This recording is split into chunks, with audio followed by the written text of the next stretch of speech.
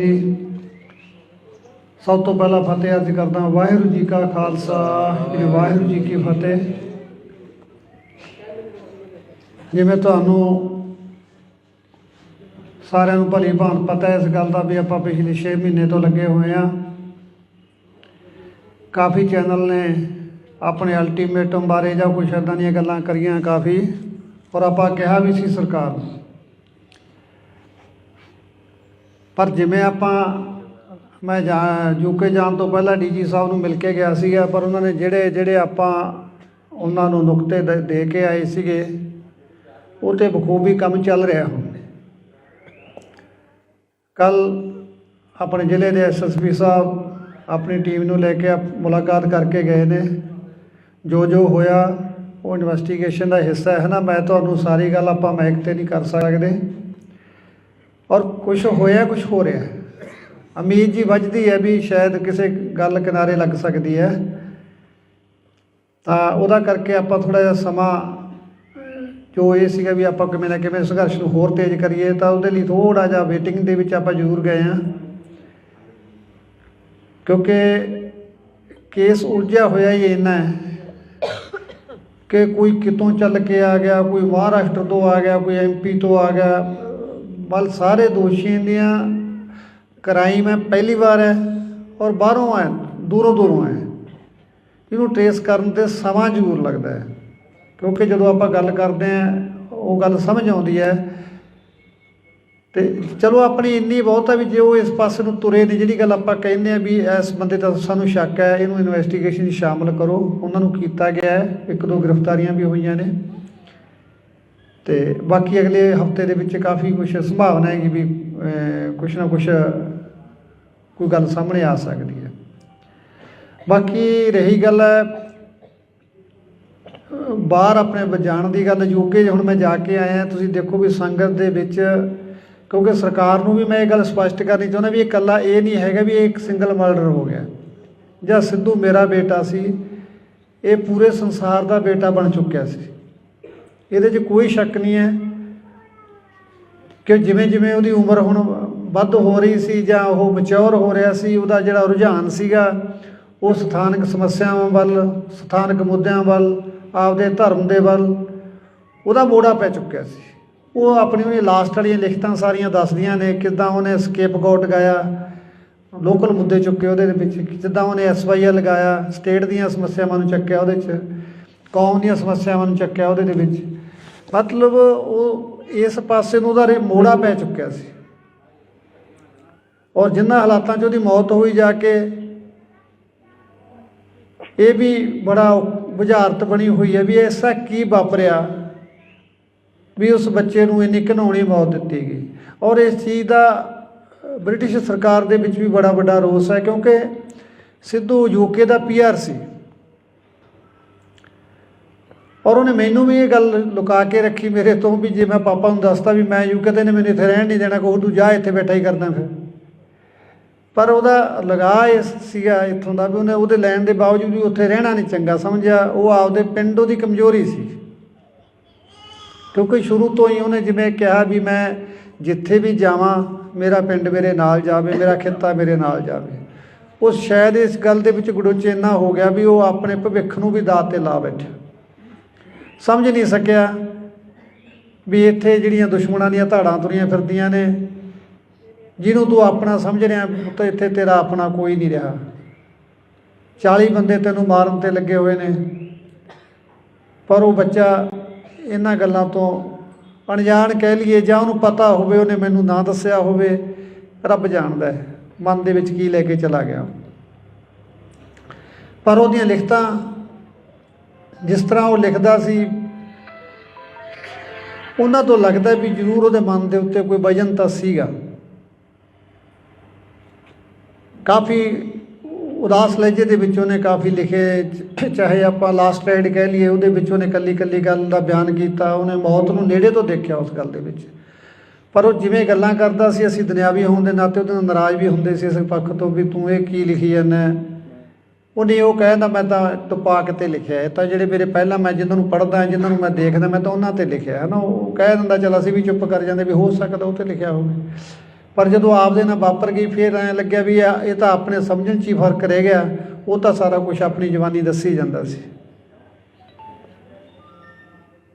ये हुण बीते की गल हो चुकी है वीरो, इस गल ते कुछ भी नहीं निबड़ना, क्योंकि ना तो आप जो नुकसान खा लिया वो पूरा होना है।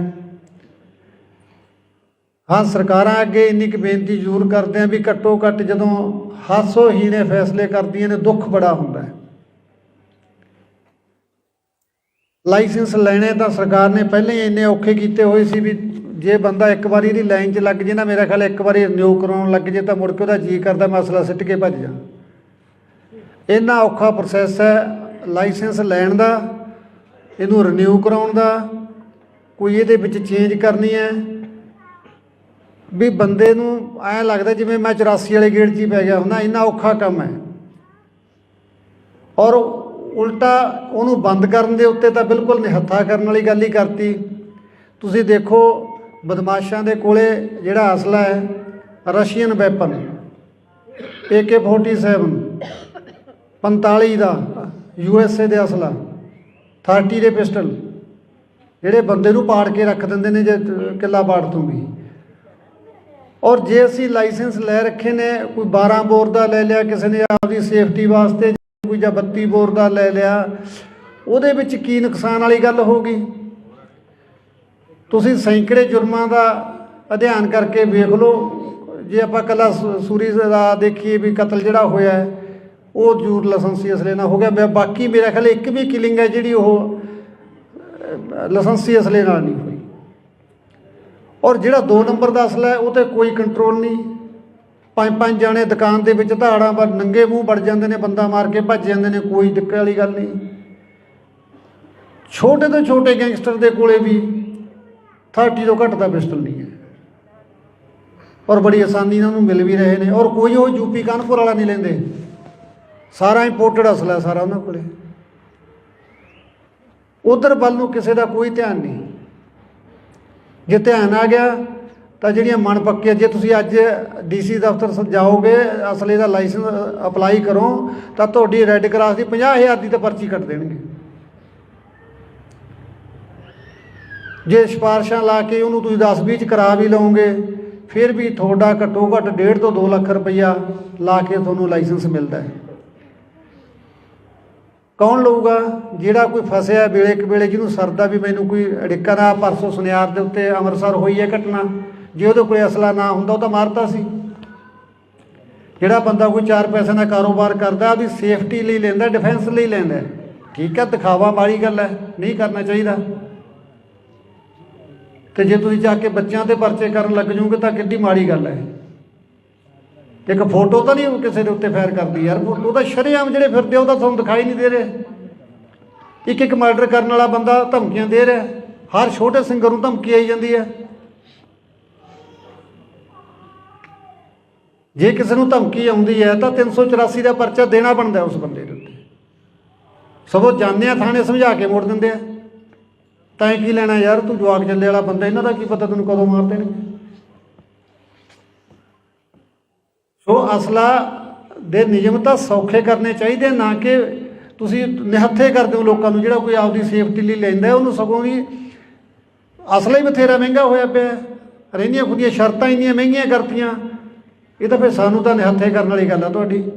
हाँ, जां तुसीं माहौल इहो जिहा दे दिओ, असीं तां असला जमा ही करवा दिंदे, की करना रख के, आप तंग इन्हां तों। कदे न्यू की डेट आ गई, कदे वोटां आ गई, कदे जमा कराओ, कदे लाओ, तो एडा एडा बड़ा स्यापा ही नहीं जिड्डा असले का। तो लाइसेंसी असला क्राइम नहीं करता। मैं सरकार च बैठे उन्होंने सलाह देने वाले अफसरों को बेनती करदा, तुसीं जिहड़ी गल वल ध्यान देना, तुसीं बदमाशां वल ध्यान दे लो।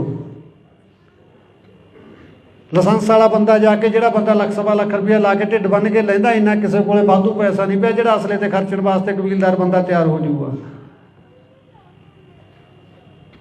ठीक है, मैं मनदा विदेशों के भी ये चीज़ों पर पाबंदियां ने, पर उत्थों का सिस्टम भी देखो किड्डा है। मैं UK जाके आया वीरो, जहाज़ के विचों अगले ने मैनू ले लिया और अपनी कार के विच जाके मैनू सुरक्षित जगह से जिथे मेरा रेजीडेंसी उत्थे जाके छड्ड के आया और अपना सेंसर भी कमरे के विच लाया अगले, और विद इन 3 मिनट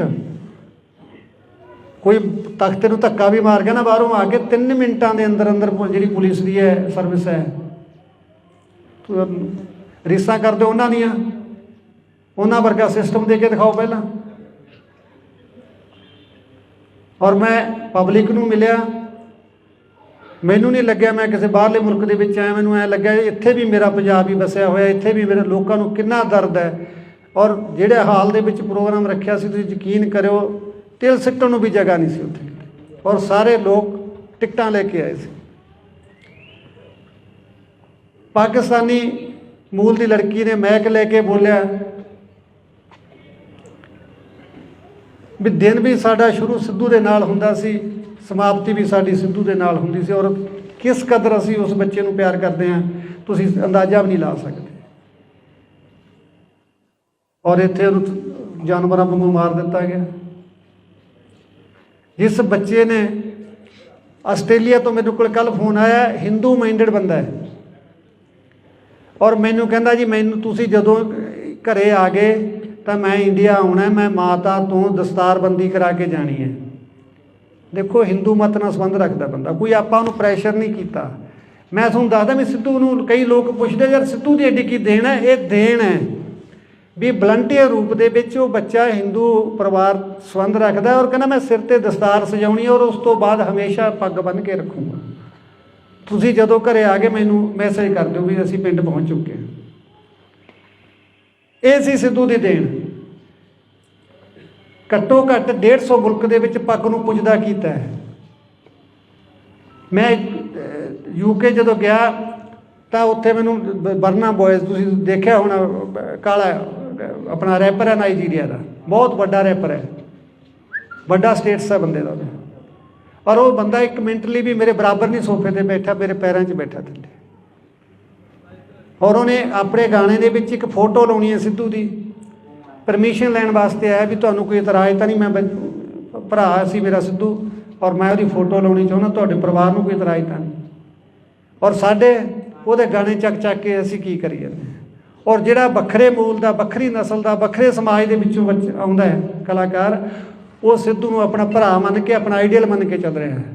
ਸਾਡੇ ਆਪਣੇ ਉਹਦੀਆਂ ਗਾਣਿਆਂ ਦੀਆਂ ਤੁਕਾਂ ਚੱਕ ਕੇ ਫਿਲਮਾਂ ਦੇ ਵਿੱਚ ਠੋਕਣ ਦੀ ਕੋਸ਼ਿਸ਼ ਕਰ ਰਿਹਾ, ਕੋਈ ਕਿਤੇ ਕਿਤੇ ਆਪੋ ਆਪਣੇ ਢੰਗ ਨਾਲ ਉਹਦੀ ਵਰਤੋਂ ਕਰ ਰਿਹਾ।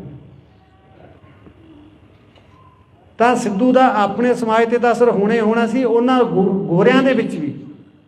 ਔਰ ਜੇ ਮੇਰੇ ਸ਼ੋਅ ਦੇ ਵਿੱਚ ਲਗਭਗ 25 ਤੋਂ 30% ਗੋਰੇ ਆਏ ਸੀ, ਜਿਨ੍ਹਾਂ ਦਾ ਸਿੱਧੂ ਨਾਲ ਕੀ ਸੰਬੰਧ ਸੀ। ਪਰ ਜਿਹੜੀ ਪੀੜ੍ਹੀ ਉੱਥੇ ਜਾ ਕੇ ਵੱਸ ਗਈ, ਉਹ ਬੰਦੇ ਕਹਿੰਦੇ ਅਸੀਂ ਇੰਨੇ ਚਿੰਤਤ ਸੀ ਵੀ ਯਾਰ ਅਸੀਂ ਤਾਂ ਪੰਜਾਬੀ ਸੀ, ਸਾਡੇ ਬੱਚੇ ਵੀ ਪੰਜਾਬੀ ਬੋਲਣ ਲੱਗ ਗਏ। ਹੁਣ ਜਿਹੜੇ ਸਾਡੇ ਪੋਤੇ ਆ ਗਏ ਉਹ ਪਿਓਰ ਅੰਗਰੇਜ਼ ਬਣ ਗਏ ਸੀ ਵੀ ਉਹ ਪੰਜਾਬੀ ਨਹੀਂ ਬੋਲਣਾ ਸ਼ੁਰੂ ਕਰ ਰਹੇ ਸੀ। ਯਾਰ ਅਸੀਂ ਬੜੀ ਚਿੰਤਾ ਦੇ ਵਿੱਚ ਸੀ, ਪਰ ਯਾਰ ਉਸ ਚੀਜ਼ ਦਾ ਸਲੂਸ਼ਨ ਸਾਨੂੰ ਸਿੱਧੂ ਨੇ ਦੇਤਾ ਸੀ। ਅਸੀਂ ਤੀਜੀ ਪੀੜ੍ਹੀ ਨੂੰ ਵੀ ਪੰਜਾਬੀ ਨਾਲ ਜੋੜਨ ਲਈ ਸਿੱਧੂ ਦੇ ਗਾਣੇ ਸੁਣਨ ਲੱਗੇ ਸਾਡੇ ਬੱਚੇ। ਔਰ ਹੁਣ ਅਸੀਂ ਯਕੀਨ ਮੰਨੋ ਸਾਡੀ ਗੱਡੀ 'ਚ ਦੂਜਾ ਗਾਣਾ ਵੱਜਦਾ ਹੀ ਨਹੀਂ ਸੀ। ਇਸ ਚੀਜ਼ ਦੀ ਕੀਮਤ ਉਹ ਲੋਕ ਜਾਣਦੇ ਜੋ ਸਾਡੀ ਜਿਹੜੀ ਮਾਂ ਬੋਲੀ ਨਾਲ ਟੁੱਟ ਰਹੀ ਸੀ ਨਾ ਤੀਜੀ ਪੀੜ੍ਹੀ ਜਾ ਕੇ, ਕਿਉਂਕਿ ਤੀਜੀ ਪੀੜ੍ਹੀ ਅੰਗਰੇਜ਼ ਹੀ ਬਣ ਜਾਂਦੀ ਸੀ। ਅਤੇ ਉਹਨਾਂ ਨੂੰ ਮਤਲਬ ਆਪਣੇ ਸਿੱਧੂ ਦੀ ਦੇਣ ਦਾ ਪਤਾ ਸੀਗਾ ਵੀ ਜੇ ਉਹਨੇ ਗਾਣਿਆਂ ਦੇ ਵਿੱਚ ਪੰਜਾਬੀ ਨੂੰ ਇਸ ਢੰਗ ਨਾਲ ਫਿੱਟ ਕੀਤਾ ਵੀ ਉਹਦੇ 'ਚ ਰੈਪ ਪੰਜਾਬੀ ਪਾਇਆ, ਇੱਕ ਵੱਖਰਾ ਟੇਸਟ ਬਣਾਇਆ ਮਿਊਜ਼ਿਕ ਦਾ, ਉਹ ਚੀਜ਼ ਗੋਰਿਆਂ ਨੂੰ ਵੀ ਭਾਈ ਜਿਹੜੀ ਸਾਡੀ ਤੀਜੀ ਪੀੜ੍ਹੀ ਅੰਗਰੇਜ਼ ਬਣਦੀ ਜਾ ਰਹੀ ਸੀ ਉੱਥੇ, ਉਹ ਵੀ ਕਿਤੇ ਨਾ ਕਿਤੇ ਜਾ ਕੇ ਪੰਜਾਬੀ ਵੱਲ ਮੁੜੇ। ਇਹ ਸਿੱਧੂ ਦੀ ਦੇਣ ਸੀ ਪੰਜਾਬੀ ਮਾਂ ਬੋਲੀ। ਸੋ ਜਦੋਂ ਇੰਨੀਆਂ ਦੁਆਵਾਂ ਹੋਣ, ਮੈਂ ਹੁਣ ਇਸ ਗੱਲ ਦੇ ਉੱਤੇ ਮੇਰਾ ਮਨ ਇੰਨਾ ਕਿ ਟਿਕਿਆ ਥੋੜ੍ਹਾ ਜਿਹਾ ਵੀ ਜਦੋਂ ਤੁਹਾਡੀਆਂ ਦੁਆਵਾਂ ਇੰਨੀਆਂ, ਅਸੀਂ ਸਾਰੇ ਲੋਕ ਪਰਮਾਤਮਾ ਨੂੰ ਮੰਨਦੇ ਹਾਂ, ਜੇ ਕਰੋੜਾਂ ਦੁਆਵਾਂ ਦੇ ਨਾਲ ਵੀ ਆਪਾਂ ਨੂੰ ਜਸਟਿਸ ਨਹੀਂ ਮਿਲਦਾ ਤਾਂ ਫਿਰ ਆਪਾਂ ਨੂੰ ਦੁਨਿਆਵੀ ਅਦਾਲਤਾਂ ਵੀ ਨਹੀਂ ਦੇ ਸਕਦੇ। ਤੁਸੀਂ ਸਾਰੇ ਤਹਿ ਦਿਲੋਂ ਸਿੱਧੂ ਨੂੰ ਪਿਆਰ ਕਰਦੇ ਹੋ, ਸਾਰੇ ਆਪਦੇ ਦੀਨ ਮਜ਼ਹਬ ਦੇ ਹਿਸਾਬ ਨਾਲ ਉਹਨੂੰ ਅਰਦਾਸ ਕਰਦੇ ਹੋ ਗੁਰੂ ਦੇ ਅੱਗੇ ਵੀ ਸੱਚੇ ਪਾਤਸ਼ਾਹ ਸਾਡਾ ਕੋਈ ਕਸੂਰ ਨਹੀਂ ਸੀ, ਸਾਨੂੰ ਬੇਕਸੂਰਾ ਮਾਰਿਆ ਗਿਆ। ਜੇ ਫਿਰ ਵੀ ਜਸਟਿਸ ਨਾ ਮਿਲਿਆ ਤਾਂ ਅਗਲੇ ਸਿੱਧੂ ਨੂੰ ਕਿਸੇ ਨੂੰ ਜਸਟਿਸ ਮਿਲਦਾ ਤਾਂ ਆਪਾਂ ਉਮੀਦ ਵੀ ਨਹੀਂ ਕਰ ਸਕਦੇ, ਜੇ ਇੰਨੀਆਂ ਭਾਵਨਾਵਾਂ ਜੁੜੀਆਂ ਹੋਣ ਦੇ ਬਾਵਜੂਦ ਵੀ ਸਾਨੂੰ ਜਸਟਿਸ ਨਾ ਮਿਲੇ। ਆਰੋਪੀ ਫੜੇ ਜਾ ਚੁੱਕੇ ਨੇ ਲਗਭਗ, ਪਰ ਮਾਸਟਰ ਮਾਈਂਡ ਸਿੱਧੂ ਕਿੰਨਾਂ ਦੀਆਂ ਅੱਖਾਂ ਦੇ ਵਿੱਚ ਚੁਭਿਆ। ਬਸ ਮੈਨੂੰ ਤਾਂ ਉਹਨਾਂ ਦਾ ਇਹ ਪਤਾ ਲੱਗਣਾ ਚਾਹੀਦਾ ਵੀ ਯਾਰ ਇਸ ਬੰਦੇ ਨੂੰ ਤਕਲੀਫ ਸੀ ਇਹਨੇ ਕੋਈ ਇਸ ਤਰ੍ਹਾਂ ਕੋਈ ਸੁਪਾਰੀ ਦੇ ਕੇ ਮਰਵਾਇਆ ਗਿਆ, ਕਿਉਂਕਿ ਮੈਨੂੰ ਨਹੀਂ ਹਲੇ ਤੱਕ ਇਸ ਗੱਲ ਦਾ ਪਰ ਵੀ ਉਹਨੂੰ ਆਖਰ ਨੂੰ ਮਾਰਿਆ ਤਾਂ ਮਾਰਿਆ ਕੀ ਨੇ, ਮਾਰਨ ਵਾਲੇ ਨੂੰ ਕੀ ਮਿਲਿਆ ਉਹਨੂੰ ਮਾਰ ਕੇ? ਉਹ ਤਾਂ ਇੱਕ ਦੇਸ਼ ਦਾ, ਕੌਮ ਦਾ, ਮਾਂ ਬੋਲੀ ਦਾ ਯਾਰ ਚੰਗਾ ਕੰਮ ਕਰ ਰਿਹਾ ਸੀ। ਸ਼ੁਰੂ ਦੇ ਵਿੱਚ ਉਹਦੇ ਉੱਤੇ ਵੈਪਨ ਦੇ ਇਤਰਾਜ਼ ਲੱਗੇ ਵੀ ਉਹ ਵੈਪਨ 'ਤੇ ਗਾਉਂਦਾ, ਪਰ ਹੁਣ ਤਾਂ ਵੈਪਨ ਤੋਂ ਵੀ ਮੋੜਾ ਖਾ ਗਿਆ ਸੀ ਉਹ, ਕਿਉਂਕਿ ਜਿਵੇਂ ਜਿਵੇਂ ਮੈਚਿਓਰ ਹੋ ਰਿਹਾ ਸੀ, ਜਿਵੇਂ ਜਿਵੇਂ ਉਹਨੂੰ ਅਕਲ ਆ ਰਹੀ ਸੀ, ਉਵੇਂ ਉਹ ਮੁੱਦਿਆਂ ਵੱਲ, ਸਥਾਨਕ ਵੱਲ, ਸਮੱਸਿਆਵਾਂ ਜੋ ਦਰਪੇਸ਼ ਸੀਗੀਆਂ ਉਹਨਾਂ ਵੱਲ ਉਹਦਾ ਝੁਕਾਅ ਹੋ ਰਿਹਾ ਸੀਗਾ। ਫਿਰ ਹੁਣ ਉਹਨੂੰ ਮਾਰਨ ਦੀ ਕੀ ਲੋੜ ਪੈ ਗਈ ਸੀ? ਜਾਂ ਤਾਂ ਮੈਂ ਕਹਿ ਸਕਦਾ ਵੀ ਇਹਨਾਂ ਨੇ ਫਿਰ ਮੈਦਾਨ ਵਿਹਲਾ ਕੀਤਾ ਵੀ ਜੇ ਸਿੱਧੂ ਰਿਹਾ ਤਾਂ ਅਸੀਂ ਨਹੀਂ ਚੱਲਣਾ, ਜਾਂ ਪੋਲੀਟਿਕਸ ਦਾ ਵੀ ਕੰਮ ਹੋ ਸਕਦਾ। ਤੁਸੀਂ ਸ਼ੁਰੂ ਦੇ ਵਿੱਚ ਜਦੋਂ ਸਿੱਧੂ ਦਾ ਕੇਸ ਹੋਇਆ ਤੁਸੀਂ ਗੱਲ ਦੇਖੀ ਹੋਣੀ ਹੈ, ਅਕਾਲੀ ਨੇਤਾ ਦਾ ਇੱਕ ਦਾ ਨਾਮ ਆਉਂਦਾ ਸੀਗਾ ਸੰਦੀਪ ਕਾਹਲੋਂ, ਕੌਣ ਸੀ ਉਹ ਤੋਂ ਵੈਪਨ ਫੜੇ ਜਾਂਦੇ ਨੇ 1 ਸਾਲ ਪਹਿਲਾਂ, ਔਰ ਪਰਦੇ 'ਤੇ ਆਉਂਦਾ ਔਰ ਗਾਇਬ ਹੋ ਜਾਂਦਾ। ਮੈਂ ਉਹ ਵੀ ਸਰਕਾਰ ਦੇ ਧਿਆਨ 'ਚ ਲਿਆ ਰਿਹਾ। ਤਸੱਲੀ ਨਾਲ, ਇਮਾਨਦਾਰੀ ਨਾਲ ਜਾਂਚ ਕਰ ਦਿਓ, ਸਜ਼ਾ ਤੁਹਾਡਾ ਮਨ ਕਰਦਾ ਦੇ ਦਿਓ, ਜੇ ਤੁਹਾਨੂੰ ਜੀ ਕਰਦਾ ਵੀ ਇਹ ਕੋਈ ਚੰਗਾ ਕੰਮ ਕਰਦਾ ਤਾਂ ਛੱਡ ਦਿਓ, ਕੋਈ ਗੱਲ ਨਹੀਂ। ਅੱਜ ਮੈਂ ਕੋਈ ਨਵੀਂ ਸਟੇਟਮੈਂਟ ਜਾਂ ਕੋਈ ਬਿਆਨ ਦੇਣ ਦਾ ਮੇਰਾ ਕੋਈ ਇਰਾਦਾ ਨਹੀਂ ਸੀਗਾ, ਪਰ ਜਿਹੜੀ ਛਿੜੀ ਗੱਲ ਦੇ ਵਿੱਚ ਜਿਹੜੀਆਂ ਮਾਈਨਰ ਗੱਲਾਂ ਹੋ ਹੀ ਜਾਂਦੀਆਂ, ਅਤੇ ਜੋ ਆਪਣਾ ਜਸਟਿਸ ਦੀ ਜੋ ਤਫਤੀਸ਼ ਹੈ ਕਾਫੀ ਵੱਡੀ ਪੱਧਰ ਦੇ ਉੱਤੇ ਰੱਦੋ ਬਦਲ ਹੋਏ ਨੇ, ਹੁਣ ਸਾਰੇ ਅਫਸਰ ਇੱਧਰ ਉੱਧਰ ਹੋਏ ਨੇ, ਤਾਂ ਹੁਣ ਆਪਾਂ ਲੱਗੇ ਹੋਏ ਹਾਂ ਉਹਨਾਂ ਦੇ ਉੱਤੇ। ਤਾਂ ਮੈਂ ਵੀ ਉਮੀਦ ਕਰਦਾ ਵੀ ਅਗਲੇ ਸਮੇਂ ਦੇ ਵਿੱਚ ਆਪਾਂ ਨੂੰ ਕੁਛ ਨਾ ਕੁਛ ਇਹਦੇ 'ਚੋਂ ਨਿਕਲੂਗਾ ਲਾਜ਼ਮੀ। ਤਾਂ ਇੰਨਾ ਤੁਸੀਂ ਸਾਰਿਆਂ ਨੇ ਇੰਨਾ ਸਮਾਂ ਦਿੱਤਾ, ਇੰਨੀ ਬਾਟੋ ਸਮਾਂ ਕੱਢ ਕੇ ਉਹਨਾਂ ਤੋਂ ਪ੍ਰਮਾਤਮਾ ਤੁਹਾਡਾ ਕਦਮ ਕਦਮ ਲੇਖੇ ਲਾਵੇ। ਕੋਈ ਸ਼ਬਦ ਵੱਧ ਘੱਟ ਕਿਸੇ ਨੂੰ ਨਾ ਚੰਗਾ ਲੱਗਿਆ ਹੋਵੇ, ਸੰਗਤ ਮਾਫ ਕਰਨ ਯੋਗ ਹੈ। ਵਾਹਿਗੁਰੂ ਜੀ ਕਾ ਖਾਲਸਾ, ਵਾਹਿਗੁਰੂ ਜੀ ਕੀ ਫਤਿਹ। ਸੰਗ ਜੀ, ਸਭ ਤੋਂ ਪਹਿਲਾਂ ਫਤਿਹ ਅਰਜ਼ ਕਰਦਾ, ਵਾਹਿਗੁਰੂ ਜੀ ਕਾ ਖਾਲਸਾ, ਵਾਹਿਗੁਰੂ ਜੀ ਕੀ ਫਤਿਹ। ਜਿਵੇਂ ਤੁਹਾਨੂੰ ਸਾਰਿਆਂ ਨੂੰ ਭਲੀ ਭਾਂਤ ਪਤਾ ਇਸ ਗੱਲ ਦਾ ਵੀ ਆਪਾਂ ਪਿਛਲੇ 6 ਮਹੀਨੇ ਤੋਂ ਲੱਗੇ ਹੋਏ ਹਾਂ। ਕਾਫੀ ਚੈਨਲ ਨੇ ਆਪਣੇ ਅਲਟੀਮੇਟਮ ਬਾਰੇ ਜਾਂ ਕੁਛ ਇੱਦਾਂ ਦੀਆਂ ਗੱਲਾਂ ਕਰੀਆਂ ਕਾਫੀ, ਔਰ ਆਪਾਂ ਕਿਹਾ ਵੀ ਸੀ ਸਰਕਾਰ ਨੂੰ, ਪਰ ਜਿਵੇਂ ਮੈਂ ਯੂਕੇ ਜਾਣ ਤੋਂ ਪਹਿਲਾਂ ਡੀਜੀ ਸਾਹਿਬ ਨੂੰ ਮਿਲ ਕੇ ਗਿਆ ਸੀਗਾ, ਪਰ ਉਹਨਾਂ ਨੇ ਜਿਹੜੇ ਆਪਾਂ ਉਹਨਾਂ ਨੂੰ ਨੁਕਤੇ ਦੇ ਕੇ ਆਏ ਸੀਗੇ ਉਹ 'ਤੇ ਬਖੂਬੀ ਕੰਮ ਚੱਲ ਰਿਹਾ। ਹੁਣ ਕੱਲ੍ਹ ਆਪਣੇ ਜ਼ਿਲ੍ਹੇ ਦੇ SSP ਸਾਹਿਬ ਆਪਣੀ ਟੀਮ ਨੂੰ ਲੈ ਕੇ ਮੁਲਾਕਾਤ ਕਰਕੇ ਗਏ ਨੇ। ਜੋ ਜੋ ਹੋਇਆ ਉਹ ਇਨਵੈਸਟੀਗੇਸ਼ਨ ਦਾ ਹਿੱਸਾ ਹੈ ਨਾ, ਮੈਂ ਤੁਹਾਨੂੰ ਸਾਰੀ ਗੱਲ ਆਪਾਂ ਮਾਈਕ 'ਤੇ ਨਹੀਂ ਕਰ ਸਕਦੇ, ਔਰ ਕੁਛ ਹੋਇਆ, ਕੁਛ ਹੋ ਰਿਹਾ। ਉਮੀਦ ਜੀ ਵੱਝਦੀ ਹੈ ਵੀ ਸ਼ਾਇਦ ਕਿਸੇ ਗੱਲ ਕਿਨਾਰੇ ਲੱਗ ਸਕਦੀ ਹੈ, ਤਾਂ ਉਹਦਾ ਕਰਕੇ ਆਪਾਂ ਥੋੜ੍ਹਾ ਜਿਹਾ ਸਮਾਂ ਜੋ ਇਹ ਸੀਗਾ ਵੀ ਆਪਾਂ ਕਿਵੇਂ ਨਾ ਕਿਵੇਂ ਸੰਘਰਸ਼ ਨੂੰ ਹੋਰ ਤੇਜ਼ ਕਰੀਏ, ਤਾਂ ਉਹਦੇ ਲਈ ਥੋੜ੍ਹਾ ਜਿਹਾ ਵੇਟਿੰਗ ਦੇ ਵਿੱਚ ਆਪਾਂ ਜ਼ਰੂਰ ਗਏ ਹਾਂ, ਕਿਉਂਕਿ ਕੇਸ ਉਲਝਿਆ ਹੋਇਆ ਹੀ ਇੰਨਾ ਹੈ ਕਿ ਕੋਈ ਕਿਤੋਂ ਚੱਲ ਕੇ ਆ ਗਿਆ, ਕੋਈ ਮਹਾਰਾਸ਼ਟਰ ਤੋਂ ਆ ਗਿਆ, ਕੋਈ MP ਤੋਂ ਆ ਗਿਆ, ਵੱਲ ਸਾਰੇ ਦੋਸ਼ੀਆਂ ਦੀਆਂ ਕ੍ਰਾਈਮ ਹੈ ਪਹਿਲੀ ਵਾਰ ਹੈ, ਔਰ ਬਾਹਰੋਂ ਹੈ, ਦੂਰੋਂ ਦੂਰੋਂ ਹੈ। ਇਹਨੂੰ ਟਰੇਸ ਕਰਨ 'ਤੇ ਸਮਾਂ ਜ਼ਰੂਰ ਲੱਗਦਾ ਹੈ, ਕਿਉਂਕਿ ਜਦੋਂ ਆਪਾਂ ਗੱਲ ਕਰਦੇ ਹਾਂ ਉਹ ਗੱਲ ਸਮਝ ਆਉਂਦੀ ਹੈ।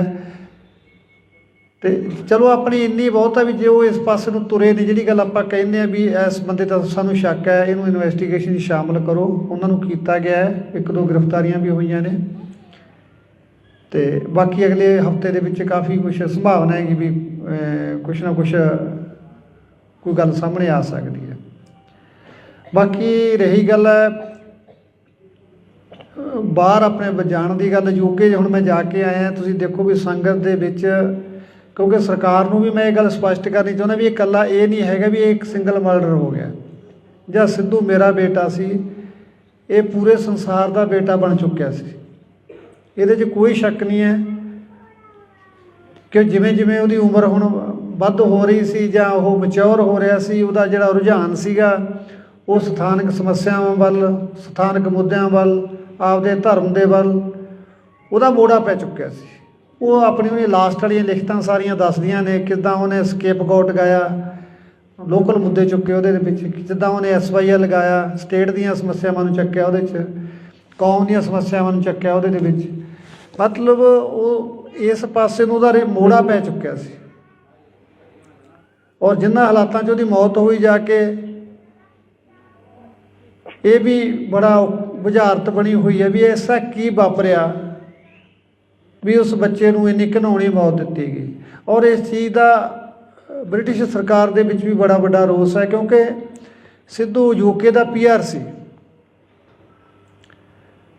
और उन्हें मैनू भी ये गल लुका के रखी मेरे तो भी जे मैं पापा नूं दसता भी मैं यूके ते मैंने इत्थे रहन नहीं देना, कोई तू जा इत्थे बैठा ही करना फिर। पर ਉਹਦਾ ਲਗਾ ਇਸ ਸੀਗਾ ਇੱਥੋਂ ਦਾ ਵੀ ਉਹਨੇ ਉਹਦੇ ਲੈਣ ਦੇ ਬਾਵਜੂਦ ਵੀ ਉੱਥੇ ਰਹਿਣਾ ਨਹੀਂ ਚੰਗਾ ਸਮਝਿਆ। ਉਹ ਆਪਦੇ ਪਿੰਡ ਉਹਦੀ ਕਮਜ਼ੋਰੀ ਸੀ, ਕਿਉਂਕਿ ਸ਼ੁਰੂ ਤੋਂ ਹੀ ਉਹਨੇ ਜਿਵੇਂ ਕਿਹਾ ਵੀ ਮੈਂ ਜਿੱਥੇ ਵੀ ਜਾਵਾਂ ਮੇਰਾ ਪਿੰਡ ਮੇਰੇ ਨਾਲ ਜਾਵੇ, ਮੇਰਾ ਖਿੱਤਾ ਮੇਰੇ ਨਾਲ ਜਾਵੇ। ਉਹ ਸ਼ਾਇਦ ਇਸ ਗੱਲ ਦੇ ਵਿੱਚ ਗੜੋਚੇ ਇੰਨਾ ਹੋ ਗਿਆ ਵੀ ਉਹ ਆਪਣੇ ਭਵਿੱਖ ਨੂੰ ਵੀ ਦਾਅ 'ਤੇ ਲਾ ਬੈਠਿਆ। ਸਮਝ ਨਹੀਂ ਸਕਿਆ ਵੀ ਇੱਥੇ ਜਿਹੜੀਆਂ ਦੁਸ਼ਮਣਾਂ ਦੀਆਂ ਧਾੜਾਂ ਤੁਰੀਆਂ ਫਿਰਦੀਆਂ ਨੇ, ਜਿਹਨੂੰ ਤੂੰ ਆਪਣਾ ਸਮਝ ਰਿਹਾ ਪੁੱਤ, ਇੱਥੇ ਤੇਰਾ ਆਪਣਾ ਕੋਈ ਨਹੀਂ ਰਿਹਾ। 40 ਬੰਦੇ ਤੈਨੂੰ ਮਾਰਨ 'ਤੇ ਲੱਗੇ ਹੋਏ ਨੇ। ਪਰ ਉਹ ਬੱਚਾ ਇਹਨਾਂ ਗੱਲਾਂ ਤੋਂ ਅਣਜਾਣ ਕਹਿ ਲਈਏ ਜਾਂ ਉਹਨੂੰ ਪਤਾ ਹੋਵੇ, ਉਹਨੇ ਮੈਨੂੰ ਨਾ ਦੱਸਿਆ ਹੋਵੇ, ਰੱਬ ਜਾਣਦਾ ਹੈ ਮਨ ਦੇ ਵਿੱਚ ਕੀ ਲੈ ਕੇ ਚਲਾ ਗਿਆ। ਪਰ ਉਹਦੀਆਂ ਲਿਖਤਾਂ ਜਿਸ ਤਰ੍ਹਾਂ ਉਹ ਲਿਖਦਾ ਸੀ, ਉਹਨਾਂ ਤੋਂ ਲੱਗਦਾ ਵੀ ਜ਼ਰੂਰ ਉਹਦੇ ਮਨ ਦੇ ਉੱਤੇ ਕੋਈ ਵਜਨ ਤਾਂ ਸੀਗਾ। ਕਾਫੀ ਉਦਾਸ ਲਹਿਜੇ ਦੇ ਵਿੱਚ ਉਹਨੇ ਕਾਫੀ ਲਿਖੇ, ਚਾਹੇ ਆਪਾਂ ਲਾਸਟ ਰਾਈਡ ਕਹਿ ਲਈਏ, ਉਹਦੇ ਵਿੱਚ ਉਹਨੇ ਇਕੱਲੀ ਇਕੱਲੀ ਗੱਲ ਦਾ ਬਿਆਨ ਕੀਤਾ। ਉਹਨੇ ਮੌਤ ਨੂੰ ਨੇੜੇ ਤੋਂ ਦੇਖਿਆ ਉਸ ਗੱਲ ਦੇ ਵਿੱਚ। ਪਰ ਉਹ ਜਿਵੇਂ ਗੱਲਾਂ ਕਰਦਾ ਸੀ, ਅਸੀਂ ਦੁਨਿਆਵੀ ਹੋਣ ਦੇ ਨਾਤੇ ਉਹਦੇ ਨਾਲ ਨਾਰਾਜ਼ ਵੀ ਹੁੰਦੇ ਸੀ ਇਸ ਪੱਖ ਤੋਂ ਵੀ ਤੂੰ ਇਹ ਕੀ ਲਿਖੀ ਜਾਂਦਾ। ਉਹਨੇ ਉਹ ਕਹਿੰਦਾ ਮੈਂ ਤਾਂ ਟਪਾ ਕੇ 'ਤੇ ਲਿਖਿਆ, ਇਹ ਤਾਂ ਜਿਹੜੇ ਮੇਰੇ ਪਹਿਲਾਂ ਮੈਂ ਜਿਨ੍ਹਾਂ ਨੂੰ ਪੜ੍ਹਦਾ ਜਿਨ੍ਹਾਂ ਨੂੰ ਮੈਂ ਦੇਖਦਾ ਮੈਂ ਤਾਂ ਉਹਨਾਂ 'ਤੇ ਲਿਖਿਆ ਹੈ ਨਾ। ਉਹ ਕਹਿ ਦਿੰਦਾ ਚੱਲ ਅਸੀਂ ਵੀ ਚੁੱਪ ਕਰ ਜਾਂਦੇ ਵੀ ਹੋ ਸਕਦਾ ਉਹ 'ਤੇ ਲਿਖਿਆ ਹੋਵੇ। ਪਰ ਜਦੋਂ ਆਪਦੇ ਨਾਲ ਵਾਪਰ ਗਈ ਫਿਰ ਐਂ ਲੱਗਿਆ ਵੀ ਇਹ ਤਾਂ ਆਪਣੇ ਸਮਝਣ 'ਚ ਹੀ ਫਰਕ ਰਹਿ ਗਿਆ। ਉਹ ਤਾਂ ਸਾਰਾ ਕੁਛ ਆਪਣੀ ਜਵਾਨੀ ਦੱਸੀ ਜਾਂਦਾ ਸੀ। ਇਹ ਹੁਣ ਬੀਤੇ ਦੀ ਗੱਲ ਹੋ ਚੁੱਕੀ ਹੈ ਵੀਰੋ, ਇਸ ਗੱਲ 'ਤੇ ਕੁਛ ਵੀ ਨਹੀਂ ਨਿਬੜਨਾ, ਕਿਉਂਕਿ ਨਾ ਤਾਂ ਆਪਾਂ ਜੋ ਨੁਕਸਾਨ ਖਾ ਲਿਆ ਉਹ ਪੂਰਾ ਹੋਣਾ। ਹਾਂ, ਸਰਕਾਰਾਂ ਅੱਗੇ ਇੰਨੀ ਕੁ ਬੇਨਤੀ ਜ਼ਰੂਰ ਕਰਦੇ ਹਾਂ ਵੀ ਘੱਟੋ ਘੱਟ ਜਦੋਂ ਹਾਸੋਹੀਣੇ ਫੈਸਲੇ ਕਰਦੀਆਂ ਨੇ ਦੁੱਖ ਬੜਾ ਹੁੰਦਾ ਹੈ। ਲਾਇਸੈਂਸ ਲੈਣੇ ਤਾਂ ਸਰਕਾਰ ਨੇ ਪਹਿਲਾਂ ਹੀ ਇੰਨੇ ਔਖੇ ਕੀਤੇ ਹੋਏ ਸੀ ਵੀ ਜੇ ਬੰਦਾ ਇੱਕ ਵਾਰੀ ਇਹਦੀ ਲਾਈਨ 'ਚ ਲੱਗ ਜੇ ਨਾ, ਮੇਰਾ ਖਿਆਲ ਇੱਕ ਵਾਰੀ ਰਿਨਿਊ ਕਰਾਉਣ ਲੱਗ ਜੇ ਤਾਂ ਮੁੜ ਕੇ ਉਹਦਾ ਜੀਅ ਕਰਦਾ ਮਸਲਾ ਸਿੱਟ ਕੇ ਭੱਜ ਜਾ। ਇੰਨਾ ਔਖਾ ਪ੍ਰੋਸੈਸ ਹੈ ਲਾਇਸੈਂਸ ਲੈਣ ਦਾ, ਇਹਨੂੰ ਰਿਨਿਊ ਕਰਾਉਣ ਦਾ, ਕੋਈ ਇਹਦੇ ਵਿੱਚ ਚੇਂਜ ਕਰਨੀ ਹੈ ਵੀ ਬੰਦੇ ਨੂੰ ਐਂ ਲੱਗਦਾ ਜਿਵੇਂ ਮੈਂ 84 ਵਾਲੇ ਗੇਟ 'ਚ ਹੀ ਪੈ ਗਿਆ ਹੁੰਦਾ। ਇੰਨਾ ਔਖਾ ਕੰਮ ਹੈ। ਔਰ ਉਲਟਾ ਉਹਨੂੰ ਬੰਦ ਕਰਨ ਦੇ ਉੱਤੇ ਤਾਂ ਬਿਲਕੁਲ ਨਿਹੱਥਾ ਕਰਨ ਵਾਲੀ ਗੱਲ ਹੀ ਕਰਤੀ। ਤੁਸੀਂ ਦੇਖੋ ਬਦਮਾਸ਼ਾਂ ਦੇ ਕੋਲੇ ਜਿਹੜਾ ਅਸਲਾ ਹੈ ਰਸ਼ੀਅਨ ਵੈਪਨ AK-47 45 ਦਾ USA ਦੇ ਅਸਲਾ 30 ਦੇ ਪਿਸਟਲ ਜਿਹੜੇ ਬੰਦੇ ਨੂੰ ਪਾੜ ਕੇ ਰੱਖ ਦਿੰਦੇ ਨੇ ਜੇ ਕਿੱਲਾ ਪਾੜ ਤੋਂ ਵੀ। ਔਰ ਜੇ ਅਸੀਂ ਲਾਇਸੈਂਸ ਲੈ ਰੱਖੇ ਨੇ, ਕੋਈ 12 ਬੋਰ ਦਾ ਲੈ ਲਿਆ ਕਿਸੇ ਨੇ ਆਪਦੀ ਸੇਫਟੀ ਵਾਸਤੇ, ਜੇ ਕੋਈ ਜਾਂ 32 ਬੋਰ ਦਾ ਲੈ ਲਿਆ, ਉਹਦੇ ਵਿੱਚ ਕੀ ਨੁਕਸਾਨ ਵਾਲੀ ਗੱਲ ਹੋ ਗਈ। ਤੁਸੀਂ ਸੈਂਕੜੇ ਜੁਰਮਾਂ ਦਾ ਅਧਿਐਨ ਕਰਕੇ ਵੇਖ ਲਓ। ਜੇ ਆਪਾਂ ਇਕੱਲਾ ਸੂਰੀ ਦਾ ਦੇਖੀਏ ਵੀ ਕਤਲ ਜਿਹੜਾ ਹੋਇਆ ਉਹ ਜ਼ਰੂਰ ਲਾਇਸੈਂਸੀ ਅਸਲੇ ਨਾਲ ਹੋ ਗਿਆ। ਬਾਕੀ ਮੇਰਾ ਖਿਆਲ ਇੱਕ ਵੀ ਕਿਲਿੰਗ ਹੈ ਜਿਹੜੀ ਉਹ ਲਾਇਸੈਂਸੀ ਅਸਲੇ ਨਾਲ ਨਹੀਂ ਹੋਈ। ਔਰ ਜਿਹੜਾ 2 ਨੰਬਰ ਦਾ ਅਸਲਾ ਹੈ ਉਹ 'ਤੇ ਕੋਈ ਕੰਟਰੋਲ ਨਹੀਂ। 5-5 ਜਾਣੇ ਦੁਕਾਨ ਦੇ ਵਿੱਚ ਧਾੜਾਂ ਪਰ ਨੰਗੇ ਮੂੰਹ ਵੜ ਜਾਂਦੇ ਨੇ, ਬੰਦਾ ਮਾਰ ਕੇ ਭੱਜ ਜਾਂਦੇ ਨੇ, ਕੋਈ ਦਿੱਕਤ ਵਾਲੀ ਗੱਲ ਨਹੀਂ। ਛੋਟੇ ਤੋਂ ਛੋਟੇ ਗੈਂਗਸਟਰ ਦੇ ਕੋਲੇ ਵੀ 30 ਤੋਂ ਘੱਟ ਦਾ ਪਿਸਟਲ ਨਹੀਂ ਹੈ ਔਰ ਬੜੀ ਆਸਾਨੀ ਨਾਲ ਉਹਨੂੰ ਮਿਲ ਵੀ ਰਹੇ ਨੇ। ਔਰ ਕੋਈ ਉਹ ਯੂਪੀ ਕਾਨਪੁਰ ਵਾਲਾ ਨਹੀਂ ਲੈਂਦੇ, ਸਾਰਾ ਇੰਪੋਰਟਡ ਅਸਲਾ ਸਾਰਾ ਉਹਨਾਂ ਕੋਲੇ। ਉਧਰ ਵੱਲ ਨੂੰ ਕਿਸੇ ਦਾ ਕੋਈ ਧਿਆਨ ਨਹੀਂ। ਜੇ ਧਿਆਨ ਆ ਗਿਆ ਤਾਂ ਜਿਹੜੀਆਂ ਮਨ ਪੱਕੀਆਂ, ਜੇ ਤੁਸੀਂ ਅੱਜ DC ਦਫ਼ਤਰ ਜਾਓਗੇ ਅਸਲੇ ਦਾ ਲਾਇਸੈਂਸ ਅਪਲਾਈ ਕਰੋ ਤਾਂ ਤੁਹਾਡੀ ਰੈੱਡ ਕਰਾਸ ਦੀ 50,000 ਦੀ ਤਾਂ ਪਰਚੀ ਕੱਟ ਦੇਣਗੇ। ਜੇ ਸਿਫਾਰਸ਼ਾਂ ਲਾ ਕੇ ਉਹਨੂੰ ਤੁਸੀਂ 10-20 'ਚ ਕਰਾ ਵੀ ਲਓਗੇ ਫਿਰ ਵੀ ਤੁਹਾਡਾ ਘੱਟੋ ਘੱਟ 1.5 ਤੋਂ 2 ਲੱਖ ਰੁਪਈਆ ਲਾ ਕੇ ਤੁਹਾਨੂੰ ਲਾਇਸੈਂਸ ਮਿਲਦਾ ਹੈ। ਕੌਣ ਲਊਗਾ? ਜਿਹੜਾ ਕੋਈ ਫਸਿਆ ਵੇਲੇ ਕੁ ਵੇਲੇ, ਜਿਹਨੂੰ ਸਰਦਾ ਵੀ ਮੈਨੂੰ ਕੋਈ ਅੜਿੱਕਾ ਨਾ। ਪਰਸੋਂ ਸੁਨਿਆਰ ਦੇ ਉੱਤੇ ਅੰਮ੍ਰਿਤਸਰ ਹੋਈ ਹੈ ਘਟਨਾ, ਜੇ ਉਹਦੇ ਕੋਲ ਅਸਲਾ ਨਾ ਹੁੰਦਾ ਉਹ ਤਾਂ ਮਾਰਤਾ ਸੀ। ਜਿਹੜਾ ਬੰਦਾ ਕੋਈ 4 ਪੈਸਿਆਂ ਦਾ ਕਾਰੋਬਾਰ ਕਰਦਾ ਉਹਦੀ ਸੇਫਟੀ ਲਈ ਲੈਂਦਾ, ਡਿਫੈਂਸ ਲਈ ਲੈਂਦਾ, ਠੀਕ ਹੈ, ਦਿਖਾਵਾ ਮਾੜੀ ਗੱਲ ਹੈ, ਨਹੀਂ ਕਰਨਾ ਚਾਹੀਦਾ। ਤੇ ਜੇ ਤੁਸੀਂ ਜਾ ਕੇ ਬੱਚਿਆਂ ਤੇ ਪਰਚੇ ਕਰਨ ਲੱਗ ਜਾਓਗੇ ਤਾਂ ਕਿੱਡੀ ਮਾੜੀ ਗੱਲ ਹੈ। ਇੱਕ ਫੋਟੋ ਤਾਂ ਨਹੀਂ ਕਿਸੇ ਦੇ ਉੱਤੇ ਫਾਇਰ ਕਰਦੀ ਯਾਰ, ਫੋਟੋ ਤਾਂ ਸ਼ਰੇਆਮ ਜਿਹੜੇ ਫਿਰਦੇ ਉਹ ਤਾਂ ਤੁਹਾਨੂੰ ਦਿਖਾਈ ਨਹੀਂ ਦੇ ਰਹੇ। ਇੱਕ ਇੱਕ ਮਰਡਰ ਕਰਨ ਵਾਲਾ ਬੰਦਾ ਧਮਕੀਆਂ ਦੇ ਰਿਹਾ, ਹਰ ਛੋਟੇ ਸਿੰਗਰ ਨੂੰ ਧਮਕੀ ਆਈ ਜਾਂਦੀ ਹੈ। ਜੇ ਕਿਸੇ ਨੂੰ ਧਮਕੀ ਆਉਂਦੀ ਹੈ ਤਾਂ 384 ਦਾ ਪਰਚਾ ਦੇਣਾ ਬਣਦਾ ਉਸ ਬੰਦੇ ਦੇ ਉੱਤੇ। ਸਗੋਂ ਜਾਂਦੇ ਆ ਥਾਣੇ ਸਮਝਾ ਕੇ ਮੋੜ ਦਿੰਦੇ ਆ। ਤੈਂ ਕੀ ਲੈਣਾ ਯਾਰ, ਤੂੰ ਜਵਾਕ ਜੱਲੇ ਵਾਲਾ ਬੰਦਾ, ਇਹਨਾਂ ਦਾ ਕੀ ਪਤਾ ਤੈਨੂੰ ਕਦੋਂ ਮਾਰ ਦੇਣਗੇ।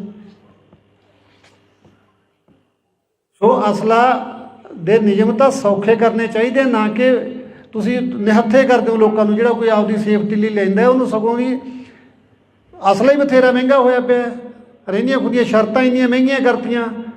ਇਹ ਤਾਂ ਫਿਰ ਸਾਨੂੰ ਤਾਂ ਨਿਹੱਥੇ ਕਰਨ ਵਾਲੀ ਗੱਲ ਆ ਤੁਹਾਡੀ। ਹਾਂ ਜਾਂ ਤੁਸੀਂ ਮਾਹੌਲ ਇਹੋ ਜਿਹਾ ਦੇ ਦਿਓ, ਅਸੀਂ ਤਾਂ ਅਸਲਾ ਜਮ੍ਹਾਂ ਹੀ ਕਰਵਾ ਦਿੰਦੇ। ਕੀ ਕਰਨਾ ਰੱਖ ਕੇ, ਤਾਂ ਆਪ ਤੰਗ ਇਹਨਾਂ ਤੋਂ। ਕਦੇ ਨਿਊ ਦੀ ਡੇਟ ਆ ਗਈ, ਕਦੇ ਵੋਟਾਂ ਆ ਗਈਆਂ, ਕਦੇ ਜਮ੍ਹਾਂ ਕਰਾਇਓ, ਕਦੇ ਲੈ ਆਓ। ਤਾਂ ਇੱਦਾਂ ਐਡਾ ਵੱਡਾ ਸਿਆਪਾ ਹੀ ਨਹੀਂ ਜਿੱਡਾ ਅਸਲੇ ਦਾ। ਤੋ ਲਾਇਸੈਂਸੀ ਅਸਲਾ ਕ੍ਰਾਈਮ ਨਹੀਂ ਕਰਦਾ। ਮੈਂ ਸਰਕਾਰ 'ਚ ਬੈਠੇ ਉਹਨੂੰ ਸਲਾਹ ਦੇਣ ਵਾਲੇ ਅਫਸਰਾਂ ਨੂੰ ਬੇਨਤੀ ਕਰਦਾ, ਤੁਸੀਂ ਜਿਹੜੀ ਗੱਲ ਵੱਲ ਧਿਆਨ ਦੇਣਾ, ਤੁਸੀਂ ਬਦਮਾਸ਼ਾਂ ਵੱਲ ਧਿਆਨ ਦੇ ਲਓ। ਲਾਇਸੈਂਸ ਵਾਲਾ ਬੰਦਾ ਜਾ ਕੇ, ਜਿਹੜਾ ਬੰਦਾ ਲੱਖ ਸਵਾ ਲੱਖ ਰੁਪਇਆ ਲਾ ਕੇ ਢਿੱਡ ਬੰਨ੍ਹ ਕੇ ਲੈਂਦਾ, ਇੰਨਾ ਕਿਸੇ ਕੋਲੇ ਵਾਧੂ ਪੈਸਾ ਨਹੀਂ ਪਿਆ ਜਿਹੜਾ ਅਸਲੇ 'ਤੇ ਖਰਚਣ ਵਾਸਤੇ ਕਬੀਲਦਾਰ ਬੰਦਾ ਤਿਆਰ ਹੋ ਜਾਊਗਾ। ਠੀਕ ਹੈ, ਮੈਂ ਮੰਨਦਾ ਵਿਦੇਸ਼ਾਂ ਦੇ ਵਿੱਚ ਵੀ ਇਹ ਚੀਜ਼ਾਂ 'ਤੇ ਪਾਬੰਦੀਆਂ ਨੇ, ਪਰ ਉੱਥੋਂ ਦਾ ਸਿਸਟਮ ਵੀ ਦੇਖੋ ਕਿੱਡਾ ਹੈ। ਮੈਂ UK ਜਾ ਕੇ ਆਇਆ ਵੀਰੋ, ਜਹਾਜ਼ ਦੇ ਵਿੱਚੋਂ ਅਗਲੇ ਨੇ ਮੈਨੂੰ ਲੈ ਲਿਆ ਔਰ ਆਪਣੀ ਕਾਰ ਦੇ ਵਿੱਚ ਜਾ ਕੇ ਮੈਨੂੰ ਸੁਰੱਖਿਅਤ ਜਗ੍ਹਾ 'ਤੇ, ਜਿੱਥੇ ਮੇਰਾ ਰੈਜ਼ੀਡੈਂਸੀ, ਉੱਥੇ ਜਾ ਕੇ ਛੱਡ ਕੇ ਆਇਆ ਔਰ ਆਪਣਾ ਸੈਂਸਰ ਵੀ ਕਮਰੇ ਦੇ ਵਿੱਚ ਲਾਇਆ ਅਗਲੇ। ਔਰ ਵਿਦਇਨ 3 ਮਿੰਟ ਕੋਈ ਤਖਤੇ ਨੂੰ ਧੱਕਾ ਵੀ ਮਾਰ ਗਿਆ ਨਾ ਬਾਹਰੋਂ ਆ ਕੇ, 3 ਮਿੰਟਾਂ ਦੇ ਅੰਦਰ ਅੰਦਰ ਜਿਹੜੀ ਪੁਲਿਸ ਦੀ ਹੈ ਸਰਵਿਸ ਹੈ, ਰੀਸਾਂ ਕਰਦੇ ਉਹਨਾਂ ਦੀਆਂ, ਉਹਨਾਂ ਵਰਗਾ ਸਿਸਟਮ ਦੇ ਕੇ ਦਿਖਾਓ ਪਹਿਲਾਂ।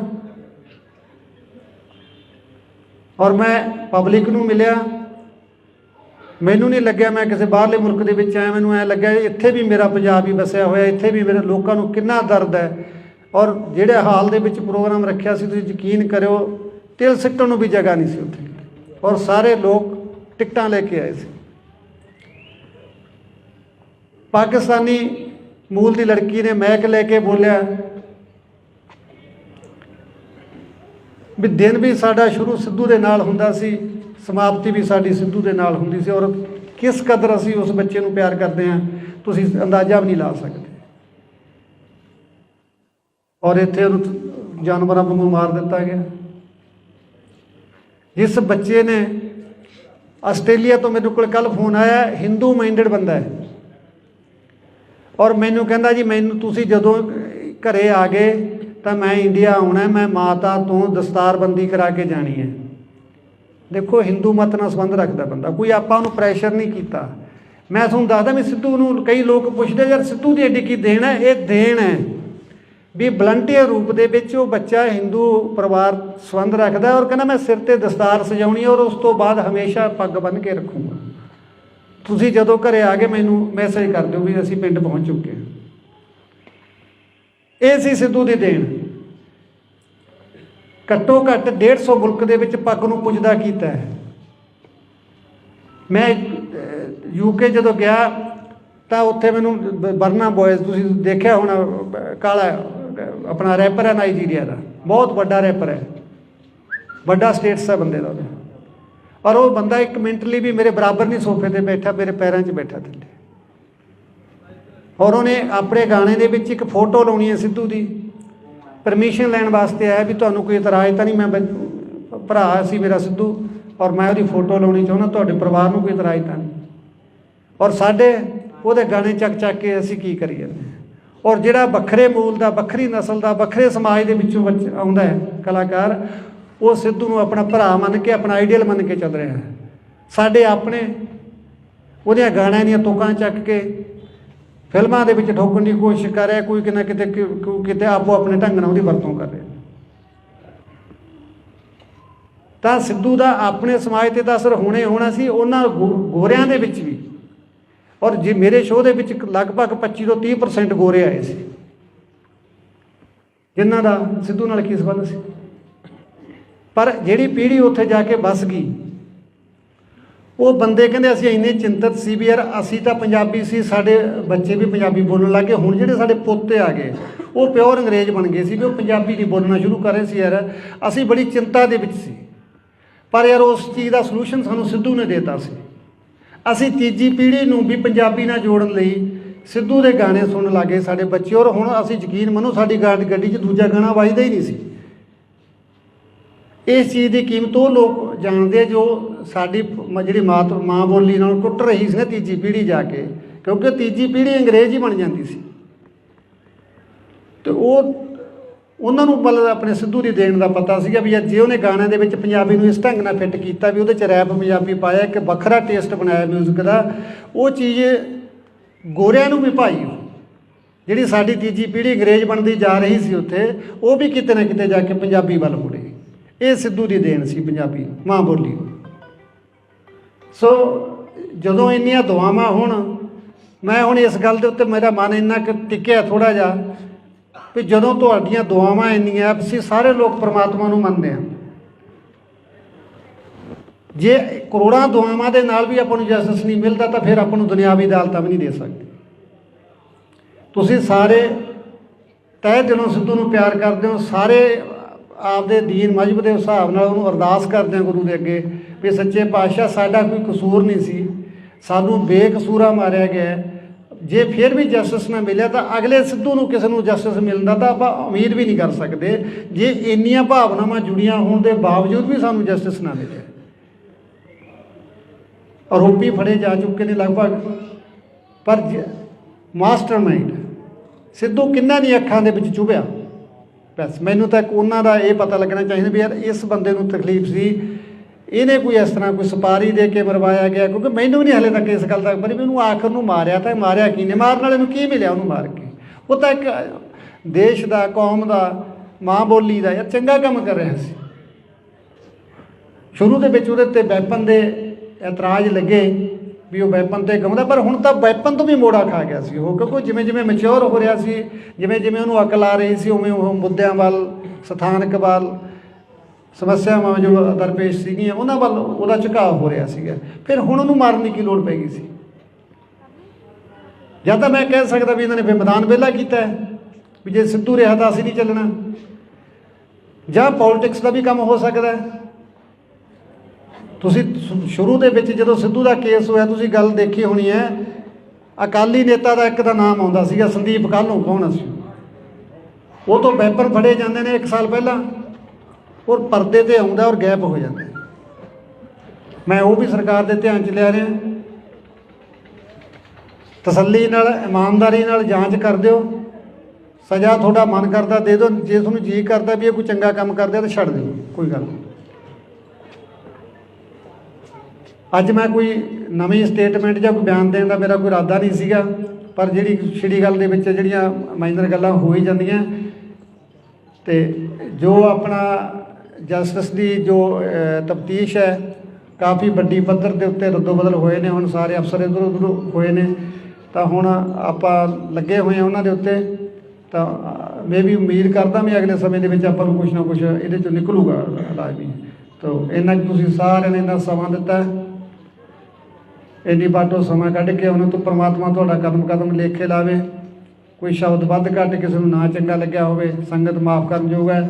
ਵਾਹਿਗੁਰੂ ਜੀ ਕਾ ਖਾਲਸਾ, ਵਾਹਿਗੁਰੂ ਜੀ ਕੀ ਫਤਿਹ। ਸੰਗਤ ਜੀ, ਸਭ ਤੋਂ ਪਹਿਲਾਂ ਫਤਿਹ ਅਰਜ਼ ਕਰਦਾ, ਵਾਹਿਗੁਰੂ ਜੀ ਕਾ ਖਾਲਸਾ, ਵਾਹਿਗੁਰੂ ਜੀ ਕੀ ਫਤਿਹ। ਜਿਵੇਂ ਤੁਹਾਨੂੰ ਸਾਰਿਆਂ ਨੂੰ ਭਲੀ ਭਾਂਤ ਪਤਾ ਹੈ ਇਸ ਗੱਲ ਦਾ ਵੀ ਆਪਾਂ ਪਿਛਲੇ 6 ਮਹੀਨੇ ਤੋਂ ਲੱਗੇ ਹੋਏ ਹਾਂ। ਕਾਫੀ ਚੈਨਲ ਨੇ ਆਪਣੇ ਅਲਟੀਮੇਟਮ ਬਾਰੇ ਜਾਂ ਕੁਛ ਇੱਦਾਂ ਦੀਆਂ ਗੱਲਾਂ ਕਰੀਆਂ ਕਾਫੀ, ਔਰ ਆਪਾਂ ਕਿਹਾ ਵੀ ਸੀ ਸਰਕਾਰ ਨੂੰ,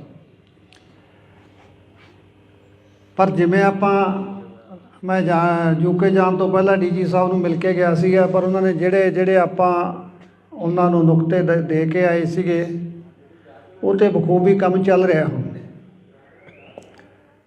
ਕੱਲ੍ਹ ਆਪਣੇ ਜ਼ਿਲ੍ਹੇ ਦੇ SSP ਸਾਹਿਬ ਆਪਣੀ ਟੀਮ ਨੂੰ ਲੈ ਕੇ ਮੁਲਾਕਾਤ ਕਰਕੇ ਗਏ ਨੇ। ਜੋ ਹੋਇਆ ਉਹ ਇਨਵੈਸਟੀਗੇਸ਼ਨ ਦਾ ਹਿੱਸਾ ਹੈ ਨਾ, ਮੈਂ ਤੁਹਾਨੂੰ ਸਾਰੀ ਗੱਲ ਆਪਾਂ ਮਾਈਕ 'ਤੇ ਨਹੀਂ ਕਰ ਸਕਦੇ, ਔਰ ਕੁਛ ਹੋਇਆ ਕੁਛ ਹੋ ਰਿਹਾ। ਉਮੀਦ ਜੀ ਵੱਜਦੀ ਹੈ ਵੀ ਸ਼ਾਇਦ ਕਿਸੇ ਗੱਲ ਕਿਨਾਰੇ ਲੱਗ ਸਕਦੀ ਹੈ, ਤਾਂ ਉਹਦਾ ਕਰਕੇ ਆਪਾਂ ਥੋੜ੍ਹਾ ਜਿਹਾ ਸਮਾਂ ਜੋ ਇਹ ਸੀਗਾ ਵੀ ਆਪਾਂ ਕਿਵੇਂ ਨਾ ਕਿਵੇਂ ਸੰਘਰਸ਼ ਨੂੰ ਹੋਰ ਤੇਜ਼ ਕਰੀਏ, ਤਾਂ ਉਹਦੇ ਲਈ ਥੋੜ੍ਹਾ ਜਿਹਾ ਵੇਟਿੰਗ ਦੇ ਵਿੱਚ ਆਪਾਂ ਜ਼ਰੂਰ ਗਏ ਹਾਂ, ਕਿਉਂਕਿ ਕੇਸ ਉਲਝਿਆ ਹੋਇਆ ਹੀ ਇੰਨਾ ਹੈ ਕਿ ਕੋਈ ਕਿਤੋਂ ਚੱਲ ਕੇ ਆ ਗਿਆ, ਕੋਈ ਮਹਾਰਾਸ਼ਟਰ ਤੋਂ ਆ ਗਿਆ, ਕੋਈ MP ਤੋਂ ਆ ਗਿਆ, ਵੱਲ ਸਾਰੇ ਦੋਸ਼ੀਆਂ ਦੀਆਂ ਕ੍ਰਾਈਮ ਹੈ ਪਹਿਲੀ ਵਾਰ ਹੈ ਔਰ ਬਾਹਰੋਂ ਹੈ, ਦੂਰੋਂ ਦੂਰੋਂ ਹੈ। ਇਹਨੂੰ ਟਰੇਸ ਕਰਨ 'ਤੇ ਸਮਾਂ ਜ਼ਰੂਰ ਲੱਗਦਾ ਹੈ, ਕਿਉਂਕਿ ਜਦੋਂ ਆਪਾਂ ਗੱਲ ਕਰਦੇ ਹਾਂ ਉਹ ਗੱਲ ਸਮਝ ਆਉਂਦੀ ਹੈ। ਅਤੇ ਚਲੋ ਆਪਣੀ ਇੰਨੀ ਬਹੁਤ ਹੈ ਵੀ ਜੇ ਉਹ ਇਸ ਪਾਸੇ ਨੂੰ ਤੁਰੇ ਨੇ, ਜਿਹੜੀ ਗੱਲ ਆਪਾਂ ਕਹਿੰਦੇ ਹਾਂ ਵੀ ਇਸ ਬੰਦੇ ਦਾ ਸਾਨੂੰ ਸ਼ੱਕ ਹੈ, ਇਹਨੂੰ ਇਨਵੈਸਟੀਗੇਸ਼ਨ 'ਚ ਸ਼ਾਮਲ ਕਰੋ, ਉਹਨਾਂ ਨੂੰ ਕੀਤਾ ਗਿਆ ਹੈ, 1-2 ਗ੍ਰਿਫਤਾਰੀਆਂ ਵੀ ਹੋਈਆਂ ਨੇ, ਅਤੇ ਬਾਕੀ ਅਗਲੇ ਹਫਤੇ ਦੇ ਵਿੱਚ ਕਾਫੀ ਕੁਛ ਸੰਭਾਵਨਾ ਹੈਗੀ ਵੀ ਕੁਛ ਨਾ ਕੁਛ ਕੋਈ ਗੱਲ ਸਾਹਮਣੇ ਆ ਸਕਦੀ ਹੈ। ਬਾਕੀ ਰਹੀ ਗੱਲ ਬਾਹਰ ਆਪਣੇ ਜਾਣ ਦੀ ਗੱਲ, ਯੂਕੇ ਹੁਣ ਮੈਂ ਜਾ ਕੇ ਆਇਆ, ਤੁਸੀਂ ਦੇਖੋ ਵੀ ਸੰਗਤ ਦੇ ਵਿੱਚ, ਕਿਉਂਕਿ ਸਰਕਾਰ ਨੂੰ ਵੀ ਮੈਂ ਇਹ ਗੱਲ ਸਪਸ਼ਟ ਕਰਨੀ ਚਾਹੁੰਦਾ ਵੀ ਇਹ ਇਕੱਲਾ ਇਹ ਨਹੀਂ ਹੈਗਾ ਵੀ ਇਹ ਇੱਕ ਸਿੰਗਲ ਮਰਡਰ ਹੋ ਗਿਆ ਜਾਂ ਸਿੱਧੂ ਮੇਰਾ ਬੇਟਾ ਸੀ, ਇਹ ਪੂਰੇ ਸੰਸਾਰ ਦਾ ਬੇਟਾ ਬਣ ਚੁੱਕਿਆ ਸੀ। ਇਹਦੇ 'ਚ ਕੋਈ ਸ਼ੱਕ ਨਹੀਂ ਹੈ ਕਿ ਜਿਵੇਂ ਜਿਵੇਂ ਉਹਦੀ ਉਮਰ ਹੁਣ ਵੱਧ ਹੋ ਰਹੀ ਸੀ ਜਾਂ ਉਹ ਮੈਚਿਓਰ ਹੋ ਰਿਹਾ ਸੀ, ਉਹਦਾ ਜਿਹੜਾ ਰੁਝਾਨ ਸੀਗਾ ਉਹ ਸਥਾਨਕ ਸਮੱਸਿਆਵਾਂ ਵੱਲ, ਸਥਾਨਕ ਮੁੱਦਿਆਂ ਵੱਲ, ਆਪਦੇ ਧਰਮ ਦੇ ਵੱਲ ਉਹਦਾ ਮੋੜਾ ਪੈ ਚੁੱਕਿਆ ਸੀ। ਉਹ ਆਪਣੀ ਉਹਨੇ ਲਾਸਟ ਵਾਲੀਆਂ ਲਿਖਤਾਂ ਸਾਰੀਆਂ ਦੱਸਦੀਆਂ ਨੇ, ਕਿੱਦਾਂ ਉਹਨੇ ਸਕੇਪਗੋਟ ਗਾਇਆ, ਲੋਕਲ ਮੁੱਦੇ ਚੁੱਕੇ ਉਹਦੇ ਵਿੱਚ, ਜਿੱਦਾਂ ਉਹਨੇ SYL ਲਗਾਇਆ, ਸਟੇਟ ਦੀਆਂ ਸਮੱਸਿਆਵਾਂ ਨੂੰ ਚੱਕਿਆ ਉਹਦੇ 'ਚ, ਕੌਮ ਦੀਆਂ ਸਮੱਸਿਆਵਾਂ ਨੂੰ ਚੱਕਿਆ ਉਹਦੇ ਦੇ ਵਿੱਚ, ਮਤਲਬ ਉਹ ਇਸ ਪਾਸੇ ਨੂੰ ਉਹਦਾ ਮੋੜਾ ਪੈ ਚੁੱਕਿਆ ਸੀ। ਔਰ ਜਿਨ੍ਹਾਂ ਹਾਲਾਤਾਂ 'ਚ ਉਹਦੀ ਮੌਤ ਹੋਈ ਜਾ ਕੇ, ਇਹ ਵੀ ਬੜਾ ਬੁਝਾਰਤ ਬਣੀ ਹੋਈ ਹੈ ਵੀ ਐਸਾ ਕੀ ਵਾਪਰਿਆ ਵੀ ਉਸ ਬੱਚੇ ਨੂੰ ਇੰਨੀ ਘਿਨਾਉਣੀ ਮੌਤ ਦਿੱਤੀ ਗਈ। ਔਰ ਇਸ ਚੀਜ਼ ਦਾ ਬ੍ਰਿਟਿਸ਼ ਸਰਕਾਰ ਦੇ ਵਿੱਚ ਵੀ ਬੜਾ ਵੱਡਾ ਰੋਸ ਹੈ, ਕਿਉਂਕਿ ਸਿੱਧੂ UK ਦਾ PR ਸੀ ਔਰ ਉਹਨੇ ਮੈਨੂੰ ਵੀ ਇਹ ਗੱਲ ਲੁਕਾ ਕੇ ਰੱਖੀ ਮੇਰੇ ਤੋਂ ਵੀ ਜੇ ਮੈਂ ਪਾਪਾ ਨੂੰ ਦੱਸਤਾ ਵੀ ਮੈਂ UK ਤੇ ਨੇ ਮੈਨੂੰ ਇੱਥੇ ਰਹਿਣ ਨਹੀਂ ਦੇਣਾ, ਕਹੂ ਤੂੰ ਜਾ ਇੱਥੇ ਬੈਠਾ ਹੀ ਕਰਦਾ ਫਿਰ। ਪਰ ਉਹਦਾ ਲਗਾਅ ਇਹ ਸੀਗਾ ਇੱਥੋਂ ਦਾ ਵੀ ਉਹਨੇ ਉਹਦੇ ਲੈਣ ਦੇ ਬਾਵਜੂਦ ਵੀ ਉੱਥੇ ਰਹਿਣਾ ਨਹੀਂ ਚੰਗਾ ਸਮਝਿਆ। ਉਹ ਆਪਦੇ ਪਿੰਡ ਉਹਦੀ ਕਮਜ਼ੋਰੀ ਸੀ, ਕਿਉਂਕਿ ਸ਼ੁਰੂ ਤੋਂ ਹੀ ਉਹਨੇ ਜਿਵੇਂ ਕਿਹਾ ਵੀ ਮੈਂ ਜਿੱਥੇ ਵੀ ਜਾਵਾਂ ਮੇਰਾ ਪਿੰਡ ਮੇਰੇ ਨਾਲ ਜਾਵੇ, ਮੇਰਾ ਖਿੱਤਾ ਮੇਰੇ ਨਾਲ ਜਾਵੇ।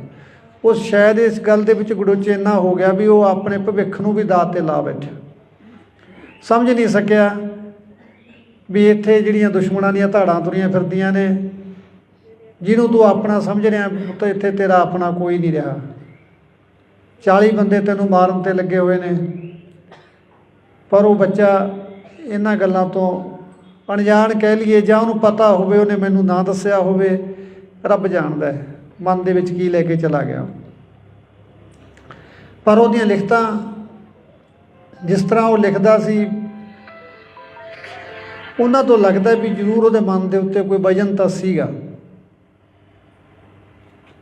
ਕਾਫੀ ਉਦਾਸ ਲਹਿਜੇ ਦੇ ਵਿੱਚ ਉਹਨੇ ਕਾਫੀ ਲਿਖੇ, ਚਾਹੇ ਆਪਾਂ ਲਾਸਟ ਰਾਈਡ ਕਹਿ ਲਈਏ, ਉਹਦੇ ਵਿੱਚ ਉਹਨੇ ਇਕੱਲੀ ਇਕੱਲੀ ਗੱਲ ਦਾ ਬਿਆਨ ਕੀਤਾ। ਉਹਨੇ ਮੌਤ ਨੂੰ ਨੇੜੇ ਤੋਂ ਦੇਖਿਆ ਉਸ ਗੱਲ ਦੇ ਵਿੱਚ, ਪਰ ਉਹ ਜਿਵੇਂ ਗੱਲਾਂ ਕਰਦਾ ਸੀ, ਅਸੀਂ ਦੁਨਿਆਵੀ ਹੋਣ ਦੇ ਨਾਤੇ ਉਹਦੇ ਨਾਲ ਨਾਰਾਜ਼ ਵੀ ਹੁੰਦੇ ਸੀ ਇਸ ਪੱਖ ਤੋਂ ਵੀ ਤੂੰ ਇਹ ਕੀ ਲਿਖੀ ਜਾਂਦਾ। ਉਹਨੇ ਉਹ ਕਹਿੰਦਾ ਮੈਂ ਤਾਂ ਤੁਪਾਕ 'ਤੇ ਲਿਖਿਆ, ਇਹ ਤਾਂ ਜਿਹੜੇ ਮੇਰੇ ਪਹਿਲਾਂ ਮੈਂ ਜਿਹਨਾਂ ਨੂੰ ਪੜ੍ਹਦਾ, ਜਿਹਨਾਂ ਨੂੰ ਮੈਂ ਦੇਖਦਾ, ਮੈਂ ਤਾਂ ਉਹਨਾਂ 'ਤੇ ਲਿਖਿਆ ਹੈ ਨਾ। ਉਹ ਕਹਿ ਦਿੰਦਾ ਚੱਲ ਅਸੀਂ ਵੀ ਚੁੱਪ ਕਰ ਜਾਂਦੇ ਵੀ ਹੋ ਸਕਦਾ ਉਹ 'ਤੇ ਲਿਖਿਆ ਹੋਵੇ, ਪਰ ਜਦੋਂ ਆਪਦੇ ਨਾਲ ਵਾਪਰ ਗਈ ਫਿਰ ਐਂ ਲੱਗਿਆ ਵੀ ਇਹ ਤਾਂ ਆਪਣੇ ਸਮਝਣ 'ਚ ਹੀ ਫਰਕ ਰਹਿ ਗਿਆ। ਉਹ ਤਾਂ ਸਾਰਾ ਕੁਛ ਆਪਣੀ ਜਵਾਨੀ ਦੱਸੀ ਜਾਂਦਾ ਸੀ।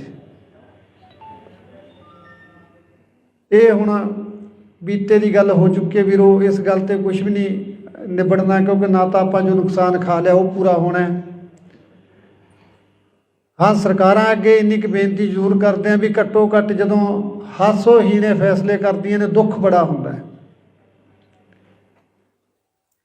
ਲਾਇਸੈਂਸ ਲੈਣੇ ਤਾਂ ਸਰਕਾਰ ਨੇ ਪਹਿਲਾਂ ਹੀ ਇੰਨੇ ਔਖੇ ਕੀਤੇ ਹੋਏ ਸੀ ਵੀ ਜੇ ਬੰਦਾ ਇੱਕ ਵਾਰੀ ਇਹਦੀ ਲਾਈਨ 'ਚ ਲੱਗ ਜੇ ਨਾ, ਮੇਰਾ ਖਿਆਲ ਇੱਕ ਵਾਰੀ ਰਿਨਿਊ ਕਰਾਉਣ ਲੱਗ ਜੇ ਤਾਂ ਮੁੜ ਕੇ ਉਹਦਾ ਜੀਅ ਕਰਦਾ ਮਸਲਾ ਸਿੱਟ ਕੇ ਭੱਜ ਜਾ। ਇੰਨਾ ਔਖਾ ਪ੍ਰੋਸੈਸ ਹੈ ਲਾਇਸੈਂਸ ਲੈਣ ਦਾ, ਇਹਨੂੰ ਰਿਨਿਊ ਕਰਾਉਣ ਦਾ, ਕੋਈ ਇਹਦੇ ਵਿੱਚ ਚੇਂਜ ਕਰਨੀ ਹੈ ਵੀ ਬੰਦੇ ਨੂੰ ਐਂ ਲੱਗਦਾ ਜਿਵੇਂ ਮੈਂ 84 ਵਾਲੇ ਗੇੜ 'ਚ ਹੀ ਪੈ ਗਿਆ ਹੁੰਦਾ। ਇੰਨਾ ਔਖਾ ਕੰਮ ਹੈ। ਔਰ ਉਲਟਾ ਉਹਨੂੰ ਬੰਦ ਕਰਨ ਦੇ ਉੱਤੇ ਤਾਂ ਬਿਲਕੁਲ ਨਿਹੱਥਾ ਕਰਨ ਵਾਲੀ ਗੱਲ ਹੀ ਕਰਤੀ।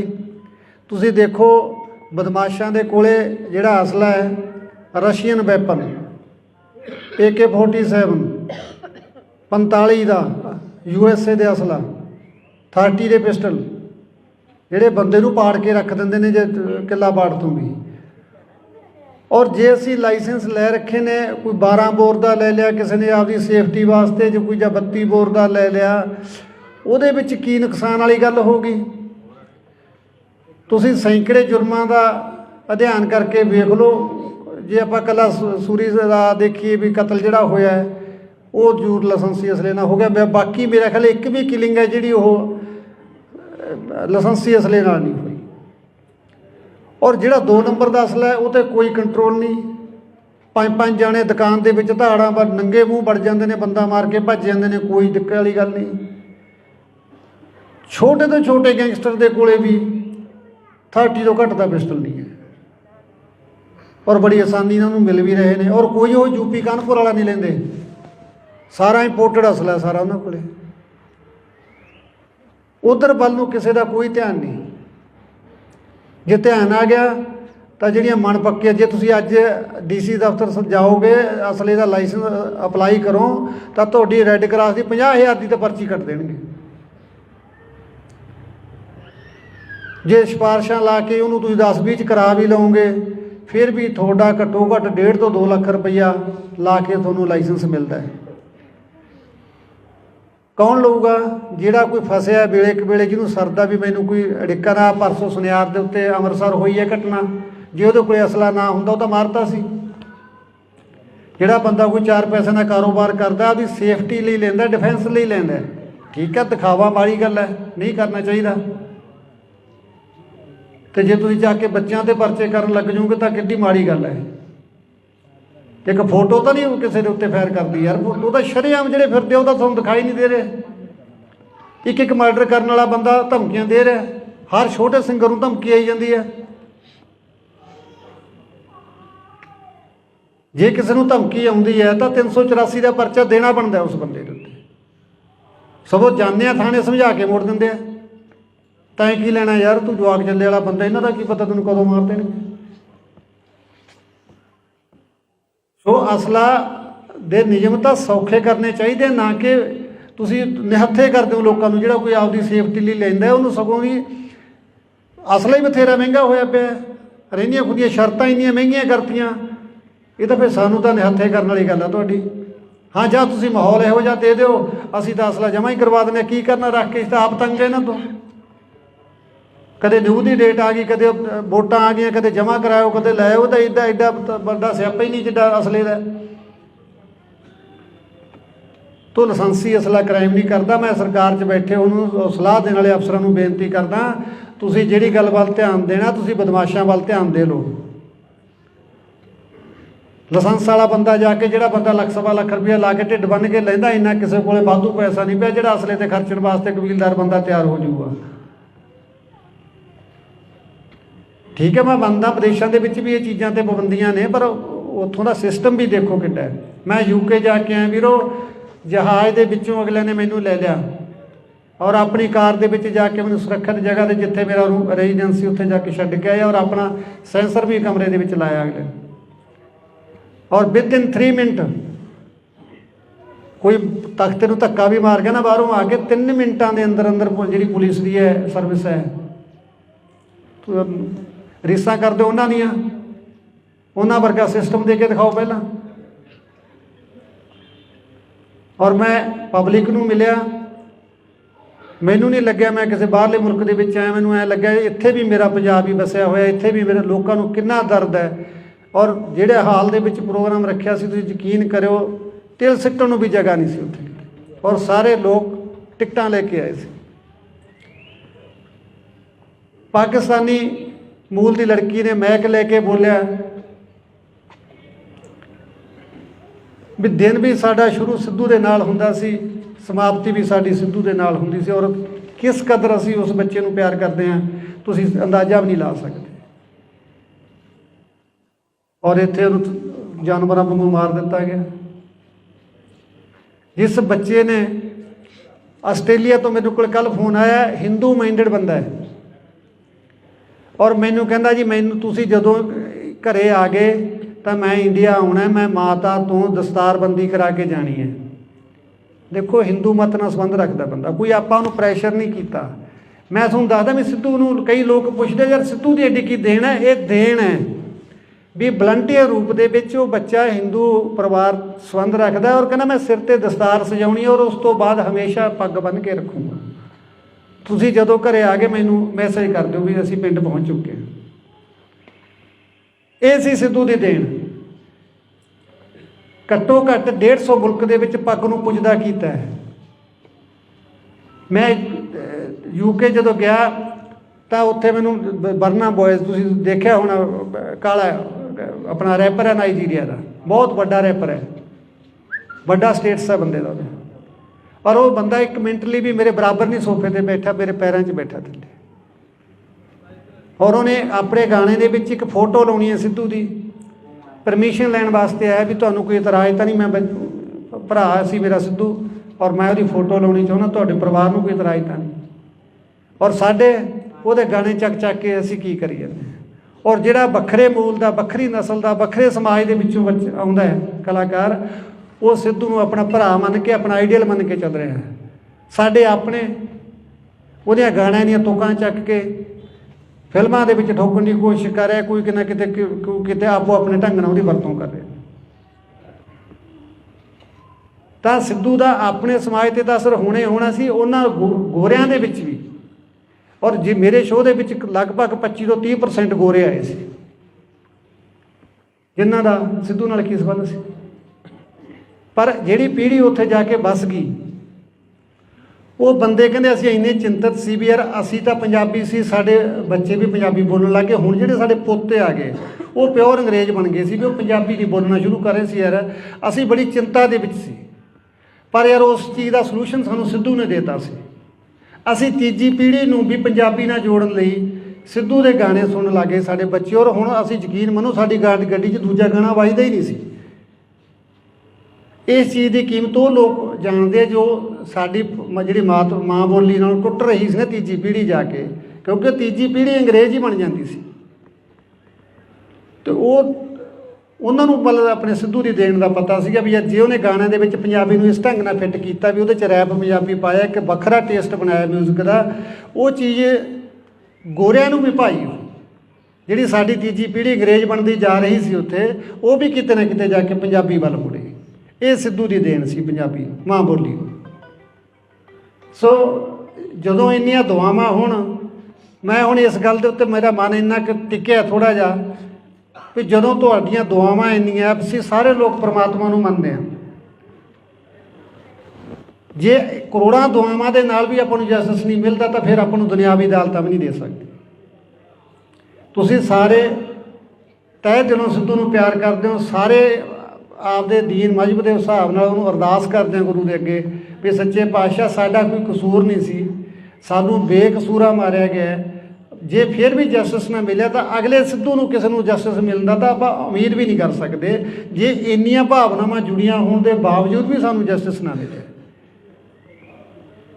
ਆਰੋਪੀ ਫੜੇ ਜਾ ਚੁੱਕੇ ਨੇ ਲਗਭਗ, ਪਰ ਮਾਸਟਰਮਾਈਂਡ ਸਿੱਧੂ ਕਿੰਨਾਂ ਦੀਆਂ ਅੱਖਾਂ ਦੇ ਵਿੱਚ ਚੁਭਿਆ।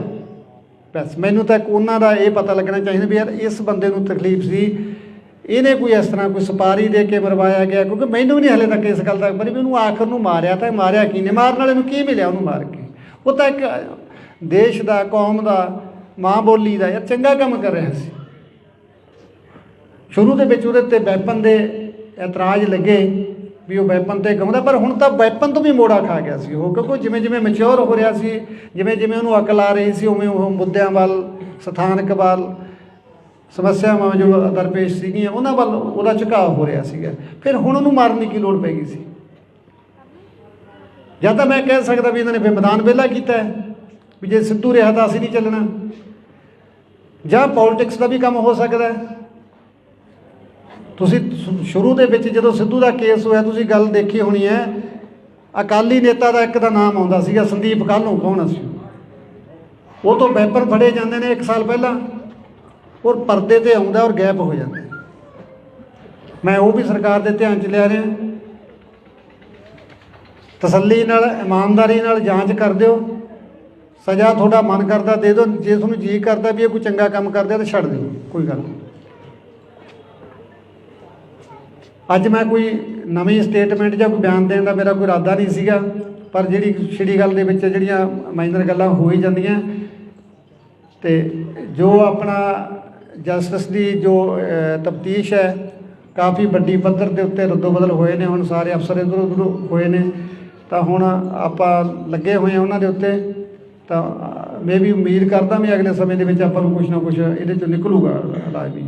तो इन्ना तुसीं सारिआं ने इन्ना समां दित्ता, इन्नी बाटों समा कढ़ के उन्होंने तो परमात्मा तुहाडा कदम कदम लेखे लावे।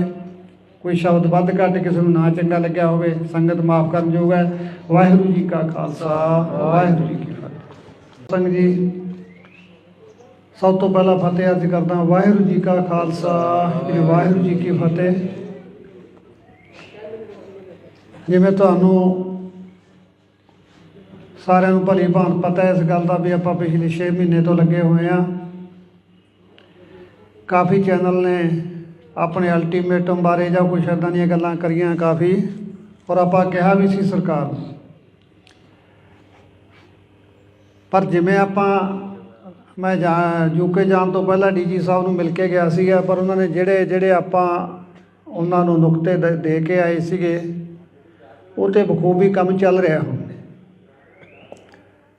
कल अपने जिले के SSP साहब अपनी टीम नूं लेके मुलाकात करके गए ने। जो होया वो इन्वेस्टिगेशन का हिस्सा है ना, मैं तुहानूं सारी गल आपां माइक ते नहीं कर सकते, और कुछ होया कुछ हो रहा है। उम्मीद जी वजदी है भी शायद किसी गल किनारे लग सकती है, तो वह करके आपां थोड़ा जिहा समा जो ये सीगा भी आपां किवें ना किवें संघर्ष नूं होर तेज़ करिए, तो उहदे लई थोड़ा जिहा वेटिंग दे विच आपां जरूर गए हैं, क्योंकि केस उलझिया होया ही इन्ना है कि कोई कितों चल के आ गया, कोई महाराष्ट्र तो आ गया, कोई MP तो आ गया, बल सारे दोषियों दियां क्राइम है पहली बार है और बाहरों है, दूरों दूरों है। इनू ट्रेस करन ते समा जरूर लगता है, क्योंकि जो आप गल करते हैं वो गल समझ आती है। तो चलो अपनी इन्नी बहुत है भी जो इस पासे नूं तुरे ने, जिहड़ी गल आपां कहने हैं भी इस बंदे दा सानूं शक है, इनू इन्वेस्टिगेशन शामिल करो, उन्होंने कीता गया है, 1-2 गिरफ्तारियां भी हुई ने। तो बाकी अगले हफ्ते दे विच काफ़ी कुछ संभावना है कि भी कुछ ना कुछ कोई गल सामने आ सकती है। बाकी रही गल बाहर अपने जाण की गल, यूके हुण मैं जाके आया, तुसीं देखो भी संगत दे विच, क्योंकि सरकार नूं भी मैं ये गल स्पष्ट करनी चाहुंदा भी इकल्ला ये नहीं हैगा भी एक सिंगल मर्डर हो गया ਜਾਂ सिद्धू मेरा बेटा सी, ये पूरे संसार का बेटा बन चुक्या सी। ਇਹਦੇ 'ਚ कोई शक नहीं है कि जिवें जिवें उहदी उम्र हुण ਵੱਧ हो रही सी ਜਾਂ ਉਹ ਮੈਚਿਓਰ हो रहा सी, ਉਹਦਾ ਜਿਹੜਾ रुझान ਸੀਗਾ ਉਹ ਸਥਾਨਕ ਸਮੱਸਿਆਵਾਂ ਵੱਲ, ਸਥਾਨਕ ਮੁੱਦਿਆਂ ਵੱਲ, ਆਪਦੇ ਧਰਮ ਦੇ ਵੱਲ ਉਹਦਾ ਮੋੜਾ ਪੈ ਚੁੱਕਿਆ ਸੀ। ਉਹ ਆਪਣੀ ਉਹਨੇ ਲਾਸਟ ਵਾਲੀਆਂ ਲਿਖਤਾਂ ਸਾਰੀਆਂ ਦੱਸਦੀਆਂ ਨੇ ਕਿੱਦਾਂ ਉਹਨੇ ਸਕੇਪਗੋਟ ਗਾਇਆ, ਲੋਕਲ ਮੁੱਦੇ ਚੁੱਕੇ ਉਹਦੇ ਵਿੱਚ, ਜਿੱਦਾਂ ਉਹਨੇ SYL ਲਗਾਇਆ, ਸਟੇਟ ਦੀਆਂ ਸਮੱਸਿਆਵਾਂ ਨੂੰ ਚੱਕਿਆ ਉਹਦੇ 'ਚ, ਕੌਮ ਦੀਆਂ ਸਮੱਸਿਆਵਾਂ ਨੂੰ ਚੱਕਿਆ ਉਹਦੇ ਦੇ ਵਿੱਚ। ਮਤਲਬ ਉਹ ਇਸ ਪਾਸੇ ਨੂੰ ਉਹਦਾ ਮੋੜਾ ਪੈ ਚੁੱਕਿਆ ਸੀ। और जिन्ना हालातों 'ਚ ਉਹਦੀ मौत हुई जाके ये भी बड़ा बुझारत बनी हुई है भी ऐसा की वापरिया भी उस बच्चे नूं इन्नी घिनौनी मौत दी गई। और इस चीज़ का ब्रिटिश सरकार दे विच भी बड़ा वड्डा रोस है, क्योंकि सिद्धू यूके का PR सी और उन्हें मैनू भी ये गल लुका के रखी मेरे तो भी जे मैं पापा नूं दसता भी मैं यूके ते ने मैंने इत्थे रहण नहीं देना, कोई तू जा इत्थे बैठा ही करना। फिर पर ਉਹਦਾ ਲਗਾ ਇਸ ਸੀਗਾ ਇੱਥੋਂ ਦਾ ਵੀ ਉਹਨੇ ਉਹਦੇ ਲੈਣ ਦੇ ਬਾਵਜੂਦ ਵੀ ਉੱਥੇ ਰਹਿਣਾ ਨਹੀਂ ਚੰਗਾ ਸਮਝਿਆ। ਉਹ ਆਪਦੇ ਪਿੰਡ ਉਹਦੀ ਕਮਜ਼ੋਰੀ ਸੀ, ਕਿਉਂਕਿ ਸ਼ੁਰੂ ਤੋਂ ਹੀ ਉਹਨੇ ਜਿਵੇਂ ਕਿਹਾ ਵੀ ਮੈਂ ਜਿੱਥੇ ਵੀ ਜਾਵਾਂ ਮੇਰਾ ਪਿੰਡ ਮੇਰੇ ਨਾਲ ਜਾਵੇ, ਮੇਰਾ ਖਿੱਤਾ ਮੇਰੇ ਨਾਲ ਜਾਵੇ। ਉਹ ਸ਼ਾਇਦ ਇਸ ਗੱਲ ਦੇ ਵਿੱਚ ਗੜੋਚੇ ਇੰਨਾ ਹੋ ਗਿਆ ਵੀ ਉਹ ਆਪਣੇ ਭਵਿੱਖ ਨੂੰ ਵੀ ਦਾਅ 'ਤੇ ਲਾ ਬੈਠਾ, ਸਮਝ ਨਹੀਂ ਸਕਿਆ ਵੀ ਇੱਥੇ ਜਿਹੜੀਆਂ ਦੁਸ਼ਮਣਾਂ ਦੀਆਂ ਧਾੜਾਂ ਤੁਰੀਆਂ ਫਿਰਦੀਆਂ ਨੇ ਜਿਹਨੂੰ ਤੂੰ ਆਪਣਾ ਸਮਝ ਰਿਹਾ ਪੁੱਤ, ਇੱਥੇ ਤੇਰਾ ਆਪਣਾ ਕੋਈ ਨਹੀਂ ਰਿਹਾ। 40 ਬੰਦੇ ਤੈਨੂੰ ਮਾਰਨ ਤੇ ਲੱਗੇ ਹੋਏ ਨੇ, ਪਰ ਉਹ ਬੱਚਾ ਇਹਨਾਂ ਗੱਲਾਂ ਤੋਂ ਅਣਜਾਣ ਕਹਿ ਲਈਏ, ਜਾਂ ਉਹਨੂੰ ਪਤਾ ਹੋਵੇ, ਉਹਨੇ ਮੈਨੂੰ ਨਾ ਦੱਸਿਆ ਹੋਵੇ, ਰੱਬ ਜਾਣਦਾ ਹੈ ਮਨ ਦੇ ਵਿੱਚ ਕੀ ਲੈ ਕੇ ਚਲਾ ਗਿਆ। ਪਰ ਉਹਦੀਆਂ ਲਿਖਤਾਂ ਜਿਸ ਤਰ੍ਹਾਂ ਉਹ ਲਿਖਦਾ ਸੀ, ਉਹਨਾਂ ਤੋਂ ਲੱਗਦਾ ਵੀ ਜ਼ਰੂਰ ਉਹਦੇ ਮਨ ਦੇ ਉੱਤੇ ਕੋਈ ਵਜਨ ਤਾਂ ਸੀਗਾ। ਕਾਫੀ ਉਦਾਸ ਲਹਿਜੇ ਦੇ ਵਿੱਚ ਉਹਨੇ ਕਾਫੀ ਲਿਖੇ, ਚਾਹੇ ਆਪਾਂ ਲਾਸਟ ਰਾਈਡ ਕਹਿ ਲਈਏ, ਉਹਦੇ ਵਿੱਚ ਉਹਨੇ ਇਕੱਲੀ ਇਕੱਲੀ ਗੱਲ ਦਾ ਬਿਆਨ ਕੀਤਾ। ਉਹਨੇ ਮੌਤ ਨੂੰ ਨੇੜੇ ਤੋਂ ਦੇਖਿਆ ਉਸ ਗੱਲ ਦੇ ਵਿੱਚ, ਪਰ ਉਹ ਜਿਵੇਂ ਗੱਲਾਂ ਕਰਦਾ ਸੀ, ਅਸੀਂ ਦੁਨਿਆਵੀ ਹੋਣ ਦੇ ਨਾਤੇ ਉਹਦੇ ਨਾਲ ਨਾਰਾਜ਼ ਵੀ ਹੁੰਦੇ ਸੀ ਇਸ ਪੱਖ ਤੋਂ ਵੀ ਤੂੰ ਇਹ ਕੀ ਲਿਖੀ ਜਾਂਦਾ। ਉਹਨੇ ਉਹ ਕਹਿੰਦਾ ਮੈਂ ਤਾਂ ਟਪਾ ਕੇ 'ਤੇ ਲਿਖਿਆ, ਇਹ ਤਾਂ ਜਿਹੜੇ ਮੇਰੇ ਪਹਿਲਾਂ ਮੈਂ ਜਿਨ੍ਹਾਂ ਨੂੰ ਪੜ੍ਹਦਾ, ਜਿਨ੍ਹਾਂ ਨੂੰ ਮੈਂ ਦੇਖਦਾ, ਮੈਂ ਤਾਂ ਉਹਨਾਂ 'ਤੇ ਲਿਖਿਆ ਹੈ ਨਾ। ਉਹ ਕਹਿ ਦਿੰਦਾ ਚੱਲ ਅਸੀਂ ਵੀ ਚੁੱਪ ਕਰ ਜਾਂਦੇ ਵੀ ਹੋ ਸਕਦਾ ਉਹ 'ਤੇ ਲਿਖਿਆ ਹੋਵੇ, ਪਰ ਜਦੋਂ ਆਪਦੇ ਨਾਲ ਵਾਪਰ ਗਈ ਫਿਰ ਐਂ ਲੱਗਿਆ ਵੀ ਇਹ ਤਾਂ ਆਪਣੇ ਸਮਝਣ 'ਚ ਹੀ ਫਰਕ ਰਹਿ ਗਿਆ। ਉਹ ਤਾਂ ਸਾਰਾ ਕੁਛ ਆਪਣੀ ਜਵਾਨੀ ਦੱਸੀ ਜਾਂਦਾ ਸੀ। ਇਹ ਹੁਣ ਬੀਤੇ ਦੀ ਗੱਲ ਹੋ ਚੁੱਕੀ ਹੈ ਵੀਰੋ, ਇਸ ਗੱਲ 'ਤੇ ਕੁਛ ਵੀ ਨਹੀਂ ਨਿਬੜਨਾ, ਕਿਉਂਕਿ ਨਾ ਤਾਂ ਆਪਾਂ ਜੋ ਨੁਕਸਾਨ ਖਾ ਲਿਆ ਉਹ ਪੂਰਾ ਹੋਣਾ। ਹਾਂ, ਸਰਕਾਰਾਂ ਅੱਗੇ ਇੰਨੀ ਕੁ ਬੇਨਤੀ ਜ਼ਰੂਰ ਕਰਦੇ ਹਾਂ ਵੀ ਘੱਟੋ ਘੱਟ ਜਦੋਂ ਹਾਸੋਹੀਣੇ ਫੈਸਲੇ ਕਰਦੀਆਂ ਨੇ, ਦੁੱਖ ਬੜਾ ਹੁੰਦਾ ਹੈ। ਲਾਇਸੈਂਸ ਲੈਣੇ ਤਾਂ ਸਰਕਾਰ ਨੇ ਪਹਿਲਾਂ ਹੀ ਇੰਨੇ ਔਖੇ ਕੀਤੇ ਹੋਏ ਸੀ ਵੀ ਜੇ ਬੰਦਾ ਇੱਕ ਵਾਰੀ ਇਹਦੀ ਲਾਈਨ 'ਚ ਲੱਗ ਜੇ ਨਾ, ਮੇਰਾ ਖਿਆਲ ਇੱਕ ਵਾਰੀ ਰਿਨਿਊ ਕਰਾਉਣ ਲੱਗ ਜੇ ਤਾਂ ਮੁੜ ਕੇ ਉਹਦਾ ਜੀਅ ਕਰਦਾ ਮਸਲਾ ਸਿੱਟ ਕੇ ਭੱਜ ਜਾ। ਇੰਨਾ ਔਖਾ ਪ੍ਰੋਸੈਸ ਹੈ ਲਾਇਸੈਂਸ ਲੈਣ ਦਾ, ਇਹਨੂੰ ਰਿਨਿਊ ਕਰਾਉਣ ਦਾ, ਕੋਈ ਇਹਦੇ ਵਿੱਚ ਚੇਂਜ ਕਰਨੀ ਹੈ ਵੀ ਬੰਦੇ ਨੂੰ ਐਂ ਲੱਗਦਾ ਜਿਵੇਂ ਮੈਂ 84 ਵਾਲੇ ਗੇੜ 'ਚ ਹੀ ਪੈ ਗਿਆ ਹੁੰਦਾ। ਇੰਨਾ ਔਖਾ ਕੰਮ ਹੈ। ਔਰ ਉਲਟਾ ਉਹਨੂੰ ਬੰਦ ਕਰਨ ਦੇ ਉੱਤੇ ਤਾਂ ਬਿਲਕੁਲ ਨਿਹੱਥਾ ਕਰਨ ਵਾਲੀ ਗੱਲ ਹੀ ਕਰਤੀ।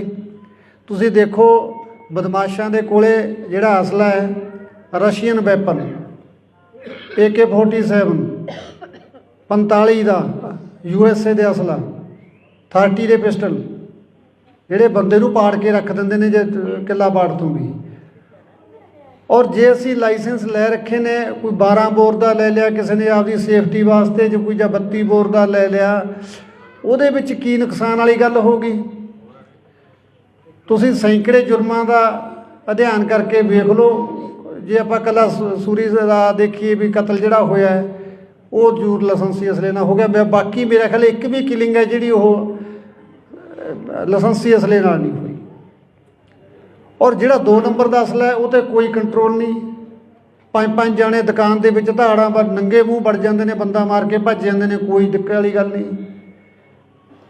ਛੋਟੇ ਤੋਂ ਛੋਟੇ ਗੈਂਗਸਟਰ ਦੇ ਕੋਲੇ ਵੀ 30 ਤੋਂ ਘੱਟ ਦਾ ਪਿਸਟਲ ਨਹੀਂ ਹੈ, ਔਰ ਬੜੀ ਆਸਾਨੀ ਨਾਲ ਉਹਨੂੰ ਮਿਲ ਵੀ ਰਹੇ ਨੇ। ਔਰ ਕੋਈ ਉਹ ਯੂਪੀ ਕਾਨਪੁਰ ਵਾਲਾ ਨਹੀਂ ਲੈਂਦੇ, ਸਾਰਾ ਇੰਪੋਰਟਡ ਅਸਲਾ ਸਾਰਾ ਉਹਨਾਂ ਕੋਲੇ। ਉਧਰ ਵੱਲ ਨੂੰ ਕਿਸੇ ਦਾ ਕੋਈ ਧਿਆਨ ਨਹੀਂ। ਜੇ ਧਿਆਨ ਆ ਗਿਆ ਤਾਂ ਜਿਹੜੀਆਂ ਮਨ ਪੱਕੀਆਂ, ਜੇ ਤੁਸੀਂ ਅੱਜ DC ਦਫ਼ਤਰ ਜਾਓਗੇ ਅਸਲੇ ਦਾ ਲਾਇਸੈਂਸ ਅਪਲਾਈ ਕਰੋ ਤਾਂ ਤੁਹਾਡੀ ਰੈੱਡ ਕਰਾਸ ਦੀ 50,000 ਦੀ ਤਾਂ ਪਰਚੀ ਕੱਟ ਦੇਣਗੇ। ਜੇ ਸਿਫਾਰਸ਼ਾਂ ਲਾ ਕੇ ਉਹਨੂੰ ਤੁਸੀਂ 10-20 'ਚ ਕਰਾ ਵੀ ਲਓਗੇ, ਫਿਰ ਵੀ ਤੁਹਾਡਾ ਘੱਟੋ ਘੱਟ 1.5 ਤੋਂ 2 ਲੱਖ ਰੁਪਈਆ ਲਾ ਕੇ ਤੁਹਾਨੂੰ ਲਾਇਸੈਂਸ ਮਿਲਦਾ ਹੈ। ਕੌਣ ਲਊਗਾ? ਜਿਹੜਾ ਕੋਈ ਫਸਿਆ ਵੇਲੇ ਇੱਕ ਵੇਲੇ, ਜਿਹਨੂੰ ਸਰਦਾ ਵੀ ਮੈਨੂੰ ਕੋਈ ਅੜਿੱਕਾ ਨਾ। ਪਰਸੋਂ ਸੁਨਿਆਰ ਦੇ ਉੱਤੇ ਅੰਮ੍ਰਿਤਸਰ ਹੋਈ ਹੈ ਘਟਨਾ, ਜੇ ਉਹਦੇ ਕੋਲ ਅਸਲਾ ਨਾ ਹੁੰਦਾ ਉਹ ਤਾਂ ਮਾਰਤਾ ਸੀ। ਜਿਹੜਾ ਬੰਦਾ ਕੋਈ 4 ਪੈਸੇ ਦਾ ਕਾਰੋਬਾਰ ਕਰਦਾ, ਉਹਦੀ ਸੇਫਟੀ ਲਈ ਲੈਂਦਾ, ਡਿਫੈਂਸ ਲਈ ਲੈਂਦਾ, ਠੀਕ ਹੈ, ਦਿਖਾਵਾ ਮਾੜੀ ਗੱਲ ਹੈ, ਨਹੀਂ ਕਰਨਾ ਚਾਹੀਦਾ। ਅਤੇ ਜੇ ਤੁਸੀਂ ਜਾ ਕੇ ਬੱਚਿਆਂ 'ਤੇ ਪਰਚੇ ਕਰਨ ਲੱਗ ਜਾਓਗੇ ਤਾਂ ਕਿੱਡੀ ਮਾੜੀ ਗੱਲ ਹੈ। ਇੱਕ ਫੋਟੋ ਤਾਂ ਨਹੀਂ ਕਿਸੇ ਦੇ ਉੱਤੇ ਫਾਇਰ ਕਰਦੀ ਯਾਰ, ਉਹ ਤਾਂ ਸ਼ਰੇਆਮ ਜਿਹੜੇ ਫਿਰਦੇ ਉਹ ਤਾਂ ਤੁਹਾਨੂੰ ਦਿਖਾਈ ਨਹੀਂ ਦੇ ਰਹੇ। ਇੱਕ ਮਰਡਰ ਕਰਨ ਵਾਲਾ ਬੰਦਾ ਧਮਕੀਆਂ ਦੇ ਰਿਹਾ, ਹਰ ਛੋਟੇ ਸਿੰਗਰ ਨੂੰ ਧਮਕੀ ਆਈ ਜਾਂਦੀ ਹੈ। ਜੇ ਕਿਸੇ ਨੂੰ ਧਮਕੀ ਆਉਂਦੀ ਹੈ ਤਾਂ 384 ਦਾ ਪਰਚਾ ਦੇਣਾ ਬਣਦਾ ਉਸ ਬੰਦੇ ਦੇ ਉੱਤੇ। ਸਗੋਂ ਜਾਂਦੇ ਆ ਥਾਣੇ ਸਮਝਾ ਕੇ ਮੋੜ ਦਿੰਦੇ ਆ, ਤਾਂ ਕੀ ਲੈਣਾ ਯਾਰ, ਤੂੰ ਜਵਾਕ ਜੱਲੇ ਵਾਲਾ ਬੰਦਾ, ਇਹਨਾਂ ਦਾ ਕੀ ਪਤਾ ਤੈਨੂੰ ਕਦੋਂ ਮਾਰ ਦੇਣਗੇ। ਸੋ ਅਸਲਾ ਦੇ ਨਿਯਮ ਤਾਂ ਸੌਖੇ ਕਰਨੇ ਚਾਹੀਦੇ, ਨਾ ਕਿ ਤੁਸੀਂ ਨਿਹੱਥੇ ਕਰਦੇ ਹੋ ਲੋਕਾਂ ਨੂੰ। ਜਿਹੜਾ ਕੋਈ ਆਪਦੀ ਸੇਫਟੀ ਲਈ ਲੈਂਦਾ ਉਹਨੂੰ ਸਗੋਂ ਵੀ ਅਸਲਾ ਹੀ ਬਥੇਰਾ ਮਹਿੰਗਾ ਹੋਇਆ ਪਿਆ, ਰਹਿੰਦੀਆਂ ਖੁਦੀਆਂ ਸ਼ਰਤਾਂ ਇੰਨੀਆਂ ਮਹਿੰਗੀਆਂ ਕਰਤੀਆਂ। ਇਹ ਤਾਂ ਫਿਰ ਸਾਨੂੰ ਤਾਂ ਨਿਹੱਥੇ ਕਰਨ ਵਾਲੀ ਗੱਲ ਆ ਤੁਹਾਡੀ। ਹਾਂ, ਜਾਂ ਤੁਸੀਂ ਮਾਹੌਲ ਇਹੋ ਜਿਹਾ ਦੇ ਦਿਓ, ਅਸੀਂ ਤਾਂ ਅਸਲਾ ਜਮ੍ਹਾਂ ਹੀ ਕਰਵਾ ਦਿੰਦੇ। ਕੀ ਕਰਨਾ ਰੱਖ ਕੇ, ਇਸ ਤਾਂ ਆਪ ਤੰਗ ਇਹਨਾਂ ਤੋਂ। ਕਦੇ ਨਿਊ ਦੀ ਡੇਟ ਆ ਗਈ, ਕਦੇ ਵੋਟਾਂ ਆ ਗਈਆਂ, ਕਦੇ ਜਮ੍ਹਾਂ ਕਰਾਓ, ਕਦੇ ਲੈ ਆਓ। ਤਾਂ ਐਡਾ ਵੱਡਾ ਸਿਆਪਾ ਹੀ ਨਹੀਂ ਜਿੱਡਾ ਅਸਲੇ ਦਾ। ਤੋ ਲਾਇਸੈਂਸੀ ਅਸਲਾ ਕ੍ਰਾਈਮ ਨਹੀਂ ਕਰਦਾ। ਮੈਂ ਸਰਕਾਰ 'ਚ ਬੈਠੇ ਉਹਨੂੰ ਸਲਾਹ ਦੇਣ ਵਾਲੇ ਅਫਸਰਾਂ ਨੂੰ ਬੇਨਤੀ ਕਰਦਾ, ਤੁਸੀਂ ਜਿਹੜੀ ਗੱਲ ਵੱਲ ਧਿਆਨ ਦੇਣਾ, ਤੁਸੀਂ ਬਦਮਾਸ਼ਾਂ ਵੱਲ ਧਿਆਨ ਦੇ ਲਓ। ਲਾਇਸੈਂਸ ਵਾਲਾ ਬੰਦਾ ਜਾ ਕੇ, ਜਿਹੜਾ ਬੰਦਾ ਲੱਖ ਸਵਾ ਲੱਖ ਰੁਪਇਆ ਲਾ ਕੇ ਢਿੱਡ ਬੰਨ੍ਹ ਕੇ ਲੈਂਦਾ, ਇੰਨਾ ਕਿਸੇ ਕੋਲੇ ਵਾਧੂ ਪੈਸਾ ਨਹੀਂ ਪਿਆ ਜਿਹੜਾ ਅਸਲੇ 'ਤੇ ਖਰਚਣ ਵਾਸਤੇ ਕਬੀਲਦਾਰ ਬੰਦਾ ਤਿਆਰ ਹੋ ਜਾਊਗਾ। ਠੀਕ ਹੈ, ਮੈਂ ਮੰਨਦਾ ਵਿਦੇਸ਼ਾਂ ਦੇ ਵਿੱਚ ਵੀ ਇਹ ਚੀਜ਼ਾਂ 'ਤੇ ਪਾਬੰਦੀਆਂ ਨੇ, ਪਰ ਉੱਥੋਂ ਦਾ ਸਿਸਟਮ ਵੀ ਦੇਖੋ ਕਿੱਡਾ ਹੈ। ਮੈਂ UK ਜਾ ਕੇ ਆਇਆ ਵੀਰੋ, ਜਹਾਜ਼ ਦੇ ਵਿੱਚੋਂ ਅਗਲੇ ਨੇ ਮੈਨੂੰ ਲੈ ਲਿਆ ਔਰ ਆਪਣੀ ਕਾਰ ਦੇ ਵਿੱਚ ਜਾ ਕੇ ਮੈਨੂੰ ਸੁਰੱਖਿਅਤ ਜਗ੍ਹਾ 'ਤੇ, ਜਿੱਥੇ ਮੇਰਾ ਰੈਜ਼ੀਡੈਂਸ ਸੀ, ਉੱਥੇ ਜਾ ਕੇ ਛੱਡ ਕੇ ਆਇਆ ਔਰ ਆਪਣਾ ਸੈਂਸਰ ਵੀ ਕਮਰੇ ਦੇ ਵਿੱਚ ਲਾਇਆ ਅਗਲੇ। ਔਰ ਵਿਦਇਨ 3 ਮਿੰਟ ਕੋਈ ਤਖਤੇ ਨੂੰ ਧੱਕਾ ਵੀ ਮਾਰ ਗਿਆ ਨਾ ਬਾਹਰੋਂ ਆ ਕੇ, 3 ਮਿੰਟਾਂ ਦੇ ਅੰਦਰ ਅੰਦਰ ਜਿਹੜੀ ਪੁਲਿਸ ਦੀ ਹੈ ਸਰਵਿਸ ਹੈ, ਰੀਸਾਂ ਕਰਦੇ ਉਹਨਾਂ ਦੀਆਂ, ਉਹਨਾਂ ਵਰਗਾ ਸਿਸਟਮ ਦੇ ਕੇ ਦਿਖਾਓ ਪਹਿਲਾਂ। ਔਰ ਮੈਂ ਪਬਲਿਕ ਨੂੰ ਮਿਲਿਆ, ਮੈਨੂੰ ਨਹੀਂ ਲੱਗਿਆ ਮੈਂ ਕਿਸੇ ਬਾਹਰਲੇ ਮੁਲਕ ਦੇ ਵਿੱਚ ਆਇਆ। ਮੈਨੂੰ ਐਂ ਲੱਗਿਆ ਇੱਥੇ ਵੀ ਮੇਰਾ ਪੰਜਾਬ ਹੀ ਵਸਿਆ ਹੋਇਆ, ਇੱਥੇ ਵੀ ਮੇਰੇ ਲੋਕਾਂ ਨੂੰ ਕਿੰਨਾ ਦਰਦ ਹੈ। ਔਰ ਜਿਹੜੇ ਹਾਲ ਦੇ ਵਿੱਚ ਪ੍ਰੋਗਰਾਮ ਰੱਖਿਆ ਸੀ, ਤੁਸੀਂ ਯਕੀਨ ਕਰਿਓ ਤਿਲ ਸਿੱਟਣ ਨੂੰ ਵੀ ਜਗ੍ਹਾ ਨਹੀਂ ਸੀ ਉੱਥੇ, ਔਰ ਸਾਰੇ ਲੋਕ ਟਿਕਟਾਂ ਲੈ ਕੇ ਆਏ ਸੀ। ਪਾਕਿਸਤਾਨੀ ਮੂਲ ਦੀ ਲੜਕੀ ਨੇ ਮੈਕ ਲੈ ਕੇ ਬੋਲਿਆ ਵੀ ਦਿਨ ਵੀ ਸਾਡਾ ਸ਼ੁਰੂ ਸਿੱਧੂ ਦੇ ਨਾਲ ਹੁੰਦਾ ਸੀ, ਸਮਾਪਤੀ ਵੀ ਸਾਡੀ ਸਿੱਧੂ ਦੇ ਨਾਲ ਹੁੰਦੀ ਸੀ, ਔਰ ਕਿਸ ਕਦਰ ਅਸੀਂ ਉਸ ਬੱਚੇ ਨੂੰ ਪਿਆਰ ਕਰਦੇ ਹਾਂ ਤੁਸੀਂ ਅੰਦਾਜ਼ਾ ਵੀ ਨਹੀਂ ਲਾ ਸਕਦੇ। ਔਰ ਇੱਥੇ ਉਹਨੂੰ ਜਾਨਵਰਾਂ ਵਾਂਗੂ ਮਾਰ ਦਿੱਤਾ ਗਿਆ। ਜਿਸ ਬੱਚੇ ਨੇ, ਆਸਟ੍ਰੇਲੀਆ ਤੋਂ ਮੇਰੇ ਕੋਲ ਕੱਲ੍ਹ ਫੋਨ ਆਇਆ, ਹਿੰਦੂ ਮਾਈਂਡਡ ਬੰਦਾ ਹੈ, ਔਰ ਮੈਨੂੰ ਕਹਿੰਦਾ ਜੀ ਮੈਨੂੰ ਤੁਸੀਂ ਜਦੋਂ ਘਰੇ ਆ ਗਏ ਤਾਂ ਮੈਂ ਇੰਡੀਆ ਆਉਣਾ, ਮੈਂ ਮਾਤਾ ਤੋਂ ਦਸਤਾਰਬੰਦੀ ਕਰਾ ਕੇ ਜਾਣੀ ਹੈ। ਦੇਖੋ ਹਿੰਦੂ ਮਤ ਨਾਲ ਸੰਬੰਧ ਰੱਖਦਾ ਬੰਦਾ, ਕੋਈ ਆਪਾਂ ਉਹਨੂੰ ਪ੍ਰੈਸ਼ਰ ਨਹੀਂ ਕੀਤਾ। ਮੈਂ ਤੁਹਾਨੂੰ ਦੱਸਦਾ ਵੀ ਸਿੱਧੂ ਨੂੰ ਕਈ ਲੋਕ ਪੁੱਛਦੇ ਯਾਰ ਸਿੱਧੂ ਦੀ ਐਡੀ ਕੀ ਦੇਣ ਹੈ? ਇਹ ਦੇਣ ਹੈ ਵੀ ਵਲੰਟੀਅਰ ਰੂਪ ਦੇ ਵਿੱਚ ਉਹ ਬੱਚਾ ਹਿੰਦੂ ਪਰਿਵਾਰ ਸੰਬੰਧ ਰੱਖਦਾ ਔਰ ਕਹਿੰਦਾ ਮੈਂ ਸਿਰ 'ਤੇ ਦਸਤਾਰ ਸਜਾਉਣੀ ਔਰ ਉਸ ਤੋਂ ਬਾਅਦ ਹਮੇਸ਼ਾ ਪੱਗ ਬੰਨ੍ਹ ਕੇ ਰੱਖੂੰਗਾ। ਤੁਸੀਂ ਜਦੋਂ ਘਰੇ ਆ ਗਏ ਮੈਨੂੰ ਮੈਸੇਜ ਕਰ ਦਿਓ ਵੀ ਅਸੀਂ ਪਿੰਡ ਪਹੁੰਚ ਚੁੱਕੇ ਹਾਂ। ਇਹ ਸੀ ਸਿੱਧੂ ਦੀ ਦੇਣ। ਘੱਟੋ ਘੱਟ 150 ਮੁਲਕ ਦੇ ਵਿੱਚ ਪੱਗ ਨੂੰ ਪੁੱਜਦਾ ਕੀਤਾ ਹੈ। ਮੈਂ UK ਜਦੋਂ ਗਿਆ ਤਾਂ ਉੱਥੇ ਮੈਨੂੰ ਬਰਨਾ ਬੋਇਜ਼, ਤੁਸੀਂ ਦੇਖਿਆ ਹੋਣਾ, ਕਾਲਾ ਆਪਣਾ ਰੈਪਰ ਹੈ ਨਾਈਜੀਰੀਆ ਦਾ, ਬਹੁਤ ਵੱਡਾ ਰੈਪਰ ਹੈ, ਵੱਡਾ ਸਟੇਟਸ ਹੈ ਬੰਦੇ ਦਾ। ਔਰ ਉਹ ਬੰਦਾ 1 ਮਿੰਟ ਲਈ ਵੀ ਮੇਰੇ ਬਰਾਬਰ ਨਹੀਂ ਸੋਫੇ 'ਤੇ ਬੈਠਾ, ਮੇਰੇ ਪੈਰਾਂ 'ਚ ਬੈਠਾ ਥੱਲੇ। ਔਰ ਉਹਨੇ ਆਪਣੇ ਗਾਣੇ ਦੇ ਵਿੱਚ ਇੱਕ ਫੋਟੋ ਲਾਉਣੀ ਹੈ ਸਿੱਧੂ ਦੀ, ਪਰਮਿਸ਼ਨ ਲੈਣ ਵਾਸਤੇ ਆਇਆ ਵੀ ਤੁਹਾਨੂੰ ਕੋਈ ਇਤਰਾਜ਼ ਤਾਂ ਨਹੀਂ, ਮੈਂ ਭਰਾ ਸੀ ਮੇਰਾ ਸਿੱਧੂ ਔਰ ਮੈਂ ਉਹਦੀ ਫੋਟੋ ਲਾਉਣੀ ਚਾਹੁੰਦਾ, ਤੁਹਾਡੇ ਪਰਿਵਾਰ ਨੂੰ ਕੋਈ ਇਤਰਾਜ਼ ਤਾਂ ਨਹੀਂ। ਔਰ ਸਾਡੇ ਉਹਦੇ ਗਾਣੇ ਚੱਕ ਕੇ ਅਸੀਂ ਕੀ ਕਰੀ ਜਾਂਦੇ। ਔਰ ਜਿਹੜਾ ਵੱਖਰੇ ਮੂਲ ਦਾ, ਵੱਖਰੀ ਨਸਲ ਦਾ, ਵੱਖਰੇ ਸਮਾਜ ਦੇ ਵਿੱਚੋਂ ਆਉਂਦਾ ਹੈ ਕਲਾਕਾਰ, ਉਹ ਸਿੱਧੂ ਨੂੰ ਆਪਣਾ ਭਰਾ ਮੰਨ ਕੇ, ਆਪਣਾ ਆਈਡੀਅਲ ਮੰਨ ਕੇ ਚੱਲ ਰਿਹਾ ਹੈ। ਸਾਡੇ ਆਪਣੇ ਉਹਦੀਆਂ ਗਾਣਿਆਂ ਦੀਆਂ ਤੁਕਾਂ ਚੱਕ ਕੇ ਫਿਲਮਾਂ ਦੇ ਵਿੱਚ ਠੋਕਣ ਦੀ ਕੋਸ਼ਿਸ਼ ਕਰ ਰਿਹਾ, ਕੋਈ ਕਿਤੇ ਕਿਤੇ ਆਪੋ ਆਪਣੇ ਢੰਗ ਨਾਲ ਉਹਦੀ ਵਰਤੋਂ ਕਰ ਰਿਹਾ। ਤਾਂ ਸਿੱਧੂ ਦਾ ਆਪਣੇ ਸਮਾਜ 'ਤੇ ਤਾਂ ਅਸਰ ਹੋਣੇ ਹੋਣਾ ਸੀ, ਉਹਨਾਂ ਗੋਰਿਆਂ ਦੇ ਵਿੱਚ ਵੀ। ਔਰ ਜੇ ਮੇਰੇ ਸ਼ੋਅ ਦੇ ਵਿੱਚ ਲਗਭਗ 25 ਤੋਂ 30% ਗੋਰੇ ਆਏ ਸੀ, ਜਿਨ੍ਹਾਂ ਦਾ ਸਿੱਧੂ ਨਾਲ ਕੀ ਸੰਬੰਧ ਸੀ। ਪਰ ਜਿਹੜੀ ਪੀੜ੍ਹੀ ਉੱਥੇ ਜਾ ਕੇ ਵੱਸ ਗਈ, ਉਹ ਬੰਦੇ ਕਹਿੰਦੇ ਅਸੀਂ ਇੰਨੇ ਚਿੰਤਤ ਸੀ ਵੀ ਯਾਰ ਅਸੀਂ ਤਾਂ ਪੰਜਾਬੀ ਸੀ, ਸਾਡੇ ਬੱਚੇ ਵੀ ਪੰਜਾਬੀ ਬੋਲਣ ਲੱਗ ਗਏ। ਹੁਣ ਜਿਹੜੇ ਸਾਡੇ ਪੋਤੇ ਆ ਗਏ ਉਹ ਪਿਓਰ ਅੰਗਰੇਜ਼ ਬਣ ਗਏ ਸੀ ਵੀ ਉਹ ਪੰਜਾਬੀ ਨਹੀਂ ਬੋਲਣਾ ਸ਼ੁਰੂ ਕਰ ਰਹੇ ਸੀ। ਯਾਰ ਅਸੀਂ ਬੜੀ ਚਿੰਤਾ ਦੇ ਵਿੱਚ ਸੀ, ਪਰ ਯਾਰ ਉਸ ਚੀਜ਼ ਦਾ ਸਲੂਸ਼ਨ ਸਾਨੂੰ ਸਿੱਧੂ ਨੇ ਦੇਤਾ ਸੀ। ਅਸੀਂ ਤੀਜੀ ਪੀੜ੍ਹੀ ਨੂੰ ਵੀ ਪੰਜਾਬੀ ਨਾਲ ਜੋੜਨ ਲਈ ਸਿੱਧੂ ਦੇ ਗਾਣੇ ਸੁਣਨ ਲੱਗੇ ਸਾਡੇ ਬੱਚੇ। ਔਰ ਹੁਣ ਅਸੀਂ ਯਕੀਨ ਮੰਨੋ ਸਾਡੀ ਗੱਡੀ 'ਚ ਦੂਜਾ ਗਾਣਾ ਵੱਜਦਾ ਹੀ ਨਹੀਂ ਸੀ। ਇਸ ਚੀਜ਼ ਦੀ ਕੀਮਤ ਉਹ ਲੋਕ ਜਾਣਦੇ ਜੋ ਸਾਡੀ ਜਿਹੜੀ ਮਾਂ ਬੋਲੀ ਨਾਲ ਟੁੱਟ ਰਹੀ ਸੀ ਨਾ ਤੀਜੀ ਪੀੜ੍ਹੀ ਜਾ ਕੇ, ਕਿਉਂਕਿ ਤੀਜੀ ਪੀੜ੍ਹੀ ਅੰਗਰੇਜ਼ ਹੀ ਬਣ ਜਾਂਦੀ ਸੀ। ਅਤੇ ਉਹਨਾਂ ਨੂੰ ਮਤਲਬ ਆਪਣੇ ਸਿੱਧੂ ਦੀ ਦੇਣ ਦਾ ਪਤਾ ਸੀਗਾ ਵੀ ਜੇ ਉਹਨੇ ਗਾਣਿਆਂ ਦੇ ਵਿੱਚ ਪੰਜਾਬੀ ਨੂੰ ਇਸ ਢੰਗ ਨਾਲ ਫਿੱਟ ਕੀਤਾ ਵੀ ਉਹਦੇ 'ਚ ਰੈਪ ਪੰਜਾਬੀ ਪਾਇਆ, ਇੱਕ ਵੱਖਰਾ ਟੇਸਟ ਬਣਾਇਆ ਮਿਊਜ਼ਿਕ ਦਾ, ਉਹ ਚੀਜ਼ ਗੋਰਿਆਂ ਨੂੰ ਵੀ ਭਾਈ ਜਿਹੜੀ ਸਾਡੀ ਤੀਜੀ ਪੀੜ੍ਹੀ ਅੰਗਰੇਜ਼ ਬਣਦੀ ਜਾ ਰਹੀ ਸੀ ਉੱਥੇ, ਉਹ ਵੀ ਕਿਤੇ ਨਾ ਕਿਤੇ ਜਾ ਕੇ ਪੰਜਾਬੀ ਵੱਲ ਮੁੜੇ। ਇਹ ਸਿੱਧੂ ਦੀ ਦੇਣ ਸੀ ਪੰਜਾਬੀ ਮਾਂ ਬੋਲੀ ਨੂੰ। ਸੋ ਜਦੋਂ ਇੰਨੀਆਂ ਦੁਆਵਾਂ ਹੋਣ मैं हुण इस गल दे उत्ते मेरा मन इन्ना कि टिकिया थोड़ा जिहा भी जदों तुहाडीआं दुआवां इन्नियां ਅਸੀਂ सारे लोग परमात्मा नूं ਮੰਨਦੇ ਹਾਂ जे करोड़ां दुआवां दे नाल भी आपां नूं जस्टिस नहीं मिलदा ਤਾਂ फिर आपां नूं दुनियावी अदालतां भी नहीं दे सकदी। ਤੁਸੀਂ ਸਾਰੇ तह दिलों सिद्धू नूं प्यार करते हो, सारे आपदे दीन मजहब के हिसाब नाल उहनूं अरदास करते हैं गुरु के अगे भी सच्चे पातशाह साडा कोई कसूर नहीं सी, सानूं बेकसूरा मारिया गया, जे फिर भी जस्टिस ना मिले तो अगले सिद्धू नूं किसी नूं जस्टिस मिलदा तो आपां उम्मीद भी नहीं कर सकते जे इन्नियां भावनावां जुड़ियां होण दे बावजूद भी सानूं जस्टिस ना मिले। आरोपी फड़े जा चुके ने लगभग, पर मास्टरमाइंड सिद्धू किन्ना नहीं अखां दे विच चुभिया। बस मैनूं तां उन्हां दा ये पता लगना चाहिए भी यार इस बंदे नूं तकलीफ सी, इन्हें कोई इस तरह कोई सुपारी दे के मरवाया गया, क्योंकि मैनूं भी नहीं हले तक इस गल दा पर भी उन्होंने आखिर नूं मारिया तो मारिया की ने, मारन वाले नूं की मिलिया उन्होंने मार के, वो तो एक देश का कौम का माँ बोली का यार चंगा काम कर रहा सी।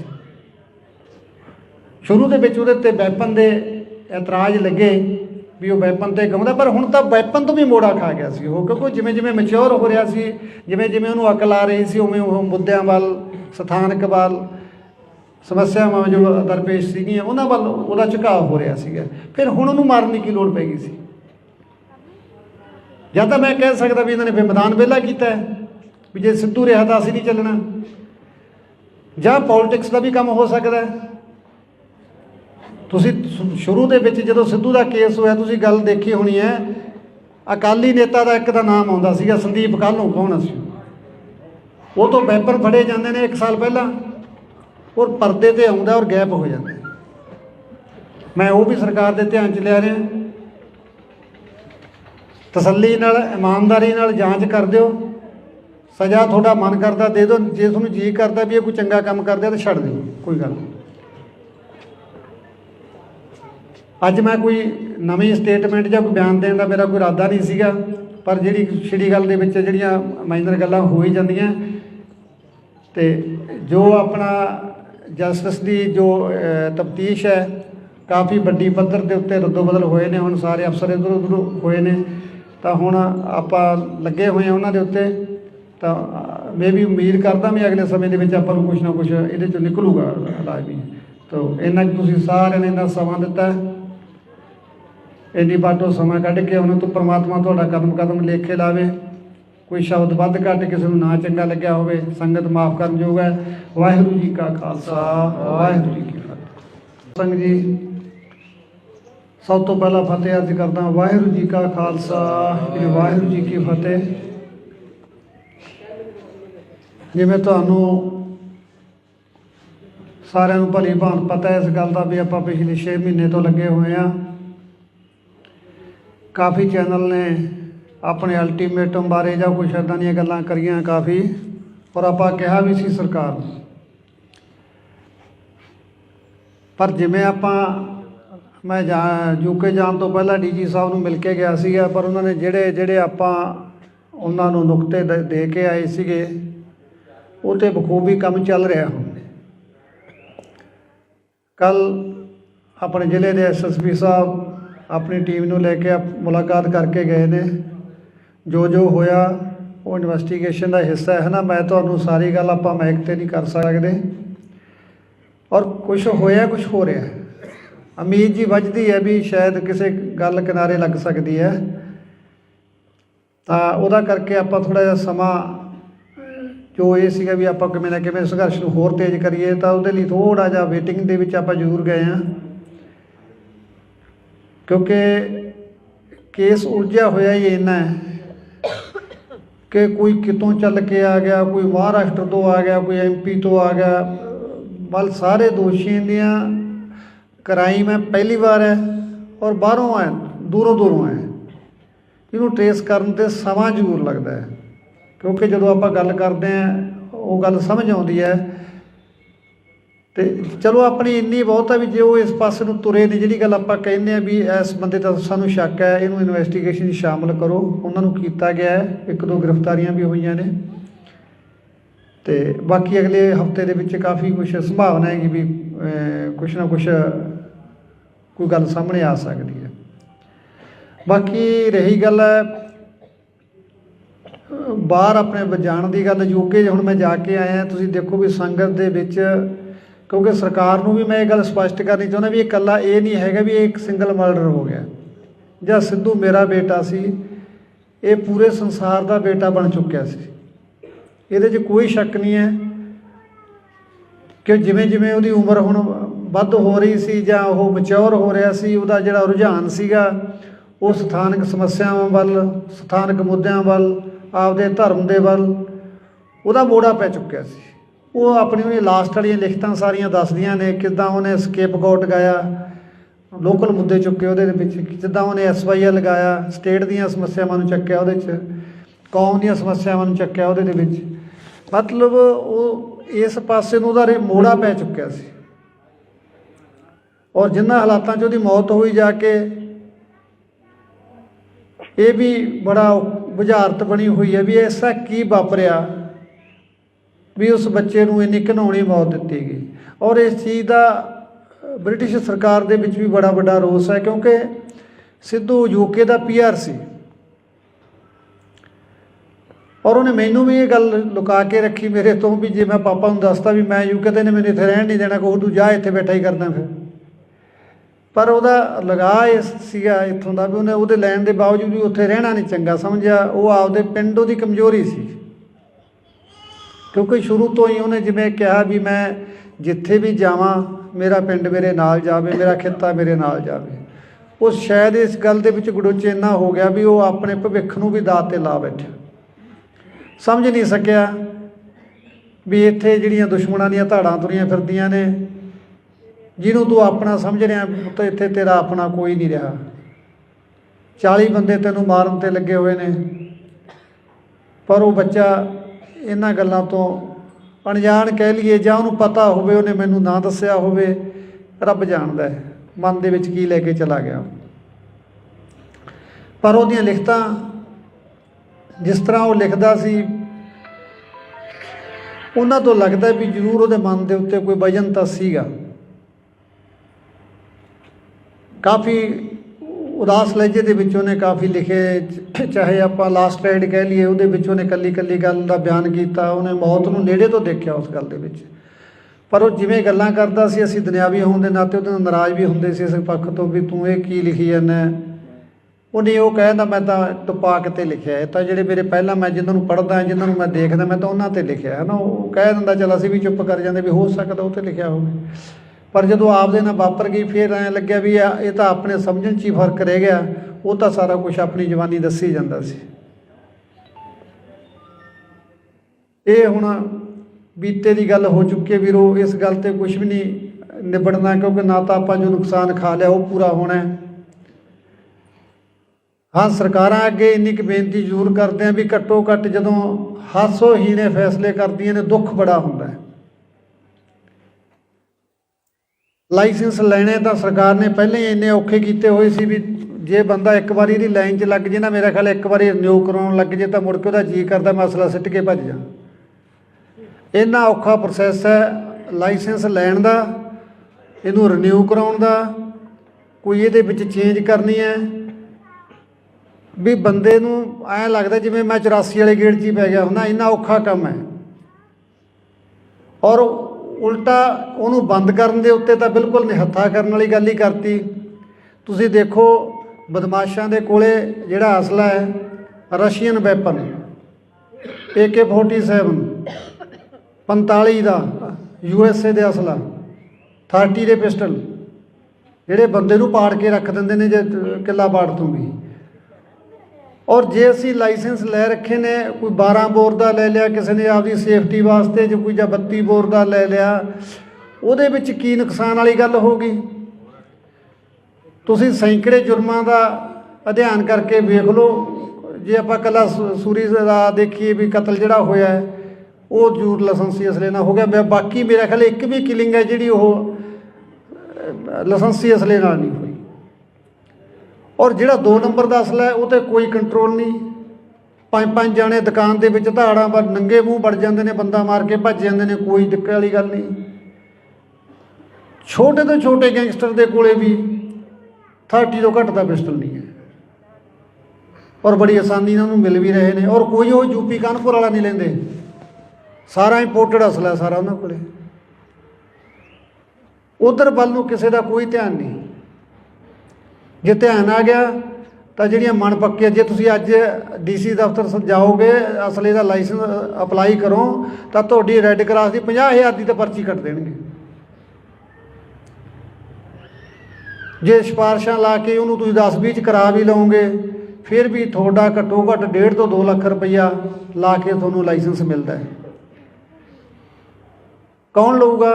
ਜਿਹੜਾ ਕੋਈ ਫਸਿਆ ਵੇਲੇ ਕੁ ਵੇਲੇ, ਜਿਹਨੂੰ ਸਰਦਾ ਵੀ ਮੈਨੂੰ ਕੋਈ ਅੜਿੱਕਾ ਨਾ। ਪਰਸੋਂ ਸੁਨਿਆਰ ਦੇ ਉੱਤੇ ਅੰਮ੍ਰਿਤਸਰ ਹੋਈ ਹੈ ਘਟਨਾ, ਜੇ ਉਹਦੇ ਕੋਲ ਅਸਲਾ ਨਾ ਹੁੰਦਾ ਉਹ ਤਾਂ ਮਾਰਤਾ ਸੀ।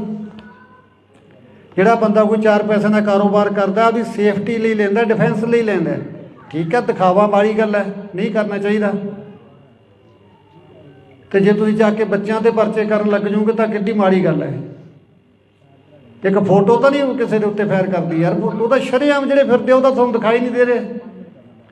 ਇੱਕ ਮਰਡਰ ਕਰਨ ਵਾਲਾ ਬੰਦਾ ਧਮਕੀਆਂ ਦੇ ਰਿਹਾ, ਹਰ ਛੋਟੇ ਸਿੰਗਰ ਨੂੰ ਧਮਕੀ ਆਈ ਜਾਂਦੀ ਹੈ।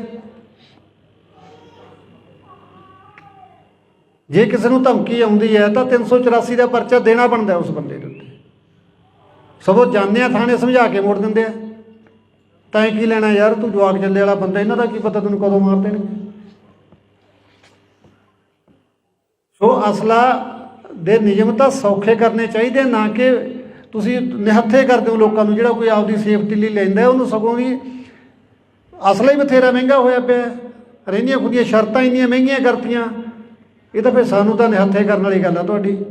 ਹਾਂ, ਜਾਂ ਤੁਸੀਂ ਮਾਹੌਲ ਇਹੋ ਜਿਹਾ ਦੇ ਦਿਓ, ਅਸੀਂ ਤਾਂ ਅਸਲਾ ਜਮ੍ਹਾਂ ਹੀ ਕਰਵਾ ਦਿੰਦੇ। ਕੀ ਕਰਨਾ ਰੱਖ ਕੇ, ਤਾਂ ਆਪ ਤੰਗ ਇਹਨਾਂ ਤੋਂ। ਕਦੇ ਨਿਊ ਦੀ ਡੇਟ ਆ ਗਈ, ਕਦੇ ਵੋਟਾਂ ਆ ਗਈਆਂ, ਕਦੇ ਜਮ੍ਹਾਂ ਕਰਾਇਓ, ਕਦੇ ਲੈ ਆਓ। ਤਾਂ ਐਡਾ ਵੱਡਾ ਸਿਆਪਾ ਹੀ ਨਹੀਂ ਜਿੱਡਾ ਅਸਲੇ ਦਾ। ਤੋ ਲਾਇਸੈਂਸੀ ਅਸਲਾ ਕ੍ਰਾਈਮ ਨਹੀਂ ਕਰਦਾ। ਮੈਂ ਸਰਕਾਰ 'ਚ ਬੈਠੇ ਉਹਨੂੰ ਸਲਾਹ ਦੇਣ ਵਾਲੇ ਅਫਸਰਾਂ ਨੂੰ ਬੇਨਤੀ ਕਰਦਾ, ਤੁਸੀਂ ਜਿਹੜੀ ਗੱਲ ਵੱਲ ਧਿਆਨ ਦੇਣਾ, ਤੁਸੀਂ ਬਦਮਾਸ਼ਾਂ ਵੱਲ ਧਿਆਨ ਦੇ ਲਓ। ਲਾਇਸੈਂਸ ਵਾਲਾ ਬੰਦਾ ਜਾ ਕੇ, ਜਿਹੜਾ ਬੰਦਾ ਲੱਖ ਸਵਾ ਲੱਖ ਰੁਪਇਆ ਲਾ ਕੇ ਢਿੱਡ ਬੰਨ੍ਹ ਕੇ ਲੈਂਦਾ, ਇੰਨਾ ਕਿਸੇ ਕੋਲੇ ਵਾਧੂ ਪੈਸਾ ਨਹੀਂ ਪਿਆ ਜਿਹੜਾ ਅਸਲੇ 'ਤੇ ਖਰਚਣ ਵਾਸਤੇ ਕਬੀਲਦਾਰ ਬੰਦਾ ਤਿਆਰ ਹੋ ਜਾਊਗਾ। ਠੀਕ ਹੈ, ਮੈਂ ਮੰਨਦਾ ਵਿਦੇਸ਼ਾਂ ਦੇ ਵਿੱਚ ਵੀ ਇਹ ਚੀਜ਼ਾਂ 'ਤੇ ਪਾਬੰਦੀਆਂ ਨੇ, ਪਰ ਉੱਥੋਂ ਦਾ ਸਿਸਟਮ ਵੀ ਦੇਖੋ ਕਿੱਡਾ ਹੈ। ਮੈਂ UK ਜਾ ਕੇ ਆਇਆ ਵੀਰੋ, ਜਹਾਜ਼ ਦੇ ਵਿੱਚੋਂ ਅਗਲੇ ਨੇ ਮੈਨੂੰ ਲੈ ਲਿਆ ਔਰ ਆਪਣੀ ਕਾਰ ਦੇ ਵਿੱਚ ਜਾ ਕੇ ਮੈਨੂੰ ਸੁਰੱਖਿਅਤ ਜਗ੍ਹਾ 'ਤੇ, ਜਿੱਥੇ ਮੇਰਾ ਰੈਜ਼ੀਡੈਂਸੀ, ਉੱਥੇ ਜਾ ਕੇ ਛੱਡ ਕੇ ਆਇਆ ਔਰ ਆਪਣਾ ਸੈਂਸਰ ਵੀ ਕਮਰੇ ਦੇ ਵਿੱਚ ਲਾਇਆ ਅਗਲੇ। ਔਰ ਵਿਦਇਨ 3 ਮਿੰਟ ਕੋਈ ਤਖਤੇ ਨੂੰ ਧੱਕਾ ਵੀ ਮਾਰ ਗਿਆ ਨਾ ਬਾਹਰੋਂ ਆ ਕੇ, 3 ਮਿੰਟਾਂ ਦੇ ਅੰਦਰ ਅੰਦਰ ਜਿਹੜੀ ਪੁਲਿਸ ਦੀ ਹੈ ਸਰਵਿਸ ਹੈ, ਰੀਸਾਂ ਕਰਦੇ ਉਹਨਾਂ ਦੀਆਂ, ਉਹਨਾਂ ਵਰਗਾ ਸਿਸਟਮ ਦੇ ਕੇ ਦਿਖਾਓ ਪਹਿਲਾਂ। ਔਰ ਮੈਂ ਪਬਲਿਕ ਨੂੰ ਮਿਲਿਆ, ਮੈਨੂੰ ਨਹੀਂ ਲੱਗਿਆ ਮੈਂ ਕਿਸੇ ਬਾਹਰਲੇ ਮੁਲਕ ਦੇ ਵਿੱਚ ਆਇਆ। ਮੈਨੂੰ ਐਂ ਲੱਗਿਆ ਇੱਥੇ ਵੀ ਮੇਰਾ ਪੰਜਾਬ ਹੀ ਵਸਿਆ ਹੋਇਆ, ਇੱਥੇ ਵੀ ਮੇਰੇ ਲੋਕਾਂ ਨੂੰ ਕਿੰਨਾ ਦਰਦ ਹੈ। ਔਰ ਜਿਹੜੇ ਹਾਲ ਦੇ ਵਿੱਚ ਪ੍ਰੋਗਰਾਮ ਰੱਖਿਆ ਸੀ, ਤੁਸੀਂ ਯਕੀਨ ਕਰਿਓ ਤਿਲ ਸਿੱਟਣ ਨੂੰ ਵੀ ਜਗ੍ਹਾ ਨਹੀਂ ਸੀ ਉੱਥੇ, ਔਰ ਸਾਰੇ ਲੋਕ ਟਿਕਟਾਂ ਲੈ ਕੇ ਆਏ ਸੀ। ਪਾਕਿਸਤਾਨੀ ਮੂਲ ਦੀ ਲੜਕੀ ਨੇ ਮੈਕ ਲੈ ਕੇ ਬੋਲਿਆ ਵੀ ਦਿਨ ਵੀ ਸਾਡਾ ਸ਼ੁਰੂ ਸਿੱਧੂ ਦੇ ਨਾਲ ਹੁੰਦਾ ਸੀ, ਸਮਾਪਤੀ ਵੀ ਸਾਡੀ ਸਿੱਧੂ ਦੇ ਨਾਲ ਹੁੰਦੀ ਸੀ। ਔਰ ਕਿਸ ਕਦਰ ਅਸੀਂ ਉਸ ਬੱਚੇ ਨੂੰ ਪਿਆਰ ਕਰਦੇ ਹਾਂ, ਤੁਸੀਂ ਅੰਦਾਜ਼ਾ ਵੀ ਨਹੀਂ ਲਾ ਸਕਦੇ। ਔਰ ਇੱਥੇ ਉਹਨੂੰ ਜਾਨਵਰਾਂ ਵਾਂਗੂ ਮਾਰ ਦਿੱਤਾ ਗਿਆ। ਜਿਸ ਬੱਚੇ ਨੇ, ਆਸਟ੍ਰੇਲੀਆ ਤੋਂ ਮੇਰੇ ਕੋਲ ਕੱਲ੍ਹ ਫੋਨ ਆਇਆ, ਹਿੰਦੂ ਮਾਈਂਡਡ ਬੰਦਾ ਹੈ, ਔਰ ਮੈਨੂੰ ਕਹਿੰਦਾ ਜੀ ਮੈਨੂੰ ਤੁਸੀਂ ਜਦੋਂ ਘਰੇ ਆ ਗਏ ਤਾਂ ਮੈਂ ਇੰਡੀਆ ਆਉਣਾ, ਮੈਂ ਮਾਤਾ ਤੋਂ ਦਸਤਾਰਬੰਦੀ ਕਰਾ ਕੇ ਜਾਣੀ ਹੈ। ਦੇਖੋ, ਹਿੰਦੂ ਮਤ ਨਾਲ ਸੰਬੰਧ ਰੱਖਦਾ ਬੰਦਾ, ਕੋਈ ਆਪਾਂ ਉਹਨੂੰ ਪ੍ਰੈਸ਼ਰ ਨਹੀਂ ਕੀਤਾ। ਮੈਂ ਤੁਹਾਨੂੰ ਦੱਸਦਾ ਵੀ ਸਿੱਧੂ ਨੂੰ ਕਈ ਲੋਕ ਪੁੱਛਦੇ ਯਾਰ ਸਿੱਧੂ ਦੀ ਐਡੀ ਕੀ ਦੇਣ ਹੈ। ਇਹ ਦੇਣ ਹੈ ਵੀ ਵਲੰਟੀਅਰ ਰੂਪ ਦੇ ਵਿੱਚ ਉਹ ਬੱਚਾ ਹਿੰਦੂ ਪਰਿਵਾਰ ਸੰਬੰਧ ਰੱਖਦਾ ਔਰ ਕਹਿੰਦਾ ਮੈਂ ਸਿਰ 'ਤੇ ਦਸਤਾਰ ਸਜਾਉਣੀ ਔਰ ਉਸ ਤੋਂ ਬਾਅਦ ਹਮੇਸ਼ਾ ਪੱਗ ਬੰਨ੍ਹ ਕੇ ਰੱਖੂੰਗਾ। ਤੁਸੀਂ ਜਦੋਂ ਘਰੇ ਆ ਗਏ ਮੈਨੂੰ ਮੈਸੇਜ ਕਰ ਦਿਓ ਵੀ ਅਸੀਂ ਪਿੰਡ ਪਹੁੰਚ ਚੁੱਕੇ ਹਾਂ। ਇਹ ਸੀ ਸਿੱਧੂ ਦੀ ਦੇਣ। ਘੱਟੋ ਘੱਟ 150 ਮੁਲਕ ਦੇ ਵਿੱਚ ਪੱਗ ਨੂੰ ਪੁੱਜਦਾ ਕੀਤਾ ਹੈ। ਮੈਂ UK ਜਦੋਂ ਗਿਆ ਤਾਂ ਉੱਥੇ ਮੈਨੂੰ ਬਰਨਾ ਬੋਇਜ਼, ਤੁਸੀਂ ਦੇਖਿਆ ਹੋਣਾ, ਕਾਲਾ ਆਪਣਾ ਰੈਪਰ ਹੈ ਨਾਈਜੀਰੀਆ ਦਾ, ਬਹੁਤ ਵੱਡਾ ਰੈਪਰ ਹੈ, ਵੱਡਾ ਸਟੇਟਸ ਹੈ ਬੰਦੇ ਦਾ। ਔਰ ਉਹ ਬੰਦਾ 1 ਮਿੰਟ ਲਈ ਵੀ ਮੇਰੇ ਬਰਾਬਰ ਨਹੀਂ ਸੋਫੇ 'ਤੇ ਬੈਠਾ, ਮੇਰੇ ਪੈਰਾਂ 'ਚ ਬੈਠਾ ਥੱਲੇ। ਔਰ ਉਹਨੇ ਆਪਣੇ ਗਾਣੇ ਦੇ ਵਿੱਚ ਇੱਕ ਫੋਟੋ ਲਾਉਣੀ ਹੈ ਸਿੱਧੂ ਦੀ, परमिशन लैन वास्ते आया भी तुहानूं कोई इतराज़ तो नहीं, मैं भरा सी मेरा सिद्धू और मैं उसकी फोटो लाउणी चाहुंदा, तुहाडे परिवार नूं कोई इतराज़ तो नहीं। और साडे ਉਹਦੇ गाने ਚੱਕ ਚੱਕ के ਅਸੀਂ ਕੀ ਕਰੀ ਜਾਂਦੇ ਹਾਂ। और ਜਿਹੜਾ ਵੱਖਰੇ ਮੂਲ ਦਾ, ਵੱਖਰੀ ਨਸਲ ਦਾ, ਵੱਖਰੇ ਸਮਾਜ ਦੇ ਵਿੱਚੋਂ ਆਉਂਦਾ ਹੈ ਕਲਾਕਾਰ, ਉਹ ਸਿੱਧੂ ਨੂੰ ਆਪਣਾ ਭਰਾ ਮੰਨ ਕੇ, ਆਪਣਾ ਆਈਡੀਅਲ ਮੰਨ ਕੇ ਚੱਲ ਰਿਹਾ ਹੈ।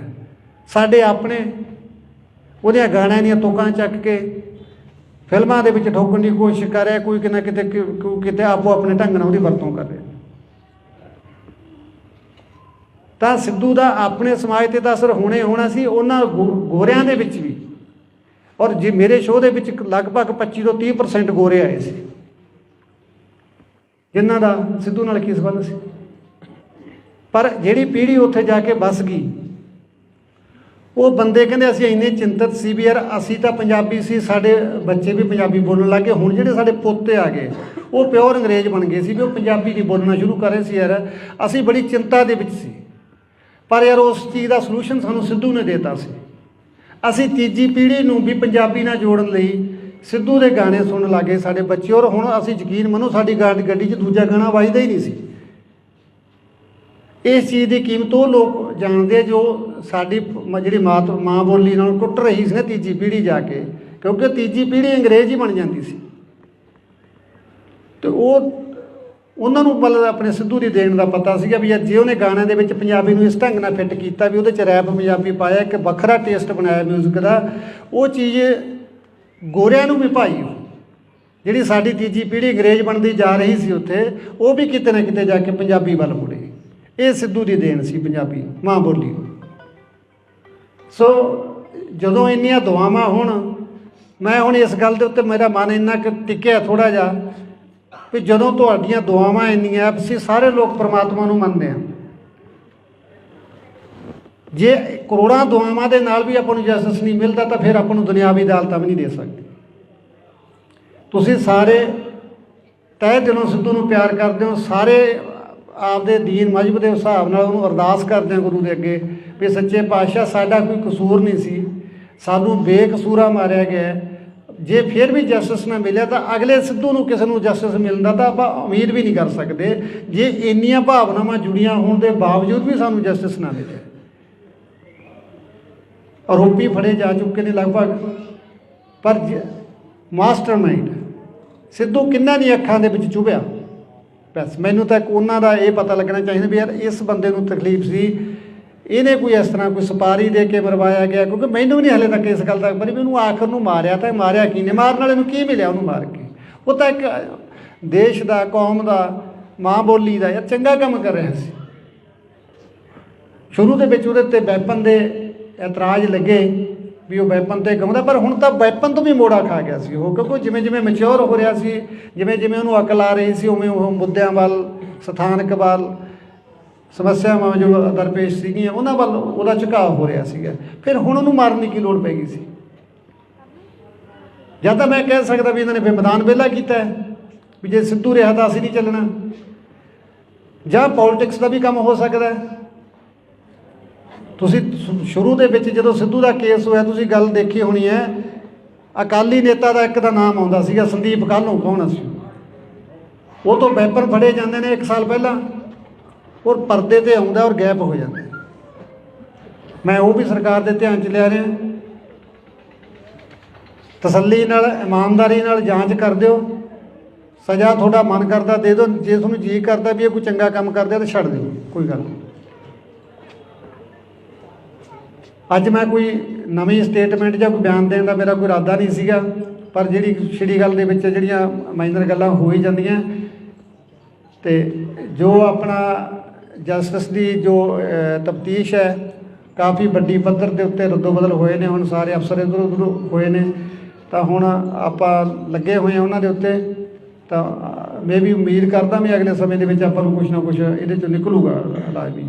ਤਾਂ ਇੰਨਾ ਤੁਸੀਂ ਸਾਰਿਆਂ ਨੇ ਇੰਨਾ ਸਮਾਂ ਦਿੱਤਾ, ਇੰਨੀ ਬਾਟੋ ਸਮਾਂ ਕੱਢ ਕੇ ਉਹਨਾਂ ਤੋਂ ਪਰਮਾਤਮਾ ਤੁਹਾਡਾ ਕਦਮ ਕਦਮ ਲੇਖੇ ਲਾਵੇ। ਕੋਈ ਸ਼ਬਦ ਵੱਧ ਘੱਟ ਕਿਸੇ ਨੂੰ ਨਾ ਚੰਗਾ ਲੱਗਿਆ ਹੋਵੇ, ਸੰਗਤ ਮਾਫ ਕਰਨ ਯੋਗ ਹੈ। ਵਾਹਿਗੁਰੂ ਜੀ ਕਾ ਖਾਲਸਾ, ਵਾਹਿਗੁਰੂ ਜੀ ਕੀ ਫਤਿਹ। ਸੰਗ ਜੀ ਸਭ ਤੋਂ ਪਹਿਲਾਂ ਫਤਿਹ ਅਰਜ਼ ਕਰਦਾ, ਵਾਹਿਗੁਰੂ ਜੀ ਕਾ ਖਾਲਸਾ, ਵਾਹਿਗੁਰੂ ਜੀ ਕੀ ਫਤਿਹ। ਜਿਵੇਂ ਤੁਹਾਨੂੰ ਸਾਰਿਆਂ ਨੂੰ ਭਲੀ ਭਾਂਤ ਪਤਾ ਇਸ ਗੱਲ ਦਾ ਵੀ ਆਪਾਂ ਪਿਛਲੇ 6 ਮਹੀਨੇ ਤੋਂ ਲੱਗੇ ਹੋਏ ਹਾਂ। ਕਾਫੀ ਚੈਨਲ ਨੇ ਆਪਣੇ ਅਲਟੀਮੇਟਮ ਬਾਰੇ ਜਾਂ ਕੁਛ ਇੱਦਾਂ ਦੀਆਂ ਗੱਲਾਂ ਕਰੀਆਂ ਕਾਫੀ, ਔਰ ਆਪਾਂ ਕਿਹਾ ਵੀ ਸੀ ਸਰਕਾਰ ਨੂੰ। ਪਰ ਜਿਵੇਂ ਮੈਂ ਯੂਕੇ ਜਾਣ ਤੋਂ ਪਹਿਲਾਂ ਡੀਜੀ ਸਾਹਿਬ ਨੂੰ ਮਿਲ ਕੇ ਗਿਆ ਸੀਗਾ, ਪਰ ਉਹਨਾਂ ਨੇ ਜਿਹੜੇ ਆਪਾਂ ਉਹਨਾਂ ਨੂੰ ਨੁਕਤੇ ਦੇ ਕੇ ਆਏ ਸੀਗੇ ਉਹ 'ਤੇ ਬਖੂਬੀ ਕੰਮ ਚੱਲ ਰਿਹਾ ਹੁਣ। ਕੱਲ੍ਹ ਆਪਣੇ ਜ਼ਿਲ੍ਹੇ ਦੇ SSP ਸਾਹਿਬ ਆਪਣੀ ਟੀਮ ਨੂੰ ਲੈ ਕੇ ਮੁਲਾਕਾਤ ਕਰਕੇ ਗਏ ਨੇ। ਜੋ ਹੋਇਆ ਉਹ ਇਨਵੈਸਟੀਗੇਸ਼ਨ ਦਾ ਹਿੱਸਾ ਹੈ ਨਾ। ਮੈਂ ਤੁਹਾਨੂੰ ਸਾਰੀ ਗੱਲ ਆਪਾਂ ਮਾਈਕ 'ਤੇ ਨਹੀਂ ਕਰ ਸਕਦੇ, ਔਰ ਕੁਛ ਹੋਇਆ ਕੁਛ ਹੋ ਰਿਹਾ। ਉਮੀਦ ਜੀ ਵੱਜਦੀ ਹੈ ਵੀ ਸ਼ਾਇਦ ਕਿਸੇ ਗੱਲ ਕਿਨਾਰੇ ਲੱਗ ਸਕਦੀ ਹੈ, ਤਾਂ ਉਹਦਾ ਕਰਕੇ ਆਪਾਂ ਥੋੜ੍ਹਾ ਜਿਹਾ ਸਮਾਂ ਜੋ ਇਹ ਸੀਗਾ ਵੀ ਆਪਾਂ ਕਿਵੇਂ ਨਾ ਕਿਵੇਂ ਸੰਘਰਸ਼ ਨੂੰ ਹੋਰ ਤੇਜ਼ ਕਰੀਏ, ਤਾਂ ਉਹਦੇ ਲਈ ਥੋੜ੍ਹਾ ਜਿਹਾ ਵੇਟਿੰਗ ਦੇ ਵਿੱਚ ਆਪਾਂ ਜ਼ਰੂਰ ਗਏ ਹਾਂ।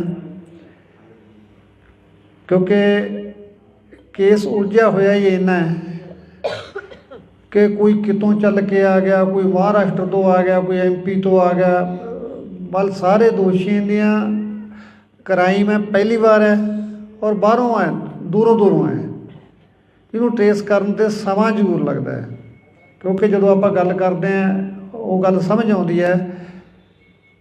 ਅਤੇ ਚਲੋ ਆਪਣੀ ਇੰਨੀ ਬਹੁਤ ਹੈ ਵੀ ਜੇ ਉਹ ਇਸ ਪਾਸੇ ਨੂੰ ਤੁਰੇ ਨੇ, ਜਿਹੜੀ ਗੱਲ ਆਪਾਂ ਕਹਿੰਦੇ ਹਾਂ ਵੀ ਇਸ ਬੰਦੇ ਦਾ ਸਾਨੂੰ ਸ਼ੱਕ ਹੈ, ਇਹਨੂੰ ਇਨਵੈਸਟੀਗੇਸ਼ਨ 'ਚ ਸ਼ਾਮਲ ਕਰੋ, ਉਹਨਾਂ ਨੂੰ ਕੀਤਾ ਗਿਆ ਹੈ। 1-2 ਗ੍ਰਿਫਤਾਰੀਆਂ ਵੀ ਹੋਈਆਂ ਨੇ, ਅਤੇ ਬਾਕੀ ਅਗਲੇ ਹਫਤੇ ਦੇ ਵਿੱਚ ਕਾਫੀ ਕੁਛ ਸੰਭਾਵਨਾ ਹੈਗੀ ਵੀ ਕੁਛ ਨਾ ਕੁਛ ਕੋਈ ਗੱਲ ਸਾਹਮਣੇ ਆ ਸਕਦੀ ਹੈ। ਬਾਕੀ ਰਹੀ ਗੱਲ ਬਾਹਰ ਆਪਣੇ ਜਾਣ ਦੀ ਗੱਲ, ਯੂਕੇ ਹੁਣ ਮੈਂ ਜਾ ਕੇ ਆਇਆ। ਤੁਸੀਂ ਦੇਖੋ ਵੀ ਸੰਗਤ ਦੇ ਵਿੱਚ, ਕਿਉਂਕਿ ਸਰਕਾਰ ਨੂੰ ਵੀ ਮੈਂ ਇਹ ਗੱਲ ਸਪਸ਼ਟ ਕਰਨੀ ਚਾਹੁੰਦਾ ਵੀ ਇਹ ਇਕੱਲਾ ਇਹ ਨਹੀਂ ਹੈਗਾ ਵੀ ਇਹ ਇੱਕ ਸਿੰਗਲ ਮਰਡਰ ਹੋ ਗਿਆ ਜਾਂ ਸਿੱਧੂ ਮੇਰਾ ਬੇਟਾ ਸੀ, ਇਹ ਪੂਰੇ ਸੰਸਾਰ ਦਾ ਬੇਟਾ ਬਣ ਚੁੱਕਿਆ ਸੀ। ਇਹਦੇ 'ਚ ਕੋਈ ਸ਼ੱਕ ਨਹੀਂ ਹੈ ਕਿ ਜਿਵੇਂ ਉਹਦੀ ਉਮਰ ਹੁਣ ਵੱਧ ਹੋ ਰਹੀ ਸੀ ਜਾਂ ਉਹ ਮੈਚਿਓਰ ਹੋ ਰਿਹਾ ਸੀ, ਉਹਦਾ ਜਿਹੜਾ ਰੁਝਾਨ ਸੀਗਾ ਉਹ ਸਥਾਨਕ ਸਮੱਸਿਆਵਾਂ ਵੱਲ, ਸਥਾਨਕ ਮੁੱਦਿਆਂ ਵੱਲ, ਆਪਦੇ ਧਰਮ ਦੇ ਵੱਲ ਉਹਦਾ ਮੋੜਾ ਪੈ ਚੁੱਕਿਆ ਸੀ। ਉਹ ਆਪਣੀ ਲਾਸਟ ਵਾਲੀਆਂ ਲਿਖਤਾਂ ਸਾਰੀਆਂ ਦੱਸਦੀਆਂ ਨੇ ਕਿੱਦਾਂ ਉਹਨੇ ਸਕੇਪਗੋਟ ਗਾਇਆ, ਲੋਕਲ ਮੁੱਦੇ ਚੁੱਕੇ ਉਹਦੇ ਵਿੱਚ, ਜਿੱਦਾਂ ਉਹਨੇ SYL ਗਾਇਆ, ਸਟੇਟ ਦੀਆਂ ਸਮੱਸਿਆਵਾਂ ਨੂੰ ਚੱਕਿਆ ਉਹਦੇ 'ਚ, ਕੌਮ ਦੀਆਂ ਸਮੱਸਿਆਵਾਂ ਨੂੰ ਚੱਕਿਆ ਉਹਦੇ ਦੇ ਵਿੱਚ। ਮਤਲਬ ਉਹ ਇਸ ਪਾਸੇ ਨੂੰ ਉਹਦਾ ਮੋੜਾ ਪੈ ਚੁੱਕਿਆ ਸੀ, ਔਰ ਜਿਨ੍ਹਾਂ ਹਾਲਾਤਾਂ 'ਚ ਉਹਦੀ ਮੌਤ ਹੋਈ ਜਾ ਕੇ, ਇਹ ਵੀ ਬੜਾ ਬੁਝਾਰਤ ਬਣੀ ਹੋਈ ਹੈ ਵੀ ਐਸਾ ਕੀ ਵਾਪਰਿਆ ਵੀ ਉਸ ਬੱਚੇ ਨੂੰ ਇੰਨੀ ਘਿਨਾਉਣੀ ਮੌਤ ਦਿੱਤੀ ਗਈ। ਔਰ ਇਸ ਚੀਜ਼ ਦਾ ਬ੍ਰਿਟਿਸ਼ ਸਰਕਾਰ ਦੇ ਵਿੱਚ ਵੀ ਬੜਾ ਵੱਡਾ ਰੋਸ ਹੈ, ਕਿਉਂਕਿ ਸਿੱਧੂ UK ਦਾ PR ਸੀ, ਔਰ ਉਹਨੇ ਮੈਨੂੰ ਵੀ ਇਹ ਗੱਲ ਲੁਕਾ ਕੇ ਰੱਖੀ ਮੇਰੇ ਤੋਂ ਵੀ ਜੇ ਮੈਂ ਪਾਪਾ ਨੂੰ ਦੱਸਤਾ ਵੀ ਮੈਂ UK ਤੇ ਨੇ ਮੈਨੂੰ ਇੱਥੇ ਰਹਿਣ ਨਹੀਂ ਦੇਣਾ, ਕਹੂ ਤੂੰ ਜਾ ਇੱਥੇ ਬੈਠਾ ਹੀ ਕਰਦਾ ਫਿਰ। ਪਰ ਉਹਦਾ ਲਗਾਅ ਇਹ ਸੀਗਾ ਇੱਥੋਂ ਦਾ ਵੀ ਉਹਨੇ ਉਹਦੇ ਲੈਣ ਦੇ ਬਾਵਜੂਦ ਵੀ ਉੱਥੇ ਰਹਿਣਾ ਨਹੀਂ ਚੰਗਾ ਸਮਝਿਆ। ਉਹ ਆਪਦੇ ਪਿੰਡ ਉਹਦੀ ਕਮਜ਼ੋਰੀ ਸੀ, ਕਿਉਂਕਿ ਸ਼ੁਰੂ ਤੋਂ ਹੀ ਉਹਨੇ ਜਿਵੇਂ ਕਿਹਾ ਵੀ ਮੈਂ ਜਿੱਥੇ ਵੀ ਜਾਵਾਂ ਮੇਰਾ ਪਿੰਡ ਮੇਰੇ ਨਾਲ ਜਾਵੇ, ਮੇਰਾ ਖਿੱਤਾ ਮੇਰੇ ਨਾਲ ਜਾਵੇ। ਉਹ ਸ਼ਾਇਦ ਇਸ ਗੱਲ ਦੇ ਵਿੱਚ ਗੁੜੁੱਚ ਇੰਨਾ ਹੋ ਗਿਆ ਵੀ ਉਹ ਆਪਣੇ ਭਵਿੱਖ ਨੂੰ ਵੀ ਦਾਅ 'ਤੇ ਲਾ ਬੈਠਾ। ਸਮਝ ਨਹੀਂ ਸਕਿਆ ਵੀ ਇੱਥੇ ਜਿਹੜੀਆਂ ਦੁਸ਼ਮਣਾਂ ਦੀਆਂ ਧਾੜਾਂ ਤੁਰੀਆਂ ਫਿਰਦੀਆਂ ਨੇ, ਜਿਹਨੂੰ ਤੂੰ ਆਪਣਾ ਸਮਝ ਰਿਹਾ ਤਾਂ ਇੱਥੇ ਤੇਰਾ ਆਪਣਾ ਕੋਈ ਨਹੀਂ ਰਿਹਾ। 40 ਬੰਦੇ ਤੈਨੂੰ ਮਾਰਨ 'ਤੇ ਲੱਗੇ ਹੋਏ ਨੇ, ਪਰ ਉਹ ਬੱਚਾ ਇਹਨਾਂ ਗੱਲਾਂ ਤੋਂ ਅਣਜਾਣ ਕਹਿ ਲਈਏ ਜਾਂ ਉਹਨੂੰ ਪਤਾ ਹੋਵੇ, ਉਹਨੇ ਮੈਨੂੰ ਨਾ ਦੱਸਿਆ ਹੋਵੇ, ਰੱਬ ਜਾਣਦਾ ਹੈ ਮਨ ਦੇ ਵਿੱਚ ਕੀ ਲੈ ਕੇ ਚਲਾ ਗਿਆ। ਪਰ ਉਹਦੀਆਂ ਲਿਖਤਾਂ ਜਿਸ ਤਰ੍ਹਾਂ ਉਹ ਲਿਖਦਾ ਸੀ, ਉਹਨਾਂ ਤੋਂ ਲੱਗਦਾ ਵੀ ਜ਼ਰੂਰ ਉਹਦੇ ਮਨ ਦੇ ਉੱਤੇ ਕੋਈ ਵਜਨ ਤਾਂ ਸੀਗਾ। ਕਾਫੀ ਉਦਾਸ ਲਹਿਜੇ ਦੇ ਵਿੱਚ ਉਹਨੇ ਕਾਫੀ ਲਿਖੇ, ਚਾਹੇ ਆਪਾਂ ਲਾਸਟ ਰਾਈਡ ਕਹਿ ਲਈਏ, ਉਹਦੇ ਵਿੱਚ ਉਹਨੇ ਇਕੱਲੀ ਗੱਲ ਦਾ ਬਿਆਨ ਕੀਤਾ। ਉਹਨੇ ਮੌਤ ਨੂੰ ਨੇੜੇ ਤੋਂ ਦੇਖਿਆ ਉਸ ਗੱਲ ਦੇ ਵਿੱਚ, ਪਰ ਉਹ ਜਿਵੇਂ ਗੱਲਾਂ ਕਰਦਾ ਸੀ, ਅਸੀਂ ਦੁਨਿਆਵੀ ਹੋਣ ਦੇ ਨਾਤੇ ਉਹਦੇ ਨਾਲ ਨਾਰਾਜ਼ ਵੀ ਹੁੰਦੇ ਸੀ ਇਸ ਪੱਖ ਤੋਂ ਵੀ ਤੂੰ ਇਹ ਕੀ ਲਿਖੀ ਜਾਂਦਾ। ਉਹਨੇ ਉਹ ਕਹਿੰਦਾ ਮੈਂ ਤਾਂ ਤੁਪਾਕ 'ਤੇ ਲਿਖਿਆ, ਇਹ ਤਾਂ ਜਿਹੜੇ ਮੇਰੇ ਪਹਿਲਾਂ ਮੈਂ ਜਿਹਨਾਂ ਨੂੰ ਪੜ੍ਹਦਾ, ਜਿਹਨਾਂ ਨੂੰ ਮੈਂ ਦੇਖਦਾ, ਮੈਂ ਤਾਂ ਉਹਨਾਂ 'ਤੇ ਲਿਖਿਆ ਹੈ ਨਾ। ਉਹ ਕਹਿ ਦਿੰਦਾ ਚੱਲ ਅਸੀਂ ਵੀ ਚੁੱਪ ਕਰ ਜਾਂਦੇ ਵੀ ਹੋ ਸਕਦਾ ਉਹ 'ਤੇ ਲਿਖਿਆ ਹੋਵੇ। ਪਰ ਜਦੋਂ ਆਪਦੇ ਨਾਲ ਵਾਪਰ ਗਈ ਫਿਰ ਐਂ ਲੱਗਿਆ ਵੀ ਇਹ ਤਾਂ ਆਪਣੇ ਸਮਝਣ 'ਚ ਹੀ ਫਰਕ ਰਹਿ ਗਿਆ। ਉਹ ਤਾਂ ਸਾਰਾ ਕੁਛ ਆਪਣੀ ਜਵਾਨੀ ਦੱਸੀ ਜਾਂਦਾ ਸੀ। ਇਹ ਹੁਣ ਬੀਤੇ ਦੀ ਗੱਲ ਹੋ ਚੁੱਕੀ ਹੈ ਵੀਰੋ। ਇਸ ਗੱਲ ਤੇ ਕੁਝ ਵੀ ਨਹੀਂ ਨਿਬੜਨਾ, ਕਿਉਂਕਿ ਨਾ ਤਾਂ ਆਪਾਂ ਜੋ ਨੁਕਸਾਨ ਖਾ ਲਿਆ ਉਹ ਪੂਰਾ ਹੋਣਾ ਹੈ। ਹਾਂ, ਸਰਕਾਰਾਂ ਅੱਗੇ ਇੰਨੀ ਕੁ ਬੇਨਤੀ ਜ਼ਰੂਰ ਕਰਦੇ ਹਾਂ ਵੀ ਘੱਟੋ ਘੱਟ ਜਦੋਂ ਹਾਸੋਹੀਣੇ ਫੈਸਲੇ ਕਰਦੀਆਂ ਨੇ ਦੁੱਖ ਬੜਾ ਹੁੰਦਾ ਹੈ।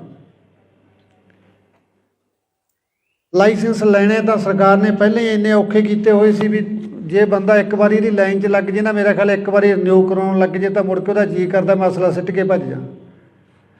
ਇੰਨਾ ਔਖਾ ਪ੍ਰੋਸੈਸ ਹੈ ਲਾਇਸੈਂਸ ਲੈਣ ਦਾ, ਇਹਨੂੰ ਰਿਨਿਊ ਕਰਾਉਣ ਦਾ, ਕੋਈ ਇਹਦੇ ਵਿੱਚ ਚੇਂਜ ਕਰਨੀ ਹੈ ਵੀ ਬੰਦੇ ਨੂੰ ਐਂ ਲੱਗਦਾ ਜਿਵੇਂ ਮੈਂ 84 ਵਾਲੇ ਗੇੜ 'ਚ ਹੀ ਪੈ ਗਿਆ ਹੁੰਦਾ। ਇੰਨਾ ਔਖਾ ਕੰਮ ਹੈ। ਔਰ ਉਲਟਾ ਉਹਨੂੰ ਬੰਦ ਕਰਨ ਦੇ ਉੱਤੇ ਤਾਂ ਬਿਲਕੁਲ ਨਿਹੱਥਾ ਕਰਨ ਵਾਲੀ ਗੱਲ ਹੀ ਕਰਤੀ।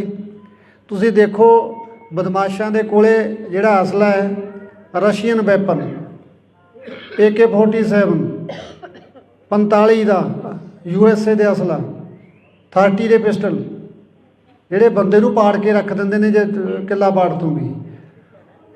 ਔਰ ਜੇ ਅਸੀਂ ਲਾਇਸੈਂਸ ਲੈ ਰੱਖੇ ਨੇ, ਕੋਈ 12 ਬੋਰ ਦਾ ਲੈ ਲਿਆ ਕਿਸੇ ਨੇ ਆਪਦੀ ਸੇਫਟੀ ਵਾਸਤੇ, ਜੇ ਕੋਈ ਜਾਂ 32 ਬੋਰ ਦਾ ਲੈ ਲਿਆ, ਉਹਦੇ ਵਿੱਚ ਕੀ ਨੁਕਸਾਨ ਵਾਲੀ ਗੱਲ ਹੋ ਗਈ। ਤੁਸੀਂ ਸੈਂਕੜੇ ਜੁਰਮਾਂ ਦਾ ਅਧਿਐਨ ਕਰਕੇ ਵੇਖ ਲਓ।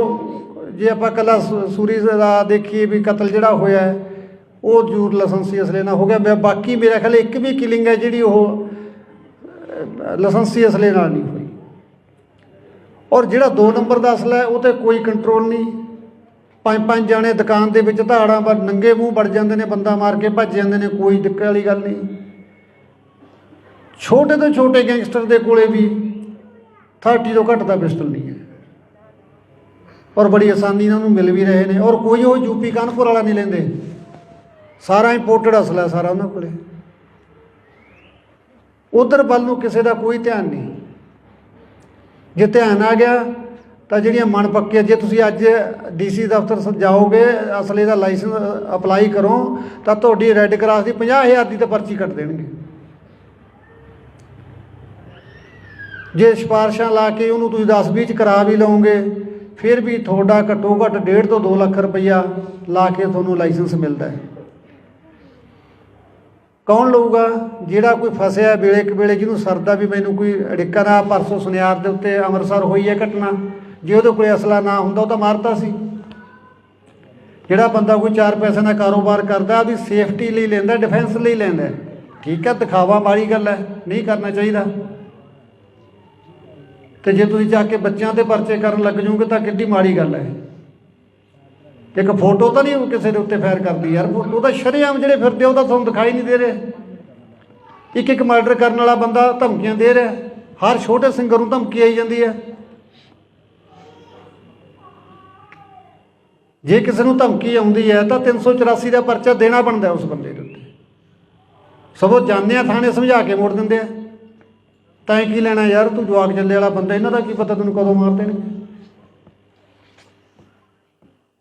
ਸੋ ਅਸਲਾ ਦੇ ਨਿਯਮ ਤਾਂ ਸੌਖੇ ਕਰਨੇ ਚਾਹੀਦੇ, ਨਾ ਕਿ ਤੁਸੀਂ ਨਿਹੱਥੇ ਕਰਦੇ ਹੋ ਲੋਕਾਂ ਨੂੰ। ਜਿਹੜਾ ਕੋਈ ਆਪਦੀ ਸੇਫਟੀ ਲਈ ਲੈਂਦਾ ਉਹਨੂੰ ਸਗੋਂ ਦੀ ਅਸਲਾ ਹੀ ਬਥੇਰਾ ਮਹਿੰਗਾ ਹੋਇਆ ਪਿਆ। ਰਹਿੰਦੀਆਂ ਖੁਦੀਆਂ ਸ਼ਰਤਾਂ ਇੰਨੀਆਂ ਮਹਿੰਗੀਆਂ ਕਰਤੀਆਂ, ਇਹ ਤਾਂ ਫਿਰ ਸਾਨੂੰ ਤਾਂ ਨਿਹੱਥੇ ਕਰਨ ਵਾਲੀ ਗੱਲ ਆ ਤੁਹਾਡੀ। ਹਾਂ, ਜਾਂ ਤੁਸੀਂ ਮਾਹੌਲ ਇਹੋ ਜਿਹਾ ਦੇ ਦਿਓ, ਅਸੀਂ ਤਾਂ ਅਸਲਾ ਜਮ੍ਹਾਂ ਹੀ ਕਰਵਾ ਦਿੰਦੇ। ਕੀ ਕਰਨਾ ਰੱਖ ਕੇ, ਤਾਂ ਆਪ ਤੰਗ ਇਹਨਾਂ ਤੋਂ। ਕਦੇ ਨਿਊ ਦੀ ਡੇਟ ਆ ਗਈ, ਕਦੇ ਵੋਟਾਂ ਆ ਗਈਆਂ, ਕਦੇ ਜਮ੍ਹਾਂ ਕਰਾਇਓ, ਕਦੇ ਲੈ ਆਓ। ਤਾਂ ਐਡਾ ਵੱਡਾ ਸਿਆਪਾ ਹੀ ਨਹੀਂ ਜਿੱਡਾ ਅਸਲੇ ਦਾ। ਤੋ ਲਾਇਸੈਂਸੀ ਅਸਲਾ ਕ੍ਰਾਈਮ ਨਹੀਂ ਕਰਦਾ। ਮੈਂ ਸਰਕਾਰ 'ਚ ਬੈਠੇ ਉਹਨੂੰ ਸਲਾਹ ਦੇਣ ਵਾਲੇ ਅਫਸਰਾਂ ਨੂੰ ਬੇਨਤੀ ਕਰਦਾ, ਤੁਸੀਂ ਜਿਹੜੀ ਗੱਲ ਵੱਲ ਧਿਆਨ ਦੇਣਾ, ਤੁਸੀਂ ਬਦਮਾਸ਼ਾਂ ਵੱਲ ਧਿਆਨ ਦੇ ਲਓ। ਲਾਇਸੈਂਸ ਵਾਲਾ ਬੰਦਾ ਜਾ ਕੇ, ਜਿਹੜਾ ਬੰਦਾ ਲੱਖ ਸਵਾ ਲੱਖ ਰੁਪਇਆ ਲਾ ਕੇ ਢਿੱਡ ਬੰਨ੍ਹ ਕੇ ਲੈਂਦਾ, ਇੰਨਾ ਕਿਸੇ ਕੋਲੇ ਵਾਧੂ ਪੈਸਾ ਨਹੀਂ ਪਿਆ ਜਿਹੜਾ ਅਸਲੇ 'ਤੇ ਖਰਚਣ ਵਾਸਤੇ ਕਬੀਲਦਾਰ ਬੰਦਾ ਤਿਆਰ ਹੋ ਜਾਊਗਾ। ਠੀਕ ਹੈ, ਮੈਂ ਮੰਨਦਾ ਵਿਦੇਸ਼ਾਂ ਦੇ ਵਿੱਚ ਵੀ ਇਹ ਚੀਜ਼ਾਂ 'ਤੇ ਪਾਬੰਦੀਆਂ ਨੇ, ਪਰ ਉੱਥੋਂ ਦਾ ਸਿਸਟਮ ਵੀ ਦੇਖੋ ਕਿੱਡਾ ਹੈ। ਮੈਂ UK ਜਾ ਕੇ ਆਇਆ ਵੀਰੋ, ਜਹਾਜ਼ ਦੇ ਵਿੱਚੋਂ ਅਗਲੇ ਨੇ ਮੈਨੂੰ ਲੈ ਲਿਆ ਔਰ ਆਪਣੀ ਕਾਰ ਦੇ ਵਿੱਚ ਜਾ ਕੇ ਮੈਨੂੰ ਸੁਰੱਖਿਅਤ ਜਗ੍ਹਾ 'ਤੇ, ਜਿੱਥੇ ਮੇਰਾ ਰੈਜ਼ੀਡੈਂਸੀ, ਉੱਥੇ ਜਾ ਕੇ ਛੱਡ ਕੇ ਆਇਆ ਔਰ ਆਪਣਾ ਸੈਂਸਰ ਵੀ ਕਮਰੇ ਦੇ ਵਿੱਚ ਲਾਇਆ ਅਗਲੇ। ਔਰ ਵਿਦਇਨ 3 ਮਿੰਟ ਕੋਈ ਤਖਤੇ ਨੂੰ ਧੱਕਾ ਵੀ ਮਾਰ ਗਿਆ ਨਾ ਬਾਹਰੋਂ ਆ ਕੇ, 3 ਮਿੰਟਾਂ ਦੇ ਅੰਦਰ ਅੰਦਰ ਜਿਹੜੀ ਪੁਲਿਸ ਦੀ ਹੈ ਸਰਵਿਸ ਹੈ, ਰੀਸਾਂ ਕਰਦੇ ਉਹਨਾਂ ਦੀਆਂ, ਉਹਨਾਂ ਵਰਗਾ ਸਿਸਟਮ ਦੇ ਕੇ ਦਿਖਾਓ ਪਹਿਲਾਂ। ਔਰ ਮੈਂ ਪਬਲਿਕ ਨੂੰ ਮਿਲਿਆ, ਮੈਨੂੰ ਨਹੀਂ ਲੱਗਿਆ ਮੈਂ ਕਿਸੇ ਬਾਹਰਲੇ ਮੁਲਕ ਦੇ ਵਿੱਚ ਆਇਆ। ਮੈਨੂੰ ਐਂ ਲੱਗਿਆ ਇੱਥੇ ਵੀ ਮੇਰਾ ਪੰਜਾਬ ਹੀ ਵਸਿਆ ਹੋਇਆ, ਇੱਥੇ ਵੀ ਮੇਰੇ ਲੋਕਾਂ ਨੂੰ ਕਿੰਨਾ ਦਰਦ ਹੈ। ਔਰ ਜਿਹੜੇ ਹਾਲ ਦੇ ਵਿੱਚ ਪ੍ਰੋਗਰਾਮ ਰੱਖਿਆ ਸੀ, ਤੁਸੀਂ ਯਕੀਨ ਕਰਿਓ ਤਿਲ ਸਿੱਟਣ ਨੂੰ ਵੀ ਜਗ੍ਹਾ ਨਹੀਂ ਸੀ ਉੱਥੇ, ਔਰ ਸਾਰੇ ਲੋਕ ਟਿਕਟਾਂ ਲੈ ਕੇ ਆਏ ਸੀ। ਪਾਕਿਸਤਾਨੀ ਮੂਲ ਦੀ ਲੜਕੀ ਨੇ ਮੈਕ ਲੈ ਕੇ ਬੋਲਿਆ ਵੀ ਦਿਨ ਵੀ ਸਾਡਾ ਸ਼ੁਰੂ ਸਿੱਧੂ ਦੇ ਨਾਲ ਹੁੰਦਾ ਸੀ, ਸਮਾਪਤੀ ਵੀ ਸਾਡੀ ਸਿੱਧੂ ਦੇ ਨਾਲ ਹੁੰਦੀ ਸੀ, ਔਰ ਕਿਸ ਕਦਰ ਅਸੀਂ ਉਸ ਬੱਚੇ ਨੂੰ ਪਿਆਰ ਕਰਦੇ ਹਾਂ ਤੁਸੀਂ ਅੰਦਾਜ਼ਾ ਵੀ ਨਹੀਂ ਲਾ ਸਕਦੇ। ਔਰ ਇੱਥੇ ਉਹਨੂੰ ਜਾਨਵਰਾਂ ਵਾਂਗੂ ਮਾਰ ਦਿੱਤਾ ਗਿਆ। ਜਿਸ ਬੱਚੇ ਨੇ ਆਸਟ੍ਰੇਲੀਆ ਤੋਂ ਮੇਰੇ ਕੋਲ ਕੱਲ੍ਹ ਫੋਨ ਆਇਆ, ਹਿੰਦੂ ਮਾਈਂਡਡ ਬੰਦਾ ਹੈ, ਔਰ ਮੈਨੂੰ ਕਹਿੰਦਾ ਜੀ ਮੈਨੂੰ ਤੁਸੀਂ ਜਦੋਂ ਘਰੇ ਆ ਗਏ ਤਾਂ ਮੈਂ ਇੰਡੀਆ ਆਉਣਾ, ਮੈਂ ਮਾਤਾ ਤੋਂ ਦਸਤਾਰਬੰਦੀ ਕਰਾ ਕੇ ਜਾਣੀ ਹੈ। ਦੇਖੋ ਹਿੰਦੂ ਮਤ ਨਾਲ ਸੰਬੰਧ ਰੱਖਦਾ ਬੰਦਾ, ਕੋਈ ਆਪਾਂ ਉਹਨੂੰ ਪ੍ਰੈਸ਼ਰ ਨਹੀਂ ਕੀਤਾ। ਮੈਂ ਤੁਹਾਨੂੰ ਦੱਸਦਾ ਵੀ ਸਿੱਧੂ ਨੂੰ ਕਈ ਲੋਕ ਪੁੱਛਦੇ ਯਾਰ ਸਿੱਧੂ ਦੀ ਐਡੀ ਕੀ ਦੇਣ ਹੈ। ਇਹ ਦੇਣ ਹੈ ਵੀ ਵਲੰਟੀਅਰ ਰੂਪ ਦੇ ਵਿੱਚ ਉਹ ਬੱਚਾ ਹਿੰਦੂ ਪਰਿਵਾਰ ਸੰਬੰਧ ਰੱਖਦਾ, ਔਰ ਕਹਿੰਦਾ ਮੈਂ ਸਿਰ 'ਤੇ ਦਸਤਾਰ ਸਜਾਉਣੀ ਔਰ ਉਸ ਤੋਂ ਬਾਅਦ ਹਮੇਸ਼ਾ ਪੱਗ ਬੰਨ੍ਹ ਕੇ ਰੱਖੂੰਗਾ।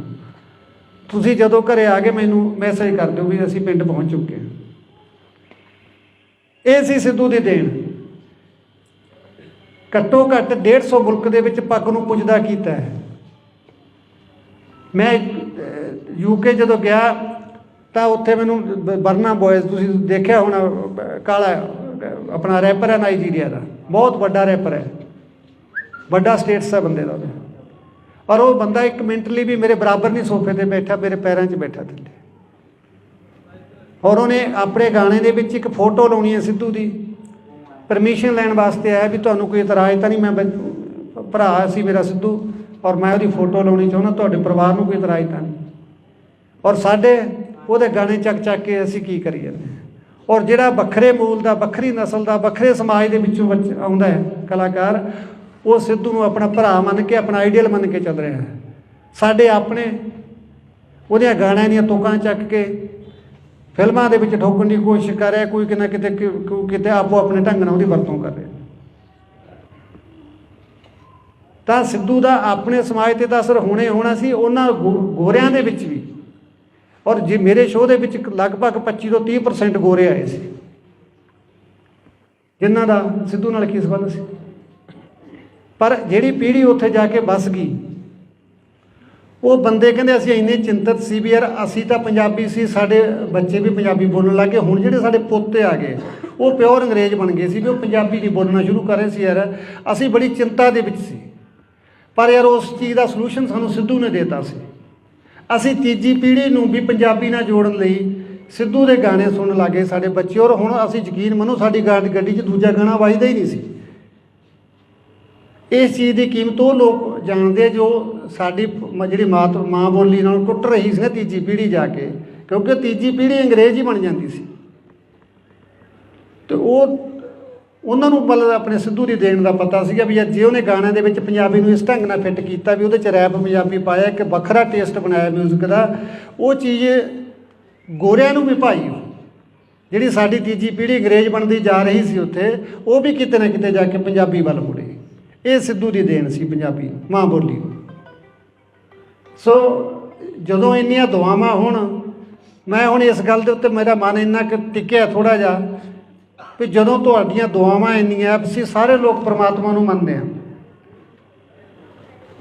ਜੇ ਕਰੋੜਾਂ ਦੁਆਵਾਂ ਦੇ ਨਾਲ ਵੀ ਆਪਾਂ ਨੂੰ ਜਸਟਿਸ ਨਹੀਂ ਮਿਲਦਾ ਤਾਂ ਫਿਰ ਆਪਾਂ ਨੂੰ ਦੁਨਿਆਵੀ ਅਦਾਲਤਾਂ ਵੀ ਨਹੀਂ ਦੇ ਸਕਦੇ। ਤੁਸੀਂ ਸਾਰੇ ਤਹਿ ਦਿਲੋਂ ਸਿੱਧੂ ਨੂੰ ਪਿਆਰ ਕਰਦੇ ਹੋ, ਸਾਰੇ ਆਪਦੇ ਦੀਨ ਮਜ਼ਹਬ ਦੇ ਹਿਸਾਬ ਨਾਲ ਉਹਨੂੰ ਅਰਦਾਸ ਕਰਦੇ ਹਾਂ ਗੁਰੂ ਦੇ ਅੱਗੇ ਵੀ ਸੱਚੇ ਪਾਤਸ਼ਾਹ ਸਾਡਾ ਕੋਈ ਕਸੂਰ ਨਹੀਂ ਸੀ, ਸਾਨੂੰ ਬੇਕਸੂਰਾ ਮਾਰਿਆ ਗਿਆ। ਜੇ ਫਿਰ ਵੀ ਜਸਟਿਸ ਨਾ ਮਿਲਿਆ ਤਾਂ ਅਗਲੇ ਸਿੱਧੂ ਨੂੰ ਕਿਸੇ ਨੂੰ ਜਸਟਿਸ ਮਿਲਦਾ ਤਾਂ ਆਪਾਂ ਉਮੀਦ ਵੀ ਨਹੀਂ ਕਰ ਸਕਦੇ, ਜੇ ਇੰਨੀਆਂ ਭਾਵਨਾਵਾਂ ਜੁੜੀਆਂ ਹੋਣ ਦੇ ਬਾਵਜੂਦ ਵੀ ਸਾਨੂੰ ਜਸਟਿਸ ਨਾ ਮਿਲੇ। ਆਰੋਪੀ ਫੜੇ ਜਾ ਚੁੱਕੇ ਨੇ ਲਗਭਗ, ਪਰ ਮਾਸਟਰਮਾਈਂਡ ਸਿੱਧੂ ਕਿੰਨਾਂ ਦੀਆਂ ਅੱਖਾਂ ਦੇ ਵਿੱਚ ਚੁਭਿਆ, ਬਸ ਮੈਨੂੰ ਤਾਂ ਉਹਨਾਂ ਦਾ ਇਹ ਪਤਾ ਲੱਗਣਾ ਚਾਹੀਦਾ ਵੀ ਯਾਰ ਇਸ ਬੰਦੇ ਨੂੰ ਤਕਲੀਫ ਸੀ, ਇਹਨੇ ਕੋਈ ਇਸ ਤਰ੍ਹਾਂ ਕੋਈ ਸੁਪਾਰੀ ਦੇ ਕੇ ਮਰਵਾਇਆ ਗਿਆ। ਕਿਉਂਕਿ ਮੈਨੂੰ ਵੀ ਨਹੀਂ ਹਾਲੇ ਤੱਕ ਇਸ ਗੱਲ ਦਾ ਪਤਾ ਵੀ ਉਹਨੂੰ ਆਖਰ ਨੂੰ ਮਾਰਿਆ ਤਾਂ ਮਾਰਿਆ ਕੀ ਨੇ, ਮਾਰਨ ਵਾਲੇ ਨੂੰ ਕੀ ਮਿਲਿਆ ਉਹਨੂੰ ਮਾਰ ਕੇ। ਉਹ ਤਾਂ ਇੱਕ ਦੇਸ਼ ਦਾ, ਕੌਮ ਦਾ, ਮਾਂ ਬੋਲੀ ਦਾ ਯਾਰ ਚੰਗਾ ਕੰਮ ਕਰ ਰਿਹਾ ਸੀ।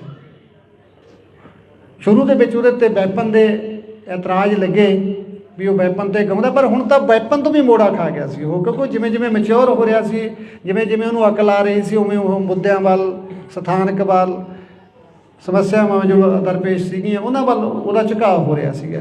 ਫਿਰ ਹੁਣ ਉਹਨੂੰ ਮਾਰਨ ਦੀ ਕੀ ਲੋੜ ਪੈ ਗਈ ਸੀ? ਜਾਂ ਤਾਂ ਮੈਂ ਕਹਿ ਸਕਦਾ ਵੀ ਇਹਨਾਂ ਨੇ ਫਿਰ ਮੈਦਾਨ ਵਿਹਲਾ ਕੀਤਾ ਵੀ ਜੇ ਸਿੱਧੂ ਰਿਹਾ ਤਾਂ ਅਸੀਂ ਨਹੀਂ ਚੱਲਣਾ, ਜਾਂ ਪੋਲੀਟਿਕਸ ਦਾ ਵੀ ਕੰਮ ਹੋ ਸਕਦਾ। ਤੁਸੀਂ ਸ਼ੁਰੂ ਦੇ ਵਿੱਚ ਜਦੋਂ ਸਿੱਧੂ ਦਾ ਕੇਸ ਹੋਇਆ ਤੁਸੀਂ ਗੱਲ ਦੇਖੀ ਹੋਣੀ ਹੈ, ਅਕਾਲੀ ਨੇਤਾ ਦਾ ਇੱਕ ਦਾ ਨਾਮ ਆਉਂਦਾ ਸੀਗਾ ਸੰਦੀਪ ਕਾਹਲੋਂ, ਕੌਣ ਸੀ ਉਹ ਤੋਂ ਵੈਪਨ ਫੜੇ ਜਾਂਦੇ ਨੇ 1 ਸਾਲ ਪਹਿਲਾਂ, ਔਰ ਪਰਦੇ 'ਤੇ ਆਉਂਦਾ ਔਰ ਗਾਇਬ ਹੋ ਜਾਂਦਾ। ਮੈਂ ਉਹ ਵੀ ਸਰਕਾਰ ਦੇ ਧਿਆਨ 'ਚ ਲਿਆ ਰਿਹਾ, ਤਸੱਲੀ ਨਾਲ ਇਮਾਨਦਾਰੀ ਨਾਲ ਜਾਂਚ ਕਰ ਦਿਓ, ਸਜ਼ਾ ਤੁਹਾਡਾ ਮਨ ਕਰਦਾ ਦੇ ਦਿਓ, ਜੇ ਤੁਹਾਨੂੰ ਜੀ ਕਰਦਾ ਵੀ ਇਹ ਕੋਈ ਚੰਗਾ ਕੰਮ ਕਰਦੇ ਤਾਂ ਛੱਡ ਦਿਓ, ਕੋਈ ਗੱਲ ਨਹੀਂ। ਅੱਜ ਮੈਂ ਕੋਈ ਨਵੀਂ ਸਟੇਟਮੈਂਟ ਜਾਂ ਕੋਈ ਬਿਆਨ ਦੇਣ ਦਾ ਮੇਰਾ ਕੋਈ ਇਰਾਦਾ ਨਹੀਂ ਸੀਗਾ, ਪਰ ਜਿਹੜੀ ਛਿੜੀ ਗੱਲ ਦੇ ਵਿੱਚ ਜਿਹੜੀਆਂ ਮਾਈਨਰ ਗੱਲਾਂ ਹੋ ਹੀ ਜਾਂਦੀਆਂ, ਤੇ ਜੋ ਆਪਣਾ ਜਸਟਿਸ ਦੀ ਜੋ ਤਫਤੀਸ਼ ਹੈ ਕਾਫੀ ਵੱਡੀ ਪੱਧਰ ਦੇ ਉੱਤੇ ਰੱਦੋ ਬਦਲ ਹੋਏ ਨੇ, ਹੁਣ ਸਾਰੇ ਅਫਸਰ ਇੱਧਰ ਉੱਧਰ ਹੋਏ ਨੇ, ਤਾਂ ਹੁਣ ਆਪਾਂ ਲੱਗੇ ਹੋਏ ਹਾਂ ਉਹਨਾਂ ਦੇ ਉੱਤੇ। ਤਾਂ ਮੈਂ ਵੀ ਉਮੀਦ ਕਰਦਾ ਵੀ ਅਗਲੇ ਸਮੇਂ ਦੇ ਵਿੱਚ ਆਪਾਂ ਨੂੰ ਕੁਛ ਨਾ ਕੁਛ ਇਹਦੇ 'ਚੋਂ ਨਿਕਲੂਗਾ ਲਾਜ਼ਮੀ। ਤਾਂ ਇਹਨਾਂ ਤੁਸੀਂ ਸਾਰਿਆਂ ਨੇ ਇੰਨਾ ਸਮਾਂ ਦਿੱਤਾ, ਇੰਨੀ ਬਾਟੋ ਸਮਾਂ ਕੱਢ ਕੇ ਉਹਨਾਂ ਤੋਂ ਪਰਮਾਤਮਾ ਤੁਹਾਡਾ ਕਦਮ ਕਦਮ ਲੇਖੇ ਲਾਵੇ। ਕੋਈ ਸ਼ਬਦ ਵੱਧ ਘੱਟ ਕਿਸੇ ਨੂੰ ਨਾ ਚੰਗਾ ਲੱਗਿਆ ਹੋਵੇ, ਸੰਗਤ ਮਾਫ ਕਰਨ ਯੋਗ ਹੈ। ਵਾਹਿਗੁਰੂ ਜੀ ਕਾ ਖਾਲਸਾ, ਵਾਹਿਗੁਰੂ ਜੀ ਕੀ ਫਤਿਹ। ਸੰਗ ਜੀ ਸਭ ਤੋਂ ਪਹਿਲਾਂ ਫਤਿਹ ਅਰਜ਼ ਕਰਦਾ, ਵਾਹਿਗੁਰੂ ਜੀ ਕਾ ਖਾਲਸਾ, ਵਾਹਿਗੁਰੂ ਜੀ ਕੀ ਫਤਿਹ। ਜਿਵੇਂ ਤੁਹਾਨੂੰ ਸਾਰਿਆਂ ਨੂੰ ਭਲੀ ਭਾਂਤ ਪਤਾ ਹੈ ਇਸ ਗੱਲ ਦਾ ਵੀ ਆਪਾਂ ਪਿਛਲੇ 6 ਮਹੀਨੇ ਤੋਂ ਲੱਗੇ ਹੋਏ ਹਾਂ। ਕਾਫੀ ਚੈਨਲ ਨੇ ਆਪਣੇ ਅਲਟੀਮੇਟਮ ਬਾਰੇ ਜਾਂ ਕੁਛ ਇੱਦਾਂ ਦੀਆਂ ਗੱਲਾਂ ਕਰੀਆਂ ਕਾਫੀ, ਔਰ ਆਪਾਂ ਕਿਹਾ ਵੀ ਸੀ ਸਰਕਾਰ ਨੂੰ, ਪਰ ਜਿਵੇਂ ਮੈਂ ਯੂਕੇ ਜਾਣ ਤੋਂ ਪਹਿਲਾਂ ਡੀਜੀ ਸਾਹਿਬ ਨੂੰ ਮਿਲ ਕੇ ਗਿਆ ਸੀਗਾ, ਪਰ ਉਹਨਾਂ ਨੇ ਜਿਹੜੇ ਆਪਾਂ ਉਹਨਾਂ ਨੂੰ ਨੁਕਤੇ ਦੇ ਕੇ ਆਏ ਸੀਗੇ ਉਹ 'ਤੇ ਬਖੂਬੀ ਕੰਮ ਚੱਲ ਰਿਹਾ। ਕੱਲ੍ਹ ਆਪਣੇ ਜ਼ਿਲ੍ਹੇ ਦੇ SSP ਸਾਹਿਬ ਆਪਣੀ ਟੀਮ ਨੂੰ ਲੈ ਕੇ ਮੁਲਾਕਾਤ ਕਰਕੇ ਗਏ ਨੇ। ਜੋ ਹੋਇਆ ਉਹ ਇਨਵੈਸਟੀਗੇਸ਼ਨ ਦਾ ਹਿੱਸਾ ਹੈ ਨਾ, ਮੈਂ ਤੁਹਾਨੂੰ ਸਾਰੀ ਗੱਲ ਆਪਾਂ ਮਾਈਕ 'ਤੇ ਨਹੀਂ ਕਰ ਸਕਦੇ, ਔਰ ਕੁਛ ਹੋਇਆ ਕੁਛ ਹੋ ਰਿਹਾ। ਉਮੀਦ ਜੀ ਵੱਜਦੀ ਹੈ ਵੀ ਸ਼ਾਇਦ ਕਿਸੇ ਗੱਲ ਕਿਨਾਰੇ ਲੱਗ ਸਕਦੀ ਹੈ, ਤਾਂ ਉਹਦਾ ਕਰਕੇ ਆਪਾਂ ਥੋੜ੍ਹਾ ਜਿਹਾ ਸਮਾਂ ਜੋ ਇਹ ਸੀਗਾ ਵੀ ਆਪਾਂ ਕਿਵੇਂ ਨਾ ਕਿਵੇਂ ਸੰਘਰਸ਼ ਨੂੰ ਹੋਰ ਤੇਜ਼ ਕਰੀਏ, ਤਾਂ ਉਹਦੇ ਲਈ ਥੋੜ੍ਹਾ ਜਿਹਾ ਵੇਟਿੰਗ ਦੇ ਵਿੱਚ ਆਪਾਂ ਜ਼ਰੂਰ ਗਏ ਹਾਂ, ਕਿਉਂਕਿ ਕੇਸ ਉਲਝਿਆ ਹੋਇਆ ਹੀ ਇੰਨਾ ਹੈ ਕਿ ਕੋਈ ਕਿਤੋਂ ਚੱਲ ਕੇ ਆ ਗਿਆ, ਕੋਈ ਮਹਾਰਾਸ਼ਟਰ ਤੋਂ ਆ ਗਿਆ, ਕੋਈ MP ਤੋਂ ਆ ਗਿਆ, ਵੱਲ ਸਾਰੇ ਦੋਸ਼ੀਆਂ ਦੀਆਂ ਕ੍ਰਾਈਮ ਹੈ ਪਹਿਲੀ ਵਾਰ ਹੈ, ਔਰ ਬਾਹਰੋਂ ਹੈ, ਦੂਰੋਂ ਹੈ। ਇਹਨੂੰ ਟਰੇਸ ਕਰਨ 'ਤੇ ਸਮਾਂ ਜ਼ਰੂਰ ਲੱਗਦਾ ਹੈ, ਕਿਉਂਕਿ ਜਦੋਂ ਆਪਾਂ ਗੱਲ ਕਰਦੇ ਹਾਂ ਉਹ ਗੱਲ ਸਮਝ ਆਉਂਦੀ ਹੈ। ਤੇ ਚਲੋ ਆਪਣੀ ਇੰਨੀ ਬਹੁਤ ਹੈ ਵੀ ਜੇ ਉਹ ਇਸ ਪਾਸੇ ਨੂੰ ਤੁਰੇ ਨੇ, ਜਿਹੜੀ ਗੱਲ ਆਪਾਂ ਕਹਿੰਦੇ ਹਾਂ ਵੀ ਇਸ ਬੰਦੇ ਦਾ ਸਾਨੂੰ ਸ਼ੱਕ ਹੈ, ਇਹਨੂੰ ਇਨਵੈਸਟੀਗੇਸ਼ਨ 'ਚ ਸ਼ਾਮਲ ਕਰੋ, ਉਹਨਾਂ ਨੂੰ ਕੀਤਾ ਗਿਆ ਹੈ, 1-2 ਗ੍ਰਿਫਤਾਰੀਆਂ ਵੀ ਹੋਈਆਂ ਨੇ। ਤੇ ਬਾਕੀ ਅਗਲੇ ਹਫਤੇ ਦੇ ਵਿੱਚ ਕਾਫੀ ਕੁਛ ਸੰਭਾਵਨਾ ਹੈਗੀ ਵੀ ਕੁਛ ਨਾ ਕੁਛ ਕੋਈ ਗੱਲ ਸਾਹਮਣੇ ਆ ਸਕਦੀ ਹੈ। ਬਾਕੀ ਰਹੀ ਗੱਲ ਹੈ ਬਾਹਰ ਆਪਣੇ ਜਾਣ ਦੀ ਗੱਲ, ਯੂਕੇ ਹੁਣ ਮੈਂ ਜਾ ਕੇ ਆਇਆ, ਤੁਸੀਂ ਦੇਖੋ ਵੀ ਸੰਗਤ ਦੇ ਵਿੱਚ, ਕਿਉਂਕਿ ਸਰਕਾਰ ਨੂੰ ਵੀ ਮੈਂ ਇਹ ਗੱਲ ਸਪਸ਼ਟ ਕਰਨੀ ਚਾਹੁੰਦਾ ਵੀ ਇਹ ਇਕੱਲਾ ਇਹ ਨਹੀਂ ਹੈਗਾ ਵੀ ਇਹ ਇੱਕ ਸਿੰਗਲ ਮਰਡਰ ਹੋ ਗਿਆ ਜਾਂ ਸਿੱਧੂ ਮੇਰਾ ਬੇਟਾ ਸੀ, ਇਹ ਪੂਰੇ ਸੰਸਾਰ ਦਾ ਬੇਟਾ ਬਣ ਚੁੱਕਿਆ ਸੀ। ਇਹਦੇ 'ਚ ਕੋਈ ਸ਼ੱਕ ਨਹੀਂ ਹੈ ਕਿ ਜਿਵੇਂ ਜਿਵੇਂ ਉਹਦੀ ਉਮਰ ਹੁਣ ਵੱਧ ਹੋ ਰਹੀ ਸੀ ਜਾਂ ਉਹ ਮੈਚਿਓਰ ਹੋ ਰਿਹਾ ਸੀ, ਉਹਦਾ ਜਿਹੜਾ ਰੁਝਾਨ ਸੀਗਾ ਉਹ ਸਥਾਨਕ ਸਮੱਸਿਆਵਾਂ ਵੱਲ, ਸਥਾਨਕ ਮੁੱਦਿਆਂ ਵੱਲ, ਆਪਦੇ ਧਰਮ ਦੇ ਵੱਲ ਉਹਦਾ ਮੋੜਾ ਪੈ ਚੁੱਕਿਆ ਸੀ। ਉਹ ਆਪਣੀ ਉਹਦੀ ਲਾਸਟ ਵਾਲੀਆਂ ਲਿਖਤਾਂ ਸਾਰੀਆਂ ਦੱਸਦੀਆਂ ਨੇ, ਕਿੱਦਾਂ ਉਹਨੇ ਸਕੇਪਗੋਟ ਗਾਇਆ, ਲੋਕਲ ਮੁੱਦੇ ਚੁੱਕੇ ਉਹਦੇ ਵਿੱਚ, ਜਿੱਦਾਂ ਉਹਨੇ SYL ਲਗਾਇਆ, ਸਟੇਟ ਦੀਆਂ ਸਮੱਸਿਆਵਾਂ ਨੂੰ ਚੱਕਿਆ ਉਹਦੇ 'ਚ, ਕੌਮ ਦੀਆਂ ਸਮੱਸਿਆਵਾਂ ਨੂੰ ਚੱਕਿਆ ਉਹਦੇ ਦੇ ਵਿੱਚ। ਮਤਲਬ ਉਹ ਇਸ ਪਾਸੇ ਨੂੰ ਉਹਦਾ ਮੋੜਾ ਪੈ ਚੁੱਕਿਆ ਸੀ, ਔਰ ਜਿਨ੍ਹਾਂ ਹਾਲਾਤਾਂ 'ਚ ਉਹਦੀ ਮੌਤ ਹੋਈ ਜਾ ਕੇ, ਇਹ ਵੀ ਬੜਾ ਬੁਝਾਰਤ ਬਣੀ ਹੋਈ ਹੈ ਵੀ ਐਸਾ ਕੀ ਵਾਪਰਿਆ ਵੀ ਉਸ ਬੱਚੇ ਨੂੰ ਇੰਨੀ ਘਿਨਾਉਣੀ ਮੌਤ ਦਿੱਤੀ ਗਈ। ਔਰ ਇਸ ਚੀਜ਼ ਦਾ ਬ੍ਰਿਟਿਸ਼ ਸਰਕਾਰ ਦੇ ਵਿੱਚ ਵੀ ਬੜਾ ਵੱਡਾ ਰੋਸ ਹੈ, ਕਿਉਂਕਿ ਸਿੱਧੂ ਯੂਕੇ ਦਾ PR ਸੀ ਔਰ ਉਹਨੇ ਮੈਨੂੰ ਵੀ ਇਹ ਗੱਲ ਲੁਕਾ ਕੇ ਰੱਖੀ ਮੇਰੇ ਤੋਂ ਵੀ ਜੇ ਮੈਂ ਪਾਪਾ ਨੂੰ ਦੱਸਤਾ ਵੀ ਮੈਂ ਯੂਕੇ ਤੇ ਨੇ ਮੈਨੂੰ ਇੱਥੇ ਰਹਿਣ ਨਹੀਂ ਦੇਣਾ, ਕਹੂ ਤੂੰ ਜਾ ਇੱਥੇ ਬੈਠਾ ਹੀ ਕਰਦਾ ਫਿਰ। ਪਰ ਉਹਦਾ ਲਗਾਅ ਇਹ ਸੀਗਾ ਇੱਥੋਂ ਦਾ ਵੀ ਉਹਨੇ ਉਹਦੇ ਲੈਣ ਦੇ ਬਾਵਜੂਦ ਵੀ ਉੱਥੇ ਰਹਿਣਾ ਨਹੀਂ ਚੰਗਾ ਸਮਝਿਆ। ਉਹ ਆਪਦੇ ਪਿੰਡ ਉਹਦੀ ਕਮਜ਼ੋਰੀ ਸੀ, ਕਿਉਂਕਿ ਸ਼ੁਰੂ ਤੋਂ ਹੀ ਉਹਨੇ ਜਿਵੇਂ ਕਿਹਾ ਵੀ ਮੈਂ ਜਿੱਥੇ ਵੀ ਜਾਵਾਂ ਮੇਰਾ ਪਿੰਡ ਮੇਰੇ ਨਾਲ ਜਾਵੇ, ਮੇਰਾ ਖਿੱਤਾ ਮੇਰੇ ਨਾਲ ਜਾਵੇ। ਉਹ ਸ਼ਾਇਦ ਇਸ ਗੱਲ ਦੇ ਵਿੱਚ ਗੜੋਚੇ ਇੰਨਾ ਹੋ ਗਿਆ ਵੀ ਉਹ ਆਪਣੇ ਭਵਿੱਖ ਨੂੰ ਵੀ ਦਾਅ 'ਤੇ ਲਾ ਬੈਠਿਆ। ਸਮਝ ਨਹੀਂ ਸਕਿਆ ਵੀ ਇੱਥੇ ਜਿਹੜੀਆਂ ਦੁਸ਼ਮਣਾਂ ਦੀਆਂ ਧਾੜਾਂ ਤੁਰੀਆਂ ਫਿਰਦੀਆਂ ਨੇ, ਜਿਹਨੂੰ ਤੂੰ ਆਪਣਾ ਸਮਝ ਰਿਹਾ ਤਾਂ ਇੱਥੇ ਤੇਰਾ ਆਪਣਾ ਕੋਈ ਨਹੀਂ ਰਿਹਾ। 40 ਬੰਦੇ ਤੈਨੂੰ ਮਾਰਨ 'ਤੇ ਲੱਗੇ ਹੋਏ ਨੇ, ਪਰ ਉਹ ਬੱਚਾ ਇਹਨਾਂ ਗੱਲਾਂ ਤੋਂ ਅਣਜਾਣ ਕਹਿ ਲਈਏ ਜਾਂ ਉਹਨੂੰ ਪਤਾ ਹੋਵੇ, ਉਹਨੇ ਮੈਨੂੰ ਨਾ ਦੱਸਿਆ ਹੋਵੇ, ਰੱਬ ਜਾਣਦਾ ਹੈ ਮਨ ਦੇ ਵਿੱਚ ਕੀ ਲੈ ਕੇ ਚਲਾ ਗਿਆ। ਪਰ ਉਹਦੀਆਂ ਲਿਖਤਾਂ ਜਿਸ ਤਰ੍ਹਾਂ ਉਹ ਲਿਖਦਾ ਸੀ, ਉਹਨਾਂ ਤੋਂ ਲੱਗਦਾ ਵੀ ਜ਼ਰੂਰ ਉਹਦੇ ਮਨ ਦੇ ਉੱਤੇ ਕੋਈ ਵਜਨ ਤਾਂ ਸੀਗਾ। ਕਾਫੀ ਉਦਾਸ ਲਹਿਜੇ ਦੇ ਵਿੱਚ ਉਹਨੇ ਕਾਫੀ ਲਿਖੇ, ਚਾਹੇ ਆਪਾਂ ਲਾਸਟ ਰਾਈਡ ਕਹਿ ਲਈਏ, ਉਹਦੇ ਵਿੱਚ ਉਹਨੇ ਇਕੱਲੀ ਗੱਲ ਦਾ ਬਿਆਨ ਕੀਤਾ। ਉਹਨੇ ਮੌਤ ਨੂੰ ਨੇੜੇ ਤੋਂ ਦੇਖਿਆ ਉਸ ਗੱਲ ਦੇ ਵਿੱਚ। ਪਰ ਉਹ ਜਿਵੇਂ ਗੱਲਾਂ ਕਰਦਾ ਸੀ, ਅਸੀਂ ਦੁਨਿਆਵੀ ਹੋਣ ਦੇ ਨਾਤੇ ਉਹਦੇ ਨਾਲ ਨਾਰਾਜ਼ ਵੀ ਹੁੰਦੇ ਸੀ ਇਸ ਪੱਖ ਤੋਂ ਵੀ ਤੂੰ ਇਹ ਕੀ ਲਿਖੀ ਜਾਂਦਾ। ਉਹਨੇ ਉਹ ਕਹਿੰਦਾ ਮੈਂ ਤਾਂ ਟਪਾਕ 'ਤੇ ਲਿਖਿਆ, ਇਹ ਤਾਂ ਜਿਹੜੇ ਮੇਰੇ ਪਹਿਲਾਂ ਮੈਂ ਜਿਨ੍ਹਾਂ ਨੂੰ ਪੜ੍ਹਦਾ ਜਿਨ੍ਹਾਂ ਨੂੰ ਮੈਂ ਦੇਖਦਾ ਮੈਂ ਤਾਂ ਉਹਨਾਂ 'ਤੇ ਲਿਖਿਆ ਹੈ ਨਾ। ਉਹ ਕਹਿ ਦਿੰਦਾ ਚੱਲ ਅਸੀਂ ਵੀ ਚੁੱਪ ਕਰ ਜਾਂਦੇ ਵੀ ਹੋ ਸਕਦਾ ਉਹ 'ਤੇ ਲਿਖਿਆ ਹੋਵੇ। ਪਰ ਜਦੋਂ ਆਪਦੇ ਨਾਲ ਵਾਪਰ ਗਈ ਫਿਰ ਐਂ ਲੱਗਿਆ ਵੀ ਇਹ ਤਾਂ ਆਪਣੇ ਸਮਝਣ 'ਚ ਹੀ ਫਰਕ ਰਹਿ ਗਿਆ। ਉਹ ਤਾਂ ਸਾਰਾ ਕੁਛ ਆਪਣੀ ਜਵਾਨੀ ਦੱਸੀ ਜਾਂਦਾ ਸੀ। ਇਹ ਹੁਣ ਬੀਤੇ ਦੀ ਗੱਲ ਹੋ ਚੁੱਕੀ ਹੈ ਵੀਰੋ, ਇਸ ਗੱਲ 'ਤੇ ਕੁਛ ਵੀ ਨਹੀਂ ਨਿਬੜਨਾ, ਕਿਉਂਕਿ ਨਾ ਤਾਂ ਆਪਾਂ ਜੋ ਨੁਕਸਾਨ ਖਾ ਲਿਆ ਉਹ ਪੂਰਾ ਹੋਣਾ। ਹਾਂ, ਸਰਕਾਰਾਂ ਅੱਗੇ ਇੰਨੀ ਕੁ ਬੇਨਤੀ ਜ਼ਰੂਰ ਕਰਦੇ ਹਾਂ ਵੀ ਘੱਟੋ ਘੱਟ ਜਦੋਂ ਹਾਸੋਹੀਣੇ ਫੈਸਲੇ ਕਰਦੀਆਂ ਨੇ ਦੁੱਖ ਬੜਾ ਹੁੰਦਾ ਹੈ। ਲਾਇਸੈਂਸ ਲੈਣੇ ਤਾਂ ਸਰਕਾਰ ਨੇ ਪਹਿਲਾਂ ਹੀ ਇੰਨੇ ਔਖੇ ਕੀਤੇ ਹੋਏ ਸੀ ਵੀ ਜੇ ਬੰਦਾ ਇੱਕ ਵਾਰੀ ਇਹਦੀ ਲਾਈਨ 'ਚ ਲੱਗ ਜੇ ਨਾ, ਮੇਰਾ ਖਿਆਲ ਇੱਕ ਵਾਰੀ ਰਿਨਿਊ ਕਰਾਉਣ ਲੱਗ ਜੇ ਤਾਂ ਮੁੜ ਕੇ ਉਹਦਾ ਜੀਅ ਕਰਦਾ ਮਸਲਾ ਸਿੱਟ ਕੇ ਭੱਜ ਜਾ। ਇੰਨਾ ਔਖਾ ਪ੍ਰੋਸੈਸ ਹੈ ਲਾਇਸੈਂਸ ਲੈਣ ਦਾ, ਇਹਨੂੰ ਰਿਨਿਊ ਕਰਾਉਣ ਦਾ, ਕੋਈ ਇਹਦੇ ਵਿੱਚ ਚੇਂਜ ਕਰਨੀ ਹੈ ਵੀ ਬੰਦੇ ਨੂੰ ਐਂ ਲੱਗਦਾ ਜਿਵੇਂ ਮੈਂ 84 ਵਾਲੇ ਗੇੜ 'ਚ ਹੀ ਪੈ ਗਿਆ ਹੁੰਦਾ। ਇੰਨਾ ਔਖਾ ਕੰਮ ਹੈ। ਔਰ ਉਲਟਾ ਉਹਨੂੰ ਬੰਦ ਕਰਨ ਦੇ ਉੱਤੇ ਤਾਂ ਬਿਲਕੁਲ ਨਿਹੱਥਾ ਕਰਨ ਵਾਲੀ ਗੱਲ ਹੀ ਕਰਤੀ। ਤੁਸੀਂ ਦੇਖੋ ਬਦਮਾਸ਼ਾਂ ਦੇ ਕੋਲੇ ਜਿਹੜਾ ਅਸਲਾ ਹੈ ਰਸ਼ੀਅਨ ਵੈਪਨ AK-47 45 ਦਾ USA ਦੇ ਅਸਲਾ 30 ਦੇ ਪਿਸਟਲ ਜਿਹੜੇ ਬੰਦੇ ਨੂੰ ਪਾੜ ਕੇ ਰੱਖ ਦਿੰਦੇ ਨੇ ਜੇ ਕਿੱਲਾ ਪਾੜ ਤੋਂ ਵੀ। ਔਰ ਜੇ ਅਸੀਂ ਲਾਇਸੈਂਸ ਲੈ ਰੱਖੇ ਨੇ, ਕੋਈ 12 ਬੋਰ ਦਾ ਲੈ ਲਿਆ ਕਿਸੇ ਨੇ ਆਪਦੀ ਸੇਫਟੀ ਵਾਸਤੇ, ਜੇ ਕੋਈ ਜਾਂ 32 ਬੋਰ ਦਾ ਲੈ ਲਿਆ, ਉਹਦੇ ਵਿੱਚ ਕੀ ਨੁਕਸਾਨ ਵਾਲੀ ਗੱਲ ਹੋ ਗਈ। ਤੁਸੀਂ ਸੈਂਕੜੇ ਜੁਰਮਾਂ ਦਾ ਅਧਿਐਨ ਕਰਕੇ ਵੇਖ ਲਓ। ਜੇ ਆਪਾਂ ਇਕੱਲਾ ਸੂਰੀ ਦਾ ਦੇਖੀਏ ਵੀ ਕਤਲ ਜਿਹੜਾ ਹੋਇਆ ਉਹ ਜ਼ਰੂਰ ਲਾਇਸੈਂਸੀ ਅਸਲੇ ਨਾਲ ਹੋ ਗਿਆ। ਬਾਕੀ ਮੇਰਾ ਖਿਆਲ ਇੱਕ ਵੀ ਕਿਲਿੰਗ ਹੈ ਜਿਹੜੀ ਉਹ ਲਾਇਸੈਂਸੀ ਅਸਲੇ ਨਾਲ ਨਹੀਂ ਹੋਈ। ਔਰ ਜਿਹੜਾ 2 ਨੰਬਰ ਦਾ ਅਸਲਾ ਹੈ ਉਹ 'ਤੇ ਕੋਈ ਕੰਟਰੋਲ ਨਹੀਂ। 5-5 ਜਾਣੇ ਦੁਕਾਨ ਦੇ ਵਿੱਚ ਧਾੜਾਂ ਪਰ ਨੰਗੇ ਮੂੰਹ ਵੜ ਜਾਂਦੇ ਨੇ, ਬੰਦਾ ਮਾਰ ਕੇ ਭੱਜ ਜਾਂਦੇ ਨੇ, ਕੋਈ ਦਿੱਕਤ ਵਾਲੀ ਗੱਲ ਨਹੀਂ। ਛੋਟੇ ਤੋਂ ਛੋਟੇ ਗੈਂਗਸਟਰ ਦੇ ਕੋਲੇ ਵੀ 30 ਤੋਂ ਘੱਟ ਦਾ ਪਿਸਟਲ ਨਹੀਂ ਹੈ ਔਰ ਬੜੀ ਆਸਾਨੀ ਨਾਲ ਉਹਨੂੰ ਮਿਲ ਵੀ ਰਹੇ ਨੇ। ਔਰ ਕੋਈ ਉਹ ਯੂਪੀ ਕਾਨਪੁਰ ਵਾਲਾ ਨਹੀਂ ਲੈਂਦੇ, ਸਾਰਾ ਇੰਪੋਰਟਡ ਅਸਲਾ ਸਾਰਾ ਉਹਨਾਂ ਕੋਲੇ। ਉਧਰ ਵੱਲ ਨੂੰ ਕਿਸੇ ਦਾ ਕੋਈ ਧਿਆਨ ਨਹੀਂ।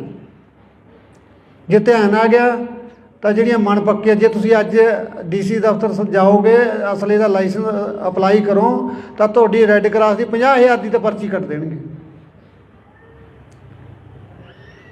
ਜੇ ਸਿਫਾਰਸ਼ਾਂ ਲਾ ਕੇ ਉਹਨੂੰ ਤੁਸੀਂ 10-20 'ਚ ਕਰਾ ਵੀ ਲਓਗੇ ਫਿਰ ਵੀ ਤੁਹਾਡਾ ਘੱਟੋ ਘੱਟ 1.5 ਤੋਂ 2 ਲੱਖ ਰੁਪਈਆ ਲਾ ਕੇ ਤੁਹਾਨੂੰ ਲਾਇਸੈਂਸ ਮਿਲਦਾ ਹੈ। ਕੌਣ ਲਊਗਾ? ਜਿਹੜਾ ਕੋਈ ਫਸਿਆ ਵੇਲੇ ਕੁ ਵੇਲੇ, ਜਿਹਨੂੰ ਸਰਦਾ ਵੀ ਮੈਨੂੰ ਕੋਈ ਅੜਿੱਕਾ ਨਾ। ਪਰਸੋਂ ਸੁਨਿਆਰ ਦੇ ਉੱਤੇ ਅੰਮ੍ਰਿਤਸਰ ਹੋਈ ਹੈ ਘਟਨਾ, ਜੇ ਉਹਦੇ ਕੋਲ ਅਸਲਾ ਨਾ ਹੁੰਦਾ ਉਹ ਤਾਂ ਮਾਰਤਾ ਸੀ। ਜਿਹੜਾ ਬੰਦਾ ਕੋਈ 4 ਪੈਸਿਆਂ ਦਾ ਕਾਰੋਬਾਰ ਕਰਦਾ ਉਹਦੀ ਸੇਫਟੀ ਲਈ ਲੈਂਦਾ, ਡਿਫੈਂਸ ਲਈ ਲੈਂਦਾ, ਠੀਕ ਹੈ, ਦਿਖਾਵਾ ਮਾੜੀ ਗੱਲ ਹੈ, ਨਹੀਂ ਕਰਨਾ ਚਾਹੀਦਾ। ਅਤੇ ਜੇ ਤੁਸੀਂ ਜਾ ਕੇ ਬੱਚਿਆਂ 'ਤੇ ਪਰਚੇ ਕਰਨ ਲੱਗ ਜਾਓਗੇ ਤਾਂ ਕਿੱਡੀ ਮਾੜੀ ਗੱਲ ਹੈ। ਇੱਕ ਫੋਟੋ ਤਾਂ ਨਹੀਂ ਕਿਸੇ ਦੇ ਉੱਤੇ ਫਾਇਰ ਕਰਦੀ ਯਾਰ, ਫੋਟੋ ਤਾਂ ਸ਼ਰੇਆਮ ਜਿਹੜੇ ਫਿਰਦੇ ਉਹ ਤਾਂ ਤੁਹਾਨੂੰ ਦਿਖਾਈ ਨਹੀਂ ਦੇ ਰਹੇ। ਇੱਕ ਇੱਕ ਮਰਡਰ ਕਰਨ ਵਾਲਾ ਬੰਦਾ ਧਮਕੀਆਂ ਦੇ ਰਿਹਾ, ਹਰ ਛੋਟੇ ਸਿੰਗਰ ਨੂੰ ਧਮਕੀ ਆਈ ਜਾਂਦੀ ਹੈ। ਜੇ ਕਿਸੇ ਨੂੰ ਧਮਕੀ ਆਉਂਦੀ ਹੈ ਤਾਂ 384 ਦਾ ਪਰਚਾ ਦੇਣਾ ਬਣਦਾ ਉਸ ਬੰਦੇ ਦੇ ਉੱਤੇ। ਸਗੋਂ ਜਾਂਦੇ ਆ ਥਾਣੇ ਸਮਝਾ ਕੇ ਮੋੜ ਦਿੰਦੇ ਆ, ਤੈਂ ਕੀ ਲੈਣਾ ਯਾਰ, ਤੂੰ ਜਵਾਕ ਜੱਲੇ ਵਾਲਾ ਬੰਦਾ, ਇਹਨਾਂ ਦਾ ਕੀ ਪਤਾ ਤੈਨੂੰ ਕਦੋਂ ਮਾਰ ਦੇਣਗੇ। ਸੋ ਅਸਲਾ ਦੇ ਨਿਯਮ ਤਾਂ ਸੌਖੇ ਕਰਨੇ ਚਾਹੀਦੇ, ਨਾ ਕਿ ਤੁਸੀਂ ਨਿਹੱਥੇ ਕਰਦੇ ਹੋ ਲੋਕਾਂ ਨੂੰ। ਜਿਹੜਾ ਕੋਈ ਆਪਦੀ ਸੇਫਟੀ ਲਈ ਲੈਂਦਾ ਉਹਨੂੰ ਸਗੋਂ ਵੀ ਅਸਲਾ ਹੀ ਬਥੇਰਾ ਮਹਿੰਗਾ ਹੋਇਆ ਪਿਆ, ਰਹਿੰਦੀਆਂ ਖੁਦੀਆਂ ਸ਼ਰਤਾਂ ਇੰਨੀਆਂ ਮਹਿੰਗੀਆਂ ਕਰਤੀਆਂ। ਇਹ ਤਾਂ ਫਿਰ ਸਾਨੂੰ ਤਾਂ ਨਿਹੱਥੇ ਕਰਨ ਵਾਲੀ ਗੱਲ ਆ ਤੁਹਾਡੀ। ਹਾਂ, ਜਾਂ ਤੁਸੀਂ ਮਾਹੌਲ ਇਹੋ ਜਿਹਾ ਦੇ ਦਿਓ, ਅਸੀਂ ਤਾਂ ਅਸਲਾ ਜਮ੍ਹਾਂ ਹੀ ਕਰਵਾ ਦਿੰਦੇ ਹਾਂ। ਕੀ ਕਰਨਾ ਰੱਖ ਕੇ, ਤਾਂ ਆਪ ਤੰਗ ਇਹਨਾਂ ਤੋਂ। ਕਦੇ ਨਿਊ ਦੀ ਡੇਟ ਆ ਗਈ, ਕਦੇ ਵੋਟਾਂ ਆ ਗਈਆਂ, ਕਦੇ ਜਮ੍ਹਾਂ ਕਰਾਇਓ, ਕਦੇ ਲੈ ਆਓ। ਤਾਂ ਐਡਾ ਵੱਡਾ ਸਿਆਪਾ ਹੀ ਨਹੀਂ ਜਿੱਡਾ ਅਸਲੇ ਦਾ। ਤੋ ਲਾਇਸੈਂਸੀ ਅਸਲਾ ਕ੍ਰਾਈਮ ਨਹੀਂ ਕਰਦਾ। ਮੈਂ ਸਰਕਾਰ 'ਚ ਬੈਠੇ ਉਹਨੂੰ ਸਲਾਹ ਦੇਣ ਵਾਲੇ ਅਫਸਰਾਂ ਨੂੰ ਬੇਨਤੀ ਕਰਦਾ, ਤੁਸੀਂ ਜਿਹੜੀ ਗੱਲ ਵੱਲ ਧਿਆਨ ਦੇਣਾ, ਤੁਸੀਂ ਬਦਮਾਸ਼ਾਂ ਵੱਲ ਧਿਆਨ ਦੇ ਲਓ। ਲਾਇਸੈਂਸ ਵਾਲਾ ਬੰਦਾ ਜਾ ਕੇ, ਜਿਹੜਾ ਬੰਦਾ ਲੱਖ ਸਵਾ ਲੱਖ ਰੁਪਇਆ ਲਾ ਕੇ ਢਿੱਡ ਬੰਨ੍ਹ ਕੇ ਲੈਂਦਾ, ਇੰਨਾ ਕਿਸੇ ਕੋਲੇ ਵਾਧੂ ਪੈਸਾ ਨਹੀਂ ਪਿਆ ਜਿਹੜਾ ਅਸਲੇ 'ਤੇ ਖਰਚਣ ਵਾਸਤੇ ਕਬੀਲਦਾਰ ਬੰਦਾ ਤਿਆਰ ਹੋ ਜਾਊਗਾ।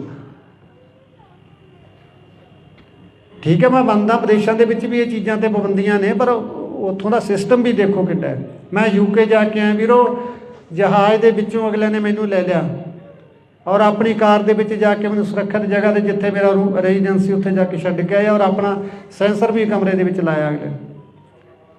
ਔਰ ਵਿਦਇਨ 3 ਮਿੰਟ ਕੋਈ ਤਖਤੇ ਨੂੰ ਧੱਕਾ ਵੀ ਮਾਰ ਗਿਆ ਨਾ ਬਾਹਰੋਂ ਆ ਕੇ, 3 ਮਿੰਟਾਂ ਦੇ ਅੰਦਰ ਅੰਦਰ ਜਿਹੜੀ ਪੁਲਿਸ ਦੀ ਹੈ ਸਰਵਿਸ ਹੈ, ਰੀਸਾਂ ਕਰਦੇ ਉਹਨਾਂ ਦੀਆਂ, ਉਹਨਾਂ ਵਰਗਾ ਸਿਸਟਮ ਦੇ ਕੇ ਦਿਖਾਓ ਪਹਿਲਾਂ। ਔਰ ਮੈਂ ਪਬਲਿਕ ਨੂੰ ਮਿਲਿਆ, ਮੈਨੂੰ ਨਹੀਂ ਲੱਗਿਆ ਮੈਂ ਕਿਸੇ ਬਾਹਰਲੇ ਮੁਲਕ ਦੇ ਵਿੱਚ ਆਇਆ। ਮੈਨੂੰ ਐਂ ਲੱਗਿਆ ਇੱਥੇ ਵੀ ਮੇਰਾ ਪੰਜਾਬ ਹੀ ਵਸਿਆ ਹੋਇਆ, ਇੱਥੇ ਵੀ ਮੇਰੇ ਲੋਕਾਂ ਨੂੰ ਕਿੰਨਾ ਦਰਦ ਹੈ। ਔਰ ਜਿਹੜੇ ਹਾਲ ਦੇ ਵਿੱਚ ਪ੍ਰੋਗਰਾਮ ਰੱਖਿਆ ਸੀ, ਤੁਸੀਂ ਯਕੀਨ ਕਰਿਓ ਤਿਲ ਸਿੱਟਣ ਨੂੰ ਵੀ ਜਗ੍ਹਾ ਨਹੀਂ ਸੀ ਉੱਥੇ, ਔਰ ਸਾਰੇ ਲੋਕ ਟਿਕਟਾਂ ਲੈ ਕੇ ਆਏ ਸੀ। ਪਾਕਿਸਤਾਨੀ ਮੂਲ ਦੀ ਲੜਕੀ ਨੇ ਮੈਕ ਲੈ ਕੇ ਬੋਲਿਆ ਵੀ ਦਿਨ ਵੀ ਸਾਡਾ ਸ਼ੁਰੂ ਸਿੱਧੂ ਦੇ ਨਾਲ ਹੁੰਦਾ ਸੀ, ਸਮਾਪਤੀ ਵੀ ਸਾਡੀ ਸਿੱਧੂ ਦੇ ਨਾਲ ਹੁੰਦੀ ਸੀ, ਔਰ ਕਿਸ ਕਦਰ ਅਸੀਂ ਉਸ ਬੱਚੇ ਨੂੰ ਪਿਆਰ ਕਰਦੇ ਹਾਂ ਤੁਸੀਂ ਅੰਦਾਜ਼ਾ ਵੀ ਨਹੀਂ ਲਾ ਸਕਦੇ। ਔਰ ਇੱਥੇ ਉਹਨੂੰ ਜਾਨਵਰਾਂ ਵਾਂਗੂ ਮਾਰ ਦਿੱਤਾ ਗਿਆ। ਜਿਸ ਬੱਚੇ ਨੇ, ਆਸਟ੍ਰੇਲੀਆ ਤੋਂ ਮੇਰੇ ਕੋਲ ਕੱਲ੍ਹ ਫੋਨ ਆਇਆ, ਹਿੰਦੂ ਮਾਈਂਡਡ ਬੰਦਾ ਹੈ, ਔਰ ਮੈਨੂੰ ਕਹਿੰਦਾ ਜੀ ਮੈਨੂੰ ਤੁਸੀਂ ਜਦੋਂ ਘਰੇ ਆ ਗਏ ਤਾਂ ਮੈਂ ਇੰਡੀਆ ਆਉਣਾ, ਮੈਂ ਮਾਤਾ ਤੋਂ ਦਸਤਾਰਬੰਦੀ ਕਰਾ ਕੇ ਜਾਣੀ ਹੈ। ਦੇਖੋ, ਹਿੰਦੂ ਮਤ ਨਾਲ ਸੰਬੰਧ ਰੱਖਦਾ ਬੰਦਾ, ਕੋਈ ਆਪਾਂ ਉਹਨੂੰ ਪ੍ਰੈਸ਼ਰ ਨਹੀਂ ਕੀਤਾ। ਮੈਂ ਤੁਹਾਨੂੰ ਦੱਸਦਾ ਵੀ ਸਿੱਧੂ ਨੂੰ ਕਈ ਲੋਕ ਪੁੱਛਦੇ ਯਾਰ ਸਿੱਧੂ ਦੀ ਐਡੀ ਕੀ ਦੇਣ ਹੈ। ਇਹ ਦੇਣ ਹੈ ਵੀ ਵਲੰਟੀਅਰ ਰੂਪ ਦੇ ਵਿੱਚ ਉਹ ਬੱਚਾ ਹਿੰਦੂ ਪਰਿਵਾਰ ਸੰਬੰਧ ਰੱਖਦਾ ਔਰ ਕਹਿੰਦਾ ਮੈਂ ਸਿਰ 'ਤੇ ਦਸਤਾਰ ਸਜਾਉਣੀ ਔਰ ਉਸ ਤੋਂ ਬਾਅਦ ਹਮੇਸ਼ਾ ਪੱਗ ਬੰਨ੍ਹ ਕੇ ਰੱਖੂੰਗਾ। ਤੁਸੀਂ ਜਦੋਂ ਘਰੇ ਆ ਕੇ ਮੈਨੂੰ ਮੈਸੇਜ ਕਰ ਦਿਓ ਵੀ ਅਸੀਂ ਪਿੰਡ ਪਹੁੰਚ ਚੁੱਕੇ ਹਾਂ। ਇਹ ਸੀ ਸਿੱਧੂ ਦੀ ਦੇਣ। ਘੱਟੋ ਘੱਟ 150 ਮੁਲਕ ਦੇ ਵਿੱਚ ਪੱਗ ਨੂੰ ਪੁੱਜਦਾ ਕੀਤਾ ਹੈ। ਮੈਂ UK ਜਦੋਂ ਗਿਆ ਤਾਂ ਉੱਥੇ ਮੈਨੂੰ ਬਰਨਾ ਬॉयਜ਼, ਤੁਸੀਂ ਦੇਖਿਆ ਹੋਣਾ, ਕਾਲਾ ਆਪਣਾ ਰੈਪਰ ਹੈ ਨਾਈਜੀਰੀਆ ਦਾ, ਬਹੁਤ ਵੱਡਾ ਰੈਪਰ ਹੈ, ਵੱਡਾ ਸਟੇਟਸ ਹੈ ਬੰਦੇ ਦਾ। ਪਰ ਉਹ ਬੰਦਾ 1 ਮਿੰਟ ਲਈ ਵੀ ਮੇਰੇ ਬਰਾਬਰ ਨਹੀਂ ਸੋਫੇ 'ਤੇ ਬੈਠਾ, ਮੇਰੇ ਪੈਰਾਂ 'ਚ ਬੈਠਾ ਥੱਲੇ। ਔਰ ਉਹਨੇ ਆਪਣੇ ਗਾਣੇ ਦੇ ਵਿੱਚ ਇੱਕ ਫੋਟੋ ਲਾਉਣੀ ਹੈ ਸਿੱਧੂ ਦੀ, ਪਰਮਿਸ਼ਨ ਲੈਣ ਵਾਸਤੇ ਆਇਆ ਵੀ ਤੁਹਾਨੂੰ ਕੋਈ ਇਤਰਾਜ਼ ਤਾਂ ਨਹੀਂ, ਮੈਂ ਭਰਾ ਸੀ ਮੇਰਾ ਸਿੱਧੂ ਔਰ ਮੈਂ ਉਹਦੀ ਫੋਟੋ ਲਾਉਣੀ ਚਾਹੁੰਦਾ, ਤੁਹਾਡੇ ਪਰਿਵਾਰ ਨੂੰ ਕੋਈ ਇਤਰਾਜ਼ ਤਾਂ ਨਹੀਂ। ਔਰ ਸਾਡੇ ਉਹਦੇ ਗਾਣੇ ਚੱਕ ਕੇ ਅਸੀਂ ਕੀ ਕਰੀ ਜਾਂਦੇ। ਔਰ ਜਿਹੜਾ ਵੱਖਰੇ ਮੂਲ ਦਾ, ਵੱਖਰੀ ਨਸਲ ਦਾ, ਵੱਖਰੇ ਸਮਾਜ ਦੇ ਵਿੱਚੋਂ ਆਉਂਦਾ ਹੈ ਕਲਾਕਾਰ, ਉਹ ਸਿੱਧੂ ਨੂੰ ਆਪਣਾ ਭਰਾ ਮੰਨ ਕੇ, ਆਪਣਾ ਆਈਡੀਅਲ ਮੰਨ ਕੇ ਚੱਲ ਰਿਹਾ ਹੈ। ਸਾਡੇ ਆਪਣੇ ਉਹਦੀਆਂ ਗਾਣਿਆਂ ਦੀਆਂ ਤੁਕਾਂ ਚੱਕ ਕੇ ਫਿਲਮਾਂ ਦੇ ਵਿੱਚ ਠੋਕਣ ਦੀ ਕੋਸ਼ਿਸ਼ ਕਰ ਰਿਹਾ, ਕੋਈ ਕਿਤੇ ਆਪੋ ਆਪਣੇ ਢੰਗ ਨਾਲ ਉਹਦੀ ਵਰਤੋਂ ਕਰ ਰਿਹਾ। ਤਾਂ ਸਿੱਧੂ ਦਾ ਆਪਣੇ ਸਮਾਜ 'ਤੇ ਤਾਂ ਅਸਰ ਹੋਣਾ ਸੀ, ਉਹਨਾਂ ਗੋਰਿਆਂ ਦੇ ਵਿੱਚ ਵੀ। ਔਰ ਜੇ ਮੇਰੇ ਸ਼ੋਅ ਦੇ ਵਿੱਚ ਲਗਭਗ 25 ਤੋਂ 30% ਗੋਰੇ ਆਏ ਸੀ, ਜਿਨ੍ਹਾਂ ਦਾ ਸਿੱਧੂ ਨਾਲ ਕੀ ਸੰਬੰਧ ਸੀ। ਪਰ ਜਿਹੜੀ ਪੀੜ੍ਹੀ ਉੱਥੇ ਜਾ ਕੇ ਵੱਸ ਗਈ, ਉਹ ਬੰਦੇ ਕਹਿੰਦੇ ਅਸੀਂ ਇੰਨੇ ਚਿੰਤਤ ਸੀ ਵੀ ਯਾਰ ਅਸੀਂ ਤਾਂ ਪੰਜਾਬੀ ਸੀ, ਸਾਡੇ ਬੱਚੇ ਵੀ ਪੰਜਾਬੀ ਬੋਲਣ ਲੱਗ ਗਏ। ਹੁਣ ਜਿਹੜੇ ਸਾਡੇ ਪੋਤੇ ਆ ਗਏ ਉਹ ਪਿਓਰ ਅੰਗਰੇਜ਼ ਬਣ ਗਏ ਸੀ ਵੀ ਉਹ ਪੰਜਾਬੀ ਨਹੀਂ ਬੋਲਣਾ ਸ਼ੁਰੂ ਕਰ ਰਹੇ ਸੀ। ਯਾਰ ਅਸੀਂ ਬੜੀ ਚਿੰਤਾ ਦੇ ਵਿੱਚ ਸੀ, ਪਰ ਯਾਰ ਉਸ ਚੀਜ਼ ਦਾ ਸਲੂਸ਼ਨ ਸਾਨੂੰ ਸਿੱਧੂ ਨੇ ਦੇਤਾ ਸੀ। ਅਸੀਂ ਤੀਜੀ ਪੀੜ੍ਹੀ ਨੂੰ ਵੀ ਪੰਜਾਬੀ ਨਾਲ ਜੋੜਨ ਲਈ ਸਿੱਧੂ ਦੇ ਗਾਣੇ ਸੁਣਨ ਲੱਗੇ ਸਾਡੇ ਬੱਚੇ। ਔਰ ਹੁਣ ਅਸੀਂ ਯਕੀਨ ਮੰਨੋ ਸਾਡੀ ਗੱਡੀ 'ਚ ਦੂਜਾ ਗਾਣਾ ਵੱਜਦਾ ਹੀ ਨਹੀਂ ਸੀ। ਇਸ ਚੀਜ਼ ਦੀ ਕੀਮਤ ਉਹ ਲੋਕ ਜਾਣਦੇ ਆ ਜੋ ਸਾਡੀ ਜਿਹੜੀ ਮਾਂ ਬੋਲੀ ਨਾਲ ਟੁੱਟ ਰਹੀ ਸੀ ਨਾ ਤੀਜੀ ਪੀੜ੍ਹੀ ਜਾ ਕੇ, ਕਿਉਂਕਿ ਤੀਜੀ ਪੀੜ੍ਹੀ ਅੰਗਰੇਜ਼ ਹੀ ਬਣ ਜਾਂਦੀ ਸੀ। ਅਤੇ ਉਹਨਾਂ ਨੂੰ ਮਤਲਬ ਆਪਣੇ ਸਿੱਧੂ ਦੀ ਦੇਣ ਦਾ ਪਤਾ ਸੀਗਾ ਵੀ ਜੇ ਉਹਨੇ ਗਾਣਿਆਂ ਦੇ ਵਿੱਚ ਪੰਜਾਬੀ ਨੂੰ ਇਸ ਢੰਗ ਨਾਲ ਫਿੱਟ ਕੀਤਾ ਵੀ ਉਹਦੇ 'ਚ ਰੈਪ ਪੰਜਾਬੀ ਪਾਇਆ, ਇੱਕ ਵੱਖਰਾ ਟੇਸਟ ਬਣਾਇਆ ਮਿਊਜ਼ਿਕ ਦਾ, ਉਹ ਚੀਜ਼ ਗੋਰਿਆਂ ਨੂੰ ਵੀ ਭਾਈ ਜਿਹੜੀ ਸਾਡੀ ਤੀਜੀ ਪੀੜ੍ਹੀ ਅੰਗਰੇਜ਼ ਬਣਦੀ ਜਾ ਰਹੀ ਸੀ ਉੱਥੇ, ਉਹ ਵੀ ਕਿਤੇ ਨਾ ਕਿਤੇ ਜਾ ਕੇ ਪੰਜਾਬੀ ਵੱਲ ਮੁੜੇ। ਇਹ ਸਿੱਧੂ ਦੀ ਦੇਣ ਸੀ ਪੰਜਾਬੀ ਮਾਂ ਬੋਲੀ ਨੂੰ। ਸੋ ਜਦੋਂ ਇੰਨੀਆਂ ਦੁਆਵਾਂ ਮੈਂ ਹੁਣ ਇਸ ਗੱਲ ਦੇ ਉੱਤੇ ਮੇਰਾ ਮਨ ਇੰਨਾ ਕੁ ਟਿਕਿਆ ਥੋੜ੍ਹਾ ਜਿਹਾ ਵੀ ਜਦੋਂ ਤੁਹਾਡੀਆਂ ਦੁਆਵਾਂ ਇੰਨੀਆਂ, ਅਸੀਂ ਸਾਰੇ ਲੋਕ ਪਰਮਾਤਮਾ ਨੂੰ ਮੰਨਦੇ ਹਾਂ, ਜੇ ਕਰੋੜਾਂ ਦੁਆਵਾਂ ਦੇ ਨਾਲ ਵੀ ਆਪਾਂ ਨੂੰ ਜਸਟਿਸ ਨਹੀਂ ਮਿਲਦਾ ਤਾਂ ਫਿਰ ਆਪਾਂ ਨੂੰ ਦੁਨਿਆਵੀ ਅਦਾਲਤਾਂ ਵੀ ਨਹੀਂ ਦੇ ਸਕਦੇ। ਤੁਸੀਂ ਸਾਰੇ ਤਹਿ ਦਿਲੋਂ ਸਿੱਧੂ ਨੂੰ ਪਿਆਰ ਕਰਦੇ ਹੋ, ਸਾਰੇ ਆਪਦੇ ਦੀਨ ਮਜ਼ਹਬ ਦੇ ਹਿਸਾਬ ਨਾਲ ਉਹਨੂੰ ਅਰਦਾਸ ਕਰਦੇ ਹੋ ਗੁਰੂ ਦੇ ਅੱਗੇ ਵੀ ਸੱਚੇ ਪਾਤਸ਼ਾਹ ਸਾਡਾ ਕੋਈ ਕਸੂਰ ਨਹੀਂ ਸੀ, ਸਾਨੂੰ ਬੇਕਸੂਰਾ ਮਾਰਿਆ ਗਿਆ। ਜੇ ਫਿਰ ਵੀ ਜਸਟਿਸ ਨਾ ਮਿਲਿਆ ਤਾਂ ਅਗਲੇ ਸਿੱਧੂ ਨੂੰ ਕਿਸੇ ਨੂੰ ਜਸਟਿਸ ਮਿਲਦਾ ਤਾਂ ਆਪਾਂ ਉਮੀਦ ਵੀ ਨਹੀਂ ਕਰ ਸਕਦੇ, ਜੇ ਇੰਨੀਆਂ ਭਾਵਨਾਵਾਂ ਜੁੜੀਆਂ ਹੋਣ ਦੇ ਬਾਵਜੂਦ ਵੀ ਸਾਨੂੰ ਜਸਟਿਸ ਨਾ ਮਿਲੇ। ਆਰੋਪੀ ਫੜੇ ਜਾ ਚੁੱਕੇ ਨੇ ਲਗਭਗ, ਪਰ ਮਾਸਟਰਮਾਈਂਡ ਸਿੱਧੂ ਕਿੰਨਾਂ ਦੀਆਂ ਅੱਖਾਂ ਦੇ ਵਿੱਚ ਚੁਭਿਆ। ਬਸ ਮੈਨੂੰ ਤਾਂ ਉਹਨਾਂ ਦਾ ਇਹ ਪਤਾ ਲੱਗਣਾ ਚਾਹੀਦਾ ਵੀ ਯਾਰ ਇਸ ਬੰਦੇ ਨੂੰ ਤਕਲੀਫ ਸੀ, ਇਹਨੇ ਕੋਈ ਇਸ ਤਰ੍ਹਾਂ ਕੋਈ ਸੁਪਾਰੀ ਦੇ ਕੇ ਮਰਵਾਇਆ ਗਿਆ, ਕਿਉਂਕਿ ਮੈਨੂੰ ਵੀ ਨਹੀਂ ਹਾਲੇ ਤੱਕ ਇਸ ਗੱਲ ਦਾ ਪਤਾ ਵੀ ਉਹਨੂੰ ਆਖਰ ਨੂੰ ਮਾਰਿਆ ਤਾਂ ਮਾਰਿਆ ਕੀ ਨੇ, ਮਾਰਨ ਵਾਲੇ ਨੂੰ ਕੀ ਮਿਲਿਆ ਉਹਨੂੰ ਮਾਰ ਕੇ। ਉਹ ਤਾਂ ਇੱਕ ਦੇਸ਼ ਦਾ, ਕੌਮ ਦਾ, ਮਾਂ ਬੋਲੀ ਦਾ ਯਾਰ ਚੰਗਾ ਕੰਮ ਕਰ ਰਿਹਾ ਸੀ। ਸ਼ੁਰੂ ਦੇ ਵਿੱਚ ਉਹਦੇ ਉੱਤੇ ਵੈਪਨ ਦੇ ਇਤਰਾਜ਼ ਲੱਗੇ ਵੀ ਉਹ ਵੈਪਨ 'ਤੇ ਗਾਉਂਦਾ, ਪਰ ਹੁਣ ਤਾਂ ਵੈਪਨ ਤੋਂ ਵੀ ਮੋੜਾ ਖਾ ਗਿਆ ਸੀ ਉਹ, ਕਿਉਂਕਿ ਜਿਵੇਂ ਜਿਵੇਂ ਮੈਚਿਓਰ ਹੋ ਰਿਹਾ ਸੀ, ਜਿਵੇਂ ਜਿਵੇਂ ਉਹਨੂੰ ਅਕਲ ਆ ਰਹੀ ਸੀ, ਉਵੇਂ ਉਹ ਮੁੱਦਿਆਂ ਵੱਲ, ਸਥਾਨਕ ਵੱਲ, ਸਮੱਸਿਆਵਾਂ ਜੋ ਦਰਪੇਸ਼ ਸੀਗੀਆਂ ਉਹਨਾਂ ਵੱਲ ਉਹਦਾ ਝੁਕਾਅ ਹੋ ਰਿਹਾ ਸੀਗਾ। ਫਿਰ ਹੁਣ ਉਹਨੂੰ ਮਾਰਨ ਦੀ ਕੀ ਲੋੜ ਪੈ ਗਈ ਸੀ? ਜਾਂ ਤਾਂ ਮੈਂ ਕਹਿ ਸਕਦਾ ਵੀ ਇਹਨਾਂ ਨੇ ਫਿਰ ਮੈਦਾਨ ਵਿਹਲਾ ਕੀਤਾ ਵੀ ਜੇ ਸਿੱਧੂ ਰਿਹਾ ਤਾਂ ਅਸੀਂ ਨਹੀਂ ਚੱਲਣਾ, ਜਾਂ ਪੋਲੀਟਿਕਸ ਦਾ ਵੀ ਕੰਮ ਹੋ ਸਕਦਾ। ਤੁਸੀਂ ਸ਼ੁਰੂ ਦੇ ਵਿੱਚ ਜਦੋਂ ਸਿੱਧੂ ਦਾ ਕੇਸ ਹੋਇਆ ਤੁਸੀਂ ਗੱਲ ਦੇਖੀ ਹੋਣੀ ਹੈ, ਅਕਾਲੀ ਨੇਤਾ ਦਾ ਇੱਕ ਦਾ ਨਾਮ ਆਉਂਦਾ ਸੀਗਾ ਸੰਦੀਪ ਕਾਹਲੋਂ, ਕੌਣ ਸੀ ਉਹ ਤੋਂ ਵੈਪਨ ਫੜੇ ਜਾਂਦੇ ਨੇ 1 ਸਾਲ ਪਹਿਲਾਂ, ਔਰ ਪਰਦੇ 'ਤੇ ਆਉਂਦਾ ਔਰ ਗਾਇਬ ਹੋ ਜਾਂਦਾ। ਮੈਂ ਉਹ ਵੀ ਸਰਕਾਰ ਦੇ ਧਿਆਨ 'ਚ ਲਿਆ ਰਿਹਾ, ਤਸੱਲੀ ਨਾਲ ਇਮਾਨਦਾਰੀ ਨਾਲ ਜਾਂਚ ਕਰ ਦਿਓ, ਸਜ਼ਾ ਤੁਹਾਡਾ ਮਨ ਕਰਦਾ ਦੇ ਦਿਓ, ਜੇ ਤੁਹਾਨੂੰ ਜੀ ਕਰਦਾ ਵੀ ਇਹ ਕੋਈ ਚੰਗਾ ਕੰਮ ਕਰਦੇ ਤਾਂ ਛੱਡ ਦਿਓ, ਕੋਈ ਗੱਲ ਨਹੀਂ। ਅੱਜ ਮੈਂ ਕੋਈ ਨਵੀਂ ਸਟੇਟਮੈਂਟ ਜਾਂ ਕੋਈ ਬਿਆਨ ਦੇਣ ਦਾ ਮੇਰਾ ਕੋਈ ਇਰਾਦਾ ਨਹੀਂ ਸੀਗਾ, ਪਰ ਜਿਹੜੀ ਛਿੜੀ ਗੱਲ ਦੇ ਵਿੱਚ ਜਿਹੜੀਆਂ ਮਾਈਨਰ ਗੱਲਾਂ ਹੋ ਹੀ ਜਾਂਦੀਆਂ, ਅਤੇ ਜੋ ਆਪਣਾ ਜਸਟਿਸ ਦੀ ਜੋ ਤਫਤੀਸ਼ ਹੈ ਕਾਫੀ ਵੱਡੀ ਪੱਧਰ ਦੇ ਉੱਤੇ ਰੱਦੋ ਬਦਲ ਹੋਏ ਨੇ, ਹੁਣ ਸਾਰੇ ਅਫਸਰ ਇੱਧਰ ਉੱਧਰ ਹੋਏ ਨੇ, ਤਾਂ ਹੁਣ ਆਪਾਂ ਲੱਗੇ ਹੋਏ ਹਾਂ ਉਹਨਾਂ ਦੇ ਉੱਤੇ। ਤਾਂ ਮੈਂ ਵੀ ਉਮੀਦ ਕਰਦਾ ਵੀ ਅਗਲੇ ਸਮੇਂ ਦੇ ਵਿੱਚ ਆਪਾਂ ਨੂੰ ਕੁਛ ਨਾ ਕੁਛ ਇਹਦੇ 'ਚੋਂ ਨਿਕਲੂਗਾ ਲਾਜ਼ਮੀ। ਤਾਂ ਇੰਨਾ ਤੁਸੀਂ ਸਾਰਿਆਂ ਨੇ ਇੰਨਾ ਸਮਾਂ ਦਿੱਤਾ, ਇੰਨੀ ਬਾਟੋ ਸਮਾਂ ਕੱਢ ਕੇ ਉਹਨਾਂ ਤੋਂ ਪਰਮਾਤਮਾ ਤੁਹਾਡਾ ਕਦਮ ਕਦਮ ਲੇਖੇ ਲਾਵੇ। ਕੋਈ ਸ਼ਬਦ ਵੱਧ ਘੱਟ ਕਿਸੇ ਨੂੰ ਨਾ ਚੰਗਾ ਲੱਗਿਆ ਹੋਵੇ, ਸੰਗਤ ਮਾਫ ਕਰਨਯੋਗ ਹੈ। ਵਾਹਿਗੁਰੂ ਜੀ ਕਾ ਖਾਲਸਾ, ਵਾਹਿਗੁਰੂ ਜੀ ਕੀ ਫਤਿਹ। ਸੰਗ ਜੀ ਸਭ ਤੋਂ ਪਹਿਲਾਂ ਫਤਿਹ ਅਰਜ਼ ਕਰਦਾ, ਵਾਹਿਗੁਰੂ ਜੀ ਕਾ ਖਾਲਸਾ, ਵਾਹਿਗੁਰੂ ਜੀ ਕੀ ਫਤਿਹ। ਜਿਵੇਂ ਤੁਹਾਨੂੰ ਸਾਰਿਆਂ ਨੂੰ ਭਲੀ ਭਾਂਤ ਪਤਾ ਇਸ ਗੱਲ ਦਾ ਵੀ ਆਪਾਂ ਪਿਛਲੇ 6 ਮਹੀਨੇ ਤੋਂ ਲੱਗੇ ਹੋਏ ਹਾਂ। ਕਾਫੀ ਚੈਨਲ ਨੇ ਆਪਣੇ ਅਲਟੀਮੇਟਮ ਬਾਰੇ ਜਾਂ ਕੁਛ ਇੱਦਾਂ ਦੀਆਂ ਗੱਲਾਂ ਕਰੀਆਂ ਕਾਫੀ, ਔਰ ਆਪਾਂ ਕਿਹਾ ਵੀ ਸੀ ਸਰਕਾਰ ਨੂੰ, ਪਰ ਜਿਵੇਂ ਮੈਂ ਯੂਕੇ ਜਾਣ ਤੋਂ ਪਹਿਲਾਂ ਡੀਜੀ ਸਾਹਿਬ ਨੂੰ ਮਿਲ ਕੇ ਗਿਆ ਸੀਗਾ, ਪਰ ਉਹਨਾਂ ਨੇ ਜਿਹੜੇ ਆਪਾਂ ਉਹਨਾਂ ਨੂੰ ਨੁਕਤੇ ਦੇ ਕੇ ਆਏ ਸੀਗੇ ਉਹ 'ਤੇ ਬਖੂਬੀ ਕੰਮ ਚੱਲ ਰਿਹਾ। ਹੁਣ ਕੱਲ੍ਹ ਆਪਣੇ ਜ਼ਿਲ੍ਹੇ ਦੇ SSP ਸਾਹਿਬ ਆਪਣੀ ਟੀਮ ਨੂੰ ਲੈ ਕੇ ਮੁਲਾਕਾਤ ਕਰਕੇ ਗਏ ਨੇ। ਜੋ ਹੋਇਆ ਉਹ ਇਨਵੈਸਟੀਗੇਸ਼ਨ ਦਾ ਹਿੱਸਾ ਹੈ ਨਾ, ਮੈਂ ਤੁਹਾਨੂੰ ਸਾਰੀ ਗੱਲ ਆਪਾਂ ਮਾਈਕ 'ਤੇ ਨਹੀਂ ਕਰ ਸਕਦੇ, ਔਰ ਕੁਛ ਹੋਇਆ ਕੁਛ ਹੋ ਰਿਹਾ। ਉਮੀਦ ਜੀ ਵੱਝਦੀ ਹੈ ਵੀ ਸ਼ਾਇਦ ਕਿਸੇ ਗੱਲ ਕਿਨਾਰੇ ਲੱਗ ਸਕਦੀ ਹੈ, ਤਾਂ ਉਹਦਾ ਕਰਕੇ ਆਪਾਂ ਥੋੜ੍ਹਾ ਜਿਹਾ ਸਮਾਂ ਜੋ ਇਹ ਸੀਗਾ ਵੀ ਆਪਾਂ ਕਿਵੇਂ ਨਾ ਕਿਵੇਂ ਸੰਘਰਸ਼ ਨੂੰ ਹੋਰ ਤੇਜ਼ ਕਰੀਏ, ਤਾਂ ਉਹਦੇ ਲਈ ਥੋੜ੍ਹਾ ਜਿਹਾ ਵੇਟਿੰਗ ਦੇ ਵਿੱਚ ਆਪਾਂ ਜ਼ਰੂਰ ਗਏ ਹਾਂ, क्योंकि केस उलझा होया ही इन्ना है कि कोई कितों चल के आ गया, कोई महाराष्ट्र तो आ गया, कोई MP तो आ गया। बल सारे दोषियों दियां क्राइम है पहली बार है और बाहरों आए, दूरों दूरों आए। इनू ट्रेस करन ते समा जरूर लगता है, क्योंकि जो आप गल करते हैं वो गल समझ आती है।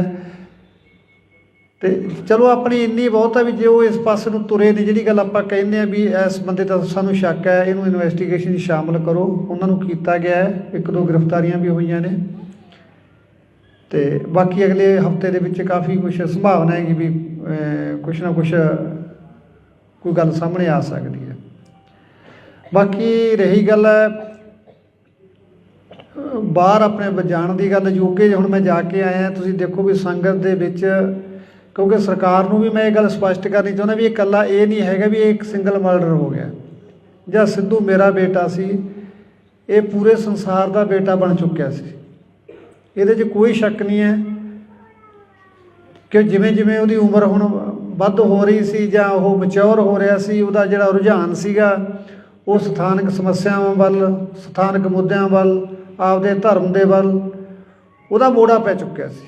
वो अपनी उन्हें लास्ट वाली लिखतां सारियां दसदियां ने किदां उन्हें स्केप गॉट गाया, लोकल मुद्दे चुके उहदे विच, जिद्दां उन्हें SYL गाया, स्टेट दीयां समस्यावां नूं चक्किया उहदे च, कौम दीयां समस्यावां नूं चक्किया उहदे विच। मतलब वो इस पासे नूं उहदा मोड़ा पै चुक्या सी। और जिन्हां हालातां 'ਚ ਉਹਦੀ मौत हुई जाके ये भी बड़ा बुझारत बनी हुई है भी ऐसा की वापरिया भी उस बच्चे नूं इन्नी घिनौनी मौत दी गई। और इस चीज़ का ब्रिटिश सरकार दे विच भी बड़ा वड्डा रोस है, क्योंकि सिद्धू यूके का PR सी और उन्हें मैनू भी ये गल लुका के रखी मेरे तो भी जे मैं पापा नूं दसता भी मैं यूके ते ने मैनूं इत्थे रहण नहीं देना, कोई तू जा इत्थे बैठा ही करना फिर। पर वह लगा इस सीगा इत्थों का भी उन्हें वो लैण के बावजूद भी उत्थे रहना नहीं चंगा समझिया। वो आपदे पिंड की कमजोरी सी, क्योंकि शुरू तो ही उन्हें जिवें कहा भी मैं जिथे भी जावां मेरा पिंड मेरे नाल जावे, मेरा खिता मेरे नाल जावे। वो शायद इस गल दे विच गड़ुच इन्ना हो गया भी वो अपने भविख नूं भी दात ते ला बैठा, समझ नहीं सकिया भी इत्थे जिहड़ियां दुश्मनां दीयां धाड़ां तुरियां फिरदियां ने, जिन्हों तू अपना समझ रहा तो इत्थे तेरा अपना कोई नहीं रहा। 40 बंदे तेनों मारन ते लगे हुए ने, पर वो बच्चा इन्हां गल्लां तो अणजाण कह लीए जां उन्होंने पता होवे, उन्हें मैनू ना दस्सिया होवे, रब जाणदा है मन दे विच की लैके चला गया। पर उहदियां लिखतां जिस तरह वो लिखदा सी उन्हां तो लगदा भी जरूर उहदे मन दे उत्ते कोई वजन तां सीगा। काफ़ी उदास लहजे दे विच उहने काफ़ी लिखे, चाहे आपां लास्ट राइड कह लीए उहदे विच उहने कल्ली कल्ली गल दा बयान कीता। उहने मौत नूं नेड़े तो देखिया उस गल दे विच, पर वो जिवें गल्लां करदा सी असीं दुनियावी होण दे नाते उहदे नाल नाराज़ भी हुंदे सी इस पक्ष तो भी तूं ये की लिखी जाना। उहने वो कहदा मैं तां टुपा के ते लिखिआ, ये तां जिहड़े मेरे पहलां मैं जिन्हां नूं पढ़दा जिन्हां नूं मैं देखदा मैं तां उन्हां ते लिखिआ है ना। वो कह दिंदा चल असीं भी चुप कर जांदे भी हो सकदा उह ते लिखिआ होवे, पर जदों आपदे नाल वापर गई फिर ऐ लग्गिआ भी ये तां अपने समझण 'ਚ ही फर्क रह गया। वो तां सारा कुछ अपनी जवानी दस्सी जांदा सी। ये हुण बीते की गल हो चुकी है वीरो, इस गल ते कुछ भी नहीं निबड़ना, क्योंकि ना तो आपां जो नुकसान खा लिया वो पूरा होना है। हाँ सरकारां अगे इन्नी क बेनती जरूर करते हैं भी घट्टो घट्ट जदों हासोहीने फैसले करदियां ने दुख बड़ा हुंदा है। लाइसेंस लैने तो सरकार ने पहले ही इन्ने औखे किए हुए सी भी जे बंदा एक बारी इहदी लाइन 'ਚ लग जे ना, मेरा ख्याल एक बारी रिन्यू कराउण लग जे तो मुड़ के उहदा जी करदा मसला सिੱਟ के भज जा। इन्ना औखा प्रोसैस है लाइसेंस लैण दा, इहनूं रिन्यू कराउण दा, कोई इहदे विच चेंज करनी है भी बंदे नूं ऐ लगदा जिवें मैं 84 वाले गेट 'ਚ ही पै गया हुंदा, इन्ना औखा काम है। और उल्टा उहनूं बंद करन दे उत्ते तां बिल्कुल निहत्था करन वाली गल ही करती। तुसीं देखो बदमाशां दे कोले जिहड़ा असला है रशियन वैपन AK-47 45 का USA दे असला 30 दे पिस्टल ਜਿਹੜੇ ਬੰਦੇ ਨੂੰ ਪਾੜ ਕੇ ਰੱਖ ਦਿੰਦੇ ਨੇ, ਜੇ ਕਿੱਲਾ ਪਾੜ ਦੂੰਗੀ। ਔਰ ਜੇ ਅਸੀਂ ਲਾਇਸੈਂਸ ਲੈ ਰੱਖੇ ਨੇ, ਕੋਈ 12 ਬੋਰ ਦਾ ਲੈ ਲਿਆ ਕਿਸੇ ਨੇ ਆਪਦੀ ਸੇਫਟੀ ਵਾਸਤੇ, ਜੇ ਕੋਈ ਜਾਂ 32 ਬੋਰ ਦਾ ਲੈ ਲਿਆ, ਉਹਦੇ ਵਿੱਚ ਕੀ ਨੁਕਸਾਨ ਵਾਲੀ ਗੱਲ ਹੋਊਗੀ? ਤੁਸੀਂ ਸੈਂਕੜੇ ਜੁਰਮਾਂ ਦਾ ਅਧਿਐਨ ਕਰਕੇ ਵੇਖ ਲਓ। ਜੇ ਆਪਾਂ ਇਕੱਲਾ ਸੂਰੀ ਦਾ ਦੇਖੀਏ ਵੀ ਕਤਲ ਜਿਹੜਾ ਹੋਇਆ ਉਹ ਜ਼ਰੂਰ ਲਾਇਸੈਂਸੀ ਅਸਲੇ ਨਾਲ ਹੋ ਗਿਆ। ਬਾਕੀ ਮੇਰਾ ਖਿਆਲ ਇੱਕ ਵੀ ਕਿਲਿੰਗ ਹੈ ਜਿਹੜੀ ਉਹ ਲਾਇਸੈਂਸੀ ਅਸਲੇ ਨਾਲ ਨਹੀਂ ਹੋਈ। ਔਰ ਜਿਹੜਾ 2 ਨੰਬਰ ਦਾ ਅਸਲਾ ਹੈ ਉਹ 'ਤੇ ਕੋਈ ਕੰਟਰੋਲ ਨਹੀਂ। 5-5 ਜਾਣੇ ਦੁਕਾਨ ਦੇ ਵਿੱਚ ਧਾੜਾਂ ਪਰ ਨੰਗੇ ਮੂੰਹ ਵੜ ਜਾਂਦੇ ਨੇ, ਬੰਦਾ ਮਾਰ ਕੇ ਭੱਜ ਜਾਂਦੇ ਨੇ, ਕੋਈ ਦਿੱਕਤ ਵਾਲੀ ਗੱਲ ਨਹੀਂ। ਛੋਟੇ ਤੋਂ ਛੋਟੇ ਗੈਂਗਸਟਰ ਦੇ ਕੋਲੇ ਵੀ 30 ਤੋਂ ਘੱਟ ਦਾ ਪਿਸਟਲ ਨਹੀਂ ਹੈ, ਔਰ ਬੜੀ ਆਸਾਨੀ ਨਾਲ ਉਹਨੂੰ ਮਿਲ ਵੀ ਰਹੇ ਨੇ। ਔਰ ਕੋਈ ਉਹ ਯੂਪੀ ਕਾਨਪੁਰ ਵਾਲਾ ਨਹੀਂ ਲੈਂਦੇ, ਸਾਰਾ ਇੰਪੋਰਟਡ ਅਸਲਾ ਸਾਰਾ ਉਹਨਾਂ ਕੋਲੇ। ਉਧਰ ਵੱਲ ਨੂੰ ਕਿਸੇ ਦਾ ਕੋਈ ਧਿਆਨ ਨਹੀਂ। ਜੇ ਧਿਆਨ ਆ ਗਿਆ ਤਾਂ ਜਿਹੜੀਆਂ ਮਨ ਪੱਕੀਆਂ, ਜੇ ਤੁਸੀਂ ਅੱਜ DC ਦਫ਼ਤਰ ਜਾਓਗੇ, ਅਸਲੇ ਦਾ ਲਾਇਸੈਂਸ ਅਪਲਾਈ ਕਰੋ ਤਾਂ ਤੁਹਾਡੀ ਰੈੱਡ ਕਰਾਸ ਦੀ 50,000 ਦੀ ਤਾਂ ਪਰਚੀ ਕੱਟ ਦੇਣਗੇ। ਜੇ ਸਿਫਾਰਸ਼ਾਂ ਲਾ ਕੇ ਉਹਨੂੰ ਤੁਸੀਂ 10-20 'ਚ ਕਰਾ ਵੀ ਲਓਗੇ, ਫਿਰ ਵੀ ਤੁਹਾਡਾ ਘੱਟੋ ਘੱਟ 1.5 ਤੋਂ 2 ਲੱਖ ਰੁਪਈਆ ਲਾ ਕੇ ਤੁਹਾਨੂੰ ਲਾਇਸੈਂਸ ਮਿਲਦਾ ਹੈ। ਕੌਣ ਲਊਗਾ? ਜਿਹੜਾ ਕੋਈ ਫਸਿਆ ਵੇਲੇ ਕੁ ਵੇਲੇ, ਜਿਹਨੂੰ ਸਰਦਾ ਵੀ ਮੈਨੂੰ ਕੋਈ ਅੜਿੱਕਾ ਨਾ। ਪਰਸੋਂ ਸੁਨਿਆਰ ਦੇ ਉੱਤੇ ਅੰਮ੍ਰਿਤਸਰ ਹੋਈ ਹੈ ਘਟਨਾ, ਜੇ ਉਹਦੇ ਕੋਲ ਅਸਲਾ ਨਾ ਹੁੰਦਾ ਉਹ ਤਾਂ ਮਾਰਤਾ ਸੀ। ਜਿਹੜਾ ਬੰਦਾ ਕੋਈ 4 ਪੈਸੇ ਦਾ ਕਾਰੋਬਾਰ ਕਰਦਾ, ਉਹਦੀ ਸੇਫਟੀ ਲਈ ਲੈਂਦਾ, ਡਿਫੈਂਸ ਲਈ ਲੈਂਦਾ, ਠੀਕ ਹੈ, ਦਿਖਾਵਾ ਮਾੜੀ ਗੱਲ ਹੈ, ਨਹੀਂ ਕਰਨਾ ਚਾਹੀਦਾ। ਤੇ ਜੇ ਤੁਸੀਂ ਜਾ ਕੇ ਬੱਚਿਆਂ ਦੇ ਪਰਚੇ ਕਰਨ ਲੱਗ ਜਾਓਗੇ ਤਾਂ ਕਿੱਡੀ ਮਾੜੀ ਗੱਲ ਹੈ।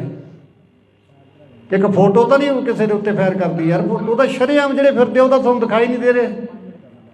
ਇੱਕ ਮਰਡਰ ਕਰਨ ਵਾਲਾ ਬੰਦਾ ਧਮਕੀਆਂ ਦੇ ਰਿਹਾ, ਹਰ ਛੋਟੇ ਸਿੰਗਰ ਨੂੰ ਧਮਕੀ ਆਈ ਜਾਂਦੀ ਹੈ। ਜੇ ਕਿਸੇ ਨੂੰ ਧਮਕੀ ਆਉਂਦੀ ਹੈ ਤਾਂ 384 ਦਾ ਪਰਚਾ ਦੇਣਾ ਬਣਦਾ ਉਸ ਬੰਦੇ ਦੇ ਉੱਤੇ। ਸਗੋਂ ਜਾਂਦੇ ਆ ਥਾਣੇ, ਸਮਝਾ ਕੇ ਮੋੜ ਦਿੰਦੇ ਆ। ਤਾਂ ਕੀ ਲੈਣਾ ਯਾਰ, ਤੂੰ ਜਵਾਕ ਜੱਲੇ ਵਾਲਾ ਬੰਦਾ, ਇਹਨਾਂ ਦਾ ਕੀ ਪਤਾ ਤੈਨੂੰ ਕਦੋਂ ਮਾਰ ਦੇਣਗੇ।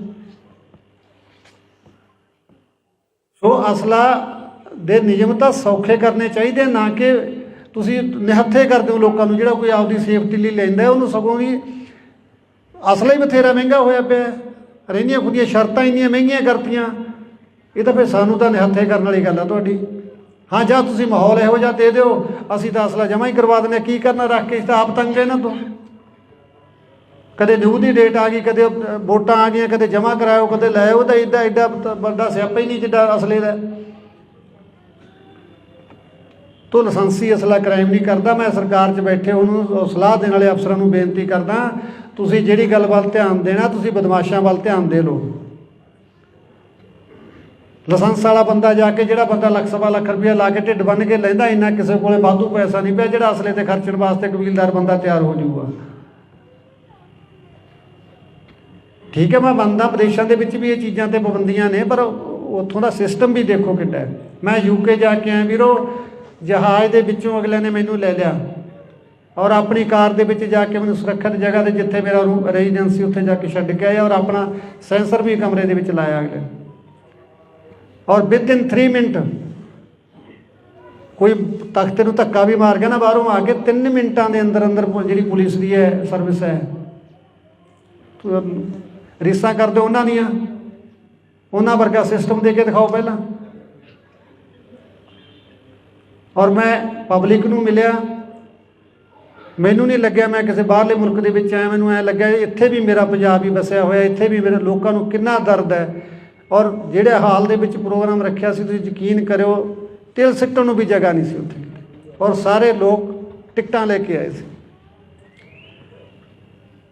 ਪਾਕਿਸਤਾਨੀ ਮੂਲ ਦੀ ਲੜਕੀ ਨੇ ਮੈਕ ਲੈ ਕੇ ਬੋਲਿਆ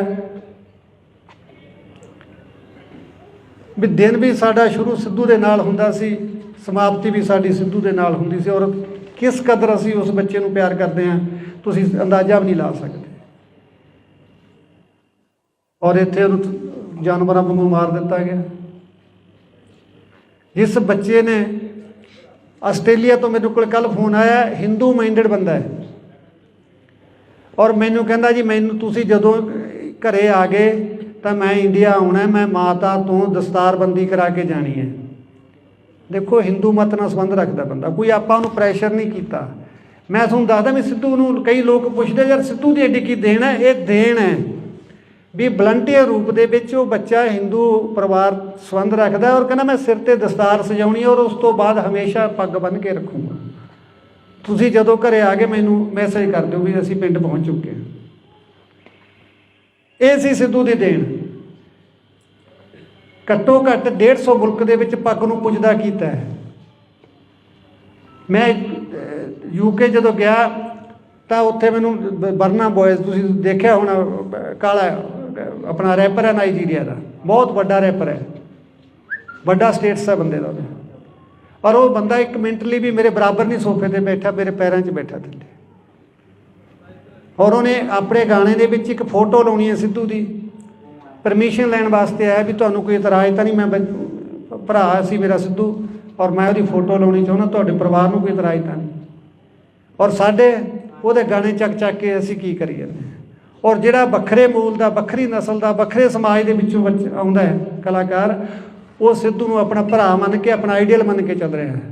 ਸਾਡੇ ਆਪਣੇ ਉਹਦੀਆਂ ਗਾਣਿਆਂ ਦੀਆਂ ਤੁਕਾਂ ਚੱਕ ਕੇ ਫਿਲਮਾਂ ਦੇ ਵਿੱਚ ਠੋਕਣ ਦੀ ਕੋਸ਼ਿਸ਼ ਕਰ ਰਿਹਾ, ਕੋਈ ਕਿਤੇ ਕਿਤੇ ਆਪੋ ਆਪਣੇ ਢੰਗ ਨਾਲ ਉਹਦੀ ਵਰਤੋਂ ਕਰ ਰਿਹਾ। ਤਾਂ ਸਿੱਧੂ ਦਾ ਆਪਣੇ ਸਮਾਜ 'ਤੇ ਤਾਂ ਅਸਰ ਹੋਣਾ ਸੀ, ਉਹਨਾਂ ਗੋਰਿਆਂ ਦੇ ਵਿੱਚ ਵੀ।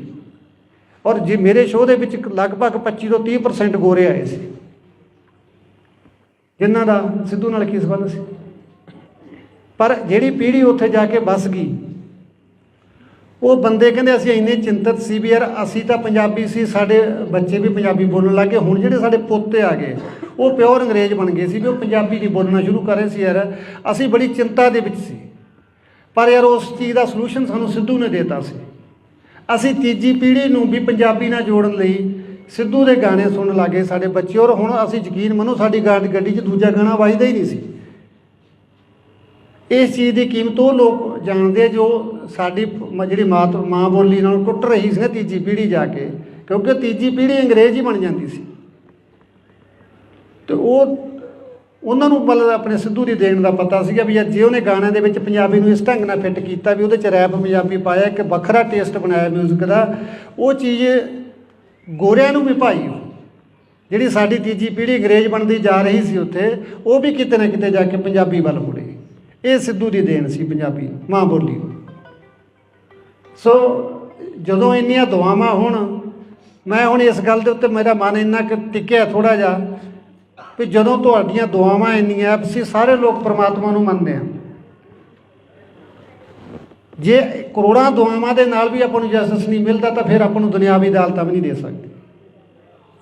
ਤੁਸੀਂ ਸਾਰੇ ਤਹਿ ਦਿਲੋਂ ਸਿੱਧੂ ਨੂੰ ਪਿਆਰ ਕਰਦੇ ਹੋ, ਸਾਰੇ ਆਪਦੇ ਦੀਨ ਮਜ਼ਹਬ ਦੇ ਹਿਸਾਬ ਨਾਲ ਉਹਨੂੰ ਅਰਦਾਸ ਕਰਦੇ ਹਾਂ ਗੁਰੂ ਦੇ ਅੱਗੇ ਵੀ ਸੱਚੇ ਪਾਤਸ਼ਾਹ ਸਾਡਾ ਕੋਈ ਕਸੂਰ ਨਹੀਂ ਸੀ, ਸਾਨੂੰ ਬੇਕਸੂਰਾ ਮਾਰਿਆ ਗਿਆ। ਜੇ ਫਿਰ ਵੀ ਜਸਟਿਸ ਨਾ ਮਿਲਿਆ ਤਾਂ ਅਗਲੇ ਸਿੱਧੂ ਨੂੰ ਕਿਸੇ ਨੂੰ ਜਸਟਿਸ ਮਿਲਦਾ ਤਾਂ ਆਪਾਂ ਉਮੀਦ ਵੀ ਨਹੀਂ ਕਰ ਸਕਦੇ, ਜੇ ਇੰਨੀਆਂ ਭਾਵਨਾਵਾਂ ਜੁੜੀਆਂ ਹੋਣ ਦੇ ਬਾਵਜੂਦ ਵੀ ਸਾਨੂੰ ਜਸਟਿਸ ਨਾ ਮਿਲਿਆ। ਆਰੋਪੀ ਫੜੇ ਜਾ ਚੁੱਕੇ ਨੇ ਲਗਭਗ, ਪਰ ਮਾਸਟਰਮਾਈਂਡ ਸਿੱਧੂ ਕਿੰਨਾਂ ਦੀਆਂ ਅੱਖਾਂ ਦੇ ਵਿੱਚ ਚੁਭਿਆ।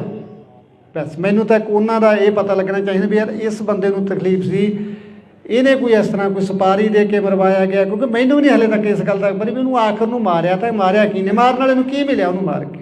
ਉਹ ਤਾਂ ਇੱਕ ਦੇਸ਼ ਦਾ, ਕੌਮ ਦਾ, ਮਾਂ ਬੋਲੀ ਦਾ ਯਾਰ ਚੰਗਾ ਕੰਮ ਕਰ ਰਿਹਾ ਸੀ।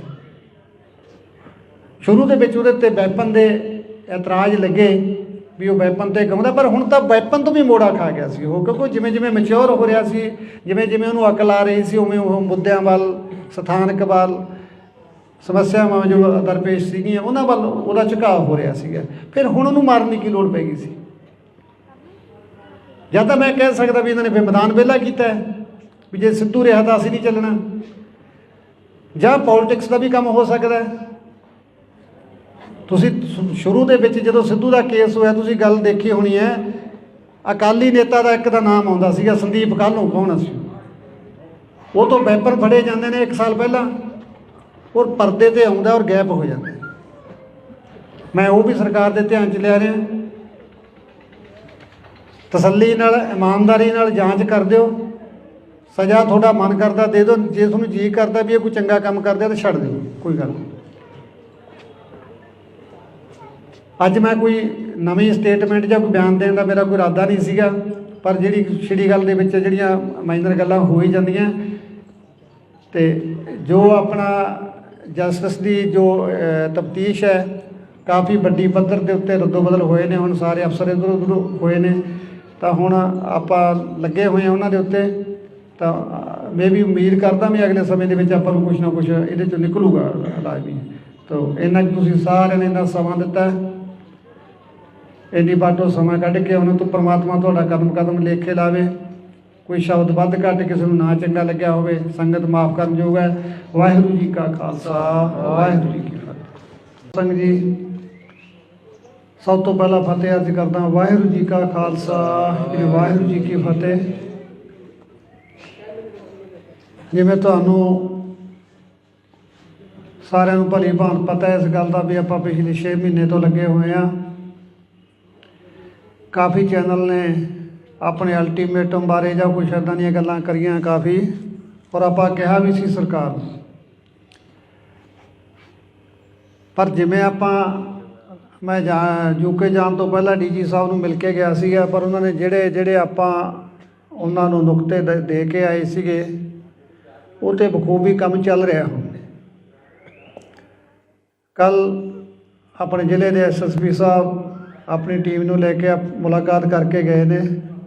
ਜੋ ਹੋਇਆ ਉਹ ਇਨਵੈਸਟੀਗੇਸ਼ਨ ਦਾ ਹਿੱਸਾ ਹੈ ਨਾ। ਮੈਂ ਤੁਹਾਨੂੰ ਸਾਰੀ ਗੱਲ ਆਪਾਂ ਮਾਈਕ 'ਤੇ ਨਹੀਂ ਕਰ ਸਕਦੇ, ਔਰ ਕੁਛ ਹੋਇਆ ਕੁਛ ਹੋ ਰਿਹਾ। ਉਮੀਦ ਜੀ ਵੱਜਦੀ ਹੈ ਵੀ ਸ਼ਾਇਦ ਕਿਸੇ ਗੱਲ ਕਿਨਾਰੇ ਲੱਗ ਸਕਦੀ ਹੈ, ਤਾਂ ਉਹਦਾ ਕਰਕੇ ਆਪਾਂ ਥੋੜ੍ਹਾ ਜਿਹਾ ਸਮਾਂ ਜੋ ਇਹ ਸੀਗਾ ਵੀ ਆਪਾਂ ਕਿਵੇਂ ਨਾ ਕਿਵੇਂ ਸੰਘਰਸ਼ ਨੂੰ ਹੋਰ ਤੇਜ਼ ਕਰੀਏ, ਤਾਂ ਉਹਦੇ ਲਈ ਥੋੜ੍ਹਾ ਜਿਹਾ ਵੇਟਿੰਗ ਦੇ ਵਿੱਚ ਆਪਾਂ ਜ਼ਰੂਰ ਗਏ ਹਾਂ। ਕਿਉਂਕਿ ਕੇਸ ਉਲਝਿਆ ਹੋਇਆ ਹੀ ਇੰਨਾ ਹੈ ਕਿ ਕੋਈ ਕਿਤੋਂ ਚੱਲ ਕੇ ਆ ਗਿਆ, ਕੋਈ ਮਹਾਰਾਸ਼ਟਰ ਤੋਂ ਆ ਗਿਆ, ਕੋਈ MP ਤੋਂ ਆ ਗਿਆ। ਵੱਲ ਸਾਰੇ ਦੋਸ਼ੀਆਂ ਦੀਆਂ ਕ੍ਰਾਈਮ ਹੈ ਪਹਿਲੀ ਵਾਰ ਹੈ, ਔਰ ਬਾਹਰੋਂ ਹੈ, ਦੂਰੋਂ ਹੈ। ਇਹਨੂੰ ਟਰੇਸ ਕਰਨ 'ਤੇ ਸਮਾਂ ਜ਼ਰੂਰ ਲੱਗਦਾ ਹੈ, ਕਿਉਂਕਿ ਜਦੋਂ ਆਪਾਂ ਗੱਲ ਕਰਦੇ ਹਾਂ ਉਹ ਗੱਲ ਸਮਝ ਆਉਂਦੀ ਹੈ। ਅਤੇ ਚਲੋ ਆਪਣੀ ਇੰਨੀ ਬਹੁਤ ਹੈ ਵੀ ਜੇ ਉਹ ਇਸ ਪਾਸੇ ਨੂੰ ਤੁਰੇ ਨੇ, ਜਿਹੜੀ ਗੱਲ ਆਪਾਂ ਕਹਿੰਦੇ ਹਾਂ ਵੀ ਇਸ ਬੰਦੇ ਦਾ ਸਾਨੂੰ ਸ਼ੱਕ ਹੈ, ਇਹਨੂੰ ਇਨਵੈਸਟੀਗੇਸ਼ਨ 'ਚ ਸ਼ਾਮਲ ਕਰੋ, ਉਹਨਾਂ ਨੂੰ ਕੀਤਾ ਗਿਆ ਹੈ। 1-2 ਗ੍ਰਿਫਤਾਰੀਆਂ ਵੀ ਹੋਈਆਂ ਨੇ, ਅਤੇ ਬਾਕੀ ਅਗਲੇ ਹਫਤੇ ਦੇ ਵਿੱਚ ਕਾਫੀ ਕੁਛ ਸੰਭਾਵਨਾ ਹੈਗੀ ਵੀ ਕੁਛ ਨਾ ਕੁਛ ਕੋਈ ਗੱਲ ਸਾਹਮਣੇ ਆ ਸਕਦੀ ਹੈ। ਬਾਕੀ ਰਹੀ ਗੱਲ ਬਾਹਰ ਆਪਣੇ ਜਾਣ ਦੀ ਗੱਲ, ਯੂਕੇ ਹੁਣ ਮੈਂ ਜਾ ਕੇ ਆਇਆ। ਤੁਸੀਂ ਦੇਖੋ ਵੀ ਸੰਗਤ ਦੇ ਵਿੱਚ, ਕਿਉਂਕਿ ਸਰਕਾਰ ਨੂੰ ਵੀ ਮੈਂ ਇਹ ਗੱਲ ਸਪਸ਼ਟ ਕਰਨੀ ਚਾਹੁੰਦਾ ਵੀ ਇਹ ਇਕੱਲਾ ਇਹ ਨਹੀਂ ਹੈਗਾ ਵੀ ਇਹ ਇੱਕ ਸਿੰਗਲ ਮਰਡਰ ਹੋ ਗਿਆ ਜਾਂ ਸਿੱਧੂ ਮੇਰਾ ਬੇਟਾ ਸੀ, ਇਹ ਪੂਰੇ ਸੰਸਾਰ ਦਾ ਬੇਟਾ ਬਣ ਚੁੱਕਿਆ ਸੀ। ਇਹਦੇ 'ਚ ਕੋਈ ਸ਼ੱਕ ਨਹੀਂ ਹੈ ਕਿ ਜਿਵੇਂ ਉਹਦੀ ਉਮਰ ਹੁਣ ਵੱਧ ਹੋ ਰਹੀ ਸੀ ਜਾਂ ਉਹ ਮੈਚਿਓਰ ਹੋ ਰਿਹਾ ਸੀ, ਉਹਦਾ ਜਿਹੜਾ ਰੁਝਾਨ ਸੀਗਾ ਉਹ ਸਥਾਨਕ ਸਮੱਸਿਆਵਾਂ ਵੱਲ, ਸਥਾਨਕ ਮੁੱਦਿਆਂ ਵੱਲ, ਆਪਦੇ ਧਰਮ ਦੇ ਵੱਲ ਉਹਦਾ ਮੋੜਾ ਪੈ ਚੁੱਕਿਆ ਸੀ। ਉਹ ਆਪਣੀ ਉਹਨੇ ਲਾਸਟ ਵਾਲੀਆਂ ਲਿਖਤਾਂ ਸਾਰੀਆਂ ਦੱਸਦੀਆਂ ਨੇ ਕਿੱਦਾਂ ਉਹਨੇ ਸਕੇਪਗੋਟ ਗਾਇਆ, ਲੋਕਲ ਮੁੱਦੇ ਚੁੱਕੇ ਉਹਦੇ ਵਿੱਚ, ਜਿੱਦਾਂ ਉਹਨੇ SYL ਲਗਾਇਆ, ਸਟੇਟ ਦੀਆਂ ਸਮੱਸਿਆਵਾਂ ਨੂੰ ਚੱਕਿਆ ਉਹਦੇ 'ਚ, ਕੌਮ ਦੀਆਂ ਸਮੱਸਿਆਵਾਂ ਨੂੰ ਚੱਕਿਆ ਉਹਦੇ ਦੇ ਵਿੱਚ। ਮਤਲਬ ਉਹ ਇਸ ਪਾਸੇ ਨੂੰ ਉਹਦਾ ਮੋੜਾ ਪੈ ਚੁੱਕਿਆ ਸੀ, ਔਰ ਜਿਨ੍ਹਾਂ ਹਾਲਾਤਾਂ 'ਚ ਉਹਦੀ ਮੌਤ ਹੋਈ ਜਾ ਕੇ ਇਹ ਵੀ ਬੜਾ ਬੁਝਾਰਤ ਬਣੀ ਹੋਈ ਹੈ ਵੀ ਐਸਾ ਕੀ ਵਾਪਰਿਆ ਵੀ ਉਸ ਬੱਚੇ ਨੂੰ ਇੰਨੀ ਘਿਨਾਉਣੀ ਮੌਤ ਦਿੱਤੀ ਗਈ। ਔਰ ਇਸ ਚੀਜ਼ ਦਾ ਬ੍ਰਿਟਿਸ਼ ਸਰਕਾਰ ਦੇ ਵਿੱਚ ਵੀ ਬੜਾ ਵੱਡਾ ਰੋਸ ਹੈ, ਕਿਉਂਕਿ ਸਿੱਧੂ UK ਦਾ PR ਸੀ, ਔਰ ਉਹਨੇ ਮੈਨੂੰ ਵੀ ਇਹ ਗੱਲ ਲੁਕਾ ਕੇ ਰੱਖੀ ਮੇਰੇ ਤੋਂ ਵੀ ਜੇ ਮੈਂ ਪਾਪਾ ਨੂੰ ਦੱਸਤਾ ਵੀ ਮੈਂ UK ਤੇ ਨੇ ਮੈਨੂੰ ਇੱਥੇ ਰਹਿਣ ਨਹੀਂ ਦੇਣਾ, ਕਹੂ ਤੂੰ ਜਾ ਇੱਥੇ ਬੈਠਾ ਹੀ ਕਰਦਾ ਫਿਰ। ਪਰ ਉਹਦਾ ਲਗਾਅ ਇਹ ਸੀਗਾ ਇੱਥੋਂ ਦਾ ਵੀ ਉਹਨੇ ਉਹਦੇ ਲੈਣ ਦੇ ਬਾਵਜੂਦ ਵੀ ਉੱਥੇ ਰਹਿਣਾ ਨਹੀਂ ਚੰਗਾ ਸਮਝਿਆ। ਉਹ ਆਪਦੇ ਪਿੰਡ ਉਹਦੀ ਕਮਜ਼ੋਰੀ ਸੀ, ਕਿਉਂਕਿ ਸ਼ੁਰੂ ਤੋਂ ਹੀ ਉਹਨੇ ਜਿਵੇਂ ਕਿਹਾ ਵੀ ਮੈਂ ਜਿੱਥੇ ਵੀ ਜਾਵਾਂ ਮੇਰਾ ਪਿੰਡ ਮੇਰੇ ਨਾਲ ਜਾਵੇ, ਮੇਰਾ ਖਿੱਤਾ ਮੇਰੇ ਨਾਲ ਜਾਵੇ।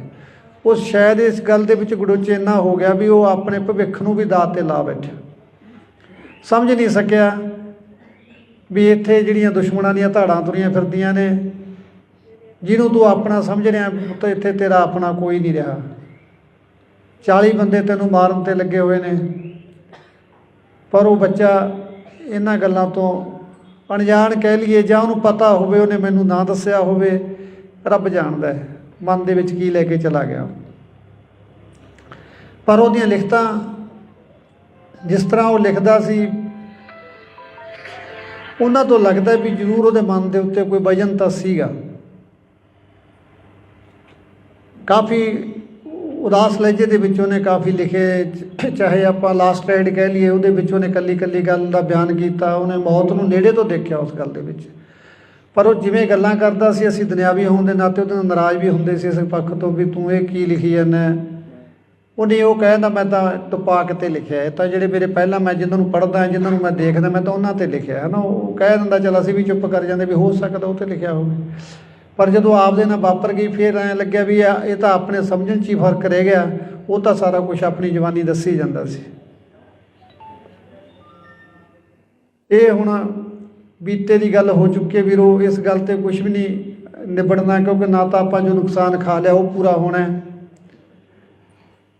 ਹਾਂ, ਸਰਕਾਰਾਂ ਅੱਗੇ ਇੰਨੀ ਕੁ ਬੇਨਤੀ ਜ਼ਰੂਰ ਕਰਦੇ ਹਾਂ ਵੀ ਘੱਟੋ ਘੱਟ ਜਦੋਂ ਹਾਸੋਹੀਣੇ ਫੈਸਲੇ ਕਰਦੀਆਂ ਨੇ ਦੁੱਖ ਬੜਾ ਹੁੰਦਾ ਹੈ। ਲਾਇਸੈਂਸ ਲੈਣੇ ਤਾਂ ਸਰਕਾਰ ਨੇ ਪਹਿਲਾਂ ਹੀ ਇੰਨੇ ਔਖੇ ਕੀਤੇ ਹੋਏ ਸੀ ਵੀ ਜੇ ਬੰਦਾ ਇੱਕ ਵਾਰੀ ਇਹਦੀ ਲਾਈਨ 'ਚ ਲੱਗ ਜੇ ਨਾ, ਮੇਰਾ ਖਿਆਲ ਇੱਕ ਵਾਰੀ ਰਿਨਿਊ ਕਰਾਉਣ ਲੱਗ ਜੇ ਤਾਂ ਮੁੜ ਕੇ ਉਹਦਾ ਜੀਅ ਕਰਦਾ ਮਸਲਾ ਸਿੱਟ ਕੇ ਭੱਜ ਜਾ। ਇੰਨਾ ਔਖਾ ਪ੍ਰੋਸੈਸ ਹੈ ਲਾਇਸੈਂਸ ਲੈਣ ਦਾ, ਇਹਨੂੰ ਰਿਨਿਊ ਕਰਾਉਣ ਦਾ, ਕੋਈ ਇਹਦੇ ਵਿੱਚ ਚੇਂਜ ਕਰਨੀ ਹੈ ਵੀ ਬੰਦੇ ਨੂੰ ਐਂ ਲੱਗਦਾ ਜਿਵੇਂ ਮੈਂ 84 ਵਾਲੇ ਗੇੜ 'ਚ ਹੀ ਪੈ ਗਿਆ ਹੁੰਦਾ। ਇੰਨਾ ਔਖਾ ਕੰਮ ਹੈ। ਔਰ ਉਲਟਾ ਉਹਨੂੰ ਬੰਦ ਕਰਨ ਦੇ ਉੱਤੇ ਤਾਂ ਬਿਲਕੁਲ ਨਿਹੱਥਾ ਕਰਨ ਵਾਲੀ ਗੱਲ ਹੀ ਕਰਤੀ। ਤੁਸੀਂ ਦੇਖੋ ਬਦਮਾਸ਼ਾਂ ਦੇ ਕੋਲੇ ਜਿਹੜਾ ਅਸਲਾ ਹੈ ਰਸ਼ੀਅਨ ਵੈਪਨ AK-47 45 ਦਾ USA ਦੇ ਅਸਲਾ 30 ਦੇ ਪਿਸਟਲ ਜਿਹੜੇ ਬੰਦੇ ਨੂੰ ਪਾੜ ਕੇ ਰੱਖ ਦਿੰਦੇ ਨੇ ਜੇ ਕਿੱਲਾ ਪਾੜ ਤੋਂ ਵੀ। ਔਰ ਜੇ ਅਸੀਂ ਲਾਇਸੈਂਸ ਲੈ ਰੱਖੇ ਨੇ, ਕੋਈ 12 ਬੋਰ ਦਾ ਲੈ ਲਿਆ ਕਿਸੇ ਨੇ ਆਪਦੀ ਸੇਫਟੀ ਵਾਸਤੇ, ਜੇ ਕੋਈ ਜਾਂ 32 ਬੋਰ ਦਾ ਲੈ ਲਿਆ, ਉਹਦੇ ਵਿੱਚ ਕੀ ਨੁਕਸਾਨ ਵਾਲੀ ਗੱਲ ਹੋ ਗਈ। ਤੁਸੀਂ ਸੈਂਕੜੇ ਜੁਰਮਾਂ ਦਾ ਅਧਿਐਨ ਕਰਕੇ ਵੇਖ ਲਓ। ਜੇ ਆਪਾਂ ਇਕੱਲਾ ਸੂਰੀ ਦਾ ਦੇਖੀਏ ਵੀ ਕਤਲ ਜਿਹੜਾ ਹੋਇਆ ਉਹ ਜ਼ਰੂਰ ਲਾਇਸੈਂਸੀ ਅਸਲੇ ਨਾਲ ਹੋ ਗਿਆ। ਬਾਕੀ ਮੇਰਾ ਖਿਆਲ ਇੱਕ ਵੀ ਕਿਲਿੰਗ ਹੈ ਜਿਹੜੀ ਉਹ ਲਾਇਸੈਂਸੀ ਅਸਲੇ ਨਾਲ ਨਹੀਂ ਹੋਈ। ਔਰ ਜਿਹੜਾ 2 ਨੰਬਰ ਦਾ ਅਸਲਾ ਹੈ ਉਹ 'ਤੇ ਕੋਈ ਕੰਟਰੋਲ ਨਹੀਂ। 5-5 ਜਾਣੇ ਦੁਕਾਨ ਦੇ ਵਿੱਚ ਧਾੜਾਂ ਪਰ ਨੰਗੇ ਮੂੰਹ ਵੜ ਜਾਂਦੇ ਨੇ, ਬੰਦਾ ਮਾਰ ਕੇ ਭੱਜ ਜਾਂਦੇ ਨੇ, ਕੋਈ ਦਿੱਕਤ ਵਾਲੀ ਗੱਲ ਨਹੀਂ। ਛੋਟੇ ਤੋਂ ਛੋਟੇ ਗੈਂਗਸਟਰ ਦੇ ਕੋਲੇ ਵੀ 30 ਤੋਂ ਘੱਟ ਦਾ ਪਿਸਟਲ ਨਹੀਂ ਹੈ ਔਰ ਬੜੀ ਆਸਾਨੀ ਨਾਲ ਉਹਨੂੰ ਮਿਲ ਵੀ ਰਹੇ ਨੇ। ਔਰ ਕੋਈ ਉਹ ਯੂਪੀ ਕਾਨਪੁਰ ਵਾਲਾ ਨਹੀਂ ਲੈਂਦੇ, ਸਾਰਾ ਇੰਪੋਰਟਡ ਅਸਲਾ ਸਾਰਾ ਉਹਨਾਂ ਕੋਲੇ। ਉਧਰ ਵੱਲ ਨੂੰ ਕਿਸੇ ਦਾ ਕੋਈ ਧਿਆਨ ਨਹੀਂ। ਜੇ ਧਿਆਨ ਆ ਗਿਆ ਤਾਂ ਜਿਹੜੀਆਂ ਮਨ ਪੱਕੀਆਂ, ਜੇ ਤੁਸੀਂ ਅੱਜ DC ਦਫ਼ਤਰ ਜਾਓਗੇ ਅਸਲੇ ਦਾ ਲਾਇਸੈਂਸ ਅਪਲਾਈ ਕਰੋ ਤਾਂ ਤੁਹਾਡੀ ਰੈੱਡ ਕਰਾਸ ਦੀ 50,000 ਦੀ ਤਾਂ ਪਰਚੀ ਕੱਟ ਦੇਣਗੇ। ਜੇ ਸਿਫਾਰਸ਼ਾਂ ਲਾ ਕੇ ਉਹਨੂੰ ਤੁਸੀਂ 10-20 'ਚ ਕਰਾ ਵੀ ਲਓਗੇ ਫਿਰ ਵੀ ਤੁਹਾਡਾ ਘੱਟੋ ਘੱਟ 1.5 ਤੋਂ 2 ਲੱਖ ਰੁਪਈਆ ਲਾ ਕੇ ਤੁਹਾਨੂੰ ਲਾਇਸੈਂਸ ਮਿਲਦਾ ਹੈ। ਕੌਣ ਲਊਗਾ? ਜਿਹੜਾ ਕੋਈ ਫਸਿਆ ਵੇਲੇ ਇੱਕ ਵੇਲੇ ਜਿਹਨੂੰ ਸਰਦਾ ਵੀ ਮੈਨੂੰ ਕੋਈ ਅੜਿੱਕਾ ਨਾ। ਪਰਸੋਂ ਸੁਨਿਆਰ ਦੇ ਉੱਤੇ ਅੰਮ੍ਰਿਤਸਰ ਹੋਈ ਹੈ ਘਟਨਾ, ਜੇ ਉਹਦੇ ਕੋਲ ਅਸਲਾ ਨਾ ਹੁੰਦਾ ਉਹ ਤਾਂ ਮਾਰਤਾ ਸੀ। ਜਿਹੜਾ ਬੰਦਾ ਕੋਈ 4 ਪੈਸੇ ਦਾ ਕਾਰੋਬਾਰ ਕਰਦਾ ਉਹਦੀ ਸੇਫਟੀ ਲਈ ਲੈਂਦਾ, ਡਿਫੈਂਸ ਲਈ ਲੈਂਦਾ, ਠੀਕ ਹੈ, ਦਿਖਾਵਾ ਮਾੜੀ ਗੱਲ ਹੈ, ਨਹੀਂ ਕਰਨਾ ਚਾਹੀਦਾ। ਅਤੇ ਜੇ ਤੁਸੀਂ ਜਾ ਕੇ ਬੱਚਿਆਂ 'ਤੇ ਪਰਚੇ ਕਰਨ ਲੱਗ ਜਾਓਗੇ ਤਾਂ ਕਿੱਡੀ ਮਾੜੀ ਗੱਲ ਹੈ। ਇੱਕ ਫੋਟੋ ਤਾਂ ਨਹੀਂ ਕਿਸੇ ਦੇ ਉੱਤੇ ਫਾਇਰ ਕਰਦੀ ਯਾਰ, ਫੋਟੋ ਤਾਂ ਸ਼ਰੇਆਮ ਜਿਹੜੇ ਫਿਰਦੇ ਉਹ ਤਾਂ ਤੁਹਾਨੂੰ ਦਿਖਾਈ ਨਹੀਂ ਦੇ ਰਹੇ। ਇੱਕ ਮਰਡਰ ਕਰਨ ਵਾਲਾ ਬੰਦਾ ਧਮਕੀਆਂ ਦੇ ਰਿਹਾ, ਹਰ ਛੋਟੇ ਸਿੰਗਰ ਨੂੰ ਧਮਕੀ ਆਈ ਜਾਂਦੀ ਹੈ। ਜੇ ਕਿਸੇ ਨੂੰ ਧਮਕੀ ਆਉਂਦੀ ਹੈ ਤਾਂ 384 ਦਾ ਪਰਚਾ ਦੇਣਾ ਬਣਦਾ ਉਸ ਬੰਦੇ ਦੇ ਉੱਤੇ। ਸਗੋਂ ਜਾਂਦੇ ਆ ਥਾਣੇ ਸਮਝਾ ਕੇ ਮੋੜ ਦਿੰਦੇ ਆ। ਤੈਂ ਕੀ ਲੈਣਾ ਯਾਰ, ਤੂੰ ਜਵਾਕ ਜੱਲੇ ਵਾਲਾ ਬੰਦਾ, ਇਹਨਾਂ ਦਾ ਕੀ ਪਤਾ ਤੈਨੂੰ ਕਦੋਂ ਮਾਰ ਦੇਣਗੇ। ਸੋ ਅਸਲਾ ਦੇ ਨਿਯਮ ਤਾਂ ਸੌਖੇ ਕਰਨੇ ਚਾਹੀਦੇ, ਨਾ ਕਿ ਤੁਸੀਂ ਨਿਹੱਥੇ ਕਰਦੇ ਹੋ ਲੋਕਾਂ ਨੂੰ। ਜਿਹੜਾ ਕੋਈ ਆਪਦੀ ਸੇਫਟੀ ਲਈ ਲੈਂਦਾ ਉਹਨੂੰ ਸਗੋਂ ਵੀ ਅਸਲਾ ਹੀ ਬਥੇਰਾ ਮਹਿੰਗਾ ਹੋਇਆ ਪਿਆ, ਰਹਿੰਦੀਆਂ ਖੁਦੀਆਂ ਸ਼ਰਤਾਂ ਇੰਨੀਆਂ ਮਹਿੰਗੀਆਂ ਕਰਤੀਆਂ। ਇਹ ਤਾਂ ਫਿਰ ਸਾਨੂੰ ਤਾਂ ਨਿਹੱਥੇ ਕਰਨ ਵਾਲੀ ਗੱਲ ਆ ਤੁਹਾਡੀ। ਹਾਂ, ਜਾਂ ਤੁਸੀਂ ਮਾਹੌਲ ਇਹੋ ਜਿਹਾ ਦੇ ਦਿਓ, ਅਸੀਂ ਤਾਂ ਅਸਲਾ ਜਮ੍ਹਾਂ ਹੀ ਕਰਵਾ ਦਿੰਦੇ। ਕੀ ਕਰਨਾ ਰੱਖ ਕੇ, ਤਾਂ ਆਪ ਤੰਗ ਇਹਨਾਂ ਤੋਂ। ਕਦੇ ਨਿਊ ਦੀ ਡੇਟ ਆ ਗਈ, ਕਦੇ ਵੋਟਾਂ ਆ ਗਈਆਂ, ਕਦੇ ਜਮ੍ਹਾਂ ਕਰਾਇਓ, ਕਦੇ ਲੈ ਆਓ। ਤਾਂ ਐਡਾ ਵੱਡਾ ਸਿਆਪਾ ਹੀ ਨਹੀਂ ਜਿੱਡਾ ਅਸਲੇ ਦਾ। ਤੋ ਲਾਇਸੈਂਸੀ ਅਸਲਾ ਕ੍ਰਾਈਮ ਨਹੀਂ ਕਰਦਾ। ਮੈਂ ਸਰਕਾਰ 'ਚ ਬੈਠੇ ਉਹਨੂੰ ਸਲਾਹ ਦੇਣ ਵਾਲੇ ਅਫਸਰਾਂ ਨੂੰ ਬੇਨਤੀ ਕਰਦਾ, ਤੁਸੀਂ ਜਿਹੜੀ ਗੱਲ ਵੱਲ ਧਿਆਨ ਦੇਣਾ, ਤੁਸੀਂ ਬਦਮਾਸ਼ਾਂ ਵੱਲ ਧਿਆਨ ਦੇ ਲਓ। ਲਾਇਸੈਂਸ ਵਾਲਾ ਬੰਦਾ ਜਾ ਕੇ, ਜਿਹੜਾ ਬੰਦਾ ਲੱਖ ਸਵਾ ਲੱਖ ਰੁਪਇਆ ਲਾ ਕੇ ਢਿੱਡ ਬੰਨ੍ਹ ਕੇ ਲੈਂਦਾ, ਇੰਨਾ ਕਿਸੇ ਕੋਲੇ ਵਾਧੂ ਪੈਸਾ ਨਹੀਂ ਪਿਆ ਜਿਹੜਾ ਅਸਲੇ ਤੇ ਖਰਚਣ ਵਾਸਤੇ ਕਬੀਲਦਾਰ ਬੰਦਾ ਤਿਆਰ ਹੋ ਜਾਊਗਾ। ਠੀਕ ਹੈ, ਮੈਂ ਮੰਨਦਾ ਵਿਦੇਸ਼ਾਂ ਦੇ ਵਿੱਚ ਵੀ ਇਹ ਚੀਜ਼ਾਂ ਤੇ ਪਾਬੰਦੀਆਂ ਨੇ, ਪਰ ਉੱਥੋਂ ਦਾ ਸਿਸਟਮ ਵੀ ਦੇਖੋ ਕਿੱਡਾ ਹੈ। ਮੈਂ UK ਜਾ ਕੇ ਆਇਆ ਵੀਰੋ, ਜਹਾਜ਼ ਦੇ ਵਿੱਚੋਂ ਅਗਲੇ ਨੇ ਮੈਨੂੰ ਲੈ ਲਿਆ ਔਰ ਆਪਣੀ ਕਾਰ ਦੇ ਵਿੱਚ ਜਾ ਕੇ ਮੈਨੂੰ ਸੁਰੱਖਿਅਤ ਜਗ੍ਹਾ 'ਤੇ, ਜਿੱਥੇ ਮੇਰਾ ਰੈਜ਼ੀਡੈਂਸੀ, ਉੱਥੇ ਜਾ ਕੇ ਛੱਡ ਕੇ ਆਇਆ ਔਰ ਆਪਣਾ ਸੈਂਸਰ ਵੀ ਕਮਰੇ ਦੇ ਵਿੱਚ ਲਾਇਆ ਅਗਲੇ। ਔਰ ਵਿਦਿਨ 3 ਮਿੰਟ ਕੋਈ ਤਖਤੇ ਨੂੰ ਧੱਕਾ ਵੀ ਮਾਰ ਗਿਆ ਨਾ ਬਾਹਰੋਂ ਆ ਕੇ, 3 ਮਿੰਟਾਂ ਦੇ ਅੰਦਰ ਅੰਦਰ ਜਿਹੜੀ ਪੁਲਿਸ ਦੀ ਹੈ ਸਰਵਿਸ ਹੈ, ਰੀਸਾਂ ਕਰਦੇ ਉਹਨਾਂ ਦੀਆਂ, ਉਹਨਾਂ ਵਰਗਾ ਸਿਸਟਮ ਦੇ ਕੇ ਦਿਖਾਓ ਪਹਿਲਾਂ। ਔਰ ਮੈਂ ਪਬਲਿਕ ਨੂੰ ਮਿਲਿਆ, ਮੈਨੂੰ ਨਹੀਂ ਲੱਗਿਆ ਮੈਂ ਕਿਸੇ ਬਾਹਰਲੇ ਮੁਲਕ ਦੇ ਵਿੱਚ ਆਇਆ, ਮੈਨੂੰ ਐਂ ਲੱਗਿਆ ਇੱਥੇ ਵੀ ਮੇਰਾ ਪੰਜਾਬ ਹੀ ਵਸਿਆ ਹੋਇਆ, ਇੱਥੇ ਵੀ ਮੇਰੇ ਲੋਕਾਂ ਨੂੰ ਕਿੰਨਾ ਦਰਦ ਹੈ। ਔਰ ਜਿਹੜੇ ਹਾਲ ਦੇ ਵਿੱਚ ਪ੍ਰੋਗਰਾਮ ਰੱਖਿਆ ਸੀ, ਤੁਸੀਂ ਯਕੀਨ ਕਰਿਓ ਤਿਲ ਸਿੱਟਣ ਨੂੰ ਵੀ ਜਗ੍ਹਾ ਨਹੀਂ ਸੀ ਉੱਥੇ, ਔਰ ਸਾਰੇ ਲੋਕ ਟਿਕਟਾਂ ਲੈ ਕੇ ਆਏ ਸੀ। ਪਾਕਿਸਤਾਨੀ ਮੂਲ ਦੀ ਲੜਕੀ ਨੇ ਮੈਕ ਲੈ ਕੇ ਬੋਲਿਆ ਵੀ ਦਿਨ ਵੀ ਸਾਡਾ ਸ਼ੁਰੂ ਸਿੱਧੂ ਦੇ ਨਾਲ ਹੁੰਦਾ ਸੀ, ਸਮਾਪਤੀ ਵੀ ਸਾਡੀ ਸਿੱਧੂ ਦੇ ਨਾਲ ਹੁੰਦੀ ਸੀ, ਔਰ ਕਿਸ ਕਦਰ ਅਸੀਂ ਉਸ ਬੱਚੇ ਨੂੰ ਪਿਆਰ ਕਰਦੇ ਹਾਂ ਤੁਸੀਂ ਅੰਦਾਜ਼ਾ ਵੀ ਨਹੀਂ ਲਾ ਸਕਦੇ। ਔਰ ਇੱਥੇ ਉਹਨੂੰ ਜਾਨਵਰਾਂ ਵਾਂਗੂ ਮਾਰ ਦਿੱਤਾ ਗਿਆ। ਜਿਸ ਬੱਚੇ ਨੇ, ਆਸਟ੍ਰੇਲੀਆ ਤੋਂ ਮੇਰੇ ਕੋਲ ਕੱਲ੍ਹ ਫੋਨ ਆਇਆ, ਹਿੰਦੂ ਮਾਈਂਡਡ ਬੰਦਾ ਹੈ, ਔਰ ਮੈਨੂੰ ਕਹਿੰਦਾ ਜੀ ਮੈਨੂੰ ਤੁਸੀਂ ਜਦੋਂ ਘਰੇ ਆ ਗਏ ਤਾਂ ਮੈਂ ਇੰਡੀਆ ਆਉਣਾ, ਮੈਂ ਮਾਤਾ ਤੋਂ ਦਸਤਾਰਬੰਦੀ ਕਰਾ ਕੇ ਜਾਣੀ ਹੈ।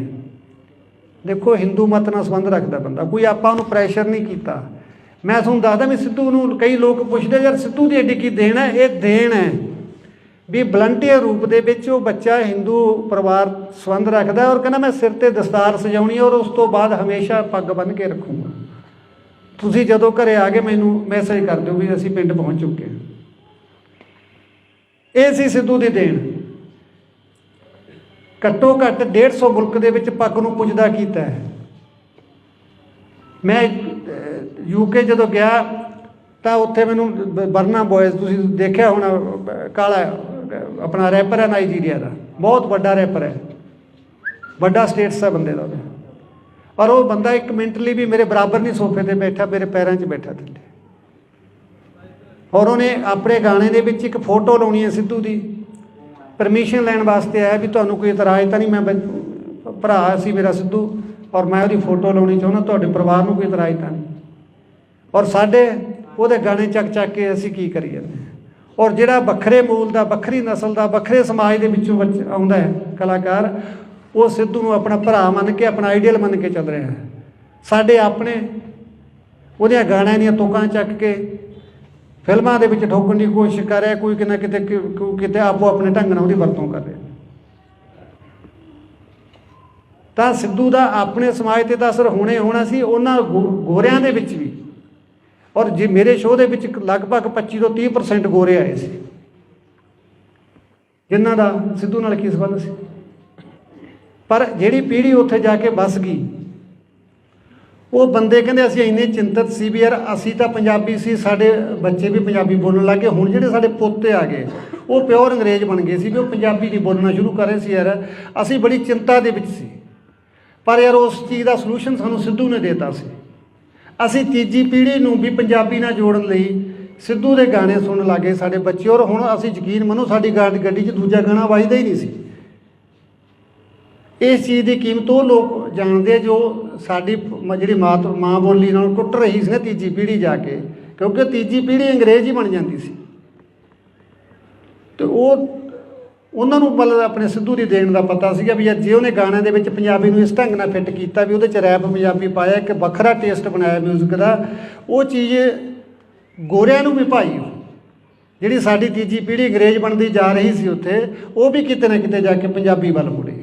ਇਹ ਸਿੱਧੂ ਦੀ ਦੇਣ ਸੀ ਪੰਜਾਬੀ ਮਾਂ ਬੋਲੀ ਨੂੰ। ਸੋ ਜਦੋਂ ਇੰਨੀਆਂ ਦੁਆਵਾਂ ਹੁਣ ਮੈਂ ਹੁਣ ਇਸ ਗੱਲ ਦੇ ਉੱਤੇ ਮੇਰਾ ਮਨ ਇੰਨਾ ਕੁ ਟਿਕਿਆ ਥੋੜ੍ਹਾ ਜਿਹਾ ਵੀ ਜਦੋਂ ਤੁਹਾਡੀਆਂ ਦੁਆਵਾਂ ਇੰਨੀਆਂ, ਅਸੀਂ ਸਾਰੇ ਲੋਕ ਪਰਮਾਤਮਾ ਨੂੰ ਮੰਨਦੇ ਹਾਂ। ਜੇ ਕਰੋੜਾਂ ਦੁਆਵਾਂ ਦੇ ਨਾਲ ਵੀ ਆਪਾਂ ਨੂੰ ਜਸਟਿਸ ਨਹੀਂ ਮਿਲਦਾ ਤਾਂ ਫਿਰ ਆਪਾਂ ਨੂੰ ਦੁਨਿਆਵੀ ਅਦਾਲਤਾਂ ਵੀ ਨਹੀਂ ਦੇ ਸਕਦੇ। ਤੁਸੀਂ ਸਾਰੇ ਤਹਿ ਦਿਲੋਂ ਸਿੱਧੂ ਨੂੰ ਪਿਆਰ ਕਰਦੇ ਹੋ, ਸਾਰੇ ਆਪਦੇ ਦੀਨ ਮਜ਼ਹਬ ਦੇ ਹਿਸਾਬ ਨਾਲ ਉਹਨੂੰ ਅਰਦਾਸ ਕਰਦੇ ਹੋ ਗੁਰੂ ਦੇ ਅੱਗੇ ਵੀ ਸੱਚੇ ਪਾਤਸ਼ਾਹ ਸਾਡਾ ਕੋਈ ਕਸੂਰ ਨਹੀਂ ਸੀ, ਸਾਨੂੰ ਬੇਕਸੂਰਾ ਮਾਰਿਆ ਗਿਆ। ਜੇ ਫਿਰ ਵੀ ਜਸਟਿਸ ਨਾ ਮਿਲਿਆ ਤਾਂ ਅਗਲੇ ਸਿੱਧੂ ਨੂੰ ਕਿਸੇ ਨੂੰ ਜਸਟਿਸ ਮਿਲਦਾ ਤਾਂ ਆਪਾਂ ਉਮੀਦ ਵੀ ਨਹੀਂ ਕਰ ਸਕਦੇ, ਜੇ ਇੰਨੀਆਂ ਭਾਵਨਾਵਾਂ ਜੁੜੀਆਂ ਹੋਣ ਦੇ ਬਾਵਜੂਦ ਵੀ ਸਾਨੂੰ ਜਸਟਿਸ ਨਾ ਮਿਲੇ। ਆਰੋਪੀ ਫੜੇ ਜਾ ਚੁੱਕੇ ਨੇ ਲਗਭਗ, ਪਰ ਮਾਸਟਰਮਾਈਂਡ ਸਿੱਧੂ ਕਿੰਨਾਂ ਦੀਆਂ ਅੱਖਾਂ ਦੇ ਵਿੱਚ ਚੁਭਿਆ। ਬਸ ਮੈਨੂੰ ਤਾਂ ਉਹਨਾਂ ਦਾ ਇਹ ਪਤਾ ਲੱਗਣਾ ਚਾਹੀਦਾ ਵੀ ਯਾਰ ਇਸ ਬੰਦੇ ਨੂੰ ਤਕਲੀਫ ਸੀ, ਇਹਨੇ ਕੋਈ ਇਸ ਤਰ੍ਹਾਂ ਕੋਈ ਸੁਪਾਰੀ ਦੇ ਕੇ ਮਰਵਾਇਆ ਗਿਆ, ਕਿਉਂਕਿ ਮੈਨੂੰ ਵੀ ਨਹੀਂ ਹਾਲੇ ਤੱਕ ਇਸ ਗੱਲ ਦਾ ਪਤਾ ਵੀ ਉਹਨੂੰ ਆਖਰ ਨੂੰ ਮਾਰਿਆ ਤਾਂ ਮਾਰਿਆ ਕੀ ਨੇ, ਮਾਰਨ ਵਾਲੇ ਨੂੰ ਕੀ ਮਿਲਿਆ ਉਹਨੂੰ ਮਾਰ ਕੇ। ਉਹ ਤਾਂ ਇੱਕ ਦੇਸ਼ ਦਾ, ਕੌਮ ਦਾ, ਮਾਂ ਬੋਲੀ ਦਾ ਯਾਰ ਚੰਗਾ ਕੰਮ ਕਰ ਰਿਹਾ ਸੀ। ਸ਼ੁਰੂ ਦੇ ਵਿੱਚ ਉਹਦੇ ਉੱਤੇ ਵੈਪਨ ਦੇ ਇਤਰਾਜ਼ ਲੱਗੇ ਵੀ ਉਹ ਵੈਪਨ 'ਤੇ ਗਾਉਂਦਾ, ਪਰ ਹੁਣ ਤਾਂ ਵੈਪਨ ਤੋਂ ਵੀ ਮੋੜਾ ਖਾ ਗਿਆ ਸੀ ਉਹ, ਕਿਉਂਕਿ ਜਿਵੇਂ ਜਿਵੇਂ ਮੈਚਿਓਰ ਹੋ ਰਿਹਾ ਸੀ, ਜਿਵੇਂ ਜਿਵੇਂ ਉਹਨੂੰ ਅਕਲ ਆ ਰਹੀ ਸੀ, ਉਵੇਂ ਉਹ ਮੁੱਦਿਆਂ ਵੱਲ, ਸਥਾਨਕ ਵੱਲ, ਸਮੱਸਿਆਵਾਂ ਜੋ ਦਰਪੇਸ਼ ਸੀਗੀਆਂ ਉਹਨਾਂ ਵੱਲ ਉਹਦਾ ਝੁਕਾਅ ਹੋ ਰਿਹਾ ਸੀਗਾ। ਫਿਰ ਹੁਣ ਉਹਨੂੰ ਮਾਰਨ ਦੀ ਕੀ ਲੋੜ ਪੈ ਗਈ ਸੀ? ਜਾਂ ਤਾਂ ਮੈਂ ਕਹਿ ਸਕਦਾ ਵੀ ਇਹਨਾਂ ਨੇ ਫਿਰ ਮੈਦਾਨ ਵਿਹਲਾ ਕੀਤਾ ਵੀ ਜੇ ਸਿੱਧੂ ਰਿਹਾ ਤਾਂ ਅਸੀਂ ਨਹੀਂ ਚੱਲਣਾ, ਜਾਂ ਪੋਲੀਟਿਕਸ ਦਾ ਵੀ ਕੰਮ ਹੋ ਸਕਦਾ। ਤੁਸੀਂ ਸ਼ੁਰੂ ਦੇ ਵਿੱਚ ਜਦੋਂ ਸਿੱਧੂ ਦਾ ਕੇਸ ਹੋਇਆ ਤੁਸੀਂ ਗੱਲ ਦੇਖੀ ਹੋਣੀ ਹੈ, ਅਕਾਲੀ ਨੇਤਾ ਦਾ ਇੱਕ ਦਾ ਨਾਮ ਆਉਂਦਾ ਸੀਗਾ ਸੰਦੀਪ ਕਾਹਲੋਂ, ਕੌਣ ਸੀ ਉਹ ਤੋਂ ਵੈਪਨ ਫੜੇ ਜਾਂਦੇ ਨੇ 1 ਸਾਲ ਪਹਿਲਾਂ, ਔਰ ਪਰਦੇ 'ਤੇ ਆਉਂਦਾ ਔਰ ਗਾਇਬ ਹੋ ਜਾਂਦਾ। ਮੈਂ ਉਹ ਵੀ ਸਰਕਾਰ ਦੇ ਧਿਆਨ 'ਚ ਲਿਆ ਰਿਹਾ, ਤਸੱਲੀ ਨਾਲ ਇਮਾਨਦਾਰੀ ਨਾਲ ਜਾਂਚ ਕਰ ਦਿਓ, ਸਜ਼ਾ ਤੁਹਾਡਾ ਮਨ ਕਰਦਾ ਦੇ ਦਿਓ, ਜੇ ਤੁਹਾਨੂੰ ਜੀ ਕਰਦਾ ਵੀ ਇਹ ਕੋਈ ਚੰਗਾ ਕੰਮ ਕਰਦੇ ਤਾਂ ਛੱਡ ਦਿਓ, ਕੋਈ ਗੱਲ ਨਹੀਂ। ਅੱਜ ਮੈਂ ਕੋਈ ਨਵੀਂ ਸਟੇਟਮੈਂਟ ਜਾਂ ਕੋਈ ਬਿਆਨ ਦੇਣ ਦਾ ਮੇਰਾ ਕੋਈ ਇਰਾਦਾ ਨਹੀਂ ਸੀਗਾ, ਪਰ ਜਿਹੜੀ ਛਿੜੀ ਗੱਲ ਦੇ ਵਿੱਚ ਜਿਹੜੀਆਂ ਮਾਈਨਰ ਗੱਲਾਂ ਹੋ ਹੀ ਜਾਂਦੀਆਂ, ਅਤੇ ਜੋ ਆਪਣਾ ਜਸਟਿਸ ਦੀ ਜੋ ਤਫਤੀਸ਼ ਹੈ ਕਾਫੀ ਵੱਡੀ ਪੱਧਰ ਦੇ ਉੱਤੇ ਰੱਦੋ ਬਦਲ ਹੋਏ ਨੇ, ਹੁਣ ਸਾਰੇ ਅਫਸਰ ਇੱਧਰ ਉੱਧਰ ਹੋਏ ਨੇ, ਤਾਂ ਹੁਣ ਆਪਾਂ ਲੱਗੇ ਹੋਏ ਹਾਂ ਉਹਨਾਂ ਦੇ ਉੱਤੇ। ਤਾਂ ਮੈਂ ਵੀ ਉਮੀਦ ਕਰਦਾ ਵੀ ਅਗਲੇ ਸਮੇਂ ਦੇ ਵਿੱਚ ਆਪਾਂ ਨੂੰ ਕੁਛ ਨਾ ਕੁਛ ਇਹਦੇ 'ਚੋਂ ਨਿਕਲੂਗਾ ਲਾਜ਼ਮੀ। ਤਾਂ ਇੰਨਾ ਕੁ ਤੁਸੀਂ ਸਾਰਿਆਂ ਨੇ ਇੰਨਾ ਸਮਾਂ ਦਿੱਤਾ, ਇੰਨੀ ਬਾਟੋ ਸਮਾਂ ਕੱਢ ਕੇ ਉਹਨਾਂ ਤੋਂ ਪਰਮਾਤਮਾ ਤੁਹਾਡਾ ਕਦਮ ਕਦਮ ਲੇਖੇ ਲਾਵੇ। ਕੋਈ ਸ਼ਬਦ ਵੱਧ ਘੱਟ ਕਿਸੇ ਨੂੰ ਨਾ ਚੰਗਾ ਲੱਗਿਆ ਹੋਵੇ, ਸੰਗਤ ਮਾਫ ਕਰਨ ਯੋਗ ਹੈ। ਵਾਹਿਗੁਰੂ ਜੀ ਕਾ ਖਾਲਸਾ, ਵਾਹਿਗੁਰੂ ਜੀ ਕੀ ਫਤਿਹ। ਸੰਗ ਜੀ ਸਭ ਤੋਂ ਪਹਿਲਾਂ ਫਤਿਹ ਅਰਜ਼ ਕਰਦਾ, ਵਾਹਿਗੁਰੂ ਜੀ ਕਾ ਖਾਲਸਾ, ਵਾਹਿਗੁਰੂ ਜੀ ਕੀ ਫਤਿਹ। ਜਿਵੇਂ ਤੁਹਾਨੂੰ ਸਾਰਿਆਂ ਨੂੰ ਭਲੀ ਭਾਂਤ ਪਤਾ ਹੈ ਇਸ ਗੱਲ ਦਾ ਵੀ ਆਪਾਂ ਪਿਛਲੇ 6 ਮਹੀਨੇ ਤੋਂ ਲੱਗੇ ਹੋਏ ਹਾਂ। ਕਾਫੀ ਚੈਨਲ ਨੇ ਆਪਣੇ ਅਲਟੀਮੇਟਮ ਬਾਰੇ ਜਾਂ ਕੁਛ ਇੱਦਾਂ ਦੀਆਂ ਗੱਲਾਂ ਕਰੀਆਂ ਕਾਫੀ, ਔਰ ਆਪਾਂ ਕਿਹਾ ਵੀ ਸੀ ਸਰਕਾਰ ਨੂੰ, ਪਰ ਜਿਵੇਂ ਮੈਂ ਯੂਕੇ ਜਾਣ ਤੋਂ ਪਹਿਲਾਂ ਡੀਜੀ ਸਾਹਿਬ ਨੂੰ ਮਿਲ ਕੇ ਗਿਆ ਸੀਗਾ, ਪਰ ਉਹਨਾਂ ਨੇ ਜਿਹੜੇ ਆਪਾਂ ਉਹਨਾਂ ਨੂੰ ਨੁਕਤੇ ਦੇ ਕੇ ਆਏ ਸੀਗੇ ਉਹ 'ਤੇ ਬਖੂਬੀ ਕੰਮ ਚੱਲ ਰਿਹਾ। ਹੁਣ ਕੱਲ੍ਹ ਆਪਣੇ ਜ਼ਿਲ੍ਹੇ ਦੇ SSP ਸਾਹਿਬ ਆਪਣੀ ਟੀਮ ਨੂੰ ਲੈ ਕੇ ਮੁਲਾਕਾਤ ਕਰਕੇ ਗਏ ਨੇ। ਜੋ ਹੋਇਆ ਉਹ ਇਨਵੈਸਟੀਗੇਸ਼ਨ ਦਾ ਹਿੱਸਾ ਹੈ ਨਾ, ਮੈਂ ਤੁਹਾਨੂੰ ਸਾਰੀ ਗੱਲ ਆਪਾਂ ਮਾਈਕ 'ਤੇ ਨਹੀਂ ਕਰ ਸਕਦੇ, ਔਰ ਕੁਛ ਹੋਇਆ ਕੁਛ ਹੋ ਰਿਹਾ। ਉਮੀਦ ਜੀ ਵੱਜਦੀ ਹੈ ਵੀ ਸ਼ਾਇਦ ਕਿਸੇ ਗੱਲ ਕਿਨਾਰੇ ਲੱਗ ਸਕਦੀ ਹੈ, ਤਾਂ ਉਹਦਾ ਕਰਕੇ ਆਪਾਂ ਥੋੜ੍ਹਾ ਜਿਹਾ ਸਮਾਂ ਜੋ ਇਹ ਸੀਗਾ ਵੀ ਆਪਾਂ ਕਿਵੇਂ ਨਾ ਕਿਵੇਂ ਸੰਘਰਸ਼ ਨੂੰ ਹੋਰ ਤੇਜ਼ ਕਰੀਏ, ਤਾਂ ਉਹਦੇ ਲਈ ਥੋੜ੍ਹਾ ਜਿਹਾ ਵੇਟਿੰਗ ਦੇ ਵਿੱਚ ਆਪਾਂ ਜ਼ਰੂਰ ਗਏ ਹਾਂ, ਕਿਉਂਕਿ ਕੇਸ ਉਲਝਿਆ ਹੋਇਆ ਹੀ ਇੰਨਾ ਹੈ ਕਿ ਕੋਈ ਕਿਤੋਂ ਚੱਲ ਕੇ ਆ ਗਿਆ, ਕੋਈ ਮਹਾਰਾਸ਼ਟਰ ਤੋਂ ਆ ਗਿਆ, ਕੋਈ MP ਤੋਂ ਆ ਗਿਆ, ਬਲ ਸਾਰੇ ਦੋਸ਼ੀਆਂ ਦੀਆਂ ਕ੍ਰਾਈਮ ਹੈ ਪਹਿਲੀ ਵਾਰ ਹੈ, ਔਰ ਬਾਹਰੋਂ ਆਏ, ਦੂਰੋਂ ਆਏ। ਇਹਨੂੰ ਟਰੇਸ ਕਰਨ 'ਤੇ ਸਮਾਂ ਜ਼ਰੂਰ ਲੱਗਦਾ ਹੈ, ਕਿਉਂਕਿ ਜਦੋਂ ਆਪਾਂ ਗੱਲ ਕਰਦੇ ਹਾਂ ਉਹ ਗੱਲ ਸਮਝ ਆਉਂਦੀ ਹੈ। ਅਤੇ ਚਲੋ ਆਪਣੀ ਇੰਨੀ ਬਹੁਤ ਹੈ ਵੀ ਜੇ ਉਹ ਇਸ ਪਾਸੇ ਨੂੰ ਤੁਰੇ ਨੇ, ਜਿਹੜੀ ਗੱਲ ਆਪਾਂ ਕਹਿੰਦੇ ਹਾਂ ਵੀ ਇਸ ਬੰਦੇ ਦਾ ਸਾਨੂੰ ਸ਼ੱਕ ਹੈ, ਇਹਨੂੰ ਇਨਵੈਸਟੀਗੇਸ਼ਨ 'ਚ ਸ਼ਾਮਲ ਕਰੋ, ਉਹਨਾਂ ਨੂੰ ਕੀਤਾ ਗਿਆ ਹੈ, 1-2 ਗ੍ਰਿਫਤਾਰੀਆਂ ਵੀ ਹੋਈਆਂ ਨੇ, ਅਤੇ ਬਾਕੀ ਅਗਲੇ ਹਫਤੇ ਦੇ ਵਿੱਚ ਕਾਫੀ ਕੁਛ ਸੰਭਾਵਨਾ ਹੈਗੀ ਵੀ ਕੁਛ ਨਾ ਕੁਛ ਕੋਈ ਗੱਲ ਸਾਹਮਣੇ ਆ ਸਕਦੀ ਹੈ। ਬਾਕੀ ਰਹੀ ਗੱਲ ਬਾਹਰ ਆਪਣੇ ਜਾਣ ਦੀ ਗੱਲ, ਯੂਕੇ ਹੁਣ ਮੈਂ ਜਾ ਕੇ ਆਇਆ, ਤੁਸੀਂ ਦੇਖੋ ਵੀ ਸੰਗਤ ਦੇ ਵਿੱਚ, ਕਿਉਂਕਿ ਸਰਕਾਰ ਨੂੰ ਵੀ ਮੈਂ ਇਹ ਗੱਲ ਸਪਸ਼ਟ ਕਰਨੀ ਚਾਹੁੰਦਾ ਵੀ ਇਹ ਇਕੱਲਾ ਇਹ ਨਹੀਂ ਹੈਗਾ ਵੀ ਇਹ ਇੱਕ ਸਿੰਗਲ ਮਰਡਰ ਹੋ ਗਿਆ ਜਾਂ ਸਿੱਧੂ ਮੇਰਾ ਬੇਟਾ ਸੀ, ਇਹ ਪੂਰੇ ਸੰਸਾਰ ਦਾ ਬੇਟਾ ਬਣ ਚੁੱਕਿਆ ਸੀ। ਇਹਦੇ 'ਚ ਕੋਈ ਸ਼ੱਕ ਨਹੀਂ ਹੈ ਕਿ ਜਿਵੇਂ ਜਿਵੇਂ ਉਹਦੀ ਉਮਰ ਹੁਣ ਵੱਧ ਹੋ ਰਹੀ ਸੀ ਜਾਂ ਉਹ ਮੈਚਿਓਰ ਹੋ ਰਿਹਾ ਸੀ, ਉਹਦਾ ਜਿਹੜਾ ਰੁਝਾਨ ਸੀਗਾ ਉਹ ਸਥਾਨਕ ਸਮੱਸਿਆਵਾਂ ਵੱਲ, ਸਥਾਨਕ ਮੁੱਦਿਆਂ ਵੱਲ, ਆਪਦੇ ਧਰਮ ਦੇ ਵੱਲ ਉਹਦਾ ਮੋੜਾ ਪੈ ਚੁੱਕਿਆ ਸੀ। ਉਹ ਆਪਣੀ ਉਹਨੇ ਲਾਸਟ ਵਾਲੀਆਂ ਲਿਖਤਾਂ ਸਾਰੀਆਂ ਦੱਸਦੀਆਂ ਨੇ ਕਿੱਦਾਂ ਉਹਨੇ ਸਕੇਪਗੋਟ ਗਾਇਆ, ਲੋਕਲ ਮੁੱਦੇ ਚੁੱਕੇ ਉਹਦੇ ਵਿੱਚ, ਜਿੱਦਾਂ ਉਹਨੇ SYL ਲਗਾਇਆ, ਸਟੇਟ ਦੀਆਂ ਸਮੱਸਿਆਵਾਂ ਨੂੰ ਚੱਕਿਆ ਉਹਦੇ 'ਚ, ਕੌਮ ਦੀਆਂ ਸਮੱਸਿਆਵਾਂ ਨੂੰ ਚੱਕਿਆ ਉਹਦੇ ਦੇ ਵਿੱਚ। ਮਤਲਬ ਉਹ ਇਸ ਪਾਸੇ ਨੂੰ ਉਹਦਾ ਮੋੜਾ ਪੈ ਚੁੱਕਿਆ ਸੀ। ਔਰ ਜਿਨ੍ਹਾਂ ਹਾਲਾਤਾਂ 'ਚ ਉਹਦੀ ਮੌਤ ਹੋਈ ਜਾ ਕੇ, ਇਹ ਵੀ ਬੜਾ ਬੁਝਾਰਤ ਬਣੀ ਹੋਈ ਹੈ ਵੀ ਐਸਾ ਕੀ ਵਾਪਰਿਆ ਵੀ ਉਸ ਬੱਚੇ ਨੂੰ ਇੰਨੀ ਘਿਨਾਉਣੀ ਮੌਤ ਦਿੱਤੀ ਗਈ। ਔਰ ਇਸ ਚੀਜ਼ ਦਾ ਬ੍ਰਿਟਿਸ਼ ਸਰਕਾਰ ਦੇ ਵਿੱਚ ਵੀ ਬੜਾ ਵੱਡਾ ਰੋਸ ਹੈ, ਕਿਉਂਕਿ ਸਿੱਧੂ UK ਦਾ PR ਸੀ ਔਰ ਉਹਨੇ ਮੈਨੂੰ ਵੀ ਇਹ ਗੱਲ ਲੁਕਾ ਕੇ ਰੱਖੀ ਮੇਰੇ ਤੋਂ ਵੀ ਜੇ ਮੈਂ ਪਾਪਾ ਨੂੰ ਦੱਸਤਾ ਵੀ ਮੈਂ UK ਤੇ ਨੇ ਮੈਨੂੰ ਇੱਥੇ ਰਹਿਣ ਨਹੀਂ ਦੇਣਾ, ਕਹੂ ਤੂੰ ਜਾ ਇੱਥੇ ਬੈਠਾ ਹੀ ਕਰਦਾ ਫਿਰ। ਪਰ ਉਹਦਾ ਲਗਾਅ ਇਸ ਸੀਗਾ ਇੱਥੋਂ ਦਾ ਵੀ ਉਹਨੇ ਉਹਦੇ ਲੈਣ ਦੇ ਬਾਵਜੂਦ ਵੀ ਉੱਥੇ ਰਹਿਣਾ ਨਹੀਂ ਚੰਗਾ ਸਮਝਿਆ। ਉਹ ਆਪਦੇ ਪਿੰਡ ਉਹਦੀ ਕਮਜ਼ੋਰੀ ਸੀ, ਕਿਉਂਕਿ ਸ਼ੁਰੂ ਤੋਂ ਹੀ ਉਹਨੇ ਜਿਵੇਂ ਕਿਹਾ ਵੀ ਮੈਂ ਜਿੱਥੇ ਵੀ ਜਾਵਾਂ ਮੇਰਾ ਪਿੰਡ ਮੇਰੇ ਨਾਲ ਜਾਵੇ, ਮੇਰਾ ਖਿੱਤਾ ਮੇਰੇ ਨਾਲ ਜਾਵੇ। ਉਹ ਸ਼ਾਇਦ ਇਸ ਗੱਲ ਦੇ ਵਿੱਚ ਗੜੋਚੇ ਇੰਨਾ ਹੋ ਗਿਆ ਵੀ ਉਹ ਆਪਣੇ ਭਵਿੱਖ ਨੂੰ ਵੀ ਦਾਅ 'ਤੇ ਲਾ ਬੈਠਿਆ। ਸਮਝ ਨਹੀਂ ਸਕਿਆ ਵੀ ਇੱਥੇ ਜਿਹੜੀਆਂ ਦੁਸ਼ਮਣਾਂ ਦੀਆਂ ਧਾੜਾਂ ਤੁਰੀਆਂ ਫਿਰਦੀਆਂ ਨੇ, ਜਿਹਨੂੰ ਤੂੰ ਆਪਣਾ ਸਮਝ ਰਿਹਾ ਪੁੱਤ, ਇੱਥੇ ਤੇਰਾ ਆਪਣਾ ਕੋਈ ਨਹੀਂ ਰਿਹਾ। 40 ਬੰਦੇ ਤੈਨੂੰ ਮਾਰਨ 'ਤੇ ਲੱਗੇ ਹੋਏ ਨੇ, ਪਰ ਉਹ ਬੱਚਾ ਇਹਨਾਂ ਗੱਲਾਂ ਤੋਂ ਅਣਜਾਣ ਕਹਿ ਲਈਏ ਜਾਂ ਉਹਨੂੰ ਪਤਾ ਹੋਵੇ, ਉਹਨੇ ਮੈਨੂੰ ਨਾ ਦੱਸਿਆ ਹੋਵੇ, ਰੱਬ ਜਾਣਦਾ ਹੈ ਮਨ ਦੇ ਵਿੱਚ ਕੀ ਲੈ ਕੇ ਚਲਾ ਗਿਆ। ਪਰ ਉਹਦੀਆਂ ਲਿਖਤਾਂ ਜਿਸ ਤਰ੍ਹਾਂ ਉਹ ਲਿਖਦਾ ਸੀ, ਉਹਨਾਂ ਤੋਂ ਲੱਗਦਾ ਵੀ ਜ਼ਰੂਰ ਉਹਦੇ ਮਨ ਦੇ ਉੱਤੇ ਕੋਈ ਵਜਨ ਤਾਂ ਸੀਗਾ। ਕਾਫੀ ਉਦਾਸ ਲਹਿਜੇ ਦੇ ਵਿੱਚ ਉਹਨੇ ਕਾਫੀ ਲਿਖੇ, ਚਾਹੇ ਆਪਾਂ ਲਾਸਟ ਰਾਈਡ ਕਹਿ ਲਈਏ, ਉਹਦੇ ਵਿੱਚ ਉਹਨੇ ਇਕੱਲੀ ਇਕੱਲੀ ਗੱਲ ਦਾ ਬਿਆਨ ਕੀਤਾ। ਉਹਨੇ ਮੌਤ ਨੂੰ ਨੇੜੇ ਤੋਂ ਦੇਖਿਆ ਉਸ ਗੱਲ ਦੇ ਵਿੱਚ। ਪਰ ਉਹ ਜਿਵੇਂ ਗੱਲਾਂ ਕਰਦਾ ਸੀ, ਅਸੀਂ ਦੁਨਿਆਵੀ ਹੋਣ ਦੇ ਨਾਤੇ ਉਹਦੇ ਨਾਲ ਨਾਰਾਜ਼ ਵੀ ਹੁੰਦੇ ਸੀ ਇਸ ਪੱਖ ਤੋਂ ਵੀ ਤੂੰ ਇਹ ਕੀ ਲਿਖੀ ਜਾਂਦਾ। ਉਹਨੇ ਉਹ ਕਹਿੰਦਾ ਮੈਂ ਤਾਂ ਤੁਪਾਕ 'ਤੇ ਲਿਖਿਆ, ਇਹ ਤਾਂ ਜਿਹੜੇ ਮੇਰੇ ਪਹਿਲਾਂ ਮੈਂ ਜਿਨ੍ਹਾਂ ਨੂੰ ਪੜ੍ਹਦਾ, ਜਿਨ੍ਹਾਂ ਨੂੰ ਮੈਂ ਦੇਖਦਾ, ਮੈਂ ਤਾਂ ਉਹਨਾਂ 'ਤੇ ਲਿਖਿਆ ਹੈ ਨਾ। ਉਹ ਕਹਿ ਦਿੰਦਾ ਚੱਲ ਅਸੀਂ ਵੀ ਚੁੱਪ ਕਰ ਜਾਂਦੇ ਵੀ ਹੋ ਸਕਦਾ ਉਹ 'ਤੇ ਲਿਖਿਆ ਹੋਵੇ। ਪਰ ਜਦੋਂ ਆਪਦੇ ਨਾਲ ਵਾਪਰ ਗਈ ਫਿਰ ਐਂ ਲੱਗਿਆ ਵੀ ਇਹ ਤਾਂ ਆਪਣੇ ਸਮਝਣ 'ਚ ਹੀ ਫਰਕ ਰਹਿ ਗਿਆ। ਉਹ ਤਾਂ ਸਾਰਾ ਕੁਛ ਆਪਣੀ ਜਵਾਨੀ ਦੱਸੀ ਜਾਂਦਾ ਸੀ। ਇਹ ਹੁਣ ਬੀਤੇ ਦੀ ਗੱਲ ਹੋ ਚੁੱਕੀ ਹੈ ਵੀਰੋ, ਇਸ ਗੱਲ 'ਤੇ ਕੁਛ ਵੀ ਨਹੀਂ ਨਿਬੜਨਾ, ਕਿਉਂਕਿ ਨਾ ਤਾਂ ਆਪਾਂ ਜੋ ਨੁਕਸਾਨ ਖਾ ਲਿਆ ਉਹ ਪੂਰਾ ਹੋਣਾ। ਹਾਂ, ਸਰਕਾਰਾਂ ਅੱਗੇ ਇੰਨੀ ਕੁ ਬੇਨਤੀ ਜ਼ਰੂਰ ਕਰਦੇ ਹਾਂ ਵੀ ਘੱਟੋ ਘੱਟ ਜਦੋਂ ਹਾਸੋਹੀਣੇ ਫੈਸਲੇ ਕਰਦੀਆਂ ਨੇ ਦੁੱਖ ਬੜਾ ਹੁੰਦਾ ਹੈ। ਲਾਇਸੈਂਸ ਲੈਣੇ ਤਾਂ ਸਰਕਾਰ ਨੇ ਪਹਿਲਾਂ ਹੀ ਇੰਨੇ ਔਖੇ ਕੀਤੇ ਹੋਏ ਸੀ ਵੀ ਜੇ ਬੰਦਾ ਇੱਕ ਵਾਰੀ ਇਹਦੀ ਲਾਈਨ 'ਚ ਲੱਗ ਜੇ ਨਾ, ਮੇਰਾ ਖਿਆਲ ਇੱਕ ਵਾਰੀ ਰਿਨਿਊ ਕਰਾਉਣ ਲੱਗ ਜੇ ਤਾਂ ਮੁੜ ਕੇ ਉਹਦਾ ਜੀਅ ਕਰਦਾ ਮਸਲਾ ਸਿੱਟ ਕੇ ਭੱਜ ਜਾ। ਇੰਨਾ ਔਖਾ ਪ੍ਰੋਸੈਸ ਹੈ ਲਾਇਸੈਂਸ ਲੈਣ ਦਾ, ਇਹਨੂੰ ਰਿਨਿਊ ਕਰਾਉਣ ਦਾ, ਕੋਈ ਇਹਦੇ ਵਿੱਚ ਚੇਂਜ ਕਰਨੀ ਹੈ ਵੀ ਬੰਦੇ ਨੂੰ ਐਂ ਲੱਗਦਾ ਜਿਵੇਂ ਮੈਂ 84 ਵਾਲੇ ਗੇੜ 'ਚ ਹੀ ਪੈ ਗਿਆ ਹੁੰਦਾ। ਇੰਨਾ ਔਖਾ ਕੰਮ ਹੈ। ਔਰ ਉਲਟਾ ਉਹਨੂੰ ਬੰਦ ਕਰਨ ਦੇ ਉੱਤੇ ਤਾਂ ਬਿਲਕੁਲ ਨਿਹੱਥਾ ਕਰਨ ਵਾਲੀ ਗੱਲ ਹੀ ਕਰਤੀ।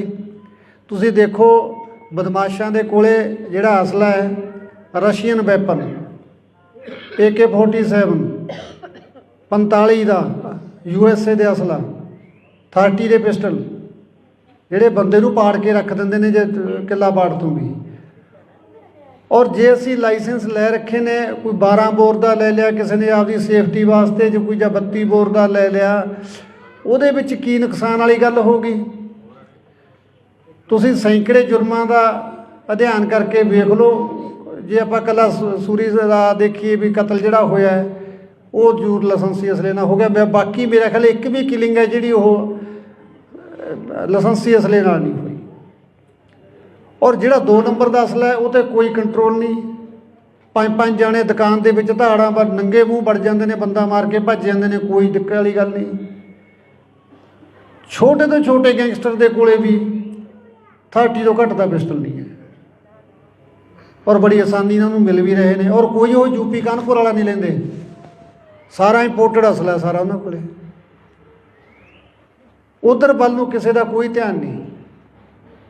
ਜੇ ਧਿਆਨ ਆ ਗਿਆ ਤਾਂ ਜਿਹੜੀਆਂ ਮਨ ਪੱਕੀਆਂ, ਜੇ ਤੁਸੀਂ ਅੱਜ DC ਦਫ਼ਤਰ ਜਾਓਗੇ ਅਸਲੇ ਦਾ ਲਾਇਸੈਂਸ ਅਪਲਾਈ ਕਰੋ ਤਾਂ ਤੁਹਾਡੀ ਰੈੱਡ ਕਰਾਸ ਦੀ 50,000 ਦੀ ਤਾਂ ਪਰਚੀ ਕੱਟ ਦੇਣਗੇ। ਜੇ ਸਿਫਾਰਸ਼ਾਂ ਲਾ ਕੇ ਉਹਨੂੰ ਤੁਸੀਂ 10-20 'ਚ ਕਰਾ ਵੀ ਲਓਗੇ ਫਿਰ ਵੀ ਤੁਹਾਡਾ ਘੱਟੋ ਘੱਟ 1.5 ਤੋਂ 2 ਲੱਖ ਰੁਪਈਆ ਲਾ ਕੇ ਤੁਹਾਨੂੰ ਲਾਇਸੈਂਸ ਮਿਲਦਾ ਹੈ। ਕੌਣ ਲਊਗਾ? ਜਿਹੜਾ ਕੋਈ ਫਸਿਆ ਵੇਲੇ ਕੁ ਵੇਲੇ, ਜਿਹਨੂੰ ਸਰਦਾ ਵੀ ਮੈਨੂੰ ਕੋਈ ਅੜਿੱਕਾ ਨਾ। ਪਰਸੋਂ ਸੁਨਿਆਰ ਦੇ ਉੱਤੇ ਅੰਮ੍ਰਿਤਸਰ ਹੋਈ ਹੈ ਘਟਨਾ, ਜੇ ਉਹਦੇ ਕੋਲ ਅਸਲਾ ਨਾ ਹੁੰਦਾ ਉਹ ਤਾਂ ਮਾਰਤਾ ਸੀ। ਜਿਹੜਾ ਬੰਦਾ ਕੋਈ 4 ਪੈਸੇ ਦਾ ਕਾਰੋਬਾਰ ਕਰਦਾ ਉਹਦੀ ਸੇਫਟੀ ਲਈ ਲੈਂਦਾ, ਡਿਫੈਂਸ ਲਈ ਲੈਂਦਾ, ਠੀਕ ਹੈ, ਦਿਖਾਵਾ ਮਾੜੀ ਗੱਲ ਹੈ, ਨਹੀਂ ਕਰਨਾ ਚਾਹੀਦਾ। ਤੇ ਜੇ ਤੁਸੀਂ ਜਾ ਕੇ ਬੱਚਿਆਂ ਤੇ ਪਰਚੇ ਕਰਨ ਲੱਗ ਜਾਓਗੇ ਤਾਂ ਕਿੱਡੀ ਮਾੜੀ ਗੱਲ ਹੈ। ਇੱਕ ਫੋਟੋ ਤਾਂ ਨਹੀਂ ਕਿਸੇ ਦੇ ਉੱਤੇ ਫਾਇਰ ਕਰਦੀ ਯਾਰ, ਉਹ ਤਾਂ ਸ਼ਰੇਆਮ ਜਿਹੜੇ ਫਿਰਦੇ ਉਹ ਤਾਂ ਤੁਹਾਨੂੰ ਦਿਖਾਈ ਨਹੀਂ ਦੇ ਰਹੇ। ਇੱਕ ਮਰਡਰ ਕਰਨ ਵਾਲਾ ਬੰਦਾ ਧਮਕੀਆਂ ਦੇ ਰਿਹਾ, ਹਰ ਛੋਟੇ ਸਿੰਗਰ ਨੂੰ ਧਮਕੀ ਆਈ ਜਾਂਦੀ ਹੈ। ਜੇ ਕਿਸੇ ਨੂੰ ਧਮਕੀ ਆਉਂਦੀ ਹੈ ਤਾਂ 384 ਦਾ ਪਰਚਾ ਦੇਣਾ ਬਣਦਾ ਉਸ ਬੰਦੇ ਦੇ ਉੱਤੇ। ਸਗੋਂ ਜਾਂਦੇ ਆ ਥਾਣੇ ਸਮਝਾ ਕੇ ਮੋੜ ਦਿੰਦੇ ਆ। ਤਾਂ ਕੀ ਲੈਣਾ ਯਾਰ, ਤੂੰ ਜਵਾਕ ਜੱਲੇ ਵਾਲਾ ਬੰਦਾ, ਇਹਨਾਂ ਦਾ ਕੀ ਪਤਾ ਤੈਨੂੰ ਕਦੋਂ ਮਾਰ ਦੇਣਗੇ। ਸੋ ਅਸਲਾ ਦੇ ਨਿਯਮ ਤਾਂ ਸੌਖੇ ਕਰਨੇ ਚਾਹੀਦੇ, ਨਾ ਕਿ ਤੁਸੀਂ ਨਿਹੱਥੇ ਕਰਦੇ ਹੋ ਲੋਕਾਂ ਨੂੰ। ਜਿਹੜਾ ਕੋਈ ਆਪਦੀ ਸੇਫਟੀ ਲਈ ਲੈਂਦਾ ਉਹਨੂੰ ਸਗੋਂ ਵੀ ਅਸਲਾ ਹੀ ਬਥੇਰਾ ਮਹਿੰਗਾ ਹੋਇਆ ਪਿਆ, ਰਹਿੰਦੀਆਂ ਖੁਦੀਆਂ ਸ਼ਰਤਾਂ ਇੰਨੀਆਂ ਮਹਿੰਗੀਆਂ ਕਰਤੀਆਂ। ਇਹ ਤਾਂ ਫਿਰ ਸਾਨੂੰ ਤਾਂ ਨਿਹੱਥੇ ਕਰਨ ਵਾਲੀ ਗੱਲ ਆ ਤੁਹਾਡੀ।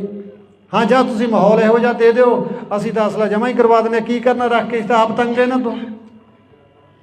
ਕਦੇ ਨਿਊ ਦੀ ਡੇਟ ਆ ਗਈ, ਕਦੇ ਵੋਟਾਂ ਆ ਗਈਆਂ, ਕਦੇ ਜਮ੍ਹਾਂ ਕਰਾਇਓ, ਕਦੇ ਲੈ ਆਓ। ਤਾਂ ਐਡਾ ਵੱਡਾ ਸਿਆਪਾ ਹੀ ਨਹੀਂ ਜਿੱਡਾ ਅਸਲੇ ਦਾ। ਤੋ ਲਾਇਸੈਂਸੀ ਅਸਲਾ ਕ੍ਰਾਈਮ ਨਹੀਂ ਕਰਦਾ। ਮੈਂ ਸਰਕਾਰ 'ਚ ਬੈਠੇ ਉਹਨੂੰ ਸਲਾਹ ਦੇਣ ਵਾਲੇ ਅਫਸਰਾਂ ਨੂੰ ਬੇਨਤੀ ਕਰਦਾ, ਤੁਸੀਂ ਜਿਹੜੀ ਗੱਲ ਵੱਲ ਧਿਆਨ ਦੇਣਾ, ਤੁਸੀਂ ਬਦਮਾਸ਼ਾਂ ਵੱਲ ਧਿਆਨ ਦੇ ਲਓ। ਲਾਇਸੈਂਸ ਵਾਲਾ ਬੰਦਾ ਜਾ ਕੇ, ਜਿਹੜਾ ਬੰਦਾ ਲੱਖ ਸਵਾ ਲੱਖ ਰੁਪਇਆ ਲਾ ਕੇ ਢਿੱਡ ਬੰਨ੍ਹ ਕੇ ਲੈਂਦਾ, ਇੰਨਾ ਕਿਸੇ ਕੋਲੇ ਵਾਧੂ ਪੈਸਾ ਨਹੀਂ ਪਿਆ ਜਿਹੜਾ ਅਸਲੇ 'ਤੇ ਖਰਚਣ ਵਾਸਤੇ ਕਬੀਲਦਾਰ ਬੰਦਾ ਤਿਆਰ ਹੋ ਜਾਊਗਾ। ਠੀਕ ਹੈ, ਮੈਂ ਮੰਨਦਾ ਵਿਦੇਸ਼ਾਂ ਦੇ ਵਿੱਚ ਵੀ ਇਹ ਚੀਜ਼ਾਂ 'ਤੇ ਪਾਬੰਦੀਆਂ ਨੇ, ਪਰ ਉੱਥੋਂ ਦਾ ਸਿਸਟਮ ਵੀ ਦੇਖੋ ਕਿੱਡਾ ਹੈ। ਮੈਂ UK ਜਾ ਕੇ ਆਇਆ ਵੀਰੋ, ਜਹਾਜ਼ ਦੇ ਵਿੱਚੋਂ ਅਗਲੇ ਨੇ ਮੈਨੂੰ ਲੈ ਲਿਆ ਔਰ ਆਪਣੀ ਕਾਰ ਦੇ ਵਿੱਚ ਜਾ ਕੇ ਮੈਨੂੰ ਸੁਰੱਖਿਅਤ ਜਗ੍ਹਾ 'ਤੇ, ਜਿੱਥੇ ਮੇਰਾ ਰੈਜ਼ੀਡੈਂਸੀ, ਉੱਥੇ ਜਾ ਕੇ ਛੱਡ ਕੇ ਆਇਆ ਔਰ ਆਪਣਾ ਸੈਂਸਰ ਵੀ ਕਮਰੇ ਦੇ ਵਿੱਚ ਲਾਇਆ ਅਗਲੇ। ਔਰ ਵਿਦਿਨ 3 ਮਿੰਟ ਕੋਈ ਤਖਤੇ ਨੂੰ ਧੱਕਾ ਵੀ ਮਾਰ ਗਿਆ ਨਾ ਬਾਹਰੋਂ ਆ ਕੇ, 3 ਮਿੰਟਾਂ ਦੇ ਅੰਦਰ ਅੰਦਰ ਜਿਹੜੀ ਪੁਲਿਸ ਦੀ ਹੈ ਸਰਵਿਸ ਹੈ, ਰੀਸਾਂ ਕਰਦੇ ਉਹਨਾਂ ਦੀਆਂ, ਉਹਨਾਂ ਵਰਗਾ ਸਿਸਟਮ ਦੇ ਕੇ ਦਿਖਾਓ ਪਹਿਲਾਂ। ਔਰ ਮੈਂ ਪਬਲਿਕ ਨੂੰ ਮਿਲਿਆ, ਮੈਨੂੰ ਨਹੀਂ ਲੱਗਿਆ ਮੈਂ ਕਿਸੇ ਬਾਹਰਲੇ ਮੁਲਕ ਦੇ ਵਿੱਚ ਆਇਆ। ਮੈਨੂੰ ਐਂ ਲੱਗਿਆ ਇੱਥੇ ਵੀ ਮੇਰਾ ਪੰਜਾਬ ਹੀ ਵਸਿਆ ਹੋਇਆ, ਇੱਥੇ ਵੀ ਮੇਰੇ ਲੋਕਾਂ ਨੂੰ ਕਿੰਨਾ ਦਰਦ ਹੈ। ਔਰ ਜਿਹੜੇ ਹਾਲ ਦੇ ਵਿੱਚ ਪ੍ਰੋਗਰਾਮ ਰੱਖਿਆ ਸੀ, ਤੁਸੀਂ ਯਕੀਨ ਕਰਿਓ ਤਿਲ ਸਿੱਟਣ ਨੂੰ ਵੀ ਜਗ੍ਹਾ ਨਹੀਂ ਸੀ ਉੱਥੇ, ਔਰ ਸਾਰੇ ਲੋਕ ਟਿਕਟਾਂ ਲੈ ਕੇ ਆਏ ਸੀ। ਪਾਕਿਸਤਾਨੀ ਮੂਲ ਦੀ ਲੜਕੀ ਨੇ ਮੈਕ ਲੈ ਕੇ ਬੋਲਿਆ ਵੀ ਦਿਨ ਵੀ ਸਾਡਾ ਸ਼ੁਰੂ ਸਿੱਧੂ ਦੇ ਨਾਲ ਹੁੰਦਾ ਸੀ, ਸਮਾਪਤੀ ਵੀ ਸਾਡੀ ਸਿੱਧੂ ਦੇ ਨਾਲ ਹੁੰਦੀ ਸੀ। ਔਰ ਕਿਸ ਕਦਰ ਅਸੀਂ ਉਸ ਬੱਚੇ ਨੂੰ ਪਿਆਰ ਕਰਦੇ ਹਾਂ, ਤੁਸੀਂ ਅੰਦਾਜ਼ਾ ਵੀ ਨਹੀਂ ਲਾ ਸਕਦੇ। ਔਰ ਇੱਥੇ ਉਹਨੂੰ ਜਾਨਵਰਾਂ ਵਾਂਗੂ ਮਾਰ ਦਿੱਤਾ ਗਿਆ। ਜਿਸ ਬੱਚੇ ਨੇ, ਆਸਟ੍ਰੇਲੀਆ ਤੋਂ ਮੇਰੇ ਕੋਲ ਕੱਲ੍ਹ ਫੋਨ ਆਇਆ, ਹਿੰਦੂ ਮਾਈਂਡਡ ਬੰਦਾ ਹੈ, ਔਰ ਮੈਨੂੰ ਕਹਿੰਦਾ ਜੀ ਮੈਨੂੰ ਤੁਸੀਂ ਜਦੋਂ ਘਰੇ ਆ ਗਏ ਤਾਂ ਮੈਂ ਇੰਡੀਆ ਆਉਣਾ, ਮੈਂ ਮਾਤਾ ਤੋਂ ਦਸਤਾਰਬੰਦੀ ਕਰਾ ਕੇ ਜਾਣੀ ਹੈ। ਦੇਖੋ, ਹਿੰਦੂ ਮਤ ਨਾਲ ਸੰਬੰਧ ਰੱਖਦਾ ਬੰਦਾ, ਕੋਈ ਆਪਾਂ ਉਹਨੂੰ ਪ੍ਰੈਸ਼ਰ ਨਹੀਂ ਕੀਤਾ। ਮੈਂ ਤੁਹਾਨੂੰ ਦੱਸਦਾ ਵੀ ਸਿੱਧੂ ਨੂੰ ਕਈ ਲੋਕ ਪੁੱਛਦੇ ਯਾਰ ਸਿੱਧੂ ਦੀ ਐਡੀ ਕੀ ਦੇਣ ਹੈ। ਇਹ ਦੇਣ ਹੈ ਵੀ ਵਲੰਟੀਅਰ ਰੂਪ ਦੇ ਵਿੱਚ ਉਹ ਬੱਚਾ ਹਿੰਦੂ ਪਰਿਵਾਰ ਸੰਬੰਧ ਰੱਖਦਾ ਔਰ ਕਹਿੰਦਾ ਮੈਂ ਸਿਰ 'ਤੇ ਦਸਤਾਰ ਸਜਾਉਣੀ ਔਰ ਉਸ ਤੋਂ ਬਾਅਦ ਹਮੇਸ਼ਾ ਪੱਗ ਬੰਨ੍ਹ ਕੇ ਰੱਖੂੰਗਾ। ਤੁਸੀਂ ਜਦੋਂ ਘਰੇ ਆ ਕੇ ਮੈਨੂੰ ਮੈਸੇਜ ਕਰ ਦਿਓ ਵੀ ਅਸੀਂ ਪਿੰਡ ਪਹੁੰਚ ਚੁੱਕੇ ਹਾਂ। ਇਹ ਸੀ ਸਿੱਧੂ ਦੀ ਦੇਣ। ਘੱਟੋ ਘੱਟ 150 ਮੁਲਕ ਦੇ ਵਿੱਚ ਪੱਗ ਨੂੰ ਪੁੱਜਦਾ ਕੀਤਾ ਹੈ। ਮੈਂ UK ਜਦੋਂ ਗਿਆ ਤਾਂ ਉੱਥੇ ਮੈਨੂੰ ਬਰਨਾ ਬੋਇਜ਼, ਤੁਸੀਂ ਦੇਖਿਆ ਹੋਣਾ, ਕਾਲਾ ਆਪਣਾ ਰੈਪਰ ਹੈ ਨਾਈਜੀਰੀਆ ਦਾ, ਬਹੁਤ ਵੱਡਾ ਰੈਪਰ ਹੈ, ਵੱਡਾ ਸਟੇਟਸ ਹੈ ਬੰਦੇ ਦਾ। ਪਰ ਉਹ ਬੰਦਾ 1 ਮਿੰਟ ਲਈ ਵੀ ਮੇਰੇ ਬਰਾਬਰ ਨਹੀਂ ਸੋਫੇ 'ਤੇ ਬੈਠਾ, ਮੇਰੇ ਪੈਰਾਂ 'ਚ ਬੈਠਾ ਥੱਲੇ। ਔਰ ਉਹਨੇ ਆਪਣੇ ਗਾਣੇ ਦੇ ਵਿੱਚ ਇੱਕ ਫੋਟੋ ਲਾਉਣੀ ਹੈ ਸਿੱਧੂ ਦੀ, ਪਰਮਿਸ਼ਨ ਲੈਣ ਵਾਸਤੇ ਆਇਆ ਵੀ ਤੁਹਾਨੂੰ ਕੋਈ ਇਤਰਾਜ਼ ਤਾਂ ਨਹੀਂ, ਮੈਂ ਭਰਾ ਸੀ ਮੇਰਾ ਸਿੱਧੂ ਔਰ ਮੈਂ ਉਹਦੀ ਫੋਟੋ ਲਾਉਣੀ ਚਾਹੁੰਦਾ, ਤੁਹਾਡੇ ਪਰਿਵਾਰ ਨੂੰ ਕੋਈ ਇਤਰਾਜ਼ ਤਾਂ ਨਹੀਂ। ਔਰ ਸਾਡੇ ਉਹਦੇ ਗਾਣੇ ਚੱਕ ਕੇ ਅਸੀਂ ਕੀ ਕਰੀ ਜਾਂਦੇ। ਔਰ ਜਿਹੜਾ ਵੱਖਰੇ ਮੂਲ ਦਾ, ਵੱਖਰੀ ਨਸਲ ਦਾ, ਵੱਖਰੇ ਸਮਾਜ ਦੇ ਵਿੱਚੋਂ ਆਉਂਦਾ ਹੈ ਕਲਾਕਾਰ, ਉਹ ਸਿੱਧੂ ਨੂੰ ਆਪਣਾ ਭਰਾ ਮੰਨ ਕੇ, ਆਪਣਾ ਆਈਡੀਅਲ ਮੰਨ ਕੇ ਚੱਲ ਰਿਹਾ ਹੈ। ਸਾਡੇ ਆਪਣੇ ਉਹਦੀਆਂ ਗਾਣਿਆਂ ਦੀਆਂ ਤੁਕਾਂ ਚੱਕ ਕੇ ਫਿਲਮਾਂ ਦੇ ਵਿੱਚ ਠੋਕਣ ਦੀ ਕੋਸ਼ਿਸ਼ ਕਰ ਰਿਹਾ, ਕੋਈ ਕਿਤੇ ਕਿਤੇ ਆਪੋ ਆਪਣੇ ਢੰਗ ਨਾਲ ਉਹਦੀ ਵਰਤੋਂ ਕਰ ਰਿਹਾ। ਤਾਂ ਸਿੱਧੂ ਦਾ ਆਪਣੇ ਸਮਾਜ 'ਤੇ ਤਾਂ ਅਸਰ ਹੋਣੇ ਹੋਣਾ ਸੀ, ਉਹਨਾਂ ਗੋਰਿਆਂ ਦੇ ਵਿੱਚ ਵੀ। ਔਰ ਜੇ ਮੇਰੇ ਸ਼ੋਅ ਦੇ ਵਿੱਚ ਲਗਭਗ 25 ਤੋਂ 30% ਗੋਰੇ ਆਏ ਸੀ, ਜਿਨ੍ਹਾਂ ਦਾ ਸਿੱਧੂ ਨਾਲ ਕੀ ਸੰਬੰਧ ਸੀ। ਪਰ ਜਿਹੜੀ ਪੀੜ੍ਹੀ ਉੱਥੇ ਜਾ ਕੇ ਵੱਸ ਗਈ, ਉਹ ਬੰਦੇ ਕਹਿੰਦੇ ਅਸੀਂ ਇੰਨੇ ਚਿੰਤਤ ਸੀ ਵੀ ਯਾਰ ਅਸੀਂ ਤਾਂ ਪੰਜਾਬੀ ਸੀ, ਸਾਡੇ ਬੱਚੇ ਵੀ ਪੰਜਾਬੀ ਬੋਲਣ ਲੱਗ ਗਏ। ਹੁਣ ਜਿਹੜੇ ਸਾਡੇ ਪੋਤੇ ਆ ਗਏ ਉਹ ਪਿਓਰ ਅੰਗਰੇਜ਼ ਬਣ ਗਏ ਸੀ ਵੀ ਉਹ ਪੰਜਾਬੀ ਨਹੀਂ ਬੋਲਣਾ ਸ਼ੁਰੂ ਕਰ ਰਹੇ ਸੀ। ਯਾਰ ਅਸੀਂ ਬੜੀ ਚਿੰਤਾ ਦੇ ਵਿੱਚ ਸੀ, ਪਰ ਯਾਰ ਉਸ ਚੀਜ਼ ਦਾ ਸਲੂਸ਼ਨ ਸਾਨੂੰ ਸਿੱਧੂ ਨੇ ਦੇਤਾ ਸੀ। ਅਸੀਂ ਤੀਜੀ ਪੀੜ੍ਹੀ ਨੂੰ ਵੀ ਪੰਜਾਬੀ ਨਾਲ ਜੋੜਨ ਲਈ ਸਿੱਧੂ ਦੇ ਗਾਣੇ ਸੁਣਨ ਲੱਗੇ ਸਾਡੇ ਬੱਚੇ। ਔਰ ਹੁਣ ਅਸੀਂ ਯਕੀਨ ਮੰਨੋ ਸਾਡੀ ਗੱਡੀ 'ਚ ਦੂਜਾ ਗਾਣਾ ਵੱਜਦਾ ਹੀ ਨਹੀਂ ਸੀ। ਇਸ ਚੀਜ਼ ਦੀ ਕੀਮਤ ਉਹ ਲੋਕ ਜਾਣਦੇ ਜੋ ਸਾਡੀ ਜਿਹੜੀ ਮਾਂ ਬੋਲੀ ਨਾਲ ਟੁੱਟ ਰਹੀ ਸੀ ਨਾ ਤੀਜੀ ਪੀੜ੍ਹੀ ਜਾ ਕੇ, ਕਿਉਂਕਿ ਤੀਜੀ ਪੀੜ੍ਹੀ ਅੰਗਰੇਜ਼ ਹੀ ਬਣ ਜਾਂਦੀ ਸੀ। ਅਤੇ ਉਹਨਾਂ ਨੂੰ ਮਤਲਬ ਆਪਣੇ ਸਿੱਧੂ ਦੀ ਦੇਣ ਦਾ ਪਤਾ ਸੀਗਾ ਵੀ ਜੇ ਉਹਨੇ ਗਾਣਿਆਂ ਦੇ ਵਿੱਚ ਪੰਜਾਬੀ ਨੂੰ ਇਸ ਢੰਗ ਨਾਲ ਫਿੱਟ ਕੀਤਾ ਵੀ ਉਹਦੇ 'ਚ ਰੈਪ ਪੰਜਾਬੀ ਪਾਇਆ, ਇੱਕ ਵੱਖਰਾ ਟੇਸਟ ਬਣਾਇਆ ਮਿਊਜ਼ਿਕ ਦਾ, ਉਹ ਚੀਜ਼ ਗੋਰਿਆਂ ਨੂੰ ਵੀ ਭਾਈ ਜਿਹੜੀ ਸਾਡੀ ਤੀਜੀ ਪੀੜ੍ਹੀ ਅੰਗਰੇਜ਼ ਬਣਦੀ ਜਾ ਰਹੀ ਸੀ ਉੱਥੇ, ਉਹ ਵੀ ਕਿਤੇ ਨਾ ਕਿਤੇ ਜਾ ਕੇ ਪੰਜਾਬੀ ਵੱਲ ਮੁੜੇ। ਇਹ ਸਿੱਧੂ ਦੀ ਦੇਣ ਸੀ ਪੰਜਾਬੀ ਮਾਂ ਬੋਲੀ। ਸੋ ਜਦੋਂ ਇੰਨੀਆਂ ਦੁਆਵਾਂ ਹੋਣ, ਮੈਂ ਹੁਣ ਇਸ ਗੱਲ ਦੇ ਉੱਤੇ ਮੇਰਾ ਮਨ ਇੰਨਾ ਕੁ ਟਿਕਿਆ ਥੋੜ੍ਹਾ ਜਿਹਾ ਵੀ ਜਦੋਂ ਤੁਹਾਡੀਆਂ ਦੁਆਵਾਂ ਇੰਨੀਆਂ, ਅਸੀਂ ਸਾਰੇ ਲੋਕ ਪਰਮਾਤਮਾ ਨੂੰ ਮੰਨਦੇ ਹਾਂ, ਜੇ ਕਰੋੜਾਂ ਦੁਆਵਾਂ ਦੇ ਨਾਲ ਵੀ ਆਪਾਂ ਨੂੰ ਜਸਟਿਸ ਨਹੀਂ ਮਿਲਦਾ ਤਾਂ ਫਿਰ ਆਪਾਂ ਨੂੰ ਦੁਨਿਆਵੀ ਅਦਾਲਤਾਂ ਵੀ ਨਹੀਂ ਦੇ ਸਕਦੇ।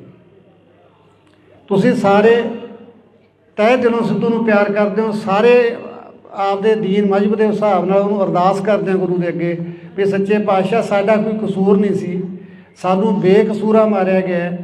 ਜੇ ਫਿਰ ਵੀ ਜਸਟਿਸ ਨਾ ਮਿਲਿਆ ਤਾਂ ਅਗਲੇ ਸਿੱਧੂ ਨੂੰ ਕਿਸੇ ਨੂੰ ਜਸਟਿਸ ਮਿਲਦਾ ਤਾਂ ਆਪਾਂ ਉਮੀਦ ਵੀ ਨਹੀਂ ਕਰ ਸਕਦੇ, ਜੇ ਇੰਨੀਆਂ ਭਾਵਨਾਵਾਂ ਜੁੜੀਆਂ ਹੋਣ ਦੇ ਬਾਵਜੂਦ ਵੀ ਸਾਨੂੰ ਜਸਟਿਸ ਨਾ ਮਿਲੇ। ਆਰੋਪੀ ਫੜੇ ਜਾ ਚੁੱਕੇ ਨੇ ਲਗਭਗ, ਪਰ ਮਾਸਟਰਮਾਈਂਡ ਸਿੱਧੂ ਕਿੰਨਾਂ ਦੀਆਂ ਅੱਖਾਂ ਦੇ ਵਿੱਚ ਚੁਭਿਆ। ਬਸ ਮੈਨੂੰ ਤਾਂ ਉਹਨਾਂ ਦਾ ਇਹ ਪਤਾ ਲੱਗਣਾ ਚਾਹੀਦਾ ਵੀ ਯਾਰ ਇਸ ਬੰਦੇ ਨੂੰ ਤਕਲੀਫ ਸੀ, ਇਹਨੇ ਕੋਈ ਇਸ ਤਰ੍ਹਾਂ ਕੋਈ ਸੁਪਾਰੀ ਦੇ ਕੇ ਮਰਵਾਇਆ ਗਿਆ, ਕਿਉਂਕਿ ਮੈਨੂੰ ਵੀ ਨਹੀਂ ਹਾਲੇ ਤੱਕ ਇਸ ਗੱਲ ਦਾ ਪਰ ਵੀ ਉਹਨੂੰ ਆਖਰ ਨੂੰ ਮਾਰਿਆ ਤਾਂ ਮਾਰਿਆ ਕੀ ਨੇ, ਮਾਰਨ ਵਾਲੇ ਨੂੰ ਕੀ ਮਿਲਿਆ ਉਹਨੂੰ ਮਾਰ ਕੇ। ਉਹ ਤਾਂ ਇੱਕ ਦੇਸ਼ ਦਾ, ਕੌਮ ਦਾ, ਮਾਂ ਬੋਲੀ ਦਾ ਯਾਰ ਚੰਗਾ ਕੰਮ ਕਰ ਰਿਹਾ ਸੀ। ਸ਼ੁਰੂ ਦੇ ਵਿੱਚ ਉਹਦੇ ਉੱਤੇ ਵੈਪਨ ਦੇ ਇਤਰਾਜ਼ ਲੱਗੇ ਵੀ ਉਹ ਵੈਪਨ 'ਤੇ ਗਾਉਂਦਾ, ਪਰ ਹੁਣ ਤਾਂ ਵੈਪਨ ਤੋਂ ਵੀ ਮੋੜਾ ਖਾ ਗਿਆ ਸੀ ਉਹ, ਕਿਉਂਕਿ ਜਿਵੇਂ ਜਿਵੇਂ ਮੈਚਿਓਰ ਹੋ ਰਿਹਾ ਸੀ, ਜਿਵੇਂ ਜਿਵੇਂ ਉਹਨੂੰ ਅਕਲ ਆ ਰਹੀ ਸੀ, ਉਵੇਂ ਉਹ ਮੁੱਦਿਆਂ ਵੱਲ, ਸਥਾਨਕ ਵੱਲ, ਸਮੱਸਿਆਵਾਂ ਜੋ ਦਰਪੇਸ਼ ਸੀਗੀਆਂ ਉਹਨਾਂ ਵੱਲ ਉਹਦਾ ਝੁਕਾਅ ਹੋ ਰਿਹਾ ਸੀਗਾ। ਫਿਰ ਹੁਣ ਉਹਨੂੰ ਮਾਰਨ ਦੀ ਕੀ ਲੋੜ ਪੈ ਗਈ ਸੀ। ਜਾਂ ਤਾਂ ਮੈਂ ਕਹਿ ਸਕਦਾ ਵੀ ਇਹਨਾਂ ਨੇ ਮੈਦਾਨ ਵਿਹਲਾ ਕੀਤਾ ਵੀ ਜੇ ਸਿੱਧੂ ਰਿਹਾ ਤਾਂ ਅਸੀਂ ਨਹੀਂ ਚੱਲਣਾ, ਜਾਂ ਪੋਲੀਟਿਕਸ ਦਾ ਵੀ ਕੰਮ ਹੋ ਸਕਦਾ। ਤੁਸੀਂ ਸ਼ੁਰੂ ਦੇ ਵਿੱਚ ਜਦੋਂ ਸਿੱਧੂ ਦਾ ਕੇਸ ਹੋਇਆ ਤੁਸੀਂ ਗੱਲ ਦੇਖੀ ਹੋਣੀ ਹੈ, ਅਕਾਲੀ ਨੇਤਾ ਦਾ ਇੱਕ ਦਾ ਨਾਮ ਆਉਂਦਾ ਸੀਗਾ ਸੰਦੀਪ ਕਾਹਲੋਂ, ਕੌਣ ਸੀ ਉਹ ਤੋਂ ਵੈਪਨ ਫੜੇ ਜਾਂਦੇ ਨੇ 1 ਸਾਲ ਪਹਿਲਾਂ, ਔਰ ਪਰਦੇ 'ਤੇ ਆਉਂਦਾ ਔਰ ਗਾਇਬ ਹੋ ਜਾਂਦਾ। ਮੈਂ ਉਹ ਵੀ ਸਰਕਾਰ ਦੇ ਧਿਆਨ 'ਚ ਲਿਆ ਰਿਹਾ, ਤਸੱਲੀ ਨਾਲ ਇਮਾਨਦਾਰੀ ਨਾਲ ਜਾਂਚ ਕਰ ਦਿਓ, ਸਜ਼ਾ ਤੁਹਾਡਾ ਮਨ ਕਰਦਾ ਦੇ ਦਿਓ, ਜੇ ਤੁਹਾਨੂੰ ਜੀ ਕਰਦਾ ਵੀ ਇਹ ਕੋਈ ਚੰਗਾ ਕੰਮ ਕਰਦੇ ਤਾਂ ਛੱਡ ਦਿਓ, ਕੋਈ ਗੱਲ ਨਹੀਂ। ਅੱਜ ਮੈਂ ਕੋਈ ਨਵੀਂ ਸਟੇਟਮੈਂਟ ਜਾਂ ਕੋਈ ਬਿਆਨ ਦੇਣ ਦਾ ਮੇਰਾ ਕੋਈ ਇਰਾਦਾ ਨਹੀਂ ਸੀਗਾ, ਪਰ ਜਿਹੜੀ ਛਿੜੀ ਗੱਲ ਦੇ ਵਿੱਚ ਜਿਹੜੀਆਂ ਮਾਈਨਰ ਗੱਲਾਂ ਹੋ ਹੀ ਜਾਂਦੀਆਂ, ਅਤੇ ਜੋ ਆਪਣਾ ਜਸਟਿਸ ਦੀ ਜੋ ਤਫਤੀਸ਼ ਹੈ ਕਾਫੀ ਵੱਡੀ ਪੱਧਰ ਦੇ ਉੱਤੇ ਰੱਦੋ ਬਦਲ ਹੋਏ ਨੇ, ਹੁਣ ਸਾਰੇ ਅਫਸਰ ਇੱਧਰ ਉੱਧਰ ਹੋਏ ਨੇ, ਤਾਂ ਹੁਣ ਆਪਾਂ ਲੱਗੇ ਹੋਏ ਹਾਂ ਉਹਨਾਂ ਦੇ ਉੱਤੇ। ਤਾਂ ਮੈਂ ਵੀ ਉਮੀਦ ਕਰਦਾ ਵੀ ਅਗਲੇ ਸਮੇਂ ਦੇ ਵਿੱਚ ਆਪਾਂ ਨੂੰ ਕੁਛ ਨਾ ਕੁਛ ਇਹਦੇ 'ਚੋਂ ਨਿਕਲੂਗਾ ਲਾਜ਼ਮੀ। ਤਾਂ ਇੰਨਾ ਤੁਸੀਂ ਸਾਰਿਆਂ ਨੇ ਇੰਨਾ ਸਮਾਂ ਦਿੱਤਾ, ਇੰਨੀ ਬਾਟੋ ਸਮਾਂ ਕੱਢ ਕੇ ਉਹਨਾਂ ਤੋਂ ਪਰਮਾਤਮਾ ਤੁਹਾਡਾ ਕਦਮ ਕਦਮ ਲੇਖੇ ਲਾਵੇ। ਕੋਈ ਸ਼ਬਦ ਵੱਧ ਘੱਟ ਕਿਸੇ ਨੂੰ ਨਾ ਚੰਗਾ ਲੱਗਿਆ ਹੋਵੇ, ਸੰਗਤ ਮਾਫ ਕਰਨ ਯੋਗ ਹੈ। ਵਾਹਿਗੁਰੂ ਜੀ ਕਾ ਖਾਲਸਾ, ਵਾਹਿਗੁਰੂ ਜੀ ਕੀ ਫਤਿਹ। ਸੰਗਤ ਜੀ ਸਭ ਤੋਂ ਪਹਿਲਾਂ ਫਤਿਹ ਅਰਜ਼ ਕਰਦਾ, ਵਾਹਿਗੁਰੂ ਜੀ ਕਾ ਖਾਲਸਾ, ਵਾਹਿਗੁਰੂ ਜੀ ਕੀ ਫਤਿਹ। ਜਿਵੇਂ ਤੁਹਾਨੂੰ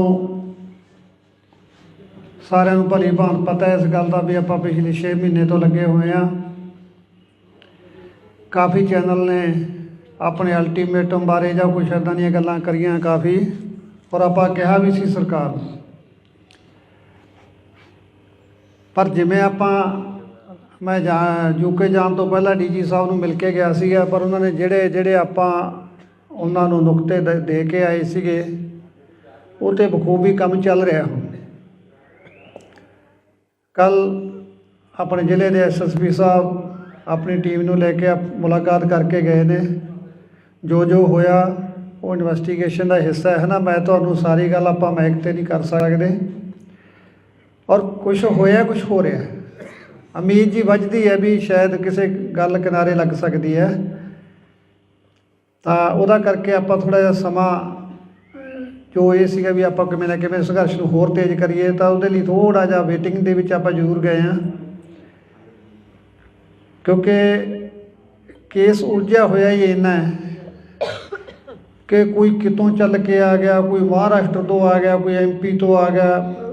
ਬਲ ਸਾਰੇ ਦੋਸ਼ੀਆਂ ਦੀਆਂ ਕ੍ਰਾਈਮ ਹੈ ਪਹਿਲੀ ਵਾਰ ਹੈ, ਔਰ ਬਾਹਰੋਂ ਹੈ, ਦੂਰੋਂ ਹੈ। ਇਹਨੂੰ ਟਰੇਸ ਕਰਨ 'ਤੇ ਸਮਾਂ ਜ਼ਰੂਰ ਲੱਗਦਾ ਹੈ, ਕਿਉਂਕਿ ਜਦੋਂ ਆਪਾਂ ਗੱਲ ਕਰਦੇ ਹਾਂ ਉਹ ਗੱਲ ਸਮਝ ਆਉਂਦੀ ਹੈ। ਅਤੇ ਚਲੋ ਆਪਣੀ ਇੰਨੀ ਬਹੁਤ ਹੈ ਵੀ ਜੇ ਉਹ ਇਸ ਪਾਸੇ ਨੂੰ ਤੁਰੇ ਨੇ, ਜਿਹੜੀ ਗੱਲ ਆਪਾਂ ਕਹਿੰਦੇ ਹਾਂ ਵੀ ਇਸ ਬੰਦੇ ਦਾ ਸਾਨੂੰ ਸ਼ੱਕ ਹੈ, ਇਹਨੂੰ ਇਨਵੈਸਟੀਗੇਸ਼ਨ 'ਚ ਸ਼ਾਮਲ ਕਰੋ, ਉਹਨਾਂ ਨੂੰ ਕੀਤਾ ਗਿਆ ਹੈ। 1-2 ਗ੍ਰਿਫਤਾਰੀਆਂ ਵੀ ਹੋਈਆਂ ਨੇ, ਅਤੇ ਬਾਕੀ ਅਗਲੇ ਹਫਤੇ ਦੇ ਵਿੱਚ ਕਾਫੀ ਕੁਛ ਸੰਭਾਵਨਾ ਹੈਗੀ ਵੀ ਕੁਛ ਨਾ ਕੁਛ ਕੋਈ ਗੱਲ ਸਾਹਮਣੇ ਆ ਸਕਦੀ ਹੈ। ਬਾਕੀ ਰਹੀ ਗੱਲ ਬਾਹਰ ਆਪਣੇ ਜਾਣ ਦੀ ਗੱਲ, ਯੂਕੇ ਹੁਣ ਮੈਂ ਜਾ ਕੇ ਆਇਆ। ਤੁਸੀਂ ਦੇਖੋ ਵੀ ਸੰਗਤ ਦੇ ਵਿੱਚ, ਕਿਉਂਕਿ ਸਰਕਾਰ ਨੂੰ ਵੀ ਮੈਂ ਇਹ ਗੱਲ ਸਪਸ਼ਟ ਕਰਨੀ ਚਾਹੁੰਦਾ ਵੀ ਇਹ ਇਕੱਲਾ ਇਹ ਨਹੀਂ ਹੈਗਾ ਵੀ ਇਹ ਇੱਕ ਸਿੰਗਲ ਮਰਡਰ ਹੋ ਗਿਆ ਜਾਂ ਸਿੱਧੂ ਮੇਰਾ ਬੇਟਾ ਸੀ, ਇਹ ਪੂਰੇ ਸੰਸਾਰ ਦਾ ਬੇਟਾ ਬਣ ਚੁੱਕਿਆ ਸੀ।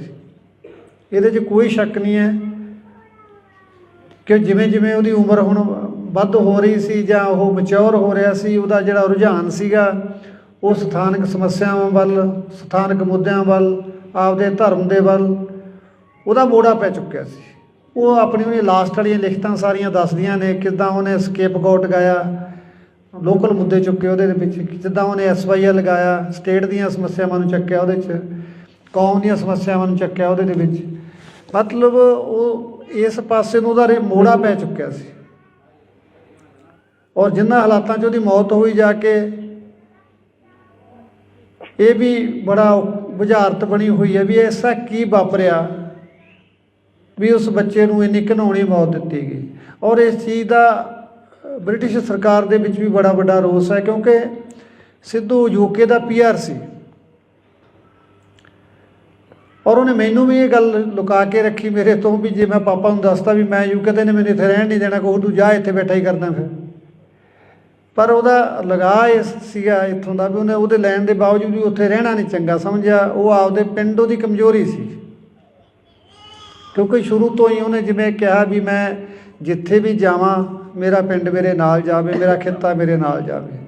ਉਹ ਸ਼ਾਇਦ ਇਸ ਗੱਲ ਦੇ ਵਿੱਚ ਗੜੋਚੇ ਇੰਨਾ ਹੋ ਗਿਆ ਵੀ ਉਹ ਆਪਣੇ ਭਵਿੱਖ ਨੂੰ ਵੀ ਦਾਅ 'ਤੇ ਲਾ ਬੈਠਿਆ, ਸਮਝ ਨਹੀਂ ਸਕਿਆ ਵੀ ਇੱਥੇ ਜਿਹੜੀਆਂ ਦੁਸ਼ਮਣਾਂ ਦੀਆਂ ਧਾੜਾਂ ਤੁਰੀਆਂ ਫਿਰਦੀਆਂ ਨੇ, ਜਿਹਨੂੰ ਤੂੰ ਆਪਣਾ ਸਮਝ ਰਿਹਾ ਪੁੱਤ, ਇੱਥੇ ਤੇਰਾ ਆਪਣਾ ਕੋਈ ਨਹੀਂ ਰਿਹਾ। 40 ਬੰਦੇ ਤੈਨੂੰ ਮਾਰਨ 'ਤੇ ਲੱਗੇ ਹੋਏ ਨੇ, ਪਰ ਉਹ ਬੱਚਾ ਇਹਨਾਂ ਗੱਲਾਂ ਤੋਂ ਅਣਜਾਣ ਕਹਿ ਲਈਏ ਜਾਂ ਉਹਨੂੰ ਪਤਾ ਹੋਵੇ, ਉਹਨੇ ਮੈਨੂੰ ਨਾ ਦੱਸਿਆ ਹੋਵੇ, ਰੱਬ ਜਾਣਦਾ ਹੈ ਮਨ ਦੇ ਵਿੱਚ ਕੀ ਲੈ ਕੇ ਚਲਾ ਗਿਆ। ਪਰ ਉਹਦੀਆਂ ਲਿਖਤਾਂ ਜਿਸ ਤਰ੍ਹਾਂ ਉਹ ਲਿਖਦਾ ਸੀ, ਉਹਨਾਂ ਤੋਂ ਲੱਗਦਾ ਵੀ ਜ਼ਰੂਰ ਉਹਦੇ ਮਨ ਦੇ ਉੱਤੇ ਕੋਈ ਵਜਨ ਤਾਂ ਸੀਗਾ।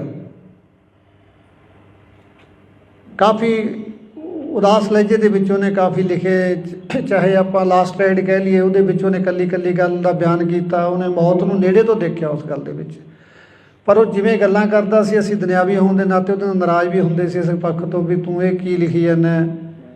ਉਹਨੇ ਉਹ ਕਹਿੰਦਾ ਮੈਂ ਤਾਂ ਟਪਾ ਕੇ ਲਿਖਿਆ, ਇਹ ਤਾਂ ਜਿਹੜੇ ਮੇਰੇ ਪਹਿਲਾਂ ਮੈਂ ਜਿਹਨਾਂ ਨੂੰ ਪੜ੍ਹਦਾ, ਜਿਹਨਾਂ ਨੂੰ ਮੈਂ ਦੇਖਦਾ, ਮੈਂ ਤਾਂ ਉਹਨਾਂ 'ਤੇ ਲਿਖਿਆ ਹੈ ਨਾ। ਉਹ ਕਹਿ ਦਿੰਦਾ ਚੱਲ ਅਸੀਂ ਵੀ ਚੁੱਪ ਕਰ ਜਾਂਦੇ ਵੀ ਹੋ ਸਕਦਾ ਉਹ 'ਤੇ ਲਿਖਿਆ ਹੋਵੇ, ਪਰ ਜਦੋਂ ਆਪਦੇ ਨਾਲ ਵਾਪਰ ਗਈ ਫਿਰ ਐਂ ਲੱਗਿਆ ਵੀ ਇਹ ਤਾਂ ਆਪਣੇ ਸਮਝਣ 'ਚ ਹੀ ਫਰਕ ਰਹਿ ਗਿਆ। ਉਹ ਤਾਂ ਸਾਰਾ ਕੁਛ ਆਪਣੀ ਜਵਾਨੀ ਦੱਸੀ ਜਾਂਦਾ ਸੀ। ਇਹ ਹੁਣ ਬੀਤੇ ਦੀ ਗੱਲ ਹੋ ਚੁੱਕੀ ਹੈ ਵੀਰੋ, ਇਸ ਗੱਲ 'ਤੇ ਕੁਛ ਵੀ ਨਹੀਂ ਨਿਬੜਨਾ, ਕਿਉਂਕਿ ਨਾ ਤਾਂ ਆਪਾਂ ਜੋ ਨੁਕਸਾਨ ਖਾ ਲਿਆ ਉਹ ਪੂਰਾ ਹੋਣਾ, ਹਾਂ, ਸਰਕਾਰਾਂ ਅੱਗੇ ਇੰਨੀ ਕੁ ਬੇਨਤੀ ਜ਼ਰੂਰ ਕਰਦੇ ਹਾਂ ਵੀ ਘੱਟੋ ਘੱਟ ਜਦੋਂ ਹਾਸੋਹੀਣੇ ਫੈਸਲੇ ਕਰਦੀਆਂ ਨੇ ਦੁੱਖ ਬੜਾ ਹੁੰਦਾ ਹੈ। ਲਾਇਸੈਂਸ ਲੈਣੇ ਤਾਂ ਸਰਕਾਰ ਨੇ ਪਹਿਲਾਂ ਹੀ ਇੰਨੇ ਔਖੇ ਕੀਤੇ ਹੋਏ ਸੀ ਵੀ ਜੇ ਬੰਦਾ ਇੱਕ ਵਾਰੀ ਇਹਦੀ ਲਾਈਨ 'ਚ ਲੱਗ ਜੇ ਨਾ, ਮੇਰਾ ਖਿਆਲ ਇੱਕ ਵਾਰੀ ਰਿਨਿਊ ਕਰਾਉਣ ਲੱਗ ਜੇ ਤਾਂ ਮੁੜ ਕੇ ਉਹਦਾ ਜੀਅ ਕਰਦਾ ਮਸਲਾ ਸਿੱਟ ਕੇ ਭੱਜ ਜਾ।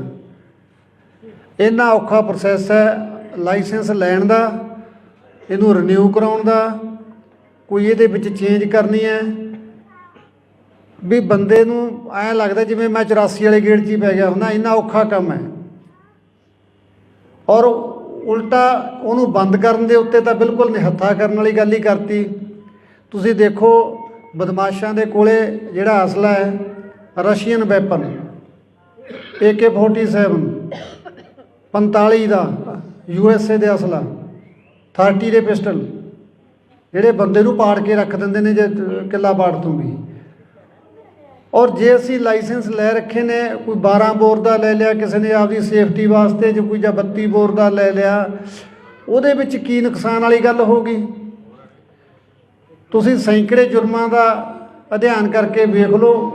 ਜੇ ਆਪਾਂ ਇਕੱਲਾ ਸੂਰੀ ਦਾ ਦੇਖੀਏ ਵੀ ਕਤਲ ਜਿਹੜਾ ਹੋਇਆ ਹੈ ਉਹ ਜ਼ਰੂਰ ਲਾਇਸੈਂਸੀ ਅਸਲੇ ਨਾਲ ਹੋ ਗਿਆ। ਬਾਕੀ ਮੇਰਾ ਖਿਆਲ ਇੱਕ ਵੀ ਕਿਲਿੰਗ ਹੈ ਜਿਹੜੀ ਉਹ ਲਾਇਸੈਂਸੀ ਅਸਲੇ ਨਾਲ ਨਹੀਂ ਹੋਈ।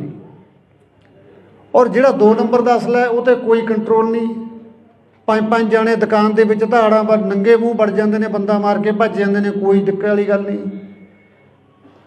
ਛੋਟੇ ਤੋਂ ਛੋਟੇ ਗੈਂਗਸਟਰ ਦੇ ਕੋਲੇ ਵੀ 30 ਤੋਂ ਘੱਟ ਦਾ ਪਿਸਟਲ ਨਹੀਂ ਹੈ ਔਰ ਬੜੀ ਆਸਾਨੀ ਨਾਲ ਉਹਨੂੰ ਮਿਲ ਵੀ ਰਹੇ ਨੇ। ਔਰ ਕੋਈ ਉਹ ਯੂਪੀ ਕਾਨਪੁਰ ਵਾਲਾ ਨਹੀਂ ਲੈਂਦੇ, ਸਾਰਾ ਇੰਪੋਰਟਡ ਅਸਲਾ ਸਾਰਾ ਉਹਨਾਂ ਕੋਲੇ। ਉਧਰ ਵੱਲ ਨੂੰ ਕਿਸੇ ਦਾ ਕੋਈ ਧਿਆਨ ਨਹੀਂ। ਜੇ ਧਿਆਨ ਆ ਗਿਆ ਤਾਂ ਜਿਹੜੀਆਂ ਮਨ ਪੱਕੀਆਂ, ਜੇ ਤੁਸੀਂ ਅੱਜ DC ਦਫ਼ਤਰ ਜਾਓਗੇ ਅਸਲੇ ਦਾ ਲਾਇਸੈਂਸ ਅਪਲਾਈ ਕਰੋ ਤਾਂ ਤੁਹਾਡੀ ਰੈੱਡ ਕਰਾਸ ਦੀ 50,000 ਦੀ ਤਾਂ ਪਰਚੀ ਕੱਟ ਦੇਣਗੇ। ਜੇ ਸਿਫਾਰਸ਼ਾਂ ਲਾ ਕੇ ਉਹਨੂੰ ਤੁਸੀਂ 10-20 'ਚ ਕਰਾ ਵੀ ਲਓਗੇ ਫਿਰ ਵੀ ਤੁਹਾਡਾ ਘੱਟੋ ਘੱਟ 1.5 ਤੋਂ 2 ਲੱਖ ਰੁਪਈਆ ਲਾ ਕੇ ਤੁਹਾਨੂੰ ਲਾਇਸੈਂਸ ਮਿਲਦਾ ਹੈ। ਕੌਣ ਲਊਗਾ? ਜਿਹੜਾ ਕੋਈ ਫਸਿਆ ਵੇਲੇ ਇੱਕ ਵੇਲੇ, ਜਿਹਨੂੰ ਸਰਦਾ ਵੀ ਮੈਨੂੰ ਕੋਈ ਅੜਿੱਕਾ ਨਾ। ਪਰਸੋਂ ਸੁਨਿਆਰ ਦੇ ਉੱਤੇ ਅੰਮ੍ਰਿਤਸਰ ਹੋਈ ਹੈ ਘਟਨਾ, ਜੇ ਉਹਦੇ ਕੋਲ ਅਸਲਾ ਨਾ ਹੁੰਦਾ ਉਹ ਤਾਂ ਮਾਰਤਾ ਸੀ। ਜਿਹੜਾ ਬੰਦਾ ਕੋਈ 4 ਪੈਸੇ ਦਾ ਕਾਰੋਬਾਰ ਕਰਦਾ ਉਹਦੀ ਸੇਫਟੀ ਲਈ ਲੈਂਦਾ, ਡਿਫੈਂਸ ਲਈ ਲੈਂਦਾ, ਠੀਕ ਹੈ, ਦਿਖਾਵਾ ਮਾੜੀ ਗੱਲ ਹੈ, ਨਹੀਂ ਕਰਨਾ ਚਾਹੀਦਾ। ਅਤੇ ਜੇ ਤੁਸੀਂ ਜਾ ਕੇ ਬੱਚਿਆਂ 'ਤੇ ਪਰਚੇ ਕਰਨ ਲੱਗ ਜਾਓਗੇ ਤਾਂ ਕਿੱਡੀ ਮਾੜੀ ਗੱਲ ਹੈ। ਇੱਕ ਫੋਟੋ ਤਾਂ ਨਹੀਂ ਕਿਸੇ ਦੇ ਉੱਤੇ ਫਾਇਰ ਕਰਦੀ ਯਾਰ, ਫੋਟੋ ਤਾਂ ਸ਼ਰੇਆਮ ਜਿਹੜੇ ਫਿਰਦੇ ਉਹ ਤਾਂ ਤੁਹਾਨੂੰ ਦਿਖਾਈ ਨਹੀਂ ਦੇ ਰਹੇ। ਇੱਕ ਮਰਡਰ ਕਰਨ ਵਾਲਾ ਬੰਦਾ ਧਮਕੀਆਂ ਦੇ ਰਿਹਾ, ਹਰ ਛੋਟੇ ਸਿੰਗਰ ਨੂੰ ਧਮਕੀ ਆਈ ਜਾਂਦੀ ਹੈ। ਜੇ ਕਿਸੇ ਨੂੰ ਧਮਕੀ ਆਉਂਦੀ ਹੈ ਤਾਂ 384 ਦਾ ਪਰਚਾ ਦੇਣਾ ਬਣਦਾ ਉਸ ਬੰਦੇ ਦੇ ਉੱਤੇ। ਸਗੋਂ ਜਾਂਦੇ ਆ ਥਾਣੇ ਸਮਝਾ ਕੇ ਮੋੜ ਦਿੰਦੇ ਆ। ਤਾਂ ਕੀ ਲੈਣਾ ਯਾਰ, ਤੂੰ ਜਵਾਕ ਜੱਲੇ ਵਾਲਾ ਬੰਦਾ, ਇਹਨਾਂ ਦਾ ਕੀ ਪਤਾ ਤੈਨੂੰ ਕਦੋਂ ਮਾਰ ਦੇਣਗੇ। ਸੋ ਅਸਲਾ ਦੇ ਨਿਯਮ ਤਾਂ ਸੌਖੇ ਕਰਨੇ ਚਾਹੀਦੇ, ਨਾ ਕਿ ਤੁਸੀਂ ਨਿਹੱਥੇ ਕਰਦੇ ਹੋ ਲੋਕਾਂ ਨੂੰ। ਜਿਹੜਾ ਕੋਈ ਆਪਦੀ ਸੇਫਟੀ ਲਈ ਲੈਂਦਾ ਉਹਨੂੰ ਸਗੋਂ ਵੀ ਅਸਲਾ ਹੀ ਬਥੇਰਾ ਮਹਿੰਗਾ ਹੋਇਆ ਪਿਆ, ਰਹਿੰਦੀਆਂ ਖੁਦੀਆਂ ਸ਼ਰਤਾਂ ਇੰਨੀਆਂ ਮਹਿੰਗੀਆਂ ਕਰਤੀਆਂ। ਇਹ ਤਾਂ ਫਿਰ ਸਾਨੂੰ ਤਾਂ ਨਿਹੱਥੇ ਕਰਨ ਵਾਲੀ ਗੱਲ ਆ ਤੁਹਾਡੀ। ਹਾਂ, ਜਾਂ ਤੁਸੀਂ ਮਾਹੌਲ ਇਹੋ ਜਿਹਾ ਦੇ ਦਿਓ, ਅਸੀਂ ਤਾਂ ਅਸਲਾ ਜਮ੍ਹਾਂ ਹੀ ਕਰਵਾ ਦਿੰਦੇ। ਕੀ ਕਰਨਾ ਰੱਖ ਕੇ? ਤਾਂ ਆਪ ਤੰਗ ਇਹਨਾਂ ਤੋਂ। ਕਦੇ ਨਿਊ ਦੀ ਡੇਟ ਆ ਗਈ, ਕਦੇ ਵੋਟਾਂ ਆ ਗਈਆਂ, ਕਦੇ ਜਮ੍ਹਾਂ ਕਰਾਇਓ, ਕਦੇ ਲੈ ਆਓ। ਤਾਂ ਐਡਾ ਵੱਡਾ ਸਿਆਪਾ ਹੀ ਨਹੀਂ ਜਿੱਡਾ ਅਸਲੇ ਦਾ। ਤੋ ਲਾਇਸੈਂਸੀ ਅਸਲਾ ਕ੍ਰਾਈਮ ਨਹੀਂ ਕਰਦਾ। ਮੈਂ ਸਰਕਾਰ 'ਚ ਬੈਠੇ ਉਹਨੂੰ ਸਲਾਹ ਦੇਣ ਵਾਲੇ ਅਫਸਰਾਂ ਨੂੰ ਬੇਨਤੀ ਕਰਦਾ, ਤੁਸੀਂ ਜਿਹੜੀ ਗੱਲ ਵੱਲ ਧਿਆਨ ਦੇਣਾ, ਤੁਸੀਂ ਬਦਮਾਸ਼ਾਂ ਵੱਲ ਧਿਆਨ ਦੇ ਲਓ। ਲਾਇਸੈਂਸ ਵਾਲਾ ਬੰਦਾ ਜਾ ਕੇ, ਜਿਹੜਾ ਬੰਦਾ ਲੱਖ ਸਵਾ ਲੱਖ ਰੁਪਇਆ ਲਾ ਕੇ ਢਿੱਡ ਬੰਨ੍ਹ ਕੇ ਲੈਂਦਾ, ਇੰਨਾ ਕਿਸੇ ਕੋਲੇ ਵਾਧੂ ਪੈਸਾ ਨਹੀਂ ਪਿਆ ਜਿਹੜਾ ਅਸਲੇ 'ਤੇ ਖਰਚਣ ਵਾਸਤੇ ਕਬੀਲਦਾਰ ਬੰਦਾ ਤਿਆਰ ਹੋ ਜਾਊਗਾ। ਠੀਕ ਹੈ, ਮੈਂ ਮੰਨਦਾ ਵਿਦੇਸ਼ਾਂ ਦੇ ਵਿੱਚ ਵੀ ਇਹ ਚੀਜ਼ਾਂ 'ਤੇ ਪਾਬੰਦੀਆਂ ਨੇ, ਪਰ ਉੱਥੋਂ ਦਾ ਸਿਸਟਮ ਵੀ ਦੇਖੋ ਕਿੱਡਾ ਹੈ। ਮੈਂ UK ਜਾ ਕੇ ਆਇਆ ਵੀਰੋ, ਜਹਾਜ਼ ਦੇ ਵਿੱਚੋਂ ਅਗਲੇ ਨੇ ਮੈਨੂੰ ਲੈ ਲਿਆ ਔਰ ਆਪਣੀ ਕਾਰ ਦੇ ਵਿੱਚ ਜਾ ਕੇ ਮੈਨੂੰ ਸੁਰੱਖਿਅਤ ਜਗ੍ਹਾ 'ਤੇ, ਜਿੱਥੇ ਮੇਰਾ ਰੈਜ਼ੀਡੈਂਸ ਸੀ, ਉੱਥੇ ਜਾ ਕੇ ਛੱਡ ਕੇ ਆਇਆ ਔਰ ਆਪਣਾ ਸੈਂਸਰ ਵੀ ਕਮਰੇ ਦੇ ਵਿੱਚ ਲਾਇਆ ਅਗਲੇ। ਔਰ ਵਿਦਇਨ 3 ਮਿੰਟ ਕੋਈ ਤਖਤੇ ਨੂੰ ਧੱਕਾ ਵੀ ਮਾਰ ਗਿਆ ਨਾ ਬਾਹਰੋਂ ਆ ਕੇ, 3 ਮਿੰਟਾਂ ਦੇ ਅੰਦਰ ਅੰਦਰ ਜਿਹੜੀ ਪੁਲਿਸ ਦੀ ਹੈ ਸਰਵਿਸ ਹੈ, ਰੀਸਾਂ ਕਰਦੇ ਉਹਨਾਂ ਦੀਆਂ, ਉਹਨਾਂ ਵਰਗਾ ਸਿਸਟਮ ਦੇ ਕੇ ਦਿਖਾਓ ਪਹਿਲਾਂ। ਔਰ ਮੈਂ ਪਬਲਿਕ ਨੂੰ ਮਿਲਿਆ, ਮੈਨੂੰ ਨਹੀਂ ਲੱਗਿਆ ਮੈਂ ਕਿਸੇ ਬਾਹਰਲੇ ਮੁਲਕ ਦੇ ਵਿੱਚ ਆਇਆ, ਮੈਨੂੰ ਐਂ ਲੱਗਿਆ ਇੱਥੇ ਵੀ ਮੇਰਾ ਪੰਜਾਬ ਹੀ ਵਸਿਆ ਹੋਇਆ, ਇੱਥੇ ਵੀ ਮੇਰੇ ਲੋਕਾਂ ਨੂੰ ਕਿੰਨਾ ਦਰਦ ਹੈ। ਔਰ ਜਿਹੜੇ ਹਾਲ ਦੇ ਵਿੱਚ ਪ੍ਰੋਗਰਾਮ ਰੱਖਿਆ ਸੀ, ਤੁਸੀਂ ਯਕੀਨ ਕਰਿਓ ਤਿਲ ਸਿੱਟਣ ਨੂੰ ਵੀ ਜਗ੍ਹਾ ਨਹੀਂ ਸੀ ਉੱਥੇ, ਔਰ ਸਾਰੇ ਲੋਕ ਟਿਕਟਾਂ ਲੈ ਕੇ ਆਏ ਸੀ। ਪਾਕਿਸਤਾਨੀ ਮੂਲ ਦੀ ਲੜਕੀ ਨੇ ਮੈਕ ਲੈ ਕੇ ਬੋਲਿਆ ਵੀ ਦਿਨ ਵੀ ਸਾਡਾ ਸ਼ੁਰੂ ਸਿੱਧੂ ਦੇ ਨਾਲ ਹੁੰਦਾ ਸੀ, ਸਮਾਪਤੀ ਵੀ ਸਾਡੀ ਸਿੱਧੂ ਦੇ ਨਾਲ ਹੁੰਦੀ ਸੀ, ਔਰ ਕਿਸ ਕਦਰ ਅਸੀਂ ਉਸ ਬੱਚੇ ਨੂੰ ਪਿਆਰ ਕਰਦੇ ਹਾਂ ਤੁਸੀਂ ਅੰਦਾਜ਼ਾ ਵੀ ਨਹੀਂ ਲਾ ਸਕਦੇ। ਔਰ ਇੱਥੇ ਉਹਨੂੰ ਜਾਨਵਰਾਂ ਵਾਂਗੂ ਮਾਰ ਦਿੱਤਾ ਗਿਆ। ਜਿਸ ਬੱਚੇ ਨੇ ਆਸਟ੍ਰੇਲੀਆ ਤੋਂ ਮੇਰੇ ਕੋਲ ਕੱਲ੍ਹ ਫੋਨ ਆਇਆ, ਹਿੰਦੂ ਮਾਈਂਡਡ ਬੰਦਾ ਹੈ, ਔਰ ਮੈਨੂੰ ਕਹਿੰਦਾ ਜੀ ਮੈਨੂੰ ਤੁਸੀਂ ਜਦੋਂ ਘਰੇ ਆ ਗਏ ਤਾਂ ਮੈਂ ਇੰਡੀਆ ਆਉਣਾ, ਮੈਂ ਮਾਤਾ ਤੋਂ ਦਸਤਾਰਬੰਦੀ ਕਰਾ ਕੇ ਜਾਣੀ ਹੈ। ਦੇਖੋ ਹਿੰਦੂ ਮਤ ਨਾਲ ਸੰਬੰਧ ਰੱਖਦਾ ਬੰਦਾ, ਕੋਈ ਆਪਾਂ ਉਹਨੂੰ ਪ੍ਰੈਸ਼ਰ ਨਹੀਂ ਕੀਤਾ। ਮੈਂ ਤੁਹਾਨੂੰ ਦੱਸਦਾ ਵੀ ਸਿੱਧੂ ਨੂੰ ਕਈ ਲੋਕ ਪੁੱਛਦੇ ਯਾਰ ਸਿੱਧੂ ਦੀ ਐਡੀ ਕੀ ਦੇਣ ਹੈ, ਇਹ ਦੇਣ ਹੈ ਵੀ ਵਲੰਟੀਅਰ ਰੂਪ ਦੇ ਵਿੱਚ ਉਹ ਬੱਚਾ ਹਿੰਦੂ ਪਰਿਵਾਰ ਸੰਬੰਧ ਰੱਖਦਾ, ਔਰ ਕਹਿੰਦਾ ਮੈਂ ਸਿਰ 'ਤੇ ਦਸਤਾਰ ਸਜਾਉਣੀ ਔਰ ਉਸ ਤੋਂ ਬਾਅਦ ਹਮੇਸ਼ਾ ਪੱਗ ਬੰਨ੍ਹ ਕੇ ਰੱਖੂੰਗਾ। ਤੁਸੀਂ ਜਦੋਂ ਘਰੇ ਆ ਗਏ ਮੈਨੂੰ ਮੈਸੇਜ ਕਰ ਦਿਓ ਵੀ ਅਸੀਂ ਪਿੰਡ ਪਹੁੰਚ ਚੁੱਕੇ ਹਾਂ। ਇਹ ਸੀ ਸਿੱਧੂ ਦੀ ਦੇਣ। ਘੱਟੋ ਘੱਟ 150 ਮੁਲਕ ਦੇ ਵਿੱਚ ਪੱਗ ਨੂੰ ਪੁੱਜਦਾ ਕੀਤਾ ਹੈ। ਮੈਂ UK ਜਦੋਂ ਗਿਆ ਤਾਂ ਉੱਥੇ ਮੈਨੂੰ ਬਰਨਾ ਬੋਇਜ਼, ਤੁਸੀਂ ਦੇਖਿਆ ਹੋਣਾ, ਕਾਲਾ ਆਪਣਾ ਰੈਪਰ ਹੈ ਨਾਈਜੀਰੀਆ ਦਾ, ਬਹੁਤ ਵੱਡਾ ਰੈਪਰ ਹੈ, ਵੱਡਾ ਸਟੇਟਸ ਹੈ ਬੰਦੇ ਦਾ, ਔਰ ਉਹ ਬੰਦਾ ਇੱਕ ਮਿੰਟ ਲਈ ਵੀ ਮੇਰੇ ਬਰਾਬਰ ਨਹੀਂ ਸੋਫੇ 'ਤੇ ਬੈਠਾ, ਮੇਰੇ ਪੈਰਾਂ 'ਚ ਬੈਠਾ ਥੱਲੇ। ਔਰ ਉਹਨੇ ਆਪਣੇ ਗਾਣੇ ਦੇ ਵਿੱਚ ਇੱਕ ਫੋਟੋ ਲਾਉਣੀ ਹੈ ਸਿੱਧੂ ਦੀ, ਪਰਮਿਸ਼ਨ ਲੈਣ ਵਾਸਤੇ ਆਇਆ ਵੀ ਤੁਹਾਨੂੰ ਕੋਈ ਇਤਰਾਜ਼ ਤਾਂ ਨਹੀਂ, ਮੈਂ ਭਰਾ ਸੀ ਮੇਰਾ ਸਿੱਧੂ ਔਰ ਮੈਂ ਉਹਦੀ ਫੋਟੋ ਲਾਉਣੀ ਚਾਹੁੰਦਾ, ਤੁਹਾਡੇ ਪਰਿਵਾਰ ਨੂੰ ਕੋਈ ਇਤਰਾਜ਼ ਤਾਂ ਨਹੀਂ। ਔਰ ਸਾਡੇ ਉਹਦੇ ਗਾਣੇ ਚੱਕ ਕੇ ਅਸੀਂ ਕੀ ਕਰੀ ਜਾਂਦੇ ਹਾਂ। ਔਰ ਜਿਹੜਾ ਵੱਖਰੇ ਮੂਲ ਦਾ, ਵੱਖਰੀ ਨਸਲ ਦਾ, ਵੱਖਰੇ ਸਮਾਜ ਦੇ ਵਿੱਚੋਂ ਆਉਂਦਾ ਹੈ ਕਲਾਕਾਰ, ਉਹ ਸਿੱਧੂ ਨੂੰ ਆਪਣਾ ਭਰਾ ਮੰਨ ਕੇ, ਆਪਣਾ ਆਈਡੀਅਲ ਮੰਨ ਕੇ ਚੱਲ ਰਿਹਾ ਹੈ। ਸਾਡੇ ਆਪਣੇ ਉਹਦੀਆਂ ਗਾਣਿਆਂ ਦੀਆਂ ਤੁਕਾਂ ਚੱਕ ਕੇ ਫਿਲਮਾਂ ਦੇ ਵਿੱਚ ਠੋਕਣ ਦੀ ਕੋਸ਼ਿਸ਼ ਕਰ ਰਿਹਾ, ਕੋਈ ਕਿਤੇ ਕਿਤੇ ਆਪੋ ਆਪਣੇ ਢੰਗ ਨਾਲ ਉਹਦੀ ਵਰਤੋਂ ਕਰ ਰਿਹਾ। ਤਾਂ ਸਿੱਧੂ ਦਾ ਆਪਣੇ ਸਮਾਜ 'ਤੇ ਤਾਂ ਅਸਰ ਹੋਣਾ ਸੀ, ਉਹਨਾਂ ਗੋਰਿਆਂ ਦੇ ਵਿੱਚ ਵੀ। ਔਰ ਜੇ ਮੇਰੇ ਸ਼ੋਅ ਦੇ ਵਿੱਚ ਲਗਭਗ 25 ਤੋਂ 30% ਗੋਰੇ ਆਏ ਸੀ, ਜਿਨ੍ਹਾਂ ਦਾ ਸਿੱਧੂ ਨਾਲ ਕੀ ਸੰਬੰਧ ਸੀ। ਪਰ ਜਿਹੜੀ ਪੀੜ੍ਹੀ ਉੱਥੇ ਜਾ ਕੇ ਵੱਸ ਗਈ, ਉਹ ਬੰਦੇ ਕਹਿੰਦੇ ਅਸੀਂ ਇੰਨੇ ਚਿੰਤਤ ਸੀ ਵੀ ਯਾਰ ਅਸੀਂ ਤਾਂ ਪੰਜਾਬੀ ਸੀ, ਸਾਡੇ ਬੱਚੇ ਵੀ ਪੰਜਾਬੀ ਬੋਲਣ ਲੱਗ ਗਏ। ਹੁਣ ਜਿਹੜੇ ਸਾਡੇ ਪੋਤੇ ਆ ਗਏ ਉਹ ਪਿਓਰ ਅੰਗਰੇਜ਼ ਬਣ ਗਏ ਸੀ ਵੀ ਉਹ ਪੰਜਾਬੀ ਨਹੀਂ ਬੋਲਣਾ ਸ਼ੁਰੂ ਕਰ ਰਹੇ ਸੀ। ਯਾਰ ਅਸੀਂ ਬੜੀ ਚਿੰਤਾ ਦੇ ਵਿੱਚ ਸੀ, ਪਰ ਯਾਰ ਉਸ ਚੀਜ਼ ਦਾ ਸਲੂਸ਼ਨ ਸਾਨੂੰ ਸਿੱਧੂ ਨੇ ਦੇਤਾ ਸੀ। ਅਸੀਂ ਤੀਜੀ ਪੀੜ੍ਹੀ ਨੂੰ ਵੀ ਪੰਜਾਬੀ ਨਾਲ ਜੋੜਨ ਲਈ ਸਿੱਧੂ ਦੇ ਗਾਣੇ ਸੁਣਨ ਲੱਗੇ ਸਾਡੇ ਬੱਚੇ। ਔਰ ਹੁਣ ਅਸੀਂ ਯਕੀਨ ਮੰਨੋ ਸਾਡੀ ਗੱਡੀ 'ਚ ਦੂਜਾ ਗਾਣਾ ਵੱਜਦਾ ਹੀ ਨਹੀਂ ਸੀ। ਇਸ ਚੀਜ਼ ਦੀ ਕੀਮਤ ਉਹ ਲੋਕ ਜਾਣਦੇ ਜੋ ਸਾਡੀ ਜਿਹੜੀ ਮਾਂ ਬੋਲੀ ਨਾਲ ਟੁੱਟ ਰਹੀ ਸੀ ਨਾ ਤੀਜੀ ਪੀੜ੍ਹੀ ਜਾ ਕੇ, ਕਿਉਂਕਿ ਤੀਜੀ ਪੀੜ੍ਹੀ ਅੰਗਰੇਜ਼ ਹੀ ਬਣ ਜਾਂਦੀ ਸੀ।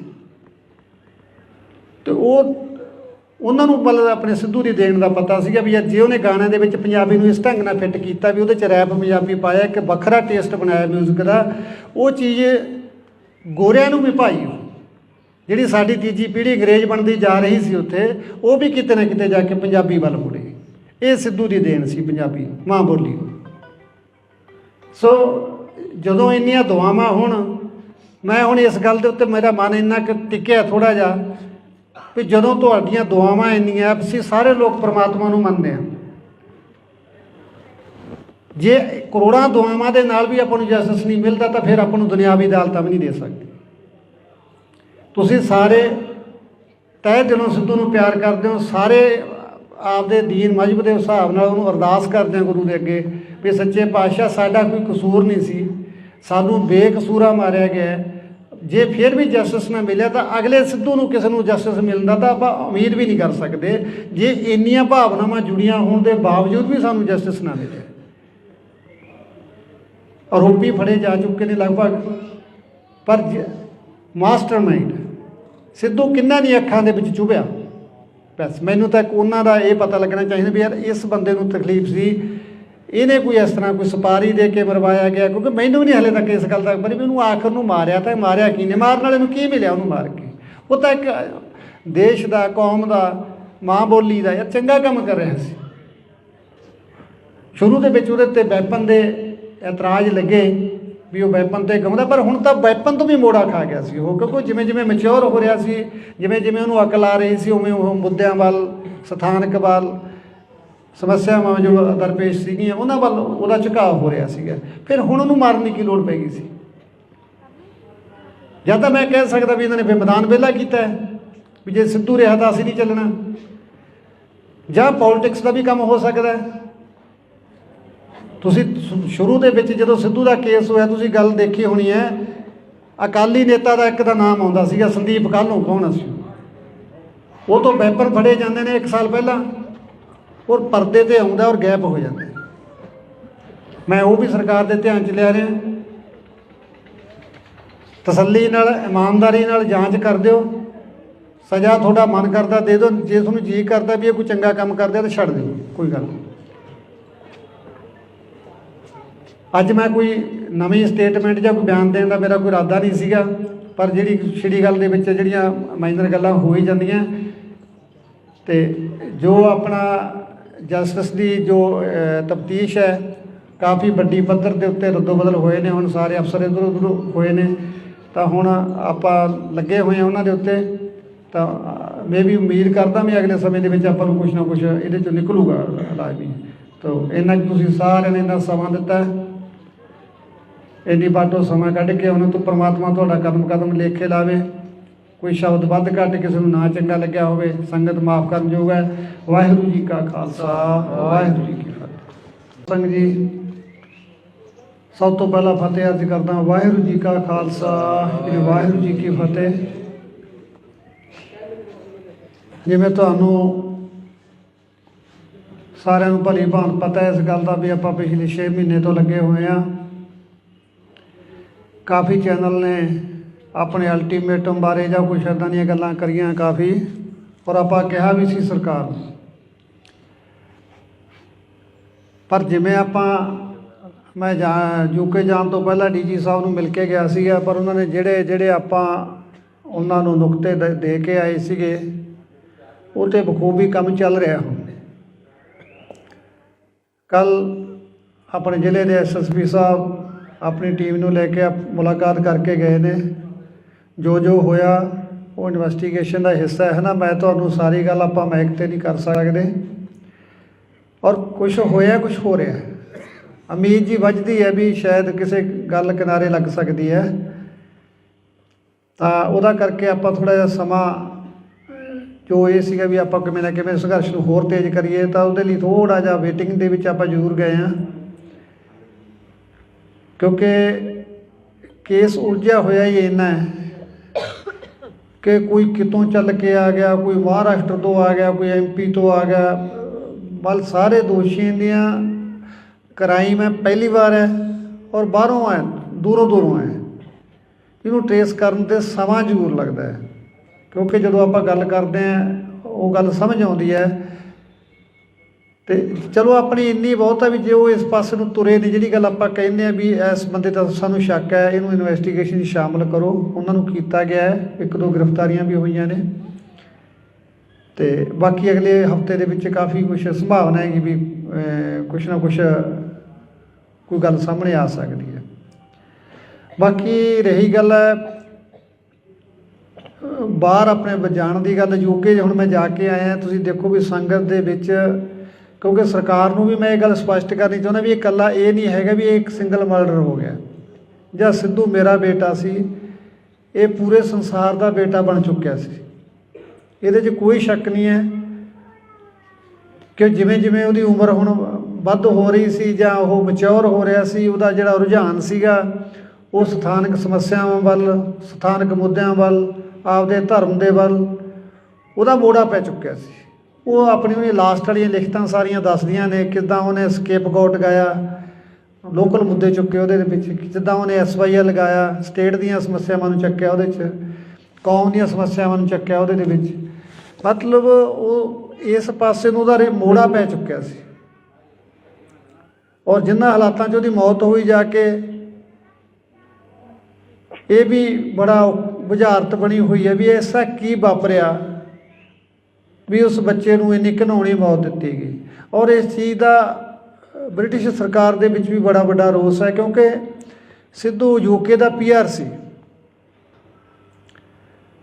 ਔਰ ਉਹਨੇ ਮੈਨੂੰ ਵੀ ਇਹ ਗੱਲ ਲੁਕਾ ਕੇ ਰੱਖੀ ਮੇਰੇ ਤੋਂ ਵੀ ਜੇ ਮੈਂ ਪਾਪਾ ਨੂੰ ਦੱਸਤਾ ਵੀ ਮੈਂ ਯੂਕੇ ਤੇ ਨੇ ਮੈਨੂੰ ਇੱਥੇ ਰਹਿਣ ਨਹੀਂ ਦੇਣਾ, ਕਹੂ ਤੂੰ ਜਾ ਇੱਥੇ ਬੈਠਾ ਹੀ ਕਰਦਾ ਫਿਰ।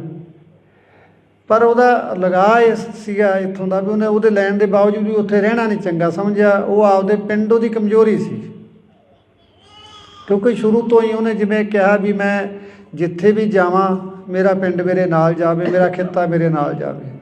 ਉਹ ਸ਼ਾਇਦ ਇਸ ਗੱਲ ਦੇ ਵਿੱਚ ਗੜੁੱਚ ਇੰਨਾ ਹੋ ਗਿਆ ਵੀ ਉਹ ਆਪਣੇ ਭਵਿੱਖ ਨੂੰ ਵੀ ਦਾਅ 'ਤੇ ਲਾ ਬੈਠਾ, ਸਮਝ ਨਹੀਂ ਸਕਿਆ ਵੀ ਇੱਥੇ ਜਿਹੜੀਆਂ ਦੁਸ਼ਮਣਾਂ ਦੀਆਂ ਧਾੜਾਂ ਤੁਰੀਆਂ ਫਿਰਦੀਆਂ ਨੇ, ਜਿਹਨੂੰ ਤੂੰ ਆਪਣਾ ਸਮਝ ਰਿਹਾ ਪੁੱਤ ਇੱਥੇ ਤੇਰਾ ਆਪਣਾ ਕੋਈ ਨਹੀਂ ਰਿਹਾ। 40 ਬੰਦੇ ਤੈਨੂੰ ਮਾਰਨ 'ਤੇ ਲੱਗੇ ਹੋਏ ਨੇ, ਪਰ ਉਹ ਬੱਚਾ ਇਹਨਾਂ ਗੱਲਾਂ ਤੋਂ ਅਣਜਾਣ ਕਹਿ ਲਈਏ ਜਾਂ ਉਹਨੂੰ ਪਤਾ ਹੋਵੇ, ਉਹਨੇ ਮੈਨੂੰ ਨਾ ਦੱਸਿਆ ਹੋਵੇ, ਰੱਬ ਜਾਣਦਾ ਹੈ ਮਨ ਦੇ ਵਿੱਚ ਕੀ ਲੈ ਕੇ ਚਲਾ ਗਿਆ। ਪਰ ਉਹਦੀਆਂ ਲਿਖਤਾਂ ਜਿਸ ਤਰ੍ਹਾਂ ਉਹ ਲਿਖਦਾ ਸੀ ਉਹਨਾਂ ਤੋਂ ਲੱਗਦਾ ਵੀ ਜ਼ਰੂਰ ਉਹਦੇ ਮਨ ਦੇ ਉੱਤੇ ਕੋਈ ਵਜਨ ਤਾਂ ਸੀਗਾ।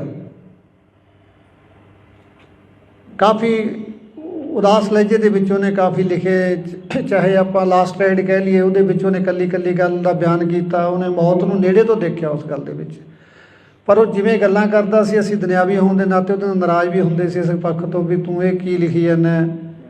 ਉਹਨੇ ਉਹ ਕਹਿੰਦਾ ਮੈਂ ਤਾਂ ਟਪਾ ਕੇ 'ਤੇ ਲਿਖਿਆ, ਇਹ ਤਾਂ ਜਿਹੜੇ ਮੇਰੇ ਪਹਿਲਾਂ ਮੈਂ ਜਿਹਨਾਂ ਨੂੰ ਪੜ੍ਹਦਾ ਜਿਹਨਾਂ ਨੂੰ ਮੈਂ ਦੇਖਦਾ ਮੈਂ ਤਾਂ ਉਹਨਾਂ 'ਤੇ ਲਿਖਿਆ ਹੈ ਨਾ। ਉਹ ਕਹਿ ਦਿੰਦਾ ਚੱਲ ਅਸੀਂ ਵੀ ਚੁੱਪ ਕਰ ਜਾਂਦੇ ਵੀ ਹੋ ਸਕਦਾ ਉਹ 'ਤੇ ਲਿਖਿਆ ਹੋਵੇ, ਪਰ ਜਦੋਂ ਆਪਦੇ ਨਾਲ ਵਾਪਰ ਗਈ ਫਿਰ ਐਂ ਲੱਗਿਆ ਵੀ ਇਹ ਤਾਂ ਆਪਣੇ ਸਮਝਣ 'ਚ ਹੀ ਫਰਕ ਰਹਿ ਗਿਆ। ਉਹ ਤਾਂ ਸਾਰਾ ਕੁਛ ਆਪਣੀ ਜਵਾਨੀ ਦੱਸੀ ਜਾਂਦਾ ਸੀ। ਇਹ ਹੁਣ ਬੀਤੇ ਦੀ ਗੱਲ ਹੋ ਚੁੱਕੀ ਹੈ ਵੀਰੋ, ਇਸ ਗੱਲ 'ਤੇ ਕੁਛ ਵੀ ਨਹੀਂ ਨਿਬੜਨਾ, ਕਿਉਂਕਿ ਨਾ ਤਾਂ ਆਪਾਂ ਜੋ ਨੁਕਸਾਨ ਖਾ ਲਿਆ ਉਹ ਪੂਰਾ ਹੋਣਾ। ਹਾਂ, ਸਰਕਾਰਾਂ ਅੱਗੇ ਇੰਨੀ ਕੁ ਬੇਨਤੀ ਜ਼ਰੂਰ ਕਰਦੇ ਹਾਂ ਵੀ ਘੱਟੋ ਘੱਟ ਜਦੋਂ ਹਾਸੋਹੀਣੇ ਫੈਸਲੇ ਕਰਦੀਆਂ ਨੇ ਦੁੱਖ ਬੜਾ ਹੁੰਦਾ ਹੈ। ਲਾਇਸੈਂਸ ਲੈਣੇ ਤਾਂ ਸਰਕਾਰ ਨੇ ਪਹਿਲਾਂ ਹੀ ਇੰਨੇ ਔਖੇ ਕੀਤੇ ਹੋਏ ਸੀ ਵੀ ਜੇ ਬੰਦਾ ਇੱਕ ਵਾਰੀ ਇਹਦੀ ਲਾਈਨ 'ਚ ਲੱਗ ਜੇ ਨਾ, ਮੇਰਾ ਖਿਆਲ ਇੱਕ ਵਾਰੀ ਰਿਨਿਊ ਕਰਾਉਣ ਲੱਗ ਜੇ ਤਾਂ ਮੁੜ ਕੇ ਉਹਦਾ ਜੀਅ ਕਰਦਾ ਮੈਂ ਅਸਲਾ ਸਿੱਟ ਕੇ ਭੱਜ ਜਾ। ਇੰਨਾ ਔਖਾ ਪ੍ਰੋਸੈਸ ਹੈ ਲਾਇਸੈਂਸ ਲੈਣ ਦਾ, ਇਹਨੂੰ ਰਿਨਿਊ ਕਰਾਉਣ ਦਾ, ਕੋਈ ਇਹਦੇ ਵਿੱਚ ਚੇਂਜ ਕਰਨੀ ਹੈ ਵੀ ਬੰਦੇ ਨੂੰ ਐਂ ਲੱਗਦਾ ਜਿਵੇਂ ਮੈਂ 84 ਵਾਲੇ ਗੇੜ 'ਚ ਹੀ ਪੈ ਗਿਆ ਹੁੰਦਾ। ਇੰਨਾ ਔਖਾ ਕੰਮ ਹੈ। ਔਰ ਉਲਟਾ ਉਹਨੂੰ ਬੰਦ ਕਰਨ ਦੇ ਉੱਤੇ ਤਾਂ ਬਿਲਕੁਲ ਨਿਹੱਥਾ ਕਰਨ ਵਾਲੀ ਗੱਲ ਹੀ ਕਰਤੀ। ਤੁਸੀਂ ਦੇਖੋ ਬਦਮਾਸ਼ਾਂ ਦੇ ਕੋਲੇ ਜਿਹੜਾ ਅਸਲਾ ਹੈ ਰਸ਼ੀਅਨ ਵੈਪਨ AK-47 45 ਦਾ USA ਦੇ ਅਸਲਾ 30 ਦੇ ਪਿਸਟਲ ਜਿਹੜੇ ਬੰਦੇ ਨੂੰ ਪਾੜ ਕੇ ਰੱਖ ਦਿੰਦੇ ਨੇ ਜੇ ਕਿੱਲਾ ਪਾੜ ਦੂੰਗੀ। ਔਰ ਜੇ ਅਸੀਂ ਲਾਇਸੈਂਸ ਲੈ ਰੱਖੇ ਨੇ, ਕੋਈ 12 ਬੋਰ ਦਾ ਲੈ ਲਿਆ ਕਿਸੇ ਨੇ ਆਪਦੀ ਸੇਫਟੀ ਵਾਸਤੇ, ਜੇ ਕੋਈ ਜਾਂ 32 ਬੋਰ ਦਾ ਲੈ ਲਿਆ, ਉਹਦੇ ਵਿੱਚ ਕੀ ਨੁਕਸਾਨ ਵਾਲੀ ਗੱਲ ਹੋ ਗਈ। ਤੁਸੀਂ ਸੈਂਕੜੇ ਜੁਰਮਾਂ ਦਾ ਅਧਿਐਨ ਕਰਕੇ ਵੇਖ ਲਓ। ਜੇ ਆਪਾਂ ਇਕੱਲਾ ਸੂਰੀ ਦਾ ਦੇਖੀਏ ਵੀ ਕਤਲ ਜਿਹੜਾ ਹੋਇਆ ਉਹ ਜ਼ਰੂਰ ਲਾਇਸੈਂਸੀ ਅਸਲੇ ਨਾਲ ਹੋ ਗਿਆ, ਬਾਕੀ ਮੇਰਾ ਖਿਆਲ ਇੱਕ ਵੀ ਕਿਲਿੰਗ ਹੈ ਜਿਹੜੀ ਉਹ ਲਾਇਸੈਂਸੀ ਅਸਲੇ ਨਾਲ ਨਹੀਂ ਹੋਈ। ਔਰ ਜਿਹੜਾ 2 ਨੰਬਰ ਦਾ ਅਸਲਾ ਹੈ ਉਹ 'ਤੇ ਕੋਈ ਕੰਟਰੋਲ ਨਹੀਂ। 5-5 ਜਾਣੇ ਦੁਕਾਨ ਦੇ ਵਿੱਚ ਧਾੜਾਂ ਪਰ ਨੰਗੇ ਮੂੰਹ ਵੜ ਜਾਂਦੇ ਨੇ, ਬੰਦਾ ਮਾਰ ਕੇ ਭੱਜ ਜਾਂਦੇ ਨੇ, ਕੋਈ ਦਿੱਕਤ ਵਾਲੀ ਗੱਲ ਨਹੀਂ। ਛੋਟੇ ਤੋਂ ਛੋਟੇ ਗੈਂਗਸਟਰ ਦੇ ਕੋਲੇ ਵੀ 30 ਤੋਂ ਘੱਟ ਦਾ ਪਿਸਟਲ ਨਹੀਂ ਹੈ, ਔਰ ਬੜੀ ਆਸਾਨੀ ਨਾਲ ਉਹਨੂੰ ਮਿਲ ਵੀ ਰਹੇ ਨੇ। ਔਰ ਕੋਈ ਉਹ ਯੂਪੀ ਕਾਨਪੁਰ ਵਾਲਾ ਨਹੀਂ ਲੈਂਦੇ, ਸਾਰਾ ਇੰਪੋਰਟਡ ਅਸਲਾ ਸਾਰਾ ਉਹਨਾਂ ਕੋਲੇ। ਉਧਰ ਵੱਲ ਨੂੰ ਕਿਸੇ ਦਾ ਕੋਈ ਧਿਆਨ ਨਹੀਂ। ਜੇ ਧਿਆਨ ਆ ਗਿਆ ਤਾਂ ਜਿਹੜੀਆਂ ਮਨ ਪੱਕੀਆਂ, ਜੇ ਤੁਸੀਂ ਅੱਜ DC ਦਫ਼ਤਰ ਜਾਓਗੇ ਅਸਲੇ ਦਾ ਲਾਇਸੈਂਸ ਅਪਲਾਈ ਕਰੋ ਤਾਂ ਤੁਹਾਡੀ ਰੈੱਡ ਕਰਾਸ ਦੀ 50,000 ਦੀ ਤਾਂ ਪਰਚੀ ਕੱਟ ਦੇਣਗੇ। ਜੇ ਸਿਫਾਰਸ਼ਾਂ ਲਾ ਕੇ ਉਹਨੂੰ ਤੁਸੀਂ 10-20 'ਚ ਕਰਾ ਵੀ ਲਓਗੇ ਫਿਰ ਵੀ ਤੁਹਾਡਾ ਘੱਟੋ ਘੱਟ 1.5 ਤੋਂ 2 ਲੱਖ ਰੁਪਈਆ ਲਾ ਕੇ ਤੁਹਾਨੂੰ ਲਾਇਸੈਂਸ ਮਿਲਦਾ ਹੈ। ਕੌਣ ਲਊਗਾ? ਜਿਹੜਾ ਕੋਈ ਫਸਿਆ ਵੇਲੇ ਕੁ ਵੇਲੇ, ਜਿਹਨੂੰ ਸਰਦਾ ਵੀ ਮੈਨੂੰ ਕੋਈ ਅੜਿੱਕਾ ਨਾ। ਪਰਸੋਂ ਸੁਨਿਆਰ ਦੇ ਉੱਤੇ ਅੰਮ੍ਰਿਤਸਰ ਹੋਈ ਹੈ ਘਟਨਾ, ਜੇ ਉਹਦੇ ਕੋਲ ਅਸਲਾ ਨਾ ਹੁੰਦਾ ਉਹ ਤਾਂ ਮਾਰਤਾ ਸੀ। ਜਿਹੜਾ ਬੰਦਾ ਕੋਈ 4 ਪੈਸੇ ਦਾ ਕਾਰੋਬਾਰ ਕਰਦਾ ਉਹਦੀ ਸੇਫਟੀ ਲਈ ਲੈਂਦਾ, ਡਿਫੈਂਸ ਲਈ ਲੈਂਦਾ, ਠੀਕ ਹੈ, ਦਿਖਾਵਾ ਮਾੜੀ ਗੱਲ ਹੈ, ਨਹੀਂ ਕਰਨਾ ਚਾਹੀਦਾ। ਅਤੇ ਜੇ ਤੁਸੀਂ ਜਾ ਕੇ ਬੱਚਿਆਂ 'ਤੇ ਪਰਚੇ ਕਰਨ ਲੱਗ ਜਾਓਗੇ ਤਾਂ ਕਿੱਡੀ ਮਾੜੀ ਗੱਲ ਹੈ। ਇੱਕ ਫੋਟੋ ਤਾਂ ਨਹੀਂ ਕਿਸੇ ਦੇ ਉੱਤੇ ਫਾਇਰ ਕਰਦੀ ਯਾਰ, ਉਹ ਤਾਂ ਸ਼ਰੇਆਮ ਜਿਹੜੇ ਫਿਰਦੇ ਉਹ ਤਾਂ ਤੁਹਾਨੂੰ ਦਿਖਾਈ ਨਹੀਂ ਦੇ ਰਹੇ। ਇੱਕ ਮਰਡਰ ਕਰਨ ਵਾਲਾ ਬੰਦਾ ਧਮਕੀਆਂ ਦੇ ਰਿਹਾ, ਹਰ ਛੋਟੇ ਸਿੰਗਰ ਨੂੰ ਧਮਕੀ ਆਈ ਜਾਂਦੀ ਹੈ।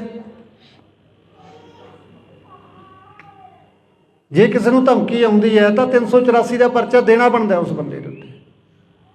ਸਗੋਂ ਜਾਂਦੇ ਆ ਥਾਣੇ ਸਮਝਾ ਕੇ ਮੋੜ ਦਿੰਦੇ ਆ, ਤੈਂ ਕੀ ਲੈਣਾ ਯਾਰ, ਤੂੰ ਜਵਾਕ ਚੱਲੇ ਵਾਲਾ ਬੰਦਾ, ਇਹਨਾਂ ਦਾ ਕੀ ਪਤਾ ਤੈਨੂੰ ਕਦੋਂ ਮਾਰ ਦੇਣਗੇ।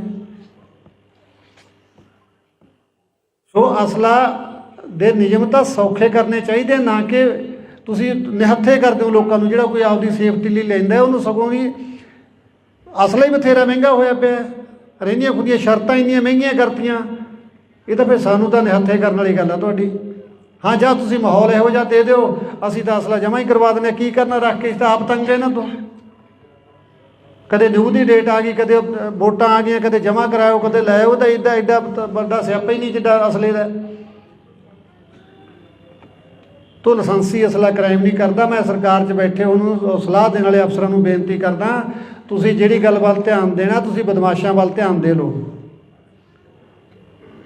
ਲਾਇਸੈਂਸ ਵਾਲਾ ਬੰਦਾ ਜਾ ਕੇ, ਜਿਹੜਾ ਬੰਦਾ ਲੱਖ ਸਵਾ ਲੱਖ ਰੁਪਇਆ ਲਾ ਕੇ ਢਿੱਡ ਬੰਨ੍ਹ ਕੇ ਲੈਂਦਾ, ਇੰਨਾ ਕਿਸੇ ਕੋਲੇ ਵਾਧੂ ਪੈਸਾ ਨਹੀਂ ਪਿਆ ਜਿਹੜਾ ਅਸਲੇ 'ਤੇ ਖਰਚਣ ਵਾਸਤੇ ਕਬੀਲਦਾਰ ਬੰਦਾ ਤਿਆਰ ਹੋ ਜਾਊਗਾ। ਠੀਕ ਹੈ, ਮੈਂ ਮੰਨਦਾ ਵਿਦੇਸ਼ਾਂ ਦੇ ਵਿੱਚ ਵੀ ਇਹ ਚੀਜ਼ਾਂ 'ਤੇ ਪਾਬੰਦੀਆਂ ਨੇ, ਪਰ ਉੱਥੋਂ ਦਾ ਸਿਸਟਮ ਵੀ ਦੇਖੋ ਕਿੱਡਾ ਹੈ। ਮੈਂ UK ਜਾ ਕੇ ਆਇਆ ਵੀਰੋ, ਜਹਾਜ਼ ਦੇ ਵਿੱਚੋਂ ਅਗਲੇ ਨੇ ਮੈਨੂੰ ਲੈ ਲਿਆ ਔਰ ਆਪਣੀ ਕਾਰ ਦੇ ਵਿੱਚ ਜਾ ਕੇ ਮੈਨੂੰ ਸੁਰੱਖਿਅਤ ਜਗ੍ਹਾ 'ਤੇ, ਜਿੱਥੇ ਮੇਰਾ ਰੈਜ਼ੀਡੈਂਸੀ, ਉੱਥੇ ਜਾ ਕੇ ਛੱਡ ਕੇ ਆਇਆ ਔਰ ਆਪਣਾ ਸੈਂਸਰ ਵੀ ਕਮਰੇ ਦੇ ਵਿੱਚ ਲਾਇਆ ਅਗਲੇ। ਔਰ ਵਿਦਇਨ 3 ਮਿੰਟ ਕੋਈ ਤਖਤੇ ਨੂੰ ਧੱਕਾ ਵੀ ਮਾਰ ਗਿਆ ਨਾ ਬਾਹਰੋਂ ਆ ਕੇ, 3 ਮਿੰਟਾਂ ਦੇ ਅੰਦਰ ਅੰਦਰ ਜਿਹੜੀ ਪੁਲਿਸ ਦੀ ਹੈ ਸਰਵਿਸ ਹੈ, ਰੀਸਾਂ ਕਰਦੇ ਉਹਨਾਂ ਦੀਆਂ, ਉਹਨਾਂ ਵਰਗਾ ਸਿਸਟਮ ਦੇ ਕੇ ਦਿਖਾਓ ਪਹਿਲਾਂ। ਔਰ ਮੈਂ ਪਬਲਿਕ ਨੂੰ ਮਿਲਿਆ, ਮੈਨੂੰ ਨਹੀਂ ਲੱਗਿਆ ਮੈਂ ਕਿਸੇ ਬਾਹਰਲੇ ਮੁਲਕ ਦੇ ਵਿੱਚ ਆਇਆ। ਮੈਨੂੰ ਐਂ ਲੱਗਿਆ ਇੱਥੇ ਵੀ ਮੇਰਾ ਪੰਜਾਬ ਹੀ ਵਸਿਆ ਹੋਇਆ, ਇੱਥੇ ਵੀ ਮੇਰੇ ਲੋਕਾਂ ਨੂੰ ਕਿੰਨਾ ਦਰਦ ਹੈ। ਔਰ ਜਿਹੜੇ ਹਾਲ ਦੇ ਵਿੱਚ ਪ੍ਰੋਗਰਾਮ ਰੱਖਿਆ ਸੀ, ਤੁਸੀਂ ਯਕੀਨ ਕਰਿਓ ਤਿਲ ਸਿੱਟਣ ਨੂੰ ਵੀ ਜਗ੍ਹਾ ਨਹੀਂ ਸੀ ਉੱਥੇ, ਔਰ ਸਾਰੇ ਲੋਕ ਟਿਕਟਾਂ ਲੈ ਕੇ ਆਏ ਸੀ। ਪਾਕਿਸਤਾਨੀ ਮੂਲ ਦੀ ਲੜਕੀ ਨੇ ਮੈਕ ਲੈ ਕੇ ਬੋਲਿਆ ਵੀ ਦਿਨ ਵੀ ਸਾਡਾ ਸ਼ੁਰੂ ਸਿੱਧੂ ਦੇ ਨਾਲ ਹੁੰਦਾ ਸੀ, ਸਮਾਪਤੀ ਵੀ ਸਾਡੀ ਸਿੱਧੂ ਦੇ ਨਾਲ ਹੁੰਦੀ ਸੀ। ਔਰ ਕਿਸ ਕਦਰ ਅਸੀਂ ਉਸ ਬੱਚੇ ਨੂੰ ਪਿਆਰ ਕਰਦੇ ਹਾਂ, ਤੁਸੀਂ ਅੰਦਾਜ਼ਾ ਵੀ ਨਹੀਂ ਲਾ ਸਕਦੇ। ਔਰ ਇੱਥੇ ਉਹਨੂੰ ਜਾਨਵਰਾਂ ਵਾਂਗੂ ਮਾਰ ਦਿੱਤਾ ਗਿਆ।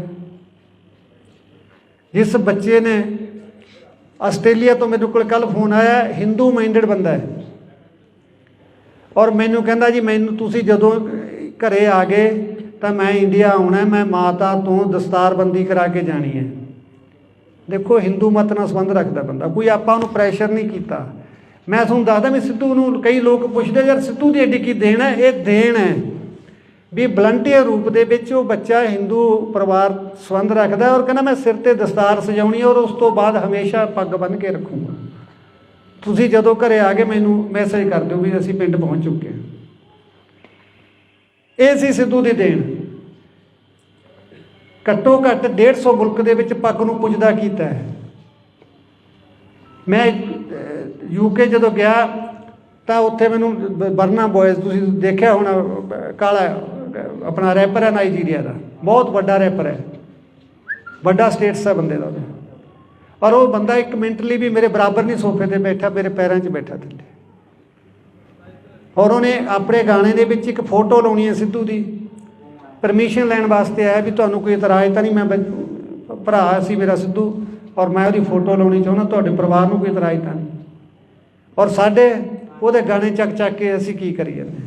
ਔਰ ਜਿਹੜਾ ਵੱਖਰੇ ਮੂਲ ਦਾ, ਵੱਖਰੀ ਨਸਲ ਦਾ, ਵੱਖਰੇ ਸਮਾਜ ਦੇ ਵਿੱਚੋਂ ਆਉਂਦਾ ਹੈ ਕਲਾਕਾਰ, ਉਹ ਸਿੱਧੂ ਨੂੰ ਆਪਣਾ ਭਰਾ ਮੰਨ ਕੇ, ਆਪਣਾ ਆਈਡੀਅਲ ਮੰਨ ਕੇ ਚੱਲ ਰਿਹਾ ਹੈ।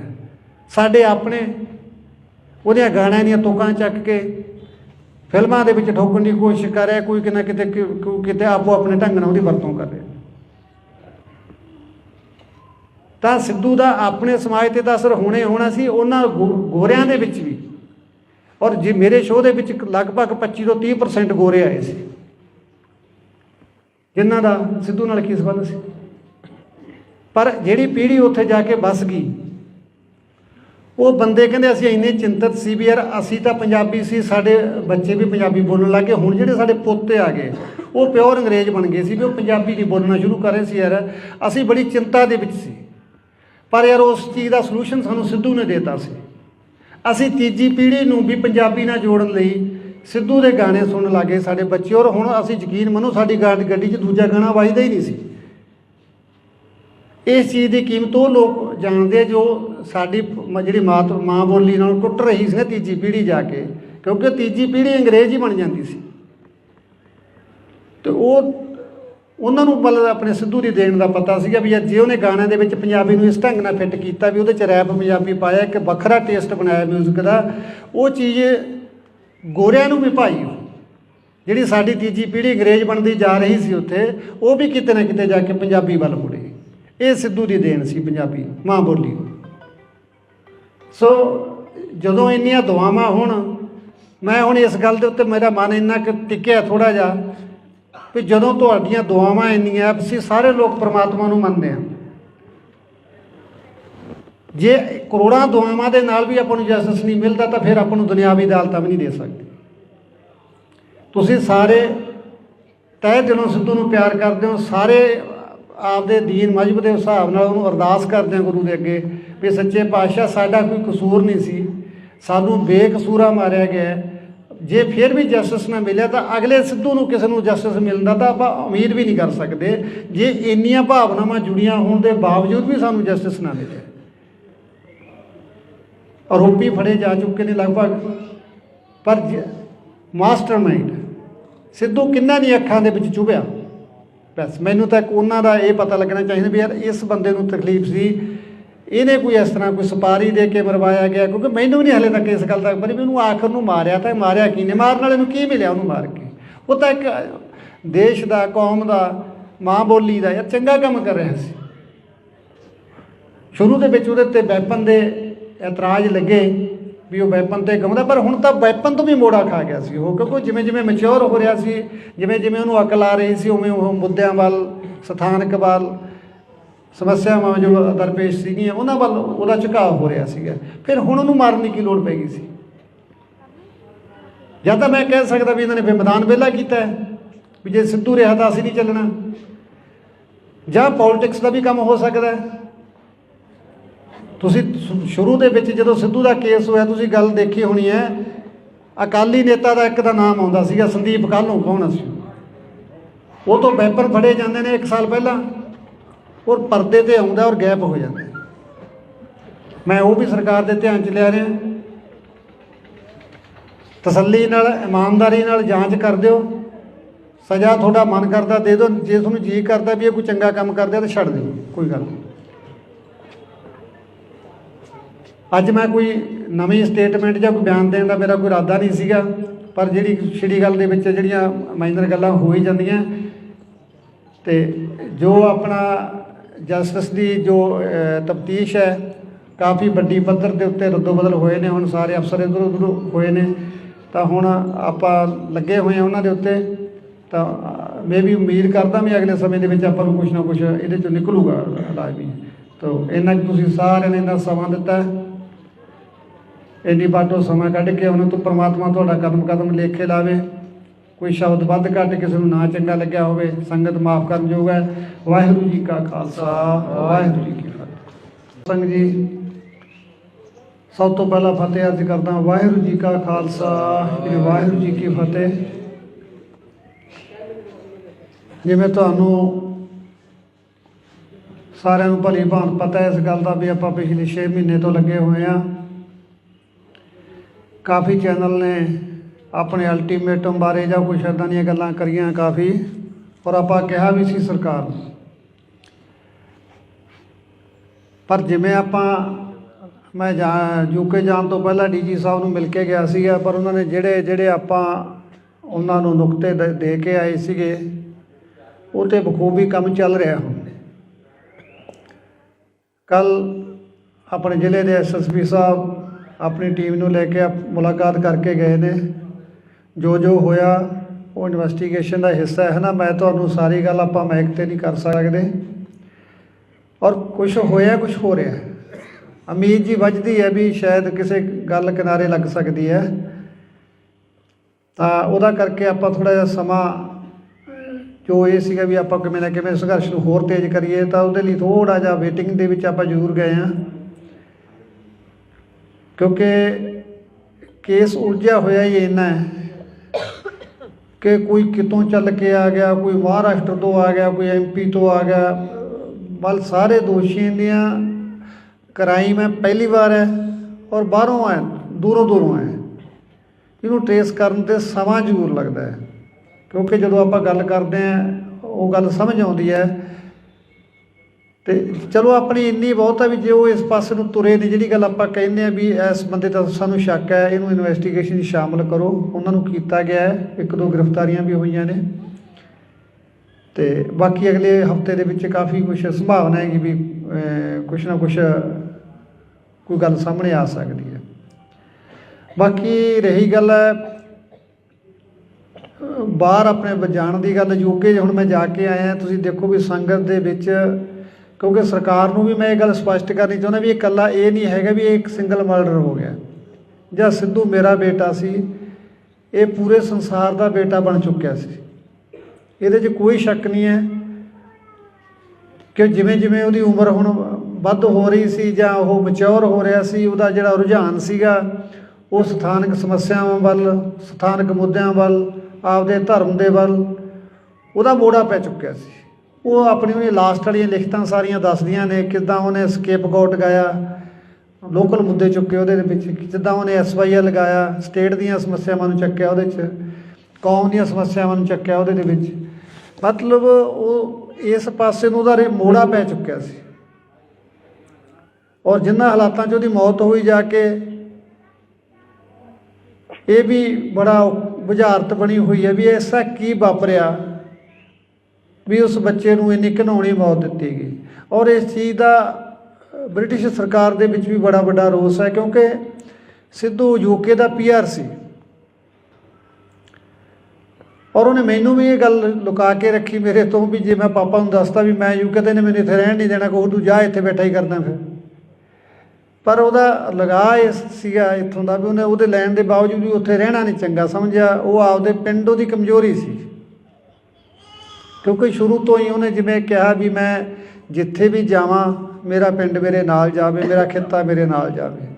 ਉਹ ਸ਼ਾਇਦ ਇਸ ਗੱਲ ਦੇ ਵਿੱਚ ਗੜੁੱਚ ਇੰਨਾ ਹੋ ਗਿਆ ਵੀ ਉਹ ਆਪਣੇ ਭਵਿੱਖ ਨੂੰ ਵੀ ਦਾਅ 'ਤੇ ਲਾ ਬੈਠਾ, ਸਮਝ ਨਹੀਂ ਸਕਿਆ ਵੀ ਇੱਥੇ ਜਿਹੜੀਆਂ ਦੁਸ਼ਮਣਾਂ ਦੀਆਂ ਧਾੜਾਂ ਤੁਰੀਆਂ ਫਿਰਦੀਆਂ ਨੇ, ਜਿਹਨੂੰ ਤੂੰ ਆਪਣਾ ਸਮਝ ਰਿਹਾ ਤਾਂ ਇੱਥੇ ਤੇਰਾ ਆਪਣਾ ਕੋਈ ਨਹੀਂ ਰਿਹਾ।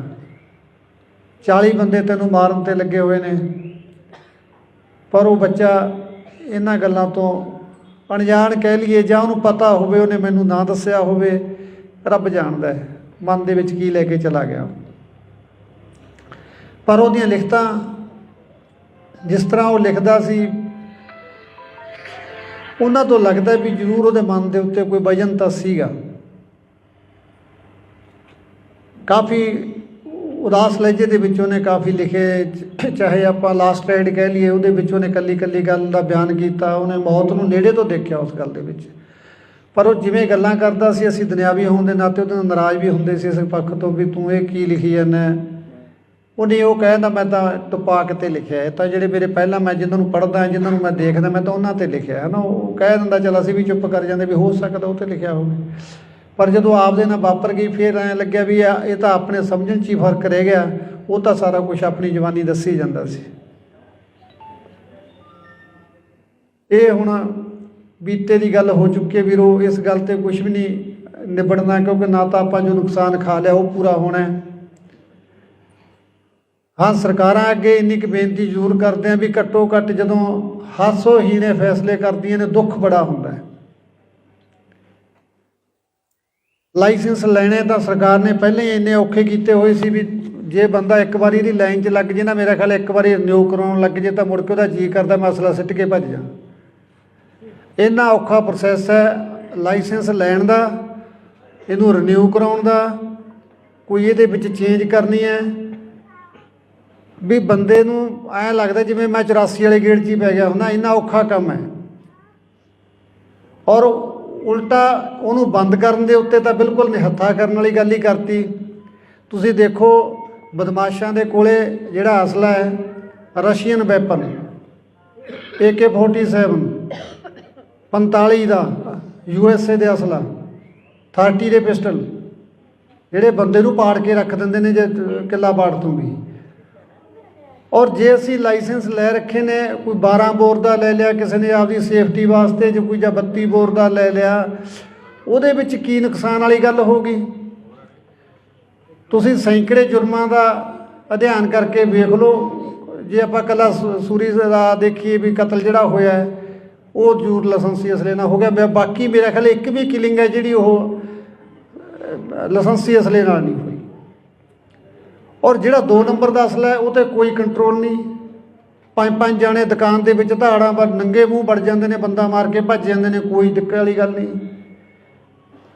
ਛੋਟੇ ਤੋਂ ਛੋਟੇ ਗੈਂਗਸਟਰ ਦੇ ਕੋਲੇ ਵੀ 30 ਤੋਂ ਘੱਟ ਦਾ ਪਿਸਟਲ ਨਹੀਂ ਹੈ ਔਰ ਬੜੀ ਆਸਾਨੀ ਨਾਲ ਉਹਨੂੰ ਮਿਲ ਵੀ ਰਹੇ ਨੇ। ਔਰ ਕੋਈ ਉਹ ਯੂਪੀ ਕਾਨਪੁਰ ਵਾਲਾ ਨਹੀਂ ਲੈਂਦੇ, ਸਾਰਾ ਇੰਪੋਰਟਡ ਅਸਲਾ ਸਾਰਾ ਉਹਨਾਂ ਕੋਲੇ।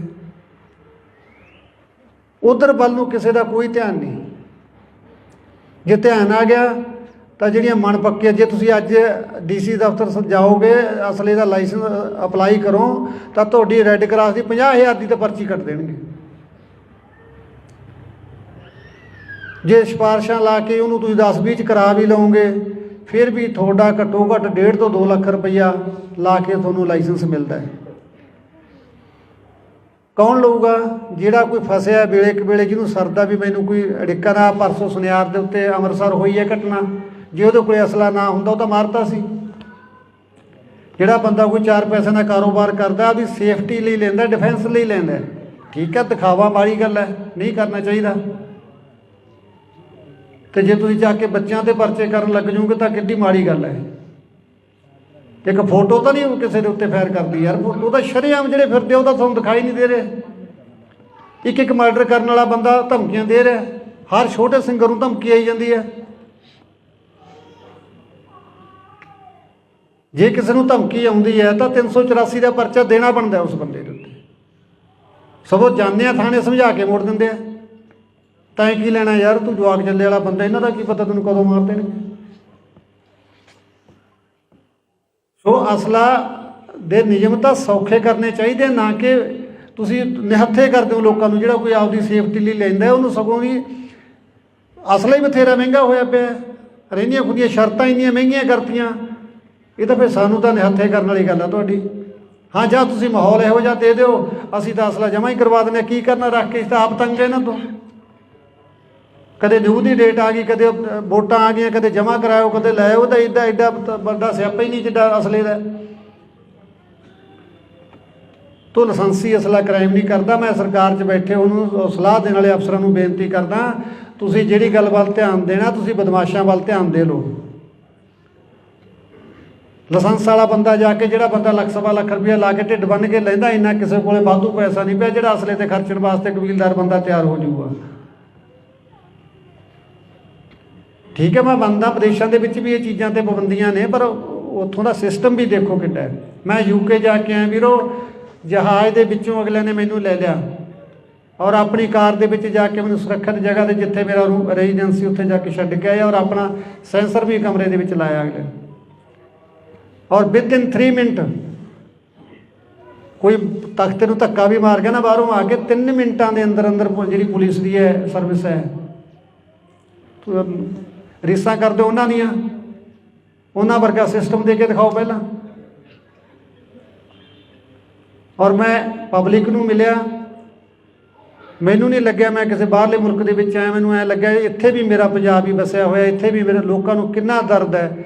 ਔਰ ਜਿਹੜੇ ਹਾਲ ਦੇ ਵਿੱਚ ਪ੍ਰੋਗਰਾਮ ਰੱਖਿਆ ਸੀ, ਤੁਸੀਂ ਯਕੀਨ ਕਰਿਓ ਤਿਲ ਸਿੱਟਣ ਨੂੰ ਵੀ ਜਗ੍ਹਾ ਨਹੀਂ ਸੀ ਉੱਥੇ, ਔਰ ਸਾਰੇ ਲੋਕ ਟਿਕਟਾਂ ਲੈ ਕੇ ਆਏ ਸੀ। ਪਾਕਿਸਤਾਨੀ ਮੂਲ ਦੀ ਲੜਕੀ ਨੇ ਮੈਕ ਲੈ ਕੇ ਬੋਲਿਆ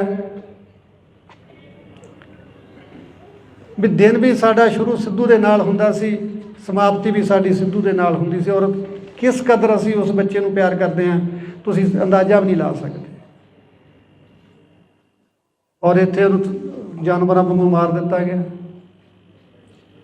ਜਿਸ ਬੱਚੇ ਨੇ, ਆਸਟ੍ਰੇਲੀਆ ਤੋਂ ਮੇਰੇ ਕੋਲ ਕੱਲ੍ਹ ਫੋਨ ਆਇਆ, ਹਿੰਦੂ ਮਾਈਂਡਡ ਬੰਦਾ ਹੈ, ਔਰ ਮੈਨੂੰ ਕਹਿੰਦਾ ਜੀ ਮੈਨੂੰ ਤੁਸੀਂ ਜਦੋਂ ਘਰੇ ਆ ਗਏ ਤਾਂ ਮੈਂ ਇੰਡੀਆ ਆਉਣਾ, ਮੈਂ ਮਾਤਾ ਤੋਂ ਦਸਤਾਰਬੰਦੀ ਕਰਾ ਕੇ ਜਾਣੀ ਹੈ।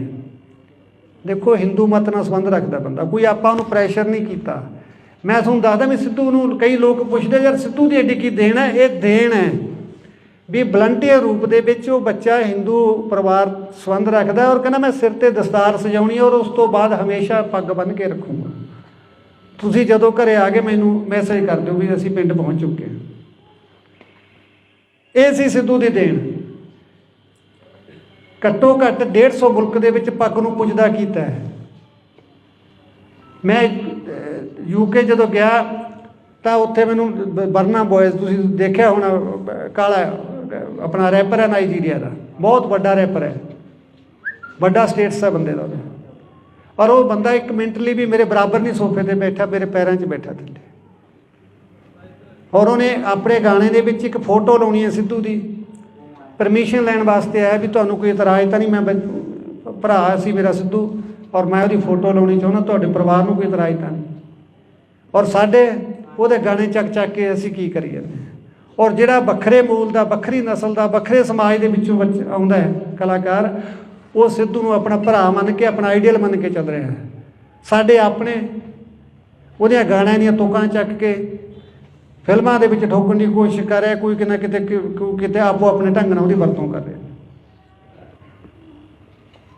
ਤਾਂ ਸਿੱਧੂ ਦਾ ਆਪਣੇ ਸਮਾਜ 'ਤੇ ਤਾਂ ਅਸਰ ਹੋਣਾ ਸੀ, ਉਹਨਾਂ ਗੋਰਿਆਂ ਦੇ ਵਿੱਚ ਵੀ। ਔਰ ਜੇ ਮੇਰੇ ਸ਼ੋਅ ਦੇ ਵਿੱਚ ਲਗਭਗ 25 ਤੋਂ 30% ਗੋਰੇ ਆਏ ਸੀ, ਜਿਨ੍ਹਾਂ ਦਾ ਸਿੱਧੂ ਨਾਲ ਕੀ ਸੰਬੰਧ ਸੀ। ਪਰ ਜਿਹੜੀ ਪੀੜ੍ਹੀ ਉੱਥੇ ਜਾ ਕੇ ਵੱਸ ਗਈ, ਉਹ ਬੰਦੇ ਕਹਿੰਦੇ ਅਸੀਂ ਇੰਨੇ ਚਿੰਤਤ ਸੀ ਵੀ ਯਾਰ ਅਸੀਂ ਤਾਂ ਪੰਜਾਬੀ ਸੀ, ਸਾਡੇ ਬੱਚੇ ਵੀ ਪੰਜਾਬੀ ਬੋਲਣ ਲੱਗ ਗਏ। ਹੁਣ ਜਿਹੜੇ ਸਾਡੇ ਪੋਤੇ ਆ ਗਏ ਉਹ ਪਿਓਰ ਅੰਗਰੇਜ਼ ਬਣ ਗਏ ਸੀ ਵੀ ਉਹ ਪੰਜਾਬੀ ਨਹੀਂ ਬੋਲਣਾ ਸ਼ੁਰੂ ਕਰ ਰਹੇ ਸੀ। ਯਾਰ ਅਸੀਂ ਬੜੀ ਚਿੰਤਾ ਦੇ ਵਿੱਚ ਸੀ, ਪਰ ਯਾਰ ਉਸ ਚੀਜ਼ ਦਾ ਸਲੂਸ਼ਨ ਸਾਨੂੰ ਸਿੱਧੂ ਨੇ ਦੇਤਾ ਸੀ। ਅਸੀਂ ਤੀਜੀ ਪੀੜ੍ਹੀ ਨੂੰ ਵੀ ਪੰਜਾਬੀ ਨਾਲ ਜੋੜਨ ਲਈ ਸਿੱਧੂ ਦੇ ਗਾਣੇ ਸੁਣਨ ਲੱਗੇ ਸਾਡੇ ਬੱਚੇ। ਔਰ ਹੁਣ ਅਸੀਂ ਯਕੀਨ ਮੰਨੋ ਸਾਡੀ ਗੱਡੀ 'ਚ ਦੂਜਾ ਗਾਣਾ ਵੱਜਦਾ ਹੀ ਨਹੀਂ ਸੀ। ਇਸ ਚੀਜ਼ ਦੀ ਕੀਮਤ ਉਹ ਲੋਕ ਜਾਣਦੇ ਜੋ ਸਾਡੀ ਜਿਹੜੀ ਮਾਂ ਬੋਲੀ ਨਾਲ ਟੁੱਟ ਰਹੀ ਸੀ ਨਾ ਤੀਜੀ ਪੀੜ੍ਹੀ ਜਾ ਕੇ, ਕਿਉਂਕਿ ਤੀਜੀ ਪੀੜ੍ਹੀ ਅੰਗਰੇਜ਼ ਹੀ ਬਣ ਜਾਂਦੀ ਸੀ। ਅਤੇ ਉਹਨਾਂ ਨੂੰ ਮਤਲਬ ਆਪਣੇ ਸਿੱਧੂ ਦੀ ਦੇਣ ਦਾ ਪਤਾ ਸੀਗਾ ਵੀ ਜੇ ਉਹਨੇ ਗਾਣਿਆਂ ਦੇ ਵਿੱਚ ਪੰਜਾਬੀ ਨੂੰ ਇਸ ਢੰਗ ਨਾਲ ਫਿੱਟ ਕੀਤਾ ਵੀ ਉਹਦੇ 'ਚ ਰੈਪ ਪੰਜਾਬੀ ਪਾਇਆ, ਇੱਕ ਵੱਖਰਾ ਟੇਸਟ ਬਣਾਇਆ ਮਿਊਜ਼ਿਕ ਦਾ, ਉਹ ਚੀਜ਼ ਗੋਰਿਆਂ ਨੂੰ ਵੀ ਭਾਈ, ਜਿਹੜੀ ਸਾਡੀ ਤੀਜੀ ਪੀੜ੍ਹੀ ਅੰਗਰੇਜ਼ ਬਣਦੀ ਜਾ ਰਹੀ ਸੀ ਉੱਥੇ, ਉਹ ਵੀ ਕਿਤੇ ਨਾ ਕਿਤੇ ਜਾ ਕੇ ਪੰਜਾਬੀ ਵੱਲ ਮੁੜੇ। ਇਹ ਸਿੱਧੂ ਦੀ ਦੇਣ ਸੀ ਪੰਜਾਬੀ ਮਾਂ ਬੋਲੀ ਨੂੰ।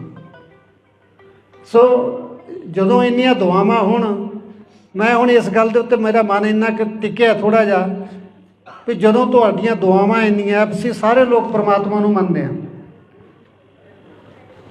ਜੇ ਕਰੋੜਾਂ ਦੁਆਵਾਂ ਦੇ ਨਾਲ ਵੀ ਆਪਾਂ ਨੂੰ ਜਸਟਿਸ ਨਹੀਂ ਮਿਲਦਾ ਤਾਂ ਫਿਰ ਆਪਾਂ ਨੂੰ ਦੁਨਿਆਵੀ ਅਦਾਲਤਾਂ ਵੀ ਨਹੀਂ ਦੇ ਸਕਦੇ। ਤੁਸੀਂ ਸਾਰੇ ਤਹਿ ਦਿਲੋਂ ਸਿੱਧੂ ਨੂੰ ਪਿਆਰ ਕਰਦੇ ਹੋ, ਸਾਰੇ ਆਪਦੇ ਦੀਨ ਮਜ਼ਹਬ ਦੇ ਹਿਸਾਬ ਨਾਲ ਉਹਨੂੰ ਅਰਦਾਸ ਕਰਦੇ ਹਾਂ ਗੁਰੂ ਦੇ ਅੱਗੇ ਵੀ ਸੱਚੇ ਪਾਤਸ਼ਾਹ ਸਾਡਾ ਕੋਈ ਕਸੂਰ ਨਹੀਂ ਸੀ, ਸਾਨੂੰ ਬੇਕਸੂਰਾ ਮਾਰਿਆ ਗਿਆ। ਜੇ ਫਿਰ ਵੀ ਜਸਟਿਸ ਨਾ ਮਿਲਿਆ ਤਾਂ ਅਗਲੇ ਸਿੱਧੂ ਨੂੰ ਕਿਸੇ ਨੂੰ ਜਸਟਿਸ ਮਿਲਦਾ ਤਾਂ ਆਪਾਂ ਉਮੀਦ ਵੀ ਨਹੀਂ ਕਰ ਸਕਦੇ, ਜੇ ਇੰਨੀਆਂ ਭਾਵਨਾਵਾਂ ਜੁੜੀਆਂ ਹੋਣ ਦੇ ਬਾਵਜੂਦ ਵੀ ਸਾਨੂੰ ਜਸਟਿਸ ਨਾ ਮਿਲੇ। ਆਰੋਪੀ ਫੜੇ ਜਾ ਚੁੱਕੇ ਨੇ ਲਗਭਗ, ਪਰ ਮਾਸਟਰਮਾਈਂਡ ਸਿੱਧੂ ਕਿੰਨਾਂ ਦੀਆਂ ਅੱਖਾਂ ਦੇ ਵਿੱਚ ਚੁਭਿਆ, ਬਸ ਮੈਨੂੰ ਤਾਂ ਉਹਨਾਂ ਦਾ ਇਹ ਪਤਾ ਲੱਗਣਾ ਚਾਹੀਦਾ ਵੀ ਯਾਰ ਇਸ ਬੰਦੇ ਨੂੰ ਤਕਲੀਫ ਸੀ, ਇਹਨੇ ਕੋਈ ਇਸ ਤਰ੍ਹਾਂ ਕੋਈ ਸੁਪਾਰੀ ਦੇ ਕੇ ਮਰਵਾਇਆ ਗਿਆ। ਕਿਉਂਕਿ ਮੈਨੂੰ ਵੀ ਨਹੀਂ ਹਾਲੇ ਤੱਕ ਇਸ ਗੱਲ ਦਾ ਪਰ ਵੀ ਉਹਨੂੰ ਆਖਰ ਨੂੰ ਮਾਰਿਆ ਤਾਂ ਮਾਰਿਆ ਕੀ ਨੇ, ਮਾਰਨ ਵਾਲੇ ਨੂੰ ਕੀ ਮਿਲਿਆ ਉਹਨੂੰ ਮਾਰ ਕੇ? ਉਹ ਤਾਂ ਇੱਕ ਦੇਸ਼ ਦਾ, ਕੌਮ ਦਾ, ਮਾਂ ਬੋਲੀ ਦਾ ਯਾਰ ਚੰਗਾ ਕੰਮ ਕਰ ਰਿਹਾ ਸੀ। ਸ਼ੁਰੂ ਦੇ ਵਿੱਚ ਉਹਦੇ 'ਤੇ ਵੈਪਨ ਦੇ ਇਤਰਾਜ਼ ਲੱਗੇ ਵੀ ਉਹ ਵੈਪਨ 'ਤੇ ਗਾਉਂਦਾ, ਪਰ ਹੁਣ ਤਾਂ ਵੈਪਨ ਤੋਂ ਵੀ ਮੋੜਾ ਖਾ ਗਿਆ ਸੀ ਉਹ, ਕਿਉਂਕਿ ਜਿਵੇਂ ਜਿਵੇਂ ਮੈਚਿਓਰ ਹੋ ਰਿਹਾ ਸੀ, ਜਿਵੇਂ ਜਿਵੇਂ ਉਹਨੂੰ ਅਕਲ ਆ ਰਹੀ ਸੀ, ਉਵੇਂ ਉਹ ਮੁੱਦਿਆਂ ਵੱਲ, ਸਥਾਨਕ ਵੱਲ, ਸਮੱਸਿਆਵਾਂ ਜੋ ਦਰਪੇਸ਼ ਸੀਗੀਆਂ ਉਹਨਾਂ ਵੱਲ ਉਹਦਾ ਝੁਕਾਅ ਹੋ ਰਿਹਾ ਸੀਗਾ। ਫਿਰ ਹੁਣ ਉਹਨੂੰ ਮਾਰਨ ਦੀ ਕੀ ਲੋੜ ਪੈ ਗਈ ਸੀ? ਜਾਂ ਤਾਂ ਮੈਂ ਕਹਿ ਸਕਦਾ ਵੀ ਇਹਨਾਂ ਨੇ ਫਿਰ ਮੈਦਾਨ ਵਿਹਲਾ ਕੀਤਾ ਵੀ ਜੇ ਸਿੱਧੂ ਰਿਹਾ ਤਾਂ ਅਸੀਂ ਨਹੀਂ ਚੱਲਣਾ, ਜਾਂ ਪੋਲੀਟਿਕਸ ਦਾ ਵੀ ਕੰਮ ਹੋ ਸਕਦਾ। ਤੁਸੀਂ ਸ਼ੁਰੂ ਦੇ ਵਿੱਚ ਜਦੋਂ ਸਿੱਧੂ ਦਾ ਕੇਸ ਹੋਇਆ ਤੁਸੀਂ ਗੱਲ ਦੇਖੀ ਹੋਣੀ ਹੈ, ਅਕਾਲੀ ਨੇਤਾ ਦਾ ਇੱਕ ਦਾ ਨਾਮ ਆਉਂਦਾ ਸੀਗਾ ਸੰਦੀਪ ਕਾਹਲੋਂ, ਕੌਣ ਸੀ ਉਹ ਤੋਂ ਵੈਪਨ ਫੜੇ ਜਾਂਦੇ ਨੇ 1 ਸਾਲ ਪਹਿਲਾਂ, ਔਰ ਪਰਦੇ 'ਤੇ ਆਉਂਦਾ ਔਰ ਗਾਇਬ ਹੋ ਜਾਂਦਾ। ਮੈਂ ਉਹ ਵੀ ਸਰਕਾਰ ਦੇ ਧਿਆਨ 'ਚ ਲਿਆ ਰਿਹਾ, ਤਸੱਲੀ ਨਾਲ ਇਮਾਨਦਾਰੀ ਨਾਲ ਜਾਂਚ ਕਰ ਦਿਓ, ਸਜ਼ਾ ਤੁਹਾਡਾ ਮਨ ਕਰਦਾ ਦੇ ਦਿਓ, ਜੇ ਤੁਹਾਨੂੰ ਜੀ ਕਰਦਾ ਵੀ ਇਹ ਕੋਈ ਚੰਗਾ ਕੰਮ ਕਰਦੇ ਤਾਂ ਛੱਡ ਦਿਓ, ਕੋਈ ਗੱਲ ਨਹੀਂ। ਅੱਜ ਮੈਂ ਕੋਈ ਨਵੀਂ ਸਟੇਟਮੈਂਟ ਜਾਂ ਕੋਈ ਬਿਆਨ ਦੇਣ ਦਾ ਮੇਰਾ ਕੋਈ ਇਰਾਦਾ ਨਹੀਂ ਸੀਗਾ, ਪਰ ਜਿਹੜੀ ਛਿੜੀ ਗੱਲ ਦੇ ਵਿੱਚ ਜਿਹੜੀਆਂ ਮਾਈਨਰ ਗੱਲਾਂ ਹੋ ਹੀ ਜਾਂਦੀਆਂ, ਅਤੇ ਜੋ ਆਪਣਾ ਜਸਟਿਸ ਦੀ ਜੋ ਤਫਤੀਸ਼ ਹੈ ਕਾਫੀ ਵੱਡੀ ਪੱਧਰ ਦੇ ਉੱਤੇ ਰੱਦੋ ਬਦਲ ਹੋਏ ਨੇ। ਹੁਣ ਸਾਰੇ ਅਫਸਰ ਇੱਧਰ ਉੱਧਰ ਹੋਏ ਨੇ, ਤਾਂ ਹੁਣ ਆਪਾਂ ਲੱਗੇ ਹੋਏ ਹਾਂ ਉਹਨਾਂ ਦੇ ਉੱਤੇ। ਤਾਂ ਮੈਂ ਵੀ ਉਮੀਦ ਕਰਦਾ ਵੀ ਅਗਲੇ ਸਮੇਂ ਦੇ ਵਿੱਚ ਆਪਾਂ ਨੂੰ ਕੁਛ ਨਾ ਕੁਛ ਇਹਦੇ 'ਚੋਂ ਨਿਕਲੂਗਾ ਲਾਜ਼ਮੀ। ਤਾਂ ਇੰਨਾ ਕੁ ਤੁਸੀਂ ਸਾਰਿਆਂ ਨੇ ਇੰਨਾ ਸਮਾਂ ਦਿੱਤਾ, ਇੰਨੀ ਬਾਟੋ ਸਮਾਂ ਕੱਢ ਕੇ ਉਹਨਾਂ ਤੋਂ ਪ੍ਰਮਾਤਮਾ ਤੁਹਾਡਾ ਕਦਮ ਕਦਮ ਲੇਖੇ ਲਾਵੇ। ਕੋਈ ਸ਼ਬਦ ਵੱਧ ਘੱਟ ਕਿਸੇ ਨੂੰ ਨਾ ਚੰਗਾ ਲੱਗਿਆ ਹੋਵੇ, ਸੰਗਤ ਮਾਫ ਕਰਨ ਯੋਗ ਹੈ। ਵਾਹਿਗੁਰੂ ਜੀ ਕਾ ਖਾਲਸਾ, ਵਾਹਿਗੁਰੂ ਜੀ ਕੀ ਫਤਿਹ। ਸੰਗ ਜੀ, ਸਭ ਤੋਂ ਪਹਿਲਾਂ ਫਤਿਹ ਅਰਜ਼ ਕਰਦਾ, ਵਾਹਿਗੁਰੂ ਜੀ ਕਾ ਖਾਲਸਾ, ਵਾਹਿਗੁਰੂ ਜੀ ਕੀ ਫਤਿਹ। ਜਿਵੇਂ ਤੁਹਾਨੂੰ ਸਾਰਿਆਂ ਨੂੰ ਭਲੀ ਭਾਂਤ ਪਤਾ ਹੈ ਇਸ ਗੱਲ ਦਾ ਵੀ ਆਪਾਂ ਪਿਛਲੇ 6 ਮਹੀਨੇ ਤੋਂ ਲੱਗੇ ਹੋਏ ਹਾਂ। ਕਾਫੀ ਚੈਨਲ ਨੇ ਆਪਣੇ ਅਲਟੀਮੇਟਮ ਬਾਰੇ ਜਾਂ ਕੁਛ ਇੱਦਾਂ ਦੀਆਂ ਗੱਲਾਂ ਕਰੀਆਂ ਕਾਫੀ, ਔਰ ਆਪਾਂ ਕਿਹਾ ਵੀ ਸੀ ਸਰਕਾਰ ਨੂੰ।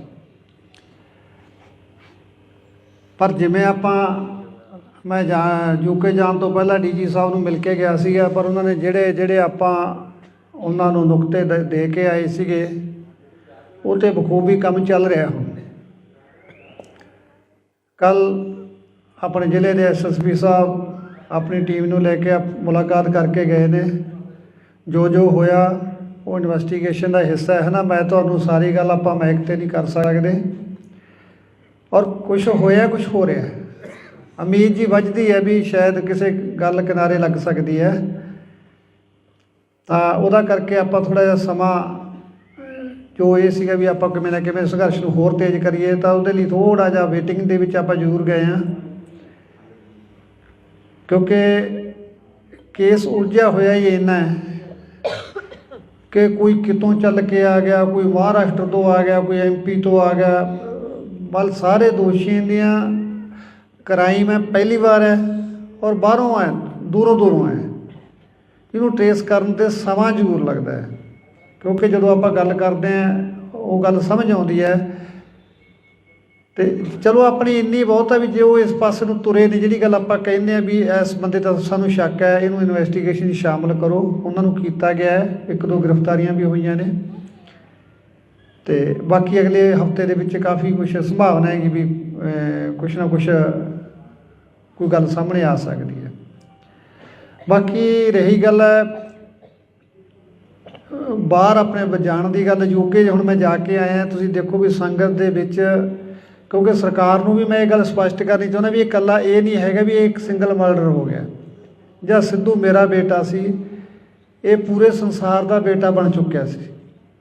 ਇਹਦੇ 'ਚ ਕੋਈ ਸ਼ੱਕ ਨਹੀਂ ਹੈ ਕਿ ਜਿਵੇਂ ਜਿਵੇਂ ਉਹਦੀ ਉਮਰ ਹੁਣ ਵੱਧ ਹੋ ਰਹੀ ਸੀ ਜਾਂ ਉਹ ਮੈਚਿਓਰ ਹੋ ਰਿਹਾ ਸੀ, ਉਹਦਾ ਜਿਹੜਾ ਰੁਝਾਨ ਸੀਗਾ ਉਹ ਸਥਾਨਕ ਸਮੱਸਿਆਵਾਂ ਵੱਲ, ਸਥਾਨਕ ਮੁੱਦਿਆਂ ਵੱਲ, ਆਪਦੇ ਧਰਮ ਦੇ ਵੱਲ ਉਹਦਾ ਮੋੜਾ ਪੈ ਚੁੱਕਿਆ ਸੀ।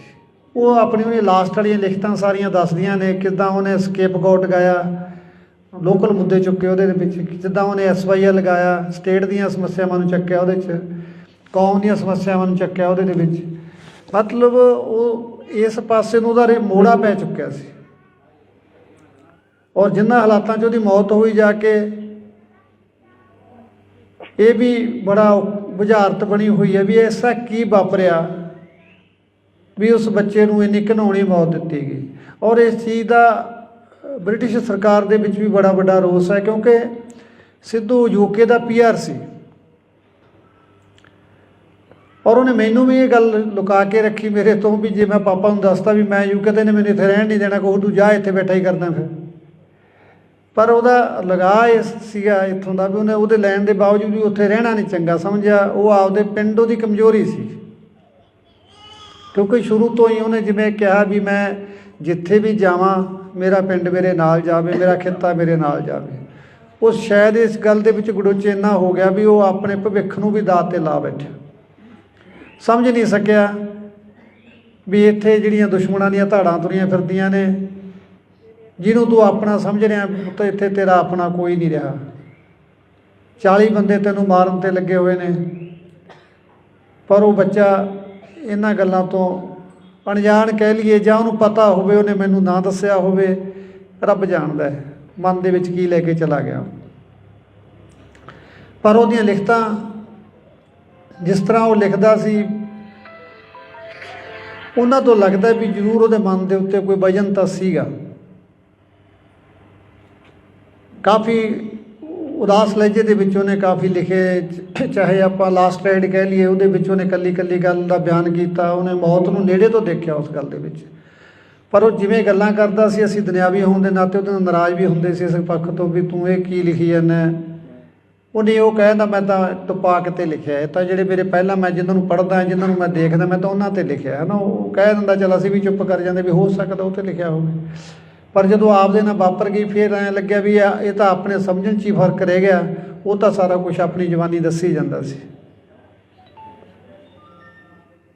ਇਹ ਹੁਣ ਬੀਤੇ ਦੀ ਗੱਲ ਹੋ ਚੁੱਕੀ ਹੈ ਵੀਰੋ, ਇਸ ਗੱਲ 'ਤੇ ਕੁਛ ਵੀ ਨਹੀਂ ਨਿਬੜਨਾ, ਕਿਉਂਕਿ ਨਾ ਤਾਂ ਆਪਾਂ ਜੋ ਨੁਕਸਾਨ ਖਾ ਲਿਆ ਉਹ ਪੂਰਾ ਹੋਣਾ। ਹਾਂ, ਸਰਕਾਰਾਂ ਅੱਗੇ ਇੰਨੀ ਕੁ ਬੇਨਤੀ ਜ਼ਰੂਰ ਕਰਦੇ ਹਾਂ ਵੀ ਘੱਟੋ ਘੱਟ ਜਦੋਂ ਹਾਸੋਹੀਣੇ ਫੈਸਲੇ ਕਰਦੀਆਂ ਨੇ ਦੁੱਖ ਬੜਾ ਹੁੰਦਾ ਹੈ। ਲਾਇਸੈਂਸ ਲੈਣੇ ਤਾਂ ਸਰਕਾਰ ਨੇ ਪਹਿਲਾਂ ਹੀ ਇੰਨੇ ਔਖੇ ਕੀਤੇ ਹੋਏ ਸੀ ਵੀ ਜੇ ਬੰਦਾ ਇੱਕ ਵਾਰੀ ਇਹਦੀ ਲਾਈਨ 'ਚ ਲੱਗ ਜੇ ਨਾ, ਮੇਰਾ ਖਿਆਲ ਇੱਕ ਵਾਰੀ ਰਿਨਿਊ ਕਰਾਉਣ ਲੱਗ ਜੇ ਤਾਂ ਮੁੜ ਕੇ ਉਹਦਾ ਜੀਅ ਕਰਦਾ ਮਸਲਾ ਸਿੱਟ ਕੇ ਭੱਜ ਜਾ। ਇੰਨਾ ਔਖਾ ਪ੍ਰੋਸੈਸ ਹੈ ਲਾਇਸੈਂਸ ਲੈਣ ਦਾ, ਇਹਨੂੰ ਰਿਨਿਊ ਕਰਾਉਣ ਦਾ, ਕੋਈ ਇਹਦੇ ਵਿੱਚ ਚੇਂਜ ਕਰਨੀ ਹੈ ਵੀ ਬੰਦੇ ਨੂੰ ਐਂ ਲੱਗਦਾ ਜਿਵੇਂ ਮੈਂ 84 ਵਾਲੇ ਗੇੜ 'ਚ ਹੀ ਪੈ ਗਿਆ ਹੁੰਦਾ। ਇੰਨਾ ਔਖਾ ਕੰਮ ਹੈ, ਔਰ ਉਲਟਾ ਉਹਨੂੰ ਬੰਦ ਕਰਨ ਦੇ ਉੱਤੇ ਤਾਂ ਬਿਲਕੁਲ ਨਿਹੱਥਾ ਕਰਨ ਵਾਲੀ ਗੱਲ ਹੀ ਕਰਤੀ। ਤੁਸੀਂ ਦੇਖੋ ਬਦਮਾਸ਼ਾਂ ਦੇ ਕੋਲੇ ਜਿਹੜਾ ਅਸਲਾ ਹੈ ਰਸ਼ੀਅਨ ਵੈਪਨ AK-47 45 ਦਾ USA ਦੇ ਅਸਲਾ 30 ਦੇ ਪਿਸਟਲ ਜਿਹੜੇ ਬੰਦੇ ਨੂੰ ਪਾੜ ਕੇ ਰੱਖ ਦਿੰਦੇ ਨੇ ਜੇ ਕਿੱਲਾ ਪਾੜ ਤੋਂ ਵੀ। ਔਰ ਜੇ ਅਸੀਂ ਲਾਇਸੈਂਸ ਲੈ ਰੱਖੇ ਨੇ, ਕੋਈ 12 ਬੋਰ ਦਾ ਲੈ ਲਿਆ ਕਿਸੇ ਨੇ ਆਪਦੀ ਸੇਫਟੀ ਵਾਸਤੇ, ਜੇ ਕੋਈ ਜਾਂ 32 ਬੋਰ ਦਾ ਲੈ ਲਿਆ, ਉਹਦੇ ਵਿੱਚ ਕੀ ਨੁਕਸਾਨ ਵਾਲੀ ਗੱਲ ਹੋ ਗਈ। ਤੁਸੀਂ ਸੈਂਕੜੇ ਜੁਰਮਾਂ ਦਾ ਅਧਿਐਨ ਕਰਕੇ ਵੇਖ ਲਓ। ਜੇ ਆਪਾਂ ਇਕੱਲਾ ਸੂਰੀ ਦਾ ਦੇਖੀਏ ਵੀ ਕਤਲ ਜਿਹੜਾ ਹੋਇਆ ਉਹ ਜ਼ਰੂਰ ਲਾਇਸੈਂਸੀ ਅਸਲੇ ਨਾਲ ਹੋ ਗਿਆ, ਬਾਕੀ ਮੇਰਾ ਖਿਆਲ ਇੱਕ ਵੀ ਕਿਲਿੰਗ ਹੈ ਜਿਹੜੀ ਉਹ ਲਾਇਸੈਂਸੀ ਅਸਲੇ ਨਾਲ ਨਹੀਂ ਹੋਈ।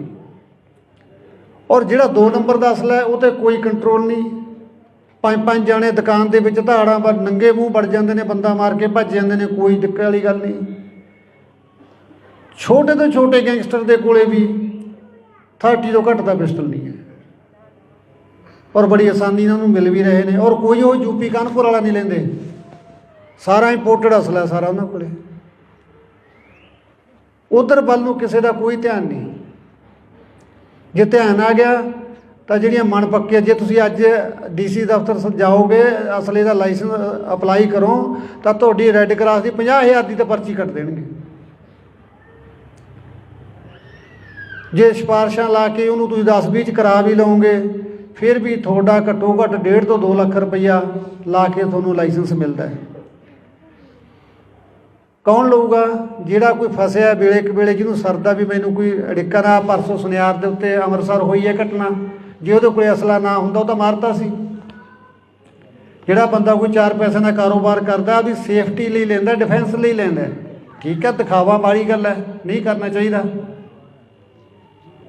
ਤੇ ਜੇ ਤੁਸੀਂ ਜਾ ਕੇ ਬੱਚਿਆਂ 'ਤੇ ਪਰਚੇ ਕਰਨ ਲੱਗ ਜਾਓਗੇ ਤਾਂ ਕਿੱਡੀ ਮਾੜੀ ਗੱਲ ਹੈ।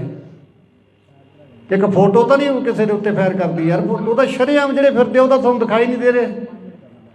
ਇੱਕ ਮਰਡਰ ਕਰਨ ਵਾਲਾ ਬੰਦਾ ਧਮਕੀਆਂ ਦੇ ਰਿਹਾ, ਹਰ ਛੋਟੇ ਸਿੰਗਰ ਨੂੰ ਧਮਕੀ ਆਈ ਜਾਂਦੀ ਹੈ। ਜੇ ਕਿਸੇ ਨੂੰ ਧਮਕੀ ਆਉਂਦੀ ਹੈ ਤਾਂ 384 ਦਾ ਪਰਚਾ ਦੇਣਾ ਬਣਦਾ ਉਸ ਬੰਦੇ ਦੇ ਉੱਤੇ। ਸਗੋਂ ਜਾਂਦੇ ਆ ਥਾਣੇ ਸਮਝਾ ਕੇ ਮੋੜ ਦਿੰਦੇ ਆ, ਤੈਂ ਕੀ ਲੈਣਾ ਯਾਰ, ਤੂੰ ਜਵਾਕ ਜੱਲੇ ਵਾਲਾ ਬੰਦਾ, ਇਹਨਾਂ ਦਾ ਕੀ ਪਤਾ ਤੈਨੂੰ ਕਦੋਂ ਮਾਰ ਦੇਣਗੇ। ਸੋ ਅਸਲਾ ਦੇ ਨਿਯਮ ਤਾਂ ਸੌਖੇ ਕਰਨੇ ਚਾਹੀਦੇ, ਨਾ ਕਿ ਤੁਸੀਂ ਨਿਹੱਥੇ ਕਰਦੇ ਹੋ ਲੋਕਾਂ ਨੂੰ। ਜਿਹੜਾ ਕੋਈ ਆਪਦੀ ਸੇਫਟੀ ਲਈ ਲੈਂਦਾ ਉਹਨੂੰ ਸਗੋਂ ਵੀ ਅਸਲਾ ਹੀ ਬਥੇਰਾ ਮਹਿੰਗਾ ਹੋਇਆ ਪਿਆ, ਰਹਿੰਦੀਆਂ ਖੁਦੀਆਂ ਸ਼ਰਤਾਂ ਇੰਨੀਆਂ ਮਹਿੰਗੀਆਂ ਕਰਤੀਆਂ। ਇਹ ਤਾਂ ਫਿਰ ਸਾਨੂੰ ਤਾਂ ਨਿਹੱਥੇ ਕਰਨ ਵਾਲੀ ਗੱਲ ਆ ਤੁਹਾਡੀ। ਹਾਂ, ਜਾਂ ਤੁਸੀਂ ਮਾਹੌਲ ਇਹੋ ਜਿਹਾ ਦੇ ਦਿਓ, ਅਸੀਂ ਤਾਂ ਅਸਲਾ ਜਮ੍ਹਾਂ ਹੀ ਕਰਵਾ ਦਿੰਦੇ ਹਾਂ। ਕੀ ਕਰਨਾ ਰੱਖ ਕੇ, ਇਸ ਤਾਂ ਆਪ ਤੰਗ ਇਹਨਾਂ ਤੋਂ। ਕਦੇ ਨਿਊ ਦੀ ਡੇਟ ਆ ਗਈ, ਕਦੇ ਵੋਟਾਂ ਆ ਗਈਆਂ, ਕਦੇ ਜਮ੍ਹਾਂ ਕਰਾਇਓ, ਕਦੇ ਲੈ ਆਓ, ਤਾਂ ਐਡਾ ਵੱਡਾ ਸਿਆਪਾ ਹੀ ਨਹੀਂ ਜਿੱਡਾ ਅਸਲੇ ਦਾ।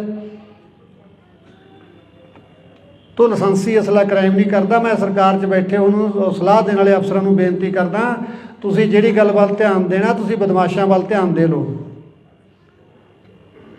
ਲਾਇਸੈਂਸ ਵਾਲਾ ਬੰਦਾ ਜਾ ਕੇ, ਜਿਹੜਾ ਬੰਦਾ ਲੱਖ ਸਵਾ ਲੱਖ ਰੁਪਇਆ ਲਾ ਕੇ ਢਿੱਡ ਬੰਨ੍ਹ ਕੇ ਲੈਂਦਾ, ਇੰਨਾ ਕਿਸੇ ਕੋਲੇ ਵਾਧੂ ਪੈਸਾ ਨਹੀਂ ਪਿਆ ਜਿਹੜਾ ਅਸਲੇ 'ਤੇ ਖਰਚਣ ਵਾਸਤੇ ਕਬੀਲਦਾਰ ਬੰਦਾ ਤਿਆਰ ਹੋ ਜਾਊਗਾ। ਠੀਕ ਹੈ, ਮੈਂ ਮੰਨਦਾ ਵਿਦੇਸ਼ਾਂ ਦੇ ਵਿੱਚ ਵੀ ਇਹ ਚੀਜ਼ਾਂ ਤੇ ਪਾਬੰਦੀਆਂ ਨੇ, ਪਰ ਉੱਥੋਂ ਦਾ ਸਿਸਟਮ ਵੀ ਦੇਖੋ ਕਿੱਡਾ ਹੈ। ਮੈਂ UK ਜਾ ਕੇ ਆਇਆ ਵੀਰੋ, ਜਹਾਜ਼ ਦੇ ਵਿੱਚੋਂ ਅਗਲਿਆਂ ਨੇ ਮੈਨੂੰ ਲੈ ਲਿਆ ਔਰ ਆਪਣੀ ਕਾਰ ਦੇ ਵਿੱਚ ਜਾ ਕੇ ਮੈਨੂੰ ਸੁਰੱਖਿਅਤ ਜਗ੍ਹਾ 'ਤੇ ਜਿੱਥੇ ਮੇਰਾ ਰੈਜ਼ੀਡੈਂਸੀ ਉੱਥੇ ਜਾ ਕੇ ਛੱਡ ਕੇ ਆਇਆ ਔਰ ਆਪਣਾ ਸੈਂਸਰ ਵੀ ਕਮਰੇ ਦੇ ਵਿੱਚ ਲਾਇਆ ਅਗਲੇ, ਔਰ ਵਿਦਇਨ 3 ਮਿੰਟ ਕੋਈ ਤਖਤੇ ਨੂੰ ਧੱਕਾ ਵੀ ਮਾਰ ਗਿਆ ਨਾ ਬਾਹਰੋਂ ਆ ਕੇ, 3 ਮਿੰਟਾਂ ਦੇ ਅੰਦਰ ਅੰਦਰ ਜਿਹੜੀ ਪੁਲਿਸ ਦੀ ਹੈ ਸਰਵਿਸ ਹੈ, ਰੀਸਾਂ ਕਰਦੇ ਉਹਨਾਂ ਦੀਆਂ, ਉਹਨਾਂ ਵਰਗਾ ਸਿਸਟਮ ਦੇ ਕੇ ਦਿਖਾਓ ਪਹਿਲਾਂ। ਔਰ ਮੈਂ ਪਬਲਿਕ ਨੂੰ ਮਿਲਿਆ, ਮੈਨੂੰ ਨਹੀਂ ਲੱਗਿਆ ਮੈਂ ਕਿਸੇ ਬਾਹਰਲੇ ਮੁਲਕ ਦੇ ਵਿੱਚ ਆਇਆ, ਮੈਨੂੰ ਐਂ ਲੱਗਿਆ ਇੱਥੇ ਵੀ ਮੇਰਾ ਪੰਜਾਬ ਹੀ ਵਸਿਆ ਹੋਇਆ, ਇੱਥੇ ਵੀ ਮੇਰੇ ਲੋਕਾਂ ਨੂੰ ਕਿੰਨਾ ਦਰਦ ਹੈ। ਔਰ ਜਿਹੜੇ ਹਾਲ ਦੇ ਵਿੱਚ ਪ੍ਰੋਗਰਾਮ ਰੱਖਿਆ ਸੀ, ਤੁਸੀਂ ਯਕੀਨ ਕਰਿਓ ਤਿਲ ਸਿੱਟਣ ਨੂੰ ਵੀ ਜਗ੍ਹਾ ਨਹੀਂ ਸੀ ਉੱਥੇ, ਔਰ ਸਾਰੇ ਲੋਕ ਟਿਕਟਾਂ ਲੈ ਕੇ ਆਏ ਸੀ। ਪਾਕਿਸਤਾਨੀ ਮੂਲ ਦੀ ਲੜਕੀ ਨੇ ਮੈਕ ਲੈ ਕੇ ਬੋਲਿਆ ਵੀ ਦਿਨ ਵੀ ਸਾਡਾ ਸ਼ੁਰੂ ਸਿੱਧੂ ਦੇ ਨਾਲ ਹੁੰਦਾ ਸੀ, ਸਮਾਪਤੀ ਵੀ ਸਾਡੀ ਸਿੱਧੂ ਦੇ ਨਾਲ ਹੁੰਦੀ ਸੀ, ਔਰ ਕਿਸ ਕਦਰ ਅਸੀਂ ਉਸ ਬੱਚੇ ਨੂੰ ਪਿਆਰ ਕਰਦੇ ਹਾਂ ਤੁਸੀਂ ਅੰਦਾਜ਼ਾ ਵੀ ਨਹੀਂ ਲਾ ਸਕਦੇ। ਔਰ ਇੱਥੇ ਉਹਨੂੰ ਜਾਨਵਰਾਂ ਵਾਂਗੂ ਮਾਰ ਦਿੱਤਾ ਗਿਆ। ਜਿਸ ਬੱਚੇ ਨੇ ਆਸਟ੍ਰੇਲੀਆ ਤੋਂ ਮੇਰੇ ਕੋਲ ਕੱਲ੍ਹ ਫੋਨ ਆਇਆ, ਹਿੰਦੂ ਮਾਈਂਡਡ ਬੰਦਾ ਹੈ, ਔਰ ਮੈਨੂੰ ਕਹਿੰਦਾ ਜੀ ਮੈਨੂੰ ਤੁਸੀਂ ਜਦੋਂ ਘਰੇ ਆ ਗਏ ਤਾਂ ਮੈਂ ਇੰਡੀਆ ਆਉਣਾ, ਮੈਂ ਮਾਤਾ ਤੋਂ ਦਸਤਾਰਬੰਦੀ ਕਰਾ ਕੇ ਜਾਣੀ ਹੈ। ਦੇਖੋ ਹਿੰਦੂ ਮਤ ਨਾਲ ਸੰਬੰਧ ਰੱਖਦਾ ਬੰਦਾ, ਕੋਈ ਆਪਾਂ ਉਹਨੂੰ ਪ੍ਰੈਸ਼ਰ ਨਹੀਂ ਕੀਤਾ। ਮੈਂ ਤੁਹਾਨੂੰ ਦੱਸਦਾ ਵੀ ਸਿੱਧੂ ਨੂੰ ਕਈ ਲੋਕ ਪੁੱਛਦੇ ਯਾਰ ਸਿੱਧੂ ਦੀ ਐਡੀ ਕੀ ਦੇਣ ਹੈ, ਇਹ ਦੇਣ ਹੈ ਵੀ ਵਲੰਟੀਅਰ ਰੂਪ ਦੇ ਵਿੱਚ ਉਹ ਬੱਚਾ ਹਿੰਦੂ ਪਰਿਵਾਰ ਸੰਬੰਧ ਰੱਖਦਾ ਔਰ ਕਹਿੰਦਾ ਮੈਂ ਸਿਰ ਤੇ ਦਸਤਾਰ ਸਜਾਉਣੀ ਔਰ ਉਸ ਤੋਂ ਬਾਅਦ ਹਮੇਸ਼ਾ ਪੱਗ ਬੰਨ੍ਹ ਕੇ ਰੱਖੂੰਗਾ। ਤੁਸੀਂ ਜਦੋਂ ਘਰੇ ਆ ਗਏ ਮੈਨੂੰ ਮੈਸੇਜ ਕਰ ਦਿਓ ਵੀ ਅਸੀਂ ਪਿੰਡ ਪਹੁੰਚ ਚੁੱਕੇ ਹਾਂ। ਇਹ ਸੀ ਸਿੱਧੂ ਦੀ ਦੇਣ। ਘੱਟੋ ਘੱਟ 150 ਮੁਲਕ ਦੇ ਵਿੱਚ ਪੱਗ ਨੂੰ ਪੁੱਜਦਾ ਕੀਤਾ ਹੈ। ਮੈਂ UK ਜਦੋਂ ਗਿਆ ਤਾਂ ਉੱਥੇ ਮੈਨੂੰ ਬਰਨਾ ਬॉयਜ਼, ਤੁਸੀਂ ਦੇਖਿਆ ਹੋਣਾ, ਕਾਲਾ ਆਪਣਾ ਰੈਪਰ ਹੈ ਨਾਈਜੀਰੀਆ ਦਾ, ਬਹੁਤ ਵੱਡਾ ਰੈਪਰ ਹੈ, ਵੱਡਾ ਸਟੇਟਸ ਹੈ ਬੰਦੇ ਦਾ, ਪਰ ਉਹ ਬੰਦਾ 1 ਮਿੰਟ ਲਈ ਵੀ ਮੇਰੇ ਬਰਾਬਰ ਨਹੀਂ ਸੋਫੇ 'ਤੇ ਬੈਠਾ, ਮੇਰੇ ਪੈਰਾਂ 'ਚ ਬੈਠਾ ਥੱਲੇ। ਔਰ ਉਹਨੇ ਆਪਣੇ ਗਾਣੇ ਦੇ ਵਿੱਚ ਇੱਕ ਫੋਟੋ ਲਾਉਣੀ ਹੈ ਸਿੱਧੂ ਦੀ, ਪਰਮਿਸ਼ਨ ਲੈਣ ਵਾਸਤੇ ਆਇਆ ਵੀ ਤੁਹਾਨੂੰ ਕੋਈ ਇਤਰਾਜ਼ ਤਾਂ ਨਹੀਂ, ਮੈਂ ਭਰਾ ਸੀ ਮੇਰਾ ਸਿੱਧੂ ਔਰ ਮੈਂ ਉਹਦੀ ਫੋਟੋ ਲਾਉਣੀ ਚਾਹੁੰਦਾ, ਤੁਹਾਡੇ ਪਰਿਵਾਰ ਨੂੰ ਕੋਈ ਇਤਰਾਜ਼ ਤਾਂ ਨਹੀਂ। ਔਰ ਸਾਡੇ ਉਹਦੇ ਗਾਣੇ ਚੱਕ ਚੱਕ ਕੇ ਅਸੀਂ ਕੀ ਕਰੀ ਜਾਂਦੇ ਹਾਂ। ਔਰ ਜਿਹੜਾ ਵੱਖਰੇ ਮੂਲ ਦਾ, ਵੱਖਰੀ ਨਸਲ ਦਾ, ਵੱਖਰੇ ਸਮਾਜ ਦੇ ਵਿੱਚੋਂ ਆਉਂਦਾ ਹੈ ਕਲਾਕਾਰ, ਉਹ ਸਿੱਧੂ ਨੂੰ ਆਪਣਾ ਭਰਾ ਮੰਨ ਕੇ, ਆਪਣਾ ਆਈਡੀਅਲ ਮੰਨ ਕੇ ਚੱਲ ਰਿਹਾ ਹੈ। ਸਾਡੇ ਆਪਣੇ ਉਹਦੇ ਗਾਣਿਆਂ ਦੀਆਂ ਤੁਕਾਂ ਚੱਕ ਕੇ ਫਿਲਮਾਂ ਦੇ ਵਿੱਚ ਠੋਕਣ ਦੀ ਕੋਸ਼ਿਸ਼ ਕਰ ਰਿਹਾ, ਕੋਈ ਕਿਤੇ ਆਪੋ ਆਪਣੇ ਢੰਗ ਨਾਲ ਉਹਦੀ ਵਰਤੋਂ ਕਰ ਰਿਹਾ। ਤਾਂ ਸਿੱਧੂ ਦਾ ਆਪਣੇ ਸਮਾਜ 'ਤੇ ਤਾਂ ਅਸਰ ਹੋਣਾ ਸੀ, ਉਹਨਾਂ ਗੋਰਿਆਂ ਦੇ ਵਿੱਚ ਵੀ। ਔਰ ਜੇ ਮੇਰੇ ਸ਼ੋਅ ਦੇ ਵਿੱਚ ਲਗਭਗ 25 ਤੋਂ 30% ਗੋਰੇ ਆਏ ਸੀ, ਜਿਨ੍ਹਾਂ ਦਾ ਸਿੱਧੂ ਨਾਲ ਕੀ ਸੰਬੰਧ ਸੀ। ਪਰ ਜਿਹੜੀ ਪੀੜ੍ਹੀ ਉੱਥੇ ਜਾ ਕੇ ਵੱਸ ਗਈ, ਉਹ ਬੰਦੇ ਕਹਿੰਦੇ ਅਸੀਂ ਇੰਨੇ ਚਿੰਤਤ ਸੀ ਵੀ ਯਾਰ ਅਸੀਂ ਤਾਂ ਪੰਜਾਬੀ ਸੀ, ਸਾਡੇ ਬੱਚੇ ਵੀ ਪੰਜਾਬੀ ਬੋਲਣ ਲੱਗ ਗਏ। ਹੁਣ ਜਿਹੜੇ ਸਾਡੇ ਪੋਤੇ ਆ ਗਏ ਉਹ ਪਿਓਰ ਅੰਗਰੇਜ਼ ਬਣ ਗਏ ਸੀ ਵੀ ਉਹ ਪੰਜਾਬੀ ਨਹੀਂ ਬੋਲਣਾ ਸ਼ੁਰੂ ਕਰ ਰਹੇ ਸੀ। ਯਾਰ ਅਸੀਂ ਬੜੀ ਚਿੰਤਾ ਦੇ ਵਿੱਚ ਸੀ, ਪਰ ਯਾਰ ਉਸ ਚੀਜ਼ ਦਾ ਸਲੂਸ਼ਨ ਸਾਨੂੰ ਸਿੱਧੂ ਨੇ ਦੇਤਾ ਸੀ। ਅਸੀਂ ਤੀਜੀ ਪੀੜ੍ਹੀ ਨੂੰ ਵੀ ਪੰਜਾਬੀ ਨਾਲ ਜੋੜਨ ਲਈ ਸਿੱਧੂ ਦੇ ਗਾਣੇ ਸੁਣਨ ਲੱਗੇ ਸਾਡੇ ਬੱਚੇ। ਔਰ ਹੁਣ ਅਸੀਂ ਯਕੀਨ ਮੰਨੋ ਸਾਡੀ ਗੱਡੀ 'ਚ ਦੂਜਾ ਗਾਣਾ ਵੱਜਦਾ ਹੀ ਨਹੀਂ ਸੀ। ਇਸ ਚੀਜ਼ ਦੀ ਕੀਮਤ ਉਹ ਲੋਕ ਜਾਣਦੇ ਜੋ ਸਾਡੀ ਜਿਹੜੀ ਮਾਂ ਬੋਲੀ ਨਾਲ ਟੁੱਟ ਰਹੀ ਸੀ ਨਾ ਤੀਜੀ ਪੀੜ੍ਹੀ ਜਾ ਕੇ, ਕਿਉਂਕਿ ਤੀਜੀ ਪੀੜ੍ਹੀ ਅੰਗਰੇਜ਼ ਹੀ ਬਣ ਜਾਂਦੀ ਸੀ। ਅਤੇ ਉਹਨਾਂ ਨੂੰ ਮਤਲਬ ਆਪਣੇ ਸਿੱਧੂ ਦੀ ਦੇਣ ਦਾ ਪਤਾ ਸੀਗਾ ਵੀ ਜੇ ਉਹਨੇ ਗਾਣਿਆਂ ਦੇ ਵਿੱਚ ਪੰਜਾਬੀ ਨੂੰ ਇਸ ਢੰਗ ਨਾਲ ਫਿੱਟ ਕੀਤਾ ਵੀ ਉਹਦੇ 'ਚ ਰੈਪ ਪੰਜਾਬੀ ਪਾਇਆ, ਇੱਕ ਵੱਖਰਾ ਟੇਸਟ ਬਣਾਇਆ ਮਿਊਜ਼ਿਕ ਦਾ, ਉਹ ਚੀਜ਼ ਗੋਰਿਆਂ ਨੂੰ ਵੀ ਭਾਈ ਜਿਹੜੀ ਸਾਡੀ ਤੀਜੀ ਪੀੜ੍ਹੀ ਅੰਗਰੇਜ਼ ਬਣਦੀ ਜਾ ਰਹੀ ਸੀ ਉੱਥੇ, ਉਹ ਵੀ ਕਿਤੇ ਨਾ ਕਿਤੇ ਜਾ ਕੇ ਪੰਜਾਬੀ ਵੱਲ ਮੁੜੇ। ਇਹ ਸਿੱਧੂ ਦੀ ਦੇਣ ਸੀ ਪੰਜਾਬੀ ਮਾਂ ਬੋਲੀ। ਸੋ ਜਦੋਂ ਇੰਨੀਆਂ ਦੁਆਵਾਂ ਹੁਣ ਮੈਂ ਇਸ ਗੱਲ ਦੇ ਉੱਤੇ ਮੇਰਾ ਮਨ ਇੰਨਾ ਕੁ ਟਿਕਿਆ ਥੋੜ੍ਹਾ ਜਿਹਾ ਵੀ ਜਦੋਂ ਤੁਹਾਡੀਆਂ ਦੁਆਵਾਂ ਇੰਨੀਆਂ, ਅਸੀਂ ਸਾਰੇ ਲੋਕ ਪਰਮਾਤਮਾ ਨੂੰ ਮੰਨਦੇ ਹਾਂ, ਜੇ ਕਰੋੜਾਂ ਦੁਆਵਾਂ ਦੇ ਨਾਲ ਵੀ ਆਪਾਂ ਨੂੰ ਜਸਟਿਸ ਨਹੀਂ ਮਿਲਦਾ ਤਾਂ ਫਿਰ ਆਪਾਂ ਨੂੰ ਦੁਨਿਆਵੀ ਅਦਾਲਤਾਂ ਵੀ ਨਹੀਂ ਦੇ ਸਕਦੇ। ਤੁਸੀਂ ਸਾਰੇ ਤਹਿ ਦਿਲੋਂ ਸਿੱਧੂ ਨੂੰ ਪਿਆਰ ਕਰਦੇ ਹੋ, ਸਾਰੇ ਆਪਦੇ ਦੀਨ ਮਜ਼ਹਬ ਦੇ ਹਿਸਾਬ ਨਾਲ ਉਹਨੂੰ ਅਰਦਾਸ ਕਰਦੇ ਹੋ ਗੁਰੂ ਦੇ ਅੱਗੇ ਵੀ ਸੱਚੇ ਪਾਤਸ਼ਾਹ ਸਾਡਾ ਕੋਈ ਕਸੂਰ ਨਹੀਂ ਸੀ, ਸਾਨੂੰ ਬੇਕਸੂਰਾ ਮਾਰਿਆ ਗਿਆ, ਜੇ ਫਿਰ ਵੀ ਜਸਟਿਸ ਨਾ ਮਿਲਿਆ ਤਾਂ ਅਗਲੇ ਸਿੱਧੂ ਨੂੰ ਕਿਸੇ ਨੂੰ ਜਸਟਿਸ ਮਿਲਦਾ ਤਾਂ ਆਪਾਂ ਉਮੀਦ ਵੀ ਨਹੀਂ ਕਰ ਸਕਦੇ, ਜੇ ਇੰਨੀਆਂ ਭਾਵਨਾਵਾਂ ਜੁੜੀਆਂ ਹੋਣ ਦੇ ਬਾਵਜੂਦ ਵੀ ਸਾਨੂੰ ਜਸਟਿਸ ਨਾ ਮਿਲੇ। ਆਰੋਪੀ ਫੜੇ ਜਾ ਚੁੱਕੇ ਨੇ ਲਗਭਗ, ਪਰ ਮਾਸਟਰਮਾਈਂਡ ਸਿੱਧੂ ਕਿੰਨਾਂ ਦੀਆਂ ਅੱਖਾਂ ਦੇ ਵਿੱਚ ਚੁਭਿਆ। ਬਸ ਮੈਨੂੰ ਤਾਂ ਉਹਨਾਂ ਦਾ ਇਹ ਪਤਾ ਲੱਗਣਾ ਚਾਹੀਦਾ ਵੀ ਯਾਰ ਇਸ ਬੰਦੇ ਨੂੰ ਤਕਲੀਫ ਸੀ, ਇਹਨੇ ਕੋਈ ਇਸ ਤਰ੍ਹਾਂ ਕੋਈ ਸੁਪਾਰੀ ਦੇ ਕੇ ਮਰਵਾਇਆ ਗਿਆ, ਕਿਉਂਕਿ ਮੈਨੂੰ ਵੀ ਨਹੀਂ ਹਾਲੇ ਤੱਕ ਇਸ ਗੱਲ ਦਾ ਪਤਾ ਵੀ ਉਹਨੂੰ ਆਖਰ ਨੂੰ ਮਾਰਿਆ ਤਾਂ ਮਾਰਿਆ ਕੀ ਨੇ, ਮਾਰਨ ਵਾਲੇ ਨੂੰ ਕੀ ਮਿਲਿਆ ਉਹਨੂੰ ਮਾਰ ਕੇ। ਉਹ ਤਾਂ ਇੱਕ ਦੇਸ਼ ਦਾ, ਕੌਮ ਦਾ, ਮਾਂ ਬੋਲੀ ਦਾ ਯਾਰ ਚੰਗਾ ਕੰਮ ਕਰ ਰਿਹਾ ਸੀ। ਸ਼ੁਰੂ ਦੇ ਵਿੱਚ ਉਹਦੇ ਉੱਤੇ ਵੈਪਨ ਦੇ ਇਤਰਾਜ਼ ਲੱਗੇ ਵੀ ਉਹ ਵੈਪਨ 'ਤੇ ਗਾਉਂਦਾ, ਪਰ ਹੁਣ ਤਾਂ ਵੈਪਨ ਤੋਂ ਵੀ ਮੋੜਾ ਖਾ ਗਿਆ ਸੀ ਉਹ, ਕਿਉਂਕਿ ਜਿਵੇਂ ਜਿਵੇਂ ਮੈਚਿਓਰ ਹੋ ਰਿਹਾ ਸੀ, ਜਿਵੇਂ ਜਿਵੇਂ ਉਹਨੂੰ ਅਕਲ ਆ ਰਹੀ ਸੀ, ਉਵੇਂ ਉਹ ਮੁੱਦਿਆਂ ਵੱਲ, ਸਥਾਨਕ ਵੱਲ, ਸਮੱਸਿਆਵਾਂ ਜੋ ਦਰਪੇਸ਼ ਸੀਗੀਆਂ ਉਹਨਾਂ ਵੱਲ ਉਹਦਾ ਝੁਕਾਅ ਹੋ ਰਿਹਾ ਸੀਗਾ। ਫਿਰ ਹੁਣ ਉਹਨੂੰ ਮਾਰਨ ਦੀ ਕੀ ਲੋੜ ਪੈ ਗਈ ਸੀ? ਜਾਂ ਤਾਂ ਮੈਂ ਕਹਿ ਸਕਦਾ ਵੀ ਇਹਨਾਂ ਨੇ ਫਿਰ ਮੈਦਾਨ ਵਿਹਲਾ ਕੀਤਾ ਵੀ ਜੇ ਸਿੱਧੂ ਰਿਹਾ ਤਾਂ ਅਸੀਂ ਨਹੀਂ ਚੱਲਣਾ, ਜਾਂ ਪੋਲੀਟਿਕਸ ਦਾ ਵੀ ਕੰਮ ਹੋ ਸਕਦਾ। ਤੁਸੀਂ ਸ਼ੁਰੂ ਦੇ ਵਿੱਚ ਜਦੋਂ ਸਿੱਧੂ ਦਾ ਕੇਸ ਹੋਇਆ ਤੁਸੀਂ ਗੱਲ ਦੇਖੀ ਹੋਣੀ ਹੈ, ਅਕਾਲੀ ਨੇਤਾ ਦਾ ਇੱਕ ਦਾ ਨਾਮ ਆਉਂਦਾ ਸੀਗਾ ਸੰਦੀਪ ਕਾਹਲੋਂ, ਕੌਣ ਸੀ ਉਹ ਤੋਂ ਵੈਪਨ ਫੜੇ ਜਾਂਦੇ ਨੇ 1 ਸਾਲ ਪਹਿਲਾਂ, ਔਰ ਪਰਦੇ 'ਤੇ ਆਉਂਦਾ ਔਰ ਗਾਇਬ ਹੋ ਜਾਂਦਾ। ਮੈਂ ਉਹ ਵੀ ਸਰਕਾਰ ਦੇ ਧਿਆਨ 'ਚ ਲਿਆ ਰਿਹਾ, ਤਸੱਲੀ ਨਾਲ, ਇਮਾਨਦਾਰੀ ਨਾਲ ਜਾਂਚ ਕਰ ਦਿਓ, ਸਜ਼ਾ ਤੁਹਾਡਾ ਮਨ ਕਰਦਾ ਦੇ ਦਿਓ, ਜੇ ਤੁਹਾਨੂੰ ਜੀ ਕਰਦਾ ਵੀ ਇਹ ਕੋਈ ਚੰਗਾ ਕੰਮ ਕਰਦੇ ਤਾਂ ਛੱਡ ਦਿਓ, ਕੋਈ ਗੱਲ ਨਹੀਂ। ਅੱਜ ਮੈਂ ਕੋਈ ਨਵੀਂ ਸਟੇਟਮੈਂਟ ਜਾਂ ਕੋਈ ਬਿਆਨ ਦੇਣ ਦਾ ਮੇਰਾ ਕੋਈ ਇਰਾਦਾ ਨਹੀਂ ਸੀਗਾ, ਪਰ ਜਿਹੜੀ ਛਿੜੀ ਗੱਲ ਦੇ ਵਿੱਚ ਜਿਹੜੀਆਂ ਮਾਈਨਰ ਗੱਲਾਂ ਹੋ ਹੀ ਜਾਂਦੀਆਂ, ਅਤੇ ਜੋ ਆਪਣਾ ਜਸਟਿਸ ਦੀ ਜੋ ਤਫਤੀਸ਼ ਹੈ ਕਾਫੀ ਵੱਡੀ ਪੱਧਰ ਦੇ ਉੱਤੇ ਰੱਦੋ ਬਦਲ ਹੋਏ ਨੇ, ਹੁਣ ਸਾਰੇ ਅਫਸਰ ਇੱਧਰ ਉੱਧਰ ਹੋਏ ਨੇ, ਤਾਂ ਹੁਣ ਆਪਾਂ ਲੱਗੇ ਹੋਏ ਹਾਂ ਉਹਨਾਂ ਦੇ ਉੱਤੇ। ਤਾਂ ਮੈਂ ਵੀ ਉਮੀਦ ਕਰਦਾ ਵੀ ਅਗਲੇ ਸਮੇਂ ਦੇ ਵਿੱਚ ਆਪਾਂ ਨੂੰ ਕੁਛ ਨਾ ਕੁਛ ਇਹਦੇ 'ਚੋਂ ਨਿਕਲੂਗਾ ਲਾਜ਼ਮੀ। ਤਾਂ ਇੰਨਾ ਕੁ ਤੁਸੀਂ ਸਾਰਿਆਂ ਨੇ ਇੰਨਾ ਸਮਾਂ ਦਿੱਤਾ, ਇੰਨੀ ਬਾਟੋ ਸਮਾਂ ਕੱਢ ਕੇ ਉਹਨਾਂ ਤੋਂ ਪਰਮਾਤਮਾ ਤੁਹਾਡਾ ਕਦਮ ਕਦਮ ਲੇਖੇ ਲਾਵੇ। ਕੋਈ ਸ਼ਬਦ ਵੱਧ ਘੱਟ ਕਿਸੇ ਨੂੰ ਨਾ ਚੰਗਾ ਲੱਗਿਆ ਹੋਵੇ, ਸੰਗਤ ਮਾਫ ਕਰਨ ਯੋਗ ਹੈ। ਵਾਹਿਗੁਰੂ ਜੀ ਕਾ ਖਾਲਸਾ, ਵਾਹਿਗੁਰੂ ਜੀ ਕੀ ਫਤਿਹ। ਸੰਗਤ ਜੀ, ਸਭ ਤੋਂ ਪਹਿਲਾਂ ਫਤਿਹ ਅਰਜ਼ ਕਰਦਾ, ਵਾਹਿਗੁਰੂ ਜੀ ਕਾ ਖਾਲਸਾ, ਵਾਹਿਗੁਰੂ ਜੀ ਕੀ ਫਤਿਹ। ਜਿਵੇਂ ਤੁਹਾਨੂੰ ਸਾਰਿਆਂ ਨੂੰ ਭਲੀ ਭਾਂਤ ਪਤਾ ਇਸ ਗੱਲ ਦਾ ਵੀ ਆਪਾਂ ਪਿਛਲੇ 6 ਮਹੀਨੇ ਤੋਂ ਲੱਗੇ ਹੋਏ ਹਾਂ। ਕਾਫੀ ਚੈਨਲ ਨੇ ਆਪਣੇ ਅਲਟੀਮੇਟਮ ਬਾਰੇ ਜਾਂ ਕੁਛ ਇੱਦਾਂ ਦੀਆਂ ਗੱਲਾਂ ਕਰੀਆਂ ਕਾਫੀ, ਔਰ ਆਪਾਂ ਕਿਹਾ ਵੀ ਸੀ ਸਰਕਾਰ ਨੂੰ, ਪਰ ਜਿਵੇਂ ਮੈਂ ਯੂਕੇ ਜਾਣ ਤੋਂ ਪਹਿਲਾਂ ਡੀਜੀ ਸਾਹਿਬ ਨੂੰ ਮਿਲ ਕੇ ਗਿਆ ਸੀਗਾ, ਪਰ ਉਹਨਾਂ ਨੇ ਜਿਹੜੇ ਆਪਾਂ ਉਹਨਾਂ ਨੂੰ ਨੁਕਤੇ ਦੇ ਕੇ ਆਏ ਸੀਗੇ ਉਹ 'ਤੇ ਬਖੂਬੀ ਕੰਮ ਚੱਲ ਰਿਹਾ। ਹੁਣ ਕੱਲ੍ਹ ਆਪਣੇ ਜ਼ਿਲ੍ਹੇ ਦੇ SSP ਸਾਹਿਬ ਆਪਣੀ ਟੀਮ ਨੂੰ ਲੈ ਕੇ ਮੁਲਾਕਾਤ ਕਰਕੇ ਗਏ ਨੇ। ਜੋ ਜੋ ਹੋਇਆ ਉਹ ਇਨਵੈਸਟੀਗੇਸ਼ਨ ਦਾ ਹਿੱਸਾ ਹੈ ਨਾ, ਮੈਂ ਤੁਹਾਨੂੰ ਸਾਰੀ ਗੱਲ ਆਪਾਂ ਮਾਈਕ 'ਤੇ ਨਹੀਂ ਕਰ ਸਕਦੇ, ਔਰ ਕੁਛ ਹੋਇਆ, ਕੁਛ ਹੋ ਰਿਹਾ। ਉਮੀਦ ਜੀ ਵੱਜਦੀ ਹੈ ਵੀ ਸ਼ਾਇਦ ਕਿਸੇ ਗੱਲ ਕਿਨਾਰੇ ਲੱਗ ਸਕਦੀ ਹੈ, ਤਾਂ ਉਹਦਾ ਕਰਕੇ ਆਪਾਂ ਥੋੜ੍ਹਾ ਜਿਹਾ ਸਮਾਂ ਜੋ ਇਹ ਸੀਗਾ ਵੀ ਆਪਾਂ ਕਿਵੇਂ ਨਾ ਕਿਵੇਂ ਸੰਘਰਸ਼ ਨੂੰ ਹੋਰ ਤੇਜ਼ ਕਰੀਏ, ਤਾਂ ਉਹਦੇ ਲਈ ਥੋੜ੍ਹਾ ਜਿਹਾ ਵੇਟਿੰਗ ਦੇ ਵਿੱਚ ਆਪਾਂ ਜ਼ਰੂਰ ਗਏ ਹਾਂ,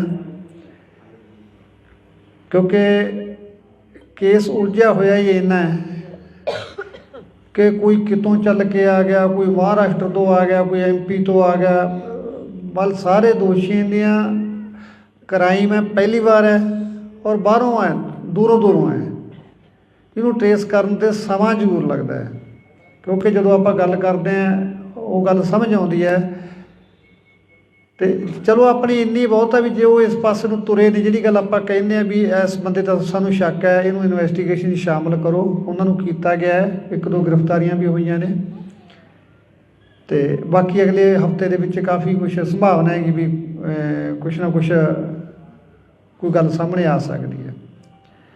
ਬਾਕੀ ਰਹੀ ਗੱਲ ਬਾਹਰ ਆਪਣੇ ਜਾਣ ਦੀ ਗੱਲ, ਯੂਕੇ ਹੁਣ ਮੈਂ ਜਾ ਕੇ ਆਇਆ, ਤੁਸੀਂ ਦੇਖੋ ਵੀ ਸੰਗਤ ਦੇ ਵਿੱਚ, ਕਿਉਂਕਿ ਸਰਕਾਰ ਨੂੰ ਵੀ ਮੈਂ ਇਹ ਗੱਲ ਸਪਸ਼ਟ ਕਰਨੀ ਚਾਹੁੰਦਾ ਵੀ ਇਹ ਇਕੱਲਾ ਇਹ ਨਹੀਂ ਹੈਗਾ ਵੀ ਇਹ ਇੱਕ ਸਿੰਗਲ ਮਰਡਰ ਹੋ ਗਿਆ, ਜਾਂ ਸਿੱਧੂ ਮੇਰਾ ਬੇਟਾ ਸੀ, ਇਹ ਪੂਰੇ ਸੰਸਾਰ ਦਾ ਬੇਟਾ ਬਣ ਚੁੱਕਿਆ ਸੀ। ਇਹਦੇ 'ਚ ਕੋਈ ਸ਼ੱਕ ਨਹੀਂ ਹੈ ਕਿ ਜਿਵੇਂ ਜਿਵੇਂ ਉਹਦੀ ਉਮਰ ਹੁਣ ਵੱਧ ਹੋ ਰਹੀ ਸੀ ਜਾਂ ਉਹ ਮੈਚਿਓਰ ਹੋ ਰਿਹਾ ਸੀ, ਉਹਦਾ ਜਿਹੜਾ ਰੁਝਾਨ ਸੀਗਾ ਉਹ ਸਥਾਨਕ ਸਮੱਸਿਆਵਾਂ ਵੱਲ, ਸਥਾਨਕ ਮੁੱਦਿਆਂ ਵੱਲ, ਆਪਦੇ ਧਰਮ ਦੇ ਵੱਲ ਉਹਦਾ ਮੋੜਾ ਪੈ ਚੁੱਕਿਆ ਸੀ। ਉਹ ਆਪਣੀ ਉਹਨੇ ਲਾਸਟ ਵਾਲੀਆਂ ਲਿਖਤਾਂ ਸਾਰੀਆਂ ਦੱਸਦੀਆਂ ਨੇ ਕਿੱਦਾਂ ਉਹਨੇ ਸਕੇਪਗੋਟ ਗਾਇਆ, ਲੋਕਲ ਮੁੱਦੇ ਚੁੱਕੇ ਉਹਦੇ ਵਿੱਚ, ਜਿੱਦਾਂ ਉਹਨੇ SYL ਲਗਾਇਆ, ਸਟੇਟ ਦੀਆਂ ਸਮੱਸਿਆਵਾਂ ਨੂੰ ਚੱਕਿਆ ਉਹਦੇ 'ਚ, ਕੌਮ ਦੀਆਂ ਸਮੱਸਿਆਵਾਂ ਨੂੰ ਚੱਕਿਆ ਉਹਦੇ ਦੇ ਵਿੱਚ। ਮਤਲਬ ਉਹ ਇਸ ਪਾਸੇ ਨੂੰ ਉਹਦਾ ਮੋੜਾ ਪੈ ਚੁੱਕਿਆ ਸੀ। ਔਰ ਜਿਨ੍ਹਾਂ ਹਾਲਾਤਾਂ 'ਚ ਉਹਦੀ ਮੌਤ ਹੋਈ ਜਾ ਕੇ, ਇਹ ਵੀ ਬੜਾ ਬੁਝਾਰਤ ਬਣੀ ਹੋਈ ਹੈ ਵੀ ਐਸਾ ਕੀ ਵਾਪਰਿਆ ਵੀ ਉਸ ਬੱਚੇ ਨੂੰ ਇੰਨੀ ਘਿਨਾਉਣੀ ਮੌਤ ਦਿੱਤੀ ਗਈ। ਔਰ ਇਸ ਚੀਜ਼ ਦਾ ਬ੍ਰਿਟਿਸ਼ ਸਰਕਾਰ ਦੇ ਵਿੱਚ ਵੀ ਬੜਾ ਵੱਡਾ ਰੋਸ ਹੈ, ਕਿਉਂਕਿ ਸਿੱਧੂ UK ਦਾ PR ਸੀ ਔਰ ਉਹਨੇ ਮੈਨੂੰ ਵੀ ਇਹ ਗੱਲ ਲੁਕਾ ਕੇ ਰੱਖੀ ਮੇਰੇ ਤੋਂ ਵੀ ਜੇ ਮੈਂ ਪਾਪਾ ਨੂੰ ਦੱਸਤਾ ਵੀ ਮੈਂ UK ਤੇ ਨੇ ਮੈਨੂੰ ਇੱਥੇ ਰਹਿਣ ਨਹੀਂ ਦੇਣਾ, ਕਹੂ ਤੂੰ ਜਾ ਇੱਥੇ ਬੈਠਾ ਹੀ ਕਰਦਾ ਫਿਰ। ਪਰ ਉਹਦਾ ਲਗਾ ਇਹ ਸੀਗਾ ਇੱਥੋਂ ਦਾ ਵੀ ਉਹਨੇ ਉਹਦੇ ਲੈਣ ਦੇ ਬਾਵਜੂਦ ਵੀ ਉੱਥੇ ਰਹਿਣਾ ਨਹੀਂ ਚੰਗਾ ਸਮਝਿਆ। ਉਹ ਆਪਦੇ ਪਿੰਡ ਉਹਦੀ ਕਮਜ਼ੋਰੀ ਸੀ, ਕਿਉਂਕਿ ਸ਼ੁਰੂ ਤੋਂ ਹੀ ਉਹਨੇ ਜਿਵੇਂ ਕਿਹਾ ਵੀ ਮੈਂ ਜਿੱਥੇ ਵੀ ਜਾਵਾਂ ਮੇਰਾ ਪਿੰਡ ਮੇਰੇ ਨਾਲ ਜਾਵੇ, ਮੇਰਾ ਖਿੱਤਾ ਮੇਰੇ ਨਾਲ ਜਾਵੇ। ਉਹ ਸ਼ਾਇਦ ਇਸ ਗੱਲ ਦੇ ਵਿੱਚ ਗੜੁੱਚ ਇੰਨਾ ਹੋ ਗਿਆ ਵੀ ਉਹ ਆਪਣੇ ਭਵਿੱਖ ਨੂੰ ਵੀ ਦਾਅ 'ਤੇ ਲਾ ਬੈਠਿਆ। ਸਮਝ ਨਹੀਂ ਸਕਿਆ ਵੀ ਇੱਥੇ ਜਿਹੜੀਆਂ ਦੁਸ਼ਮਣਾਂ ਦੀਆਂ ਧਾੜਾਂ ਤੁਰੀਆਂ ਫਿਰਦੀਆਂ ਨੇ, ਜਿਹਨੂੰ ਤੂੰ ਆਪਣਾ ਸਮਝ ਰਿਹਾ ਤਾਂ ਇੱਥੇ ਤੇਰਾ ਆਪਣਾ ਕੋਈ ਨਹੀਂ ਰਿਹਾ। 40 ਬੰਦੇ ਤੈਨੂੰ ਮਾਰਨ 'ਤੇ ਲੱਗੇ ਹੋਏ ਨੇ, ਪਰ ਉਹ ਬੱਚਾ ਇਹਨਾਂ ਗੱਲਾਂ ਤੋਂ ਅਣਜਾਣ ਕਹਿ ਲਈਏ ਜਾਂ ਉਹਨੂੰ ਪਤਾ ਹੋਵੇ, ਉਹਨੇ ਮੈਨੂੰ ਨਾ ਦੱਸਿਆ ਹੋਵੇ, ਰੱਬ ਜਾਣਦਾ ਹੈ ਮਨ ਦੇ ਵਿੱਚ ਕੀ ਲੈ ਕੇ ਚਲਾ ਗਿਆ। ਪਰ ਉਹਦੀਆਂ ਲਿਖਤਾਂ ਜਿਸ ਤਰ੍ਹਾਂ ਉਹ ਲਿਖਦਾ ਸੀ, ਉਹਨਾਂ ਤੋਂ ਲੱਗਦਾ ਵੀ ਜ਼ਰੂਰ ਉਹਦੇ ਮਨ ਦੇ ਉੱਤੇ ਕੋਈ ਵਜਨ ਤਾਂ ਸੀਗਾ। ਕਾਫੀ ਉਦਾਸ ਲਹਿਜੇ ਦੇ ਵਿੱਚ ਉਹਨੇ ਕਾਫੀ ਲਿਖੇ, ਚਾਹੇ ਆਪਾਂ ਲਾਸਟ ਰਾਈਡ ਕਹਿ ਲਈਏ, ਉਹਦੇ ਵਿੱਚ ਉਹਨੇ ਇਕੱਲੀ ਇਕੱਲੀ ਗੱਲ ਦਾ ਬਿਆਨ ਕੀਤਾ। ਉਹਨੇ ਮੌਤ ਨੂੰ ਨੇੜੇ ਤੋਂ ਦੇਖਿਆ ਉਸ ਗੱਲ ਦੇ ਵਿੱਚ। ਪਰ ਉਹ ਜਿਵੇਂ ਗੱਲਾਂ ਕਰਦਾ ਸੀ, ਅਸੀਂ ਦੁਨਿਆਵੀ ਹੋਣ ਦੇ ਨਾਤੇ ਉਹਦੇ ਨਾਲ ਨਾਰਾਜ਼ ਵੀ ਹੁੰਦੇ ਸੀ ਇਸ ਪੱਖ ਤੋਂ ਵੀ ਤੂੰ ਇਹ ਕੀ ਲਿਖੀ ਜਾਂਦਾ। ਉਹਨੇ ਉਹ ਕਹਿੰਦਾ ਮੈਂ ਤਾਂ ਟਪਾਕ 'ਤੇ ਲਿਖਿਆ, ਇਹ ਤਾਂ ਜਿਹੜੇ ਮੇਰੇ ਪਹਿਲਾਂ ਮੈਂ ਜਿਨ੍ਹਾਂ ਨੂੰ ਪੜ੍ਹਦਾ, ਜਿਨ੍ਹਾਂ ਨੂੰ ਮੈਂ ਦੇਖਦਾ, ਮੈਂ ਤਾਂ ਉਹਨਾਂ 'ਤੇ ਲਿਖਿਆ ਹੈ ਨਾ। ਉਹ ਕਹਿ ਦਿੰਦਾ ਚੱਲ ਅਸੀਂ ਵੀ ਚੁੱਪ ਕਰ ਜਾਂਦੇ ਵੀ ਹੋ ਸਕਦਾ ਉਹ 'ਤੇ ਲਿਖਿਆ ਹੋਵੇ। ਪਰ ਜਦੋਂ ਆਪਦੇ ਨਾਲ ਵਾਪਰ ਗਈ ਫਿਰ ਐਂ ਲੱਗਿਆ ਵੀ ਇਹ ਤਾਂ ਆਪਣੇ ਸਮਝਣ 'ਚ ਹੀ ਫਰਕ ਰਹਿ ਗਿਆ। ਉਹ ਤਾਂ ਸਾਰਾ ਕੁਛ ਆਪਣੀ ਜਵਾਨੀ ਦੱਸੀ ਜਾਂਦਾ ਸੀ। ਇਹ ਹੁਣ ਬੀਤੇ ਦੀ ਗੱਲ ਹੋ ਚੁੱਕੀ ਹੈ ਵੀਰੋ, ਇਸ ਗੱਲ 'ਤੇ ਕੁਛ ਵੀ ਨਹੀਂ ਨਿਬੜਨਾ, ਕਿਉਂਕਿ ਨਾ ਤਾਂ ਆਪਾਂ ਜੋ ਨੁਕਸਾਨ ਖਾ ਲਿਆ ਉਹ ਪੂਰਾ ਹੋਣਾ। ਹਾਂ, ਸਰਕਾਰਾਂ ਅੱਗੇ ਇੰਨੀ ਕੁ ਬੇਨਤੀ ਜ਼ਰੂਰ ਕਰਦੇ ਹਾਂ ਵੀ ਘੱਟੋ ਘੱਟ ਜਦੋਂ ਹਾਸੋਹੀਣੇ ਫੈਸਲੇ ਕਰਦੀਆਂ ਨੇ ਦੁੱਖ ਬੜਾ ਹੁੰਦਾ ਹੈ। ਲਾਇਸੈਂਸ ਲੈਣੇ ਤਾਂ ਸਰਕਾਰ ਨੇ ਪਹਿਲਾਂ ਹੀ ਇੰਨੇ ਔਖੇ ਕੀਤੇ ਹੋਏ ਸੀ ਵੀ ਜੇ ਬੰਦਾ ਇੱਕ ਵਾਰੀ ਇਹਦੀ ਲਾਈਨ 'ਚ ਲੱਗ ਜੇ ਨਾ, ਮੇਰਾ ਖਿਆਲ ਇੱਕ ਵਾਰੀ ਰਿਨਿਊ ਕਰਾਉਣ ਲੱਗ ਜੇ ਤਾਂ ਮੁੜ ਕੇ ਉਹਦਾ ਜੀਅ ਕਰਦਾ ਮਸਲਾ ਸਿੱਟ ਕੇ ਭੱਜ ਜਾ। ਇੰਨਾ ਔਖਾ ਪ੍ਰੋਸੈਸ ਹੈ ਲਾਇਸੈਂਸ ਲੈਣ ਦਾ, ਇਹਨੂੰ ਰਿਨਿਊ ਕਰਾਉਣ ਦਾ, ਕੋਈ ਇਹਦੇ ਵਿੱਚ ਚੇਂਜ ਕਰਨੀ ਹੈ ਵੀ ਬੰਦੇ ਨੂੰ ਐਂ ਲੱਗਦਾ ਜਿਵੇਂ ਮੈਂ 84 ਵਾਲੇ ਗੇੜ 'ਚ ਹੀ ਪੈ ਗਿਆ ਹੁੰਦਾ। ਇੰਨਾ ਔਖਾ ਕੰਮ ਹੈ। ਔਰ ਉਲਟਾ ਉਹਨੂੰ ਬੰਦ ਕਰਨ ਦੇ ਉੱਤੇ ਤਾਂ ਬਿਲਕੁਲ ਨਿਹੱਥਾ ਕਰਨ ਵਾਲੀ ਗੱਲ ਹੀ ਕਰਤੀ। ਤੁਸੀਂ ਦੇਖੋ ਬਦਮਾਸ਼ਾਂ ਦੇ ਕੋਲੇ ਜਿਹੜਾ ਅਸਲਾ ਹੈ ਰਸ਼ੀਅਨ ਵੈਪਨ AK-47 45 ਦਾ USA ਦੇ ਅਸਲਾ 30 ਦੇ ਪਿਸਟਲ ਜਿਹੜੇ ਬੰਦੇ ਨੂੰ ਪਾੜ ਕੇ ਰੱਖ ਦਿੰਦੇ ਨੇ ਜੇ ਕਿੱਲਾ ਪਾੜ ਤੋਂ ਵੀ। ਔਰ ਜੇ ਅਸੀਂ ਲਾਇਸੈਂਸ ਲੈ ਰੱਖੇ ਨੇ, ਕੋਈ 12 ਬੋਰ ਦਾ ਲੈ ਲਿਆ ਕਿਸੇ ਨੇ ਆਪਦੀ ਸੇਫਟੀ ਵਾਸਤੇ, ਜੇ ਕੋਈ ਜਾਂ 32 ਬੋਰ ਦਾ ਲੈ ਲਿਆ, ਉਹਦੇ ਵਿੱਚ ਕੀ ਨੁਕਸਾਨ ਵਾਲੀ ਗੱਲ ਹੋ ਗਈ। ਤੁਸੀਂ ਸੈਂਕੜੇ ਜੁਰਮਾਂ ਦਾ ਅਧਿਐਨ ਕਰਕੇ ਵੇਖ ਲਓ। ਜੇ ਆਪਾਂ ਇਕੱਲਾ ਸੂਰੀ ਦਾ ਦੇਖੀਏ ਵੀ ਕਤਲ ਜਿਹੜਾ ਹੋਇਆ ਉਹ ਜ਼ਰੂਰ ਲਾਇਸੈਂਸੀ ਅਸਲੇ ਨਾਲ ਹੋ ਗਿਆ। ਬਾਕੀ ਮੇਰਾ ਖਿਆਲ ਇੱਕ ਵੀ ਕਿਲਿੰਗ ਹੈ ਜਿਹੜੀ ਉਹ ਲਾਇਸੈਂਸੀ ਅਸਲੇ ਨਾਲ ਨਹੀਂ ਹੋਈ। ਔਰ ਜਿਹੜਾ 2 ਨੰਬਰ ਦਾ ਅਸਲਾ ਹੈ ਉਹ 'ਤੇ ਕੋਈ ਕੰਟਰੋਲ ਨਹੀਂ। 5-5 ਜਾਣੇ ਦੁਕਾਨ ਦੇ ਵਿੱਚ ਧਾੜਾਂ ਪਰ ਨੰਗੇ ਮੂੰਹ ਵੜ ਜਾਂਦੇ ਨੇ, ਬੰਦਾ ਮਾਰ ਕੇ ਭੱਜ ਜਾਂਦੇ ਨੇ, ਕੋਈ ਦਿੱਕਤ ਵਾਲੀ ਗੱਲ ਨਹੀਂ। ਛੋਟੇ ਤੋਂ ਛੋਟੇ ਗੈਂਗਸਟਰ ਦੇ ਕੋਲੇ ਵੀ 30 ਤੋਂ ਘੱਟ ਦਾ ਪਿਸਟਲ ਨਹੀਂ ਹੈ ਔਰ ਬੜੀ ਆਸਾਨੀ ਨਾਲ ਉਹਨੂੰ ਮਿਲ ਵੀ ਰਹੇ ਨੇ। ਔਰ ਕੋਈ ਉਹ UP ਕਾਨਪੁਰ ਵਾਲਾ ਨਹੀਂ ਲੈਂਦੇ, ਸਾਰਾ ਇੰਪੋਰਟਡ ਅਸਲਾ ਸਾਰਾ ਉਹਨਾਂ ਕੋਲੇ। ਉਧਰ ਵੱਲ ਨੂੰ ਕਿਸੇ ਦਾ ਕੋਈ ਧਿਆਨ ਨਹੀਂ। ਜੇ ਧਿਆਨ ਆ ਗਿਆ ਤਾਂ ਜਿਹੜੀਆਂ ਮਨ ਪੱਕੀਆਂ, ਜੇ ਤੁਸੀਂ ਅੱਜ DC ਦਫ਼ਤਰ ਜਾਓਗੇ ਅਸਲੇ ਦਾ ਲਾਇਸੈਂਸ ਅਪਲਾਈ ਕਰੋ ਤਾਂ ਤੁਹਾਡੀ ਰੈੱਡ ਕਰਾਸ ਦੀ 50,000 ਦੀ ਤਾਂ ਪਰਚੀ ਕੱਟ ਦੇਣਗੇ। ਜੇ ਸਿਫਾਰਿਸ਼ਾਂ ਲਾ ਕੇ ਉਹਨੂੰ ਤੁਸੀਂ 10-20 'ਚ ਕਰਾ ਵੀ ਲਓਗੇ, ਫਿਰ ਵੀ ਤੁਹਾਡਾ ਘੱਟੋ ਘੱਟ 1.5 ਤੋਂ 2 ਲੱਖ ਰੁਪਈਆ ਲਾ ਕੇ ਤੁਹਾਨੂੰ ਲਾਇਸੈਂਸ ਮਿਲਦਾ ਹੈ। ਕੌਣ ਲਊਗਾ? ਜਿਹੜਾ ਕੋਈ ਫਸਿਆ ਵੇਲੇ ਕੁ ਵੇਲੇ, ਜਿਹਨੂੰ ਸਰਦਾ ਵੀ ਮੈਨੂੰ ਕੋਈ ਅੜਿੱਕਾ ਨਾ। ਪਰਸੋਂ ਸੁਨਿਆਰ ਦੇ ਉੱਤੇ ਅੰਮ੍ਰਿਤਸਰ ਹੋਈ ਹੈ ਘਟਨਾ, ਜੇ ਉਹਦੇ ਕੋਲ ਅਸਲਾ ਨਾ ਹੁੰਦਾ ਉਹ ਤਾਂ ਮਾਰਤਾ ਸੀ। ਜਿਹੜਾ ਬੰਦਾ ਕੋਈ 4 ਪੈਸੇ ਦਾ ਕਾਰੋਬਾਰ ਕਰਦਾ, ਉਹਦੀ ਸੇਫਟੀ ਲਈ ਲੈਂਦਾ, ਡਿਫੈਂਸ ਲਈ ਲੈਂਦਾ, ਠੀਕ ਹੈ, ਦਿਖਾਵਾ ਮਾੜੀ ਗੱਲ ਹੈ, ਨਹੀਂ ਕਰਨਾ ਚਾਹੀਦਾ। ਤੇ ਜੇ ਤੁਸੀਂ ਜਾ ਕੇ ਬੱਚਿਆਂ ਦੇ ਪਰਚੇ ਕਰਨ ਲੱਗ ਜਾਓਗੇ ਤਾਂ ਕਿੱਡੀ ਮਾੜੀ ਗੱਲ ਹੈ। ਇੱਕ ਫੋਟੋ ਤਾਂ ਨਹੀਂ ਕਿਸੇ ਦੇ ਉੱਤੇ ਫਾਇਰ ਕਰਦੀ ਯਾਰ, ਫੋਟੋ ਤਾਂ ਸ਼ਰੇਆਮ ਜਿਹੜੇ ਫਿਰਦੇ ਉਹ ਤਾਂ ਤੁਹਾਨੂੰ ਦਿਖਾਈ ਨਹੀਂ ਦੇ ਰਹੇ। ਇੱਕ ਮਰਡਰ ਕਰਨ ਵਾਲਾ ਬੰਦਾ ਧਮਕੀਆਂ ਦੇ ਰਿਹਾ, ਹਰ ਛੋਟੇ ਸਿੰਗਰ ਨੂੰ ਧਮਕੀ ਆਈ ਜਾਂਦੀ ਹੈ। ਜੇ ਕਿਸੇ ਨੂੰ ਧਮਕੀ ਆਉਂਦੀ ਹੈ ਤਾਂ 384 ਦਾ ਪਰਚਾ ਦੇਣਾ ਬਣਦਾ ਉਸ ਬੰਦੇ ਦੇ ਉੱਤੇ। ਸਗੋਂ ਜਾਂਦੇ ਆ ਥਾਣੇ, ਸਮਝਾ ਕੇ ਮੋੜ ਦਿੰਦੇ ਆ। ਤਾਂ ਕੀ ਲੈਣਾ ਯਾਰ, ਤੂੰ ਜਵਾਕ ਜੱਲੇ ਵਾਲਾ ਬੰਦਾ, ਇਹਨਾਂ ਦਾ ਕੀ ਪਤਾ ਤੈਨੂੰ ਕਦੋਂ ਮਾਰ ਦੇਣਗੇ। ਸੋ ਅਸਲਾ ਦੇ ਨਿਯਮ ਤਾਂ ਸੌਖੇ ਕਰਨੇ ਚਾਹੀਦੇ, ਨਾ ਕਿ ਤੁਸੀਂ ਨਿਹੱਥੇ ਕਰਦੇ ਹੋ ਲੋਕਾਂ ਨੂੰ। ਜਿਹੜਾ ਕੋਈ ਆਪਦੀ ਸੇਫਟੀ ਲਈ ਲੈਂਦਾ ਉਹਨੂੰ ਸਗੋਂ ਵੀ ਅਸਲਾ ਹੀ ਬਥੇਰਾ ਮਹਿੰਗਾ ਹੋਇਆ ਪਿਆ।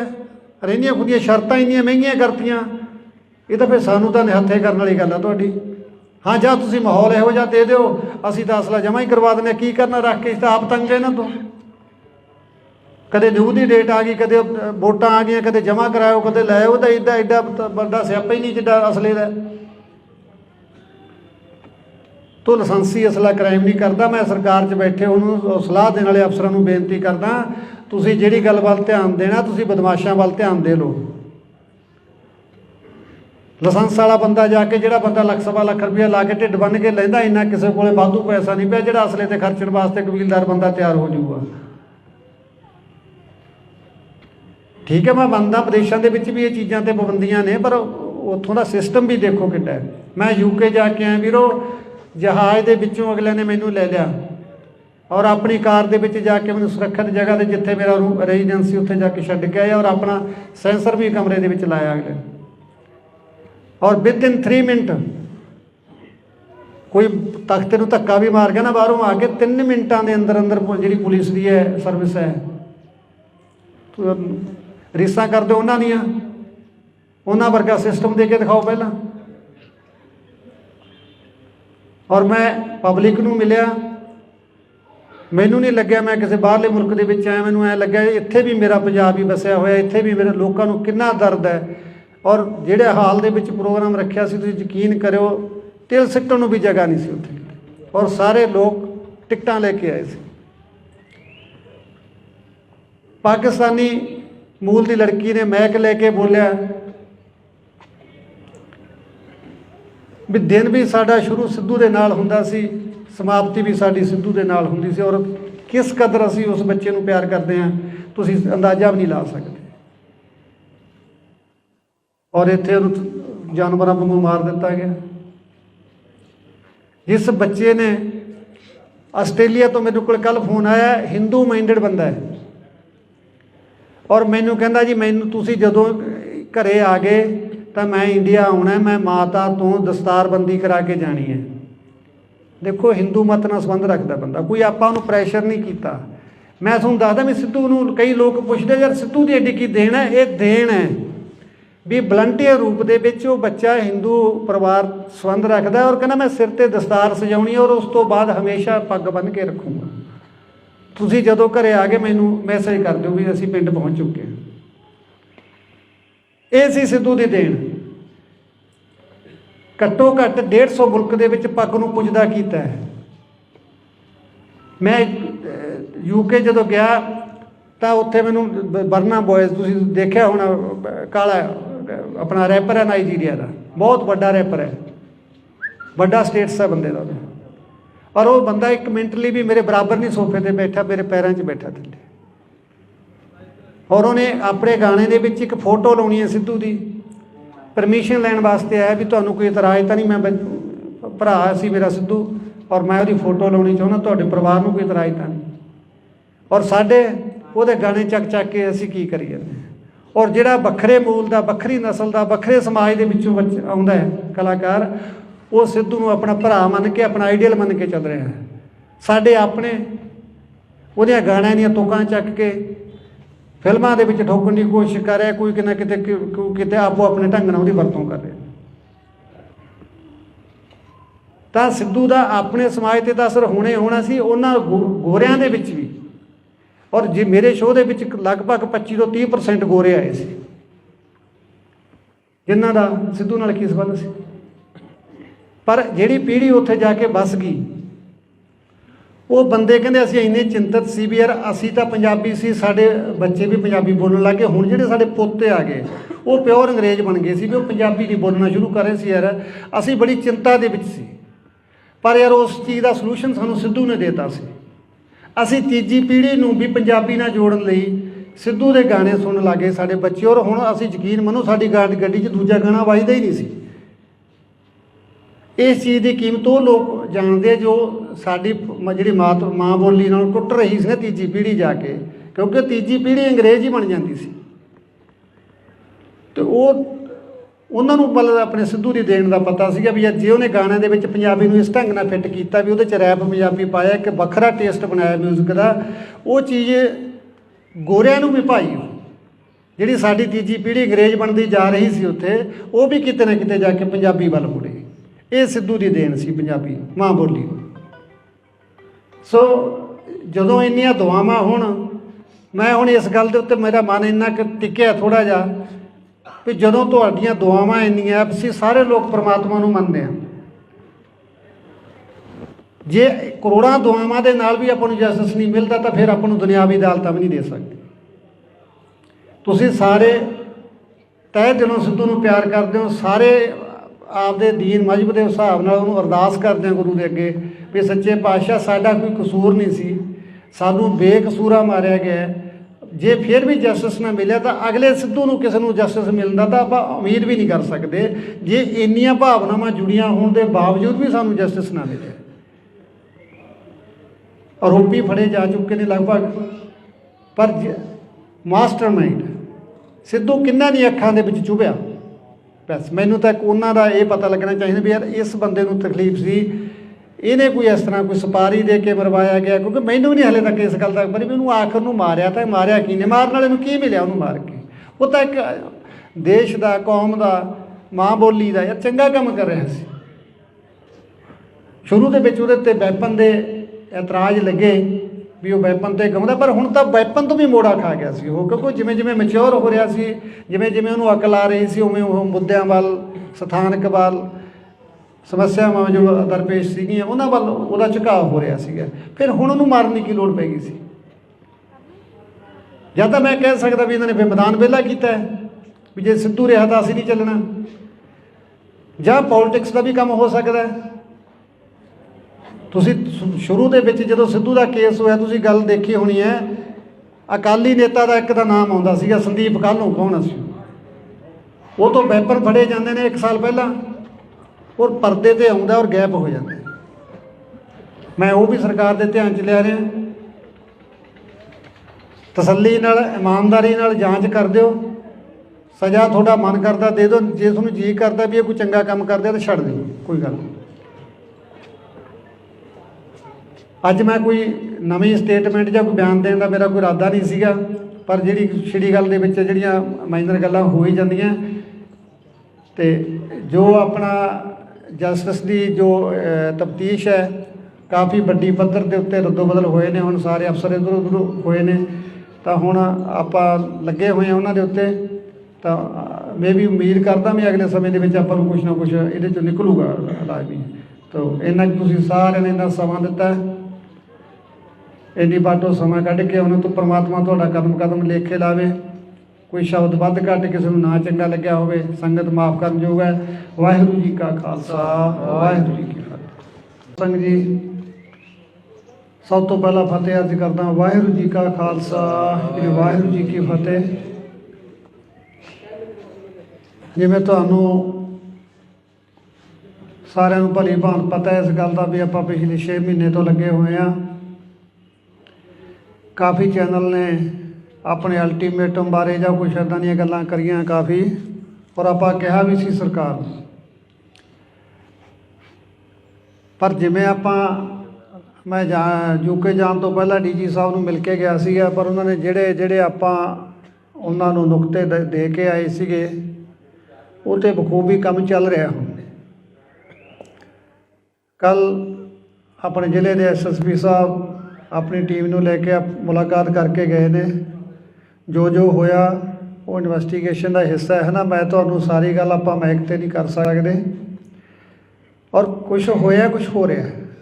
ਉਮੀਦ ਜੀ ਵੱਝਦੀ ਹੈ ਵੀ ਸ਼ਾਇਦ ਕਿਸੇ ਗੱਲ ਕਿਨਾਰੇ ਲੱਗ ਸਕਦੀ ਹੈ, ਤਾਂ ਉਹਦਾ ਕਰਕੇ ਆਪਾਂ ਥੋੜ੍ਹਾ ਜਿਹਾ ਸਮਾਂ ਜੋ ਇਹ ਸੀਗਾ ਵੀ ਆਪਾਂ ਕਿਵੇਂ ਨਾ ਕਿਵੇਂ ਸੰਘਰਸ਼ ਨੂੰ ਹੋਰ ਤੇਜ਼ ਕਰੀਏ, ਤਾਂ ਉਹਦੇ ਲਈ ਥੋੜ੍ਹਾ ਜਿਹਾ ਵੇਟਿੰਗ ਦੇ ਵਿੱਚ ਆਪਾਂ ਜ਼ਰੂਰ ਗਏ ਹਾਂ। ਕਿਉਂਕਿ ਕੇਸ ਉਲਝਿਆ ਹੋਇਆ ਹੀ ਇੰਨਾ ਹੈ ਕਿ ਕੋਈ ਕਿਤੋਂ ਚੱਲ ਕੇ ਆ ਗਿਆ, ਕੋਈ ਮਹਾਰਾਸ਼ਟਰ ਤੋਂ ਆ ਗਿਆ, ਕੋਈ MP ਤੋਂ ਆ ਗਿਆ। ਵੱਲ ਸਾਰੇ ਦੋਸ਼ੀਆਂ ਦੀਆਂ ਕ੍ਰਾਈਮ ਹੈ, ਪਹਿਲੀ ਵਾਰ ਹੈ ਔਰ ਬਾਹਰੋਂ ਹੈ, ਦੂਰੋਂ ਦੂਰੋਂ ਹੈ।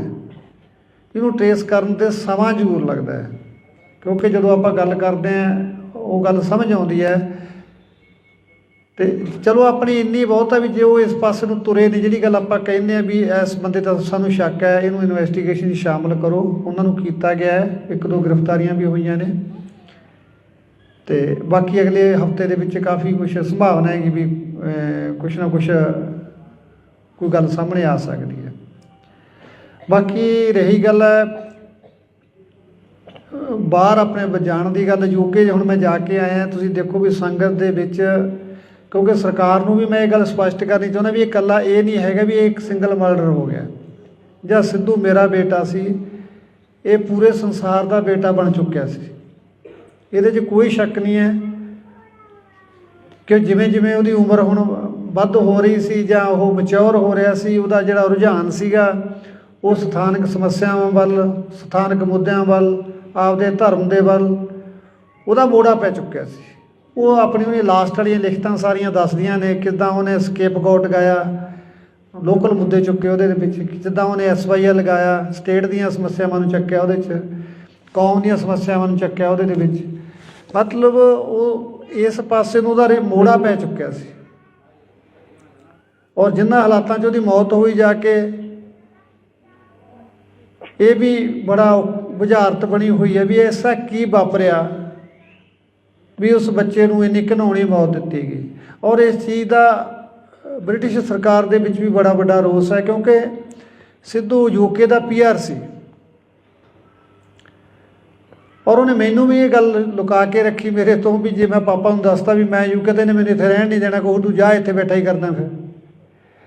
ਪਰ ਉਹਦਾ ਲਗਾਅ ਇਹ ਸੀਗਾ ਇੱਥੋਂ ਦਾ ਵੀ ਉਹਨੇ ਉਹਦੇ ਲੈਣ ਦੇ ਬਾਵਜੂਦ ਵੀ ਉੱਥੇ ਰਹਿਣਾ ਨਹੀਂ ਚੰਗਾ ਸਮਝਿਆ। ਉਹ ਆਪਦੇ ਪਿੰਡ ਉਹਦੀ ਕਮਜ਼ੋਰੀ ਸੀ, ਕਿਉਂਕਿ ਸ਼ੁਰੂ ਤੋਂ ਹੀ ਉਹਨੇ ਜਿਵੇਂ ਕਿਹਾ ਵੀ ਮੈਂ ਜਿੱਥੇ ਵੀ ਜਾਵਾਂ ਮੇਰਾ ਪਿੰਡ ਮੇਰੇ ਨਾਲ ਜਾਵੇ, ਮੇਰਾ ਖਿੱਤਾ ਮੇਰੇ ਨਾਲ ਜਾਵੇ। ਉਹ ਸ਼ਾਇਦ ਇਸ ਗੱਲ ਦੇ ਵਿੱਚ ਗੜੋਚੇ ਇੰਨਾ ਹੋ ਗਿਆ ਵੀ ਉਹ ਆਪਣੇ ਭਵਿੱਖ ਨੂੰ ਵੀ ਦਾਅ 'ਤੇ ਲਾ ਬੈਠਾ। ਸਮਝ ਨਹੀਂ ਸਕਿਆ ਵੀ ਇੱਥੇ ਜਿਹੜੀਆਂ ਦੁਸ਼ਮਣਾਂ ਦੀਆਂ ਧਾੜਾਂ ਤੁਰੀਆਂ ਫਿਰਦੀਆਂ ਨੇ, ਜਿਹਨੂੰ ਤੂੰ ਆਪਣਾ ਸਮਝ ਰਿਹਾ ਪੁੱਤ, ਇੱਥੇ ਤੇਰਾ ਆਪਣਾ ਕੋਈ ਨਹੀਂ ਰਿਹਾ। 40 ਬੰਦੇ ਤੈਨੂੰ ਮਾਰਨ 'ਤੇ ਲੱਗੇ ਹੋਏ ਨੇ, ਪਰ ਉਹ ਬੱਚਾ ਇਹਨਾਂ ਗੱਲਾਂ ਤੋਂ ਅਣਜਾਣ ਕਹਿ ਲਈਏ ਜਾਂ ਉਹਨੂੰ ਪਤਾ ਹੋਵੇ, ਉਹਨੇ ਮੈਨੂੰ ਨਾ ਦੱਸਿਆ ਹੋਵੇ, ਰੱਬ ਜਾਣਦਾ ਹੈ ਮਨ ਦੇ ਵਿੱਚ ਕੀ ਲੈ ਕੇ ਚਲਾ ਗਿਆ। ਪਰ ਉਹਦੀਆਂ ਲਿਖਤਾਂ ਜਿਸ ਤਰ੍ਹਾਂ ਉਹ ਲਿਖਦਾ ਸੀ, ਉਹਨਾਂ ਤੋਂ ਲੱਗਦਾ ਵੀ ਜ਼ਰੂਰ ਉਹਦੇ ਮਨ ਦੇ ਉੱਤੇ ਕੋਈ ਵਜਨ ਤਾਂ ਸੀਗਾ।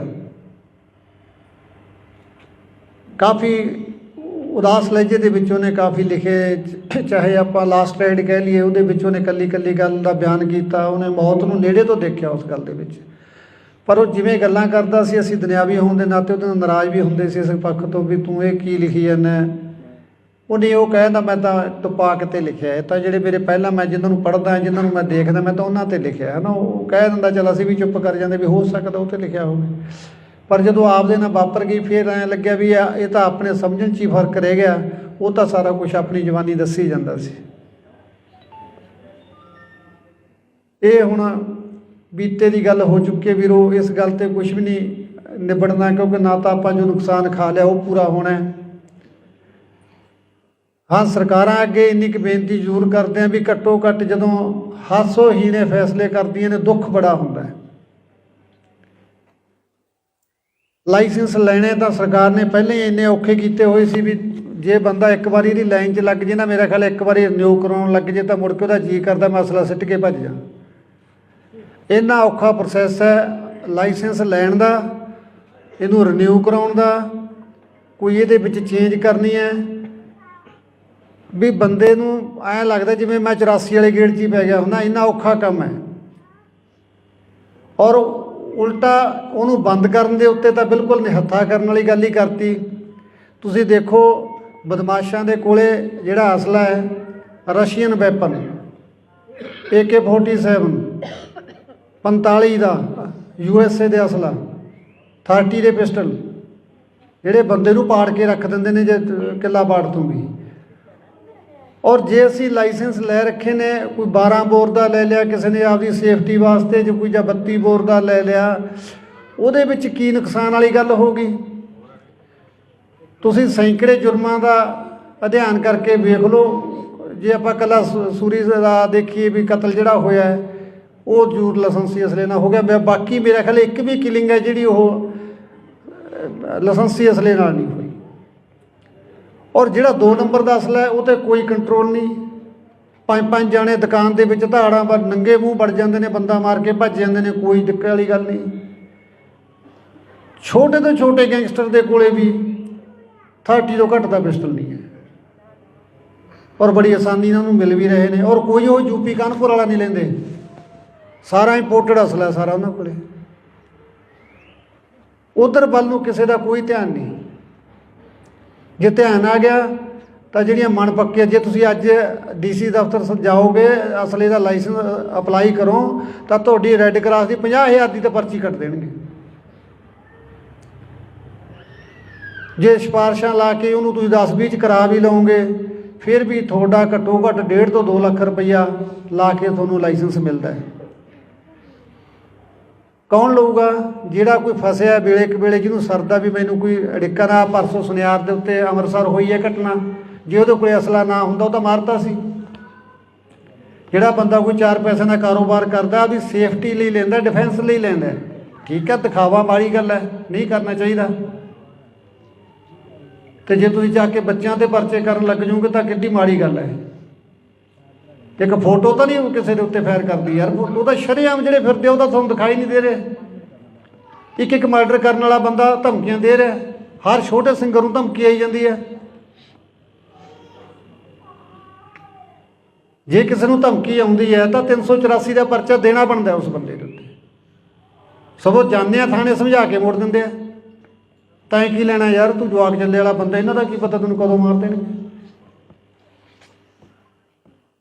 ਸੋ ਅਸਲਾ ਦੇ ਨਿਯਮ ਤਾਂ ਸੌਖੇ ਕਰਨੇ ਚਾਹੀਦੇ, ਨਾ ਕਿ ਤੁਸੀਂ ਨਿਹੱਥੇ ਕਰਦੇ ਹੋ ਲੋਕਾਂ ਨੂੰ। ਜਿਹੜਾ ਕੋਈ ਆਪਦੀ ਸੇਫਟੀ ਲਈ ਲੈਂਦਾ ਉਹਨੂੰ ਸਗੋਂ ਵੀ ਅਸਲਾ ਹੀ ਬਥੇਰਾ ਮਹਿੰਗਾ ਹੋਇਆ ਪਿਆ, ਰਹਿੰਦੀਆਂ ਖੁਦੀਆਂ ਸ਼ਰਤਾਂ ਇੰਨੀਆਂ ਮਹਿੰਗੀਆਂ ਕਰਤੀਆਂ। ਇਹ ਤਾਂ ਫਿਰ ਸਾਨੂੰ ਤਾਂ ਨਿਹੱਥੇ ਕਰਨ ਵਾਲੀ ਗੱਲ ਆ ਤੁਹਾਡੀ। ਹਾਂ, ਜਾਂ ਤੁਸੀਂ ਮਾਹੌਲ ਇਹੋ ਜਿਹਾ ਦੇ ਦਿਓ, ਅਸੀਂ ਤਾਂ ਅਸਲਾ ਜਮ੍ਹਾਂ ਹੀ ਕਰਵਾ ਦਿੰਦੇ। ਕੀ ਕਰਨਾ ਰੱਖ ਕੇ, ਤਾਂ ਆਪ ਤੰਗ ਇਹਨਾਂ ਤੋਂ। ਕਦੇ ਨਿਊ ਦੀ ਡੇਟ ਆ ਗਈ, ਕਦੇ ਵੋਟਾਂ ਆ ਗਈਆਂ, ਕਦੇ ਜਮ੍ਹਾਂ ਕਰਾਇਓ, ਕਦੇ ਲੈ ਆਓ। ਤਾਂ ਐਡਾ ਵੱਡਾ ਸਿਆਪਾ ਹੀ ਨਹੀਂ ਜਿੱਡਾ ਅਸਲੇ ਦਾ।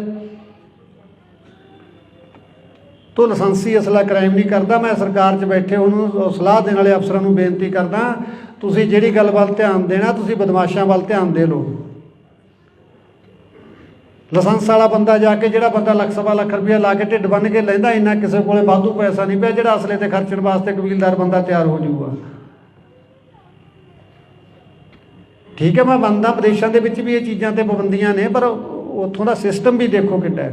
ਮੈਂ UK ਜਾ ਕੇ ਆਇਆ ਵੀਰੋ, ਜਹਾਜ਼ ਦੇ ਵਿੱਚੋਂ ਅਗਲੇ ਨੇ ਮੈਨੂੰ ਲੈ ਲਿਆ ਔਰ ਆਪਣੀ ਕਾਰ ਦੇ ਵਿੱਚ ਜਾ ਕੇ ਮੈਨੂੰ ਸੁਰੱਖਿਅਤ ਜਗ੍ਹਾ 'ਤੇ, ਜਿੱਥੇ ਮੇਰਾ ਰੈਜ਼ੀਡੈਂਸੀ, ਉੱਥੇ ਜਾ ਕੇ ਛੱਡ ਕੇ ਆਇਆ ਔਰ ਆਪਣਾ ਸੈਂਸਰ ਵੀ ਕਮਰੇ ਦੇ ਵਿੱਚ ਲਾਇਆ ਅਗਲੇ। ਔਰ ਵਿਦਇਨ 3 ਮਿੰਟ ਕੋਈ ਤਖਤੇ ਨੂੰ ਧੱਕਾ ਵੀ ਮਾਰ ਗਿਆ ਨਾ ਬਾਹਰੋਂ ਆ ਕੇ, 3 ਮਿੰਟਾਂ ਦੇ ਅੰਦਰ ਅੰਦਰ ਜਿਹੜੀ ਪੁਲਿਸ ਦੀ ਹੈ ਸਰਵਿਸ ਹੈ, ਰੀਸਾਂ ਕਰਦੇ ਉਹਨਾਂ ਦੀਆਂ, ਉਹਨਾਂ ਵਰਗਾ ਸਿਸਟਮ ਦੇ ਕੇ ਦਿਖਾਓ ਪਹਿਲਾਂ। ਔਰ ਮੈਂ ਪਬਲਿਕ ਨੂੰ ਮਿਲਿਆ, ਮੈਨੂੰ ਨਹੀਂ ਲੱਗਿਆ ਮੈਂ ਕਿਸੇ ਬਾਹਰਲੇ ਮੁਲਕ ਦੇ ਵਿੱਚ ਆਇਆ। ਮੈਨੂੰ ਐਂ ਲੱਗਿਆ ਇੱਥੇ ਵੀ ਮੇਰਾ ਪੰਜਾਬ ਹੀ ਵਸਿਆ ਹੋਇਆ, ਇੱਥੇ ਵੀ ਮੇਰੇ ਲੋਕਾਂ ਨੂੰ ਕਿੰਨਾ ਦਰਦ ਹੈ। ਔਰ ਜਿਹੜੇ ਹਾਲ ਦੇ ਵਿੱਚ ਪ੍ਰੋਗਰਾਮ ਰੱਖਿਆ ਸੀ, ਤੁਸੀਂ ਯਕੀਨ ਕਰਿਓ ਤਿਲ ਸਿੱਟਣ ਨੂੰ ਵੀ ਜਗ੍ਹਾ ਨਹੀਂ ਸੀ ਉੱਥੇ, ਔਰ ਸਾਰੇ ਲੋਕ ਟਿਕਟਾਂ ਲੈ ਕੇ ਆਏ ਸੀ। ਪਾਕਿਸਤਾਨੀ ਮੂਲ ਦੀ ਲੜਕੀ ਨੇ ਮੈਕ ਲੈ ਕੇ ਬੋਲਿਆ ਵੀ ਦਿਨ ਵੀ ਸਾਡਾ ਸ਼ੁਰੂ ਸਿੱਧੂ ਦੇ ਨਾਲ ਹੁੰਦਾ ਸੀ, ਸਮਾਪਤੀ ਵੀ ਸਾਡੀ ਸਿੱਧੂ ਦੇ ਨਾਲ ਹੁੰਦੀ ਸੀ, ਔਰ ਕਿਸ ਕਦਰ ਅਸੀਂ ਉਸ ਬੱਚੇ ਨੂੰ ਪਿਆਰ ਕਰਦੇ ਹਾਂ ਤੁਸੀਂ ਅੰਦਾਜ਼ਾ ਵੀ ਨਹੀਂ ਲਾ ਸਕਦੇ। ਔਰ ਇੱਥੇ ਉਹਨੂੰ ਜਾਨਵਰਾਂ ਵਾਂਗੂ ਮਾਰ ਦਿੱਤਾ ਗਿਆ।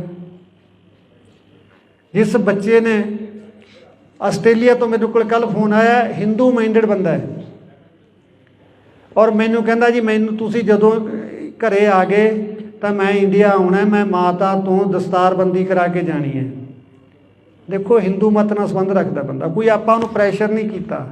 ਮੈਂ ਤੁਹਾਨੂੰ ਦੱਸਦਾ ਵੀ ਸਿੱਧੂ ਨੂੰ ਕਈ ਲੋਕ ਪੁੱਛਦੇ ਯਾਰ ਸਿੱਧੂ ਦੀ ਐਡੀ ਕੀ ਦੇਣ ਹੈ, ਇਹ ਦੇਣ ਹੈ ਵੀ ਵਲੰਟੀਅਰ ਰੂਪ ਦੇ ਵਿੱਚ ਉਹ ਬੱਚਾ ਹਿੰਦੂ ਪਰਿਵਾਰ ਸੰਬੰਧ ਰੱਖਦਾ ਔਰ ਕਹਿੰਦਾ ਮੈਂ ਸਿਰ 'ਤੇ ਦਸਤਾਰ ਸਜਾਉਣੀ ਔਰ ਉਸ ਤੋਂ ਬਾਅਦ ਹਮੇਸ਼ਾ ਪੱਗ ਬੰਨ੍ਹ ਕੇ ਰੱਖੂੰਗਾ। ਤੁਸੀਂ ਜਦੋਂ ਘਰੇ ਆ ਕੇ ਮੈਨੂੰ ਮੈਸੇਜ ਕਰ ਦਿਓ ਵੀ ਅਸੀਂ ਪਿੰਡ ਪਹੁੰਚ ਚੁੱਕੇ ਹਾਂ। ਇਹ ਸੀ ਸਿੱਧੂ ਦੀ ਦੇਣ। ਘੱਟੋ ਘੱਟ 150 ਮੁਲਕ ਦੇ ਵਿੱਚ ਪੱਗ ਨੂੰ ਪੁੱਜਦਾ ਕੀਤਾ ਹੈ।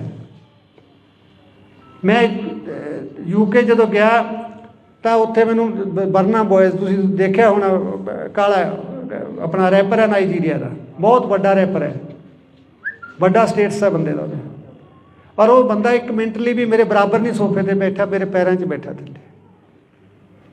ਔਰ ਉਹਨੇ ਆਪਣੇ ਗਾਣੇ ਦੇ ਵਿੱਚ ਇੱਕ ਫੋਟੋ ਲਾਉਣੀ ਹੈ ਸਿੱਧੂ ਦੀ, ਪਰਮਿਸ਼ਨ ਲੈਣ ਵਾਸਤੇ ਆਇਆ ਵੀ ਤੁਹਾਨੂੰ ਕੋਈ ਇਤਰਾਜ਼ ਤਾਂ ਨਹੀਂ, ਮੈਂ ਭਰਾ ਸੀ ਮੇਰਾ ਸਿੱਧੂ ਔਰ ਮੈਂ ਉਹਦੀ ਫੋਟੋ ਲਾਉਣੀ ਚਾਹੁੰਦਾ, ਤੁਹਾਡੇ ਪਰਿਵਾਰ ਨੂੰ ਕੋਈ ਇਤਰਾਜ਼ ਤਾਂ ਨਹੀਂ।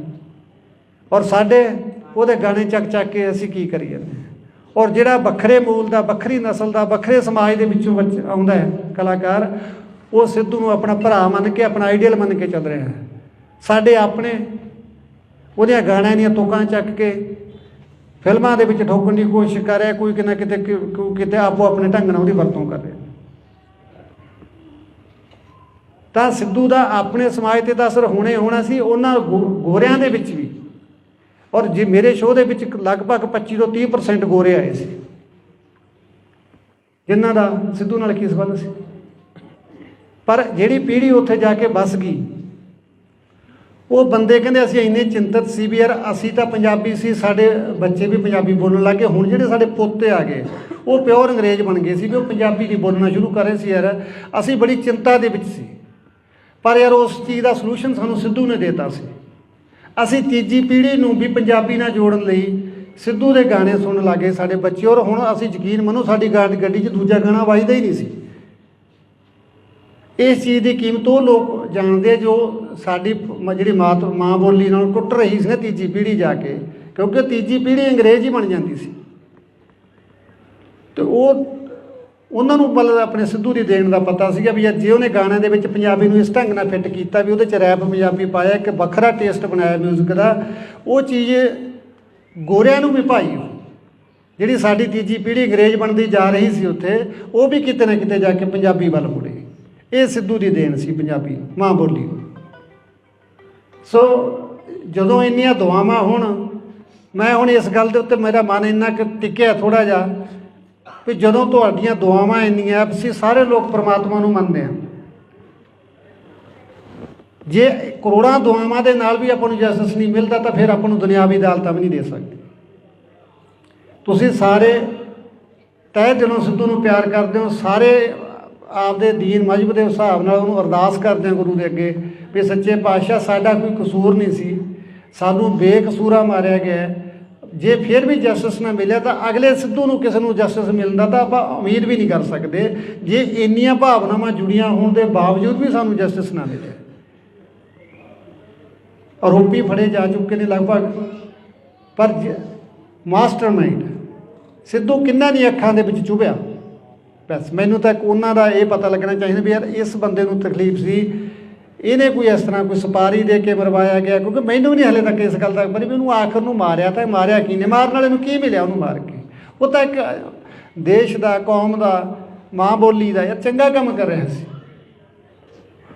ਸ਼ੁਰੂ ਦੇ ਵਿੱਚ ਉਹਦੇ 'ਤੇ ਵੈਪਨ ਦੇ ਇਤਰਾਜ਼ ਲੱਗੇ ਵੀ ਉਹ ਵੈਪਨ 'ਤੇ ਗਾਉਂਦਾ, ਪਰ ਹੁਣ ਤਾਂ ਵੈਪਨ ਤੋਂ ਵੀ ਮੋੜਾ ਖਾ ਗਿਆ ਸੀ ਉਹ, ਕਿਉਂਕਿ ਜਿਵੇਂ ਜਿਵੇਂ ਮੈਚਿਓਰ ਹੋ ਰਿਹਾ ਸੀ, ਜਿਵੇਂ ਜਿਵੇਂ ਉਹਨੂੰ ਅਕਲ ਆ ਰਹੀ ਸੀ, ਉਵੇਂ ਉਹ ਮੁੱਦਿਆਂ ਵੱਲ, ਸਥਾਨਕ ਵੱਲ, ਸਮੱਸਿਆਵਾਂ ਜੋ ਦਰਪੇਸ਼ ਸੀਗੀਆਂ ਉਹਨਾਂ ਵੱਲ ਉਹਦਾ ਝੁਕਾਅ ਹੋ ਰਿਹਾ ਸੀਗਾ। ਫਿਰ ਹੁਣ ਉਹਨੂੰ ਮਾਰਨ ਦੀ ਕੀ ਲੋੜ ਪੈ ਗਈ ਸੀ।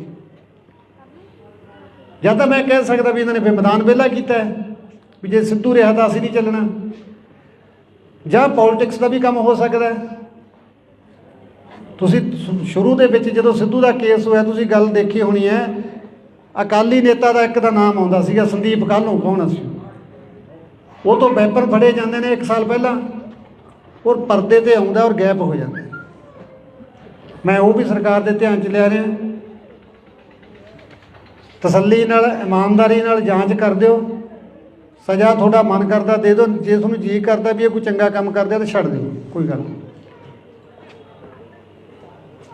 ਅੱਜ ਮੈਂ ਕੋਈ ਨਵੀਂ ਸਟੇਟਮੈਂਟ ਜਾਂ ਕੋਈ ਬਿਆਨ ਦੇਣ ਦਾ ਮੇਰਾ ਕੋਈ ਇਰਾਦਾ ਨਹੀਂ ਸੀਗਾ, ਪਰ ਜਿਹੜੀ ਛਿੜੀ ਗੱਲ ਦੇ ਵਿੱਚ ਜਿਹੜੀਆਂ ਮਾਈਨਰ ਗੱਲਾਂ ਹੋ ਹੀ ਜਾਂਦੀਆਂ, ਤੇ ਜੋ ਆਪਣਾ ਜਸਟਿਸ ਦੀ ਜੋ ਤਫਤੀਸ਼ ਹੈ ਕਾਫੀ ਵੱਡੀ ਪੱਧਰ ਦੇ ਉੱਤੇ ਰੱਦੋ ਬਦਲ ਹੋਏ ਨੇ, ਹੁਣ ਸਾਰੇ ਅਫਸਰ ਇੱਧਰ ਉੱਧਰ ਹੋਏ ਨੇ, ਤਾਂ ਹੁਣ ਆਪਾਂ ਲੱਗੇ ਹੋਏ ਹਾਂ ਉਹਨਾਂ ਦੇ ਉੱਤੇ।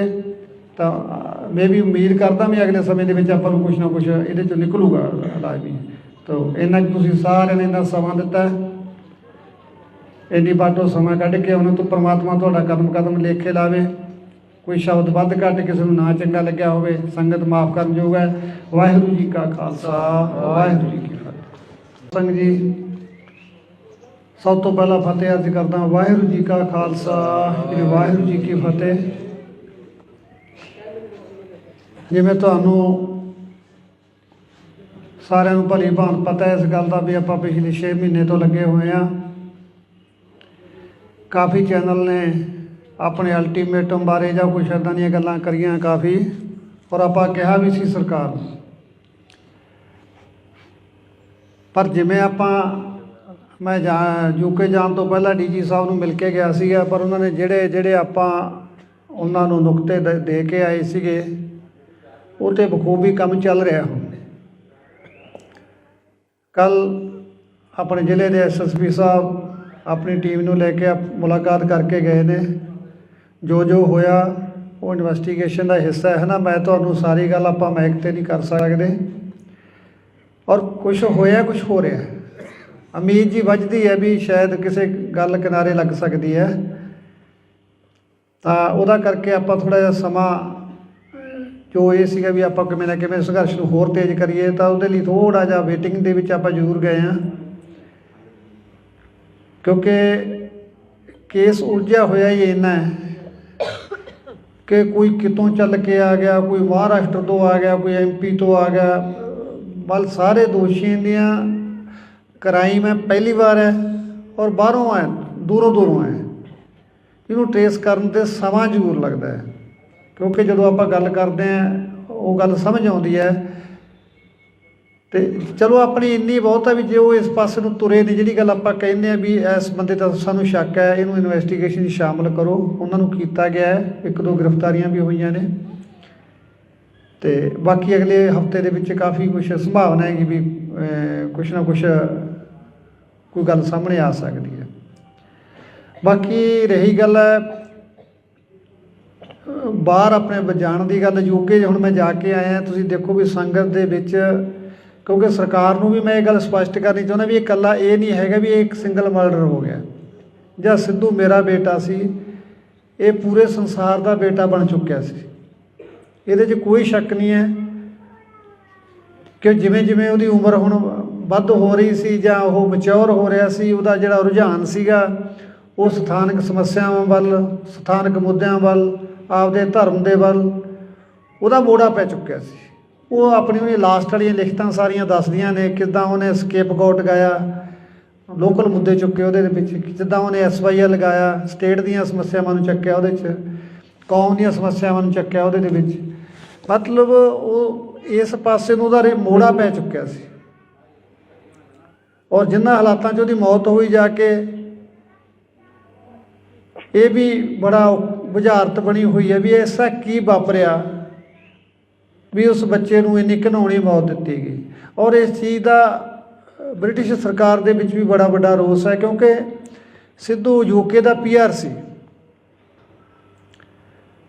ਔਰ ਉਹਨੇ ਮੈਨੂੰ ਵੀ ਇਹ ਗੱਲ ਲੁਕਾ ਕੇ ਰੱਖੀ ਮੇਰੇ ਤੋਂ ਵੀ ਜੇ ਮੈਂ ਪਾਪਾ ਨੂੰ ਦੱਸਤਾ ਵੀ ਮੈਂ ਯੂਕੇ ਤੇ ਨੇ ਮੈਨੂੰ ਇੱਥੇ ਰਹਿਣ ਨਹੀਂ ਦੇਣਾ, ਕਹੂ ਤੂੰ ਜਾ ਇੱਥੇ ਬੈਠਾ ਹੀ ਕਰਦਾ ਫਿਰ।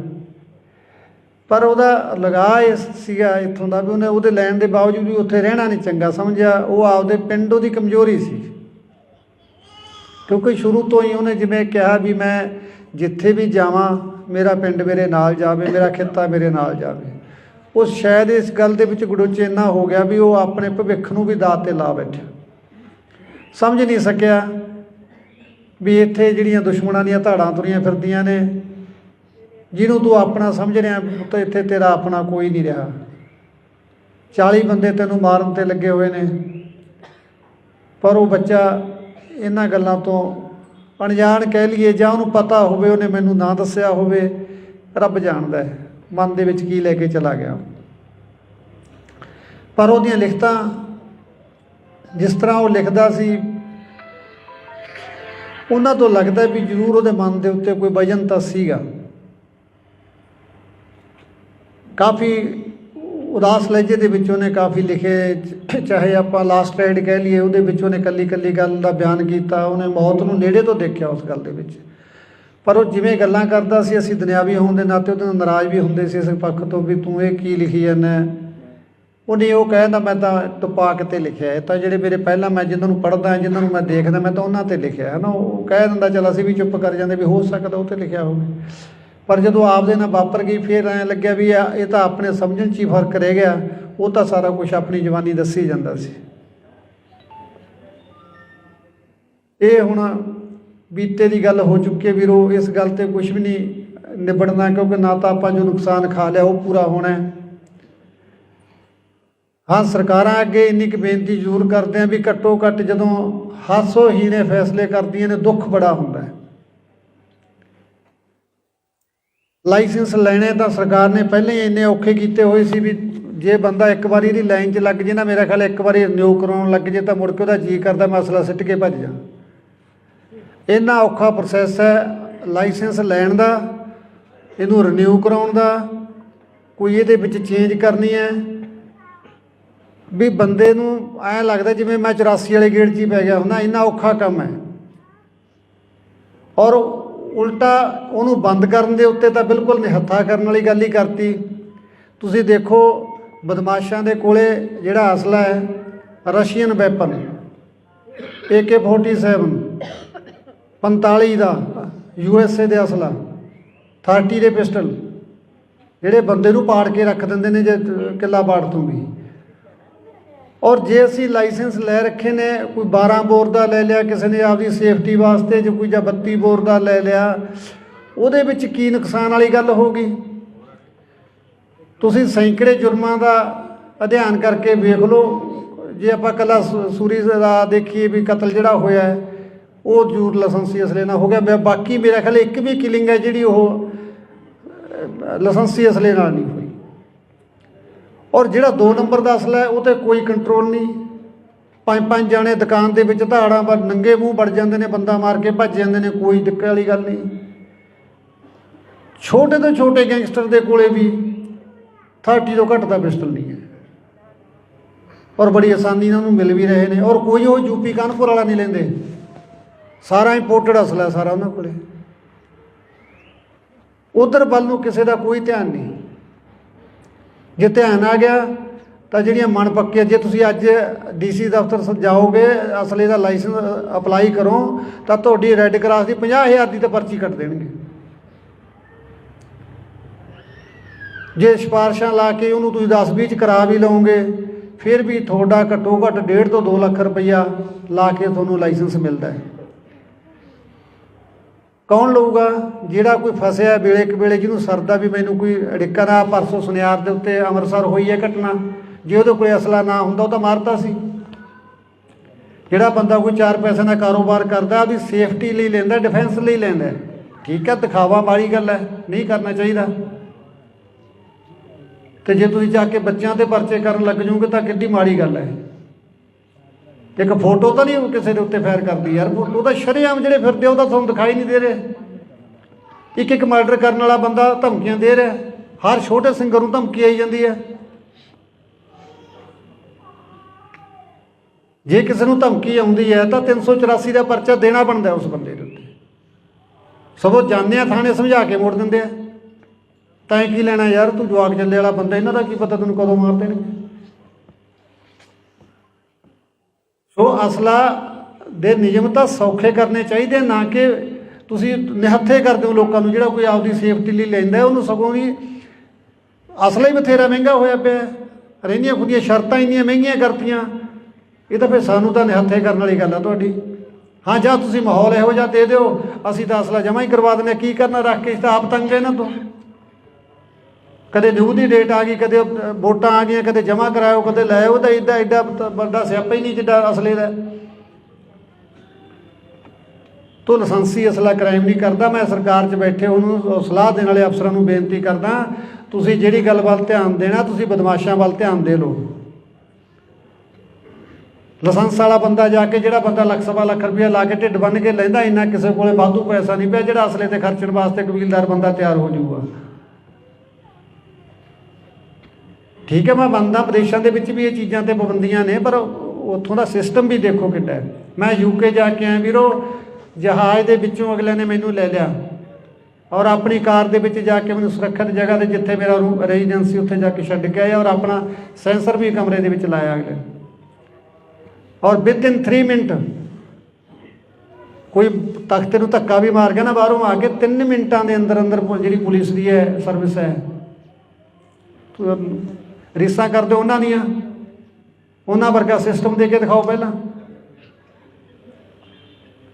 ਔਰ ਮੈਂ ਪਬਲਿਕ ਨੂੰ ਮਿਲਿਆ, ਮੈਨੂੰ ਨਹੀਂ ਲੱਗਿਆ ਮੈਂ ਕਿਸੇ ਬਾਹਰਲੇ ਮੁਲਕ ਦੇ ਵਿੱਚ ਆਇਆ। ਮੈਨੂੰ ਐਂ ਲੱਗਿਆ ਇੱਥੇ ਵੀ ਮੇਰਾ ਪੰਜਾਬ ਹੀ ਵਸਿਆ ਹੋਇਆ, ਇੱਥੇ ਵੀ ਮੇਰੇ ਲੋਕਾਂ ਨੂੰ ਕਿੰਨਾ ਦਰਦ ਹੈ। ਔਰ ਜਿਹੜੇ ਹਾਲ ਦੇ ਵਿੱਚ ਪ੍ਰੋਗਰਾਮ ਰੱਖਿਆ ਸੀ, ਤੁਸੀਂ ਯਕੀਨ ਕਰਿਓ ਤਿਲ ਸਿੱਟਣ ਨੂੰ ਵੀ ਜਗ੍ਹਾ ਨਹੀਂ ਸੀ ਉੱਥੇ, ਔਰ ਸਾਰੇ ਲੋਕ ਟਿਕਟਾਂ ਲੈ ਕੇ ਆਏ ਸੀ। ਪਾਕਿਸਤਾਨੀ ਮੂਲ ਦੀ ਲੜਕੀ ਨੇ ਮੈਕ ਲੈ ਕੇ ਬੋਲਿਆ ਵੀ ਦਿਨ ਵੀ ਸਾਡਾ ਸ਼ੁਰੂ ਸਿੱਧੂ ਦੇ ਨਾਲ ਹੁੰਦਾ ਸੀ, ਸਮਾਪਤੀ ਵੀ ਸਾਡੀ ਸਿੱਧੂ ਦੇ ਨਾਲ ਹੁੰਦੀ ਸੀ, ਔਰ ਕਿਸ ਕਦਰ ਅਸੀਂ ਉਸ ਬੱਚੇ ਨੂੰ ਪਿਆਰ ਕਰਦੇ ਹਾਂ ਤੁਸੀਂ ਅੰਦਾਜ਼ਾ ਵੀ ਨਹੀਂ ਲਾ ਸਕਦੇ। ਔਰ ਇੱਥੇ ਉਹਨੂੰ ਜਾਨਵਰਾਂ ਵਾਂਗੂ ਮਾਰ ਦਿੱਤਾ ਗਿਆ। ਜਿਸ ਬੱਚੇ ਨੇ, ਆਸਟ੍ਰੇਲੀਆ ਤੋਂ ਮੇਰੇ ਕੋਲ ਕੱਲ੍ਹ ਫੋਨ ਆਇਆ, ਹਿੰਦੂ ਮਾਈਂਡਡ ਬੰਦਾ ਹੈ, ਔਰ ਮੈਨੂੰ ਕਹਿੰਦਾ ਜੀ ਮੈਨੂੰ ਤੁਸੀਂ ਜਦੋਂ ਘਰੇ ਆ ਗਏ ਤਾਂ ਮੈਂ ਇੰਡੀਆ ਆਉਣਾ, ਮੈਂ ਮਾਤਾ ਤੋਂ ਦਸਤਾਰਬੰਦੀ ਕਰਾ ਕੇ ਜਾਣੀ ਹੈ। ਦੇਖੋ, ਹਿੰਦੂ ਮਤ ਨਾਲ ਸੰਬੰਧ ਰੱਖਦਾ ਬੰਦਾ, ਕੋਈ ਆਪਾਂ ਉਹਨੂੰ ਪ੍ਰੈਸ਼ਰ ਨਹੀਂ ਕੀਤਾ। ਮੈਂ ਤੁਹਾਨੂੰ ਦੱਸਦਾ ਵੀ ਸਿੱਧੂ ਨੂੰ ਕਈ ਲੋਕ ਪੁੱਛਦੇ ਯਾਰ ਸਿੱਧੂ ਦੀ ਐਡੀ ਕੀ ਦੇਣ ਹੈ। ਇਹ ਦੇਣ ਹੈ ਵੀ ਵਲੰਟੀਅਰ ਰੂਪ ਦੇ ਵਿੱਚ ਉਹ ਬੱਚਾ ਹਿੰਦੂ ਪਰਿਵਾਰ ਸੰਬੰਧ ਰੱਖਦਾ ਔਰ ਕਹਿੰਦਾ ਮੈਂ ਸਿਰ 'ਤੇ ਦਸਤਾਰ ਸਜਾਉਣੀ ਔਰ ਉਸ ਤੋਂ ਬਾਅਦ ਹਮੇਸ਼ਾ ਪੱਗ ਬੰਨ੍ਹ ਕੇ ਰੱਖੂੰਗਾ। ਤੁਸੀਂ ਜਦੋਂ ਘਰੇ ਆ ਕੇ ਮੈਨੂੰ ਮੈਸੇਜ ਕਰ ਦਿਓ ਵੀ ਅਸੀਂ ਪਿੰਡ ਪਹੁੰਚ ਚੁੱਕੇ ਹਾਂ। ਇਹ ਸੀ ਸਿੱਧੂ ਦੀ ਦੇਣ। ਘੱਟੋ ਘੱਟ 150 ਮੁਲਕ ਦੇ ਵਿੱਚ ਪੱਗ ਨੂੰ ਪੁੱਜਦਾ ਕੀਤਾ ਹੈ। ਮੈਂ UK ਜਦੋਂ ਗਿਆ ਤਾਂ ਉੱਥੇ ਮੈਨੂੰ ਬਰਨਾ ਬੋਇਜ਼, ਤੁਸੀਂ ਦੇਖਿਆ ਹੋਣਾ, ਕਾਲਾ ਆਪਣਾ ਰੈਪਰ ਹੈ ਨਾਈਜੀਰੀਆ ਦਾ, ਬਹੁਤ ਵੱਡਾ ਰੈਪਰ ਹੈ, ਵੱਡਾ ਸਟੇਟਸ ਹੈ ਬੰਦੇ ਦਾ। ਔਰ ਉਹ ਬੰਦਾ 1 ਮਿੰਟ ਲਈ ਵੀ ਮੇਰੇ ਬਰਾਬਰ ਨਹੀਂ ਸੋਫੇ 'ਤੇ ਬੈਠਾ, ਮੇਰੇ ਪੈਰਾਂ 'ਚ ਬੈਠਾ ਥੱਲੇ। ਔਰ ਉਹਨੇ ਆਪਣੇ ਗਾਣੇ ਦੇ ਵਿੱਚ ਇੱਕ ਫੋਟੋ ਲਾਉਣੀ ਹੈ ਸਿੱਧੂ ਦੀ, ਪਰਮਿਸ਼ਨ ਲੈਣ ਵਾਸਤੇ ਆਇਆ ਵੀ ਤੁਹਾਨੂੰ ਕੋਈ ਇਤਰਾਜ਼ ਤਾਂ ਨਹੀਂ, ਮੈਂ ਭਰਾ ਸੀ ਮੇਰਾ ਸਿੱਧੂ ਔਰ ਮੈਂ ਉਹਦੀ ਫੋਟੋ ਲਾਉਣੀ ਚਾਹੁੰਦਾ, ਤੁਹਾਡੇ ਪਰਿਵਾਰ ਨੂੰ ਕੋਈ ਇਤਰਾਜ਼ ਤਾਂ ਨਹੀਂ। ਔਰ ਸਾਡੇ ਉਹਦੇ ਗਾਣੇ ਚੱਕ ਕੇ ਅਸੀਂ ਕੀ ਕਰੀ ਜਾਂਦੇ। ਔਰ ਜਿਹੜਾ ਵੱਖਰੇ ਮੂਲ ਦਾ, ਵੱਖਰੀ ਨਸਲ ਦਾ, ਵੱਖਰੇ ਸਮਾਜ ਦੇ ਵਿੱਚੋਂ ਆਉਂਦਾ ਹੈ ਕਲਾਕਾਰ, ਉਹ ਸਿੱਧੂ ਨੂੰ ਆਪਣਾ ਭਰਾ ਮੰਨ ਕੇ, ਆਪਣਾ ਆਈਡੀਅਲ ਮੰਨ ਕੇ ਚੱਲ ਰਿਹਾ ਹੈ। ਸਾਡੇ ਆਪਣੇ ਉਹਦੀਆਂ ਗਾਣਿਆਂ ਦੀਆਂ ਤੁਕਾਂ ਚੱਕ ਕੇ ਫਿਲਮਾਂ ਦੇ ਵਿੱਚ ਠੋਕਣ ਦੀ ਕੋਸ਼ਿਸ਼ ਕਰ ਰਿਹਾ, ਕੋਈ ਕਿਤੇ ਆਪੋ ਆਪਣੇ ਢੰਗ ਨਾਲ ਉਹਦੀ ਵਰਤੋਂ ਕਰ ਰਿਹਾ। ਤਾਂ ਸਿੱਧੂ ਦਾ ਆਪਣੇ ਸਮਾਜ 'ਤੇ ਤਾਂ ਅਸਰ ਹੋਣਾ ਹੀ ਹੋਣਾ ਸੀ, ਉਹਨਾਂ ਗੋਰਿਆਂ ਦੇ ਵਿੱਚ ਵੀ। ਔਰ ਜੇ ਮੇਰੇ ਸ਼ੋਅ ਦੇ ਵਿੱਚ ਲਗਭਗ 25 ਤੋਂ 30% ਗੋਰੇ ਆਏ ਸੀ, ਜਿਨ੍ਹਾਂ ਦਾ ਸਿੱਧੂ ਨਾਲ ਕੀ ਸੰਬੰਧ ਸੀ। ਪਰ ਜਿਹੜੀ ਪੀੜ੍ਹੀ ਉੱਥੇ ਜਾ ਕੇ ਵੱਸ ਗਈ, ਉਹ ਬੰਦੇ ਕਹਿੰਦੇ ਅਸੀਂ ਇੰਨੇ ਚਿੰਤਤ ਸੀ ਵੀ ਯਾਰ ਅਸੀਂ ਤਾਂ ਪੰਜਾਬੀ ਸੀ, ਸਾਡੇ ਬੱਚੇ ਵੀ ਪੰਜਾਬੀ ਬੋਲਣ ਲੱਗ ਗਏ। ਹੁਣ ਜਿਹੜੇ ਸਾਡੇ ਪੋਤੇ ਆ ਗਏ ਉਹ ਪਿਓਰ ਅੰਗਰੇਜ਼ ਬਣ ਗਏ ਸੀ ਵੀ ਉਹ ਪੰਜਾਬੀ ਨਹੀਂ ਬੋਲਣਾ ਸ਼ੁਰੂ ਕਰ ਰਹੇ ਸੀ। ਯਾਰ ਅਸੀਂ ਬੜੀ ਚਿੰਤਾ ਦੇ ਵਿੱਚ ਸੀ, ਪਰ ਯਾਰ ਉਸ ਚੀਜ਼ ਦਾ ਸਲੂਸ਼ਨ ਸਾਨੂੰ ਸਿੱਧੂ ਨੇ ਦੇਤਾ ਸੀ। ਅਸੀਂ ਤੀਜੀ ਪੀੜ੍ਹੀ ਨੂੰ ਵੀ ਪੰਜਾਬੀ ਨਾਲ ਜੋੜਨ ਲਈ ਸਿੱਧੂ ਦੇ ਗਾਣੇ ਸੁਣਨ ਲੱਗੇ ਸਾਡੇ ਬੱਚੇ। ਔਰ ਹੁਣ ਅਸੀਂ ਯਕੀਨ ਮੰਨੋ ਸਾਡੀ ਗੱਡੀ 'ਚ ਦੂਜਾ ਗਾਣਾ ਵੱਜਦਾ ਹੀ ਨਹੀਂ ਸੀ। ਇਸ ਚੀਜ਼ ਦੀ ਕੀਮਤ ਉਹ ਲੋਕ ਜਾਣਦੇ ਜੋ ਸਾਡੀ ਜਿਹੜੀ ਮਾਂ ਬੋਲੀ ਨਾਲ ਟੁੱਟ ਰਹੀ ਸੀ ਨਾ ਤੀਜੀ ਪੀੜ੍ਹੀ ਜਾ ਕੇ, ਕਿਉਂਕਿ ਤੀਜੀ ਪੀੜ੍ਹੀ ਅੰਗਰੇਜ਼ ਹੀ ਬਣ ਜਾਂਦੀ ਸੀ। ਅਤੇ ਉਹਨਾਂ ਨੂੰ ਮਤਲਬ ਆਪਣੇ ਸਿੱਧੂ ਦੀ ਦੇਣ ਦਾ ਪਤਾ ਸੀਗਾ ਵੀ ਜੇ ਉਹਨੇ ਗਾਣਿਆਂ ਦੇ ਵਿੱਚ ਪੰਜਾਬੀ ਨੂੰ ਇਸ ਢੰਗ ਨਾਲ ਫਿੱਟ ਕੀਤਾ ਵੀ ਉਹਦੇ 'ਚ ਰੈਪ ਪੰਜਾਬੀ ਪਾਇਆ, ਇੱਕ ਵੱਖਰਾ ਟੇਸਟ ਬਣਾਇਆ ਮਿਊਜ਼ਿਕ ਦਾ, ਉਹ ਚੀਜ਼ ਗੋਰਿਆਂ ਨੂੰ ਵੀ ਭਾਈ ਉਹ ਜਿਹੜੀ ਸਾਡੀ ਤੀਜੀ ਪੀੜ੍ਹੀ ਅੰਗਰੇਜ਼ ਬਣਦੀ ਜਾ ਰਹੀ ਸੀ ਉੱਥੇ, ਉਹ ਵੀ ਕਿਤੇ ਨਾ ਕਿਤੇ ਜਾ ਕੇ ਪੰਜਾਬੀ ਵੱਲ ਮੁੜੇ। ਇਹ ਸਿੱਧੂ ਦੀ ਦੇਣ ਸੀ ਪੰਜਾਬੀ ਮਾਂ ਬੋਲੀ। ਸੋ ਜਦੋਂ ਇੰਨੀਆਂ ਦੁਆਵਾਂ ਹੋਣ, ਮੈਂ ਹੁਣ ਇਸ ਗੱਲ ਦੇ ਉੱਤੇ ਮੇਰਾ ਮਨ ਇੰਨਾ ਕੁ ਟਿਕਿਆ ਥੋੜ੍ਹਾ ਜਿਹਾ ਵੀ ਜਦੋਂ ਤੁਹਾਡੀਆਂ ਦੁਆਵਾਂ ਇੰਨੀਆਂ, ਅਸੀਂ ਸਾਰੇ ਲੋਕ ਪਰਮਾਤਮਾ ਨੂੰ ਮੰਨਦੇ ਹਾਂ, ਜੇ ਕਰੋੜਾਂ ਦੁਆਵਾਂ ਦੇ ਨਾਲ ਵੀ ਆਪਾਂ ਨੂੰ ਜਸਟਿਸ ਨਹੀਂ ਮਿਲਦਾ ਤਾਂ ਫਿਰ ਆਪਾਂ ਨੂੰ ਦੁਨਿਆਵੀ ਅਦਾਲਤਾਂ ਵੀ ਨਹੀਂ ਦੇ ਸਕਦੇ। ਤੁਸੀਂ ਸਾਰੇ ਤਹਿ ਦਿਲੋਂ ਸਿੱਧੂ ਨੂੰ ਪਿਆਰ ਕਰਦੇ ਹੋ, ਸਾਰੇ ਆਪਦੇ ਦੀਨ ਮਜ਼ਹਬ ਦੇ ਹਿਸਾਬ ਨਾਲ ਉਹਨੂੰ ਅਰਦਾਸ ਕਰਦੇ ਹੋ ਗੁਰੂ ਦੇ ਅੱਗੇ ਵੀ ਸੱਚੇ ਪਾਤਸ਼ਾਹ ਸਾਡਾ ਕੋਈ ਕਸੂਰ ਨਹੀਂ ਸੀ, ਸਾਨੂੰ ਬੇਕਸੂਰਾ ਮਾਰਿਆ ਗਿਆ। ਜੇ ਫਿਰ ਵੀ ਜਸਟਿਸ ਨਾ ਮਿਲਿਆ ਤਾਂ ਅਗਲੇ ਸਿੱਧੂ ਨੂੰ ਕਿਸੇ ਨੂੰ ਜਸਟਿਸ ਮਿਲਦਾ ਤਾਂ ਆਪਾਂ ਉਮੀਦ ਵੀ ਨਹੀਂ ਕਰ ਸਕਦੇ, ਜੇ ਇੰਨੀਆਂ ਭਾਵਨਾਵਾਂ ਜੁੜੀਆਂ ਹੋਣ ਦੇ ਬਾਵਜੂਦ ਵੀ ਸਾਨੂੰ ਜਸਟਿਸ ਨਾ ਮਿਲੇ।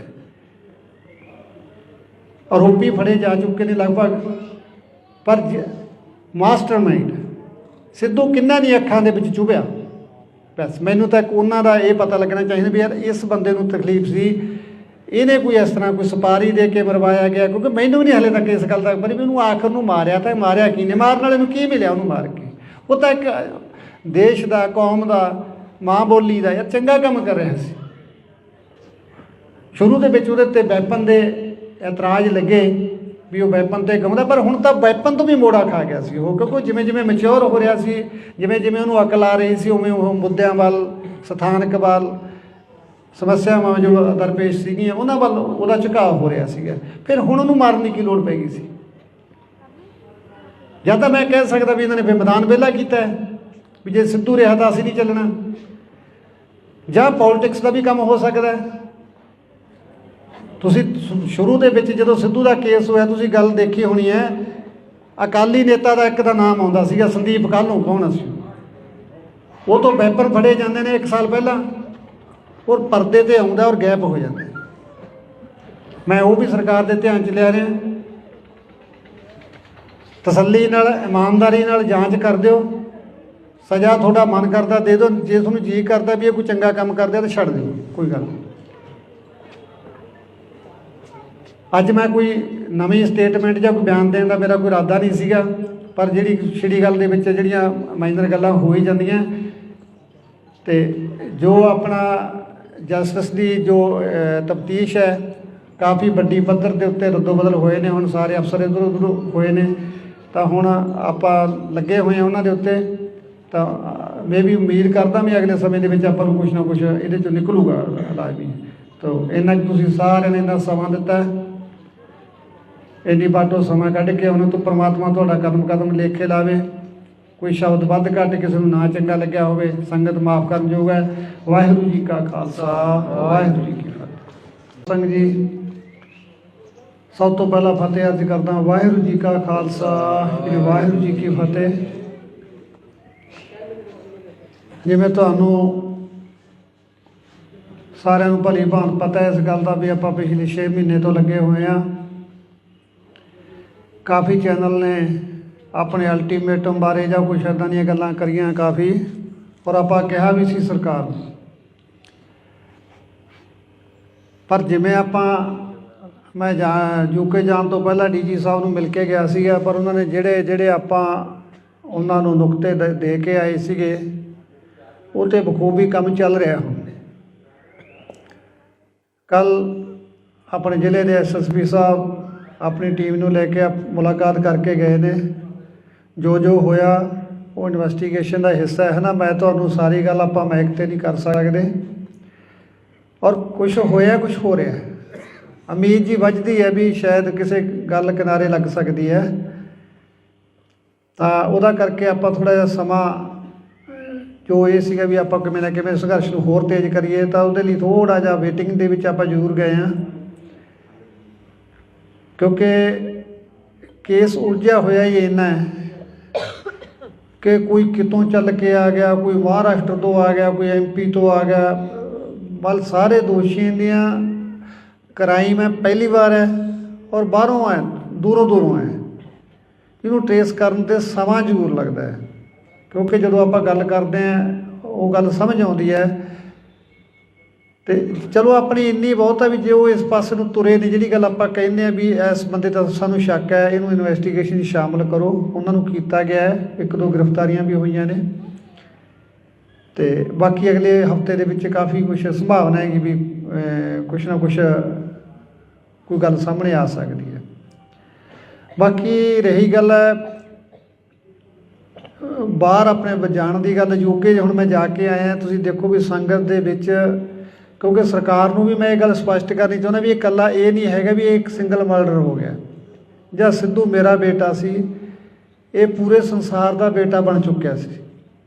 ਇਹਦੇ 'ਚ ਕੋਈ ਸ਼ੱਕ ਨਹੀਂ ਹੈ ਕਿ ਜਿਵੇਂ ਜਿਵੇਂ ਉਹਦੀ ਉਮਰ ਹੁਣ ਵੱਧ ਹੋ ਰਹੀ ਸੀ ਜਾਂ ਉਹ ਮੈਚਿਓਰ ਹੋ ਰਿਹਾ ਸੀ, ਉਹਦਾ ਜਿਹੜਾ ਰੁਝਾਨ ਸੀਗਾ ਉਹ ਸਥਾਨਕ ਸਮੱਸਿਆਵਾਂ ਵੱਲ, ਸਥਾਨਕ ਮੁੱਦਿਆਂ ਵੱਲ, ਆਪਦੇ ਧਰਮ ਦੇ ਵੱਲ ਉਹਦਾ ਮੋੜਾ ਪੈ ਚੁੱਕਿਆ ਸੀ। ਉਹ ਆਪਣੀ ਉਹਨੇ ਲਾਸਟ ਵਾਲੀਆਂ ਲਿਖਤਾਂ ਸਾਰੀਆਂ ਦੱਸਦੀਆਂ ਨੇ, ਕਿੱਦਾਂ ਉਹਨੇ ਸਕੇਪਗੋਟ ਗਾਇਆ, ਲੋਕਲ ਮੁੱਦੇ ਚੁੱਕੇ ਉਹਦੇ ਵਿੱਚ, ਜਿੱਦਾਂ ਉਹਨੇ SYL ਲਗਾਇਆ, ਸਟੇਟ ਦੀਆਂ ਸਮੱਸਿਆਵਾਂ ਨੂੰ ਚੱਕਿਆ ਉਹਦੇ 'ਚ, ਕੌਮ ਦੀਆਂ ਸਮੱਸਿਆਵਾਂ ਨੂੰ ਚੱਕਿਆ ਉਹਦੇ ਦੇ ਵਿੱਚ। ਮਤਲਬ ਉਹ ਇਸ ਪਾਸੇ ਨੂੰ ਉਹਦਾ ਮੋੜਾ ਪੈ ਚੁੱਕਿਆ ਸੀ। ਔਰ ਜਿਨ੍ਹਾਂ ਹਾਲਾਤਾਂ 'ਚ ਉਹਦੀ ਮੌਤ ਹੋਈ ਜਾ ਕੇ,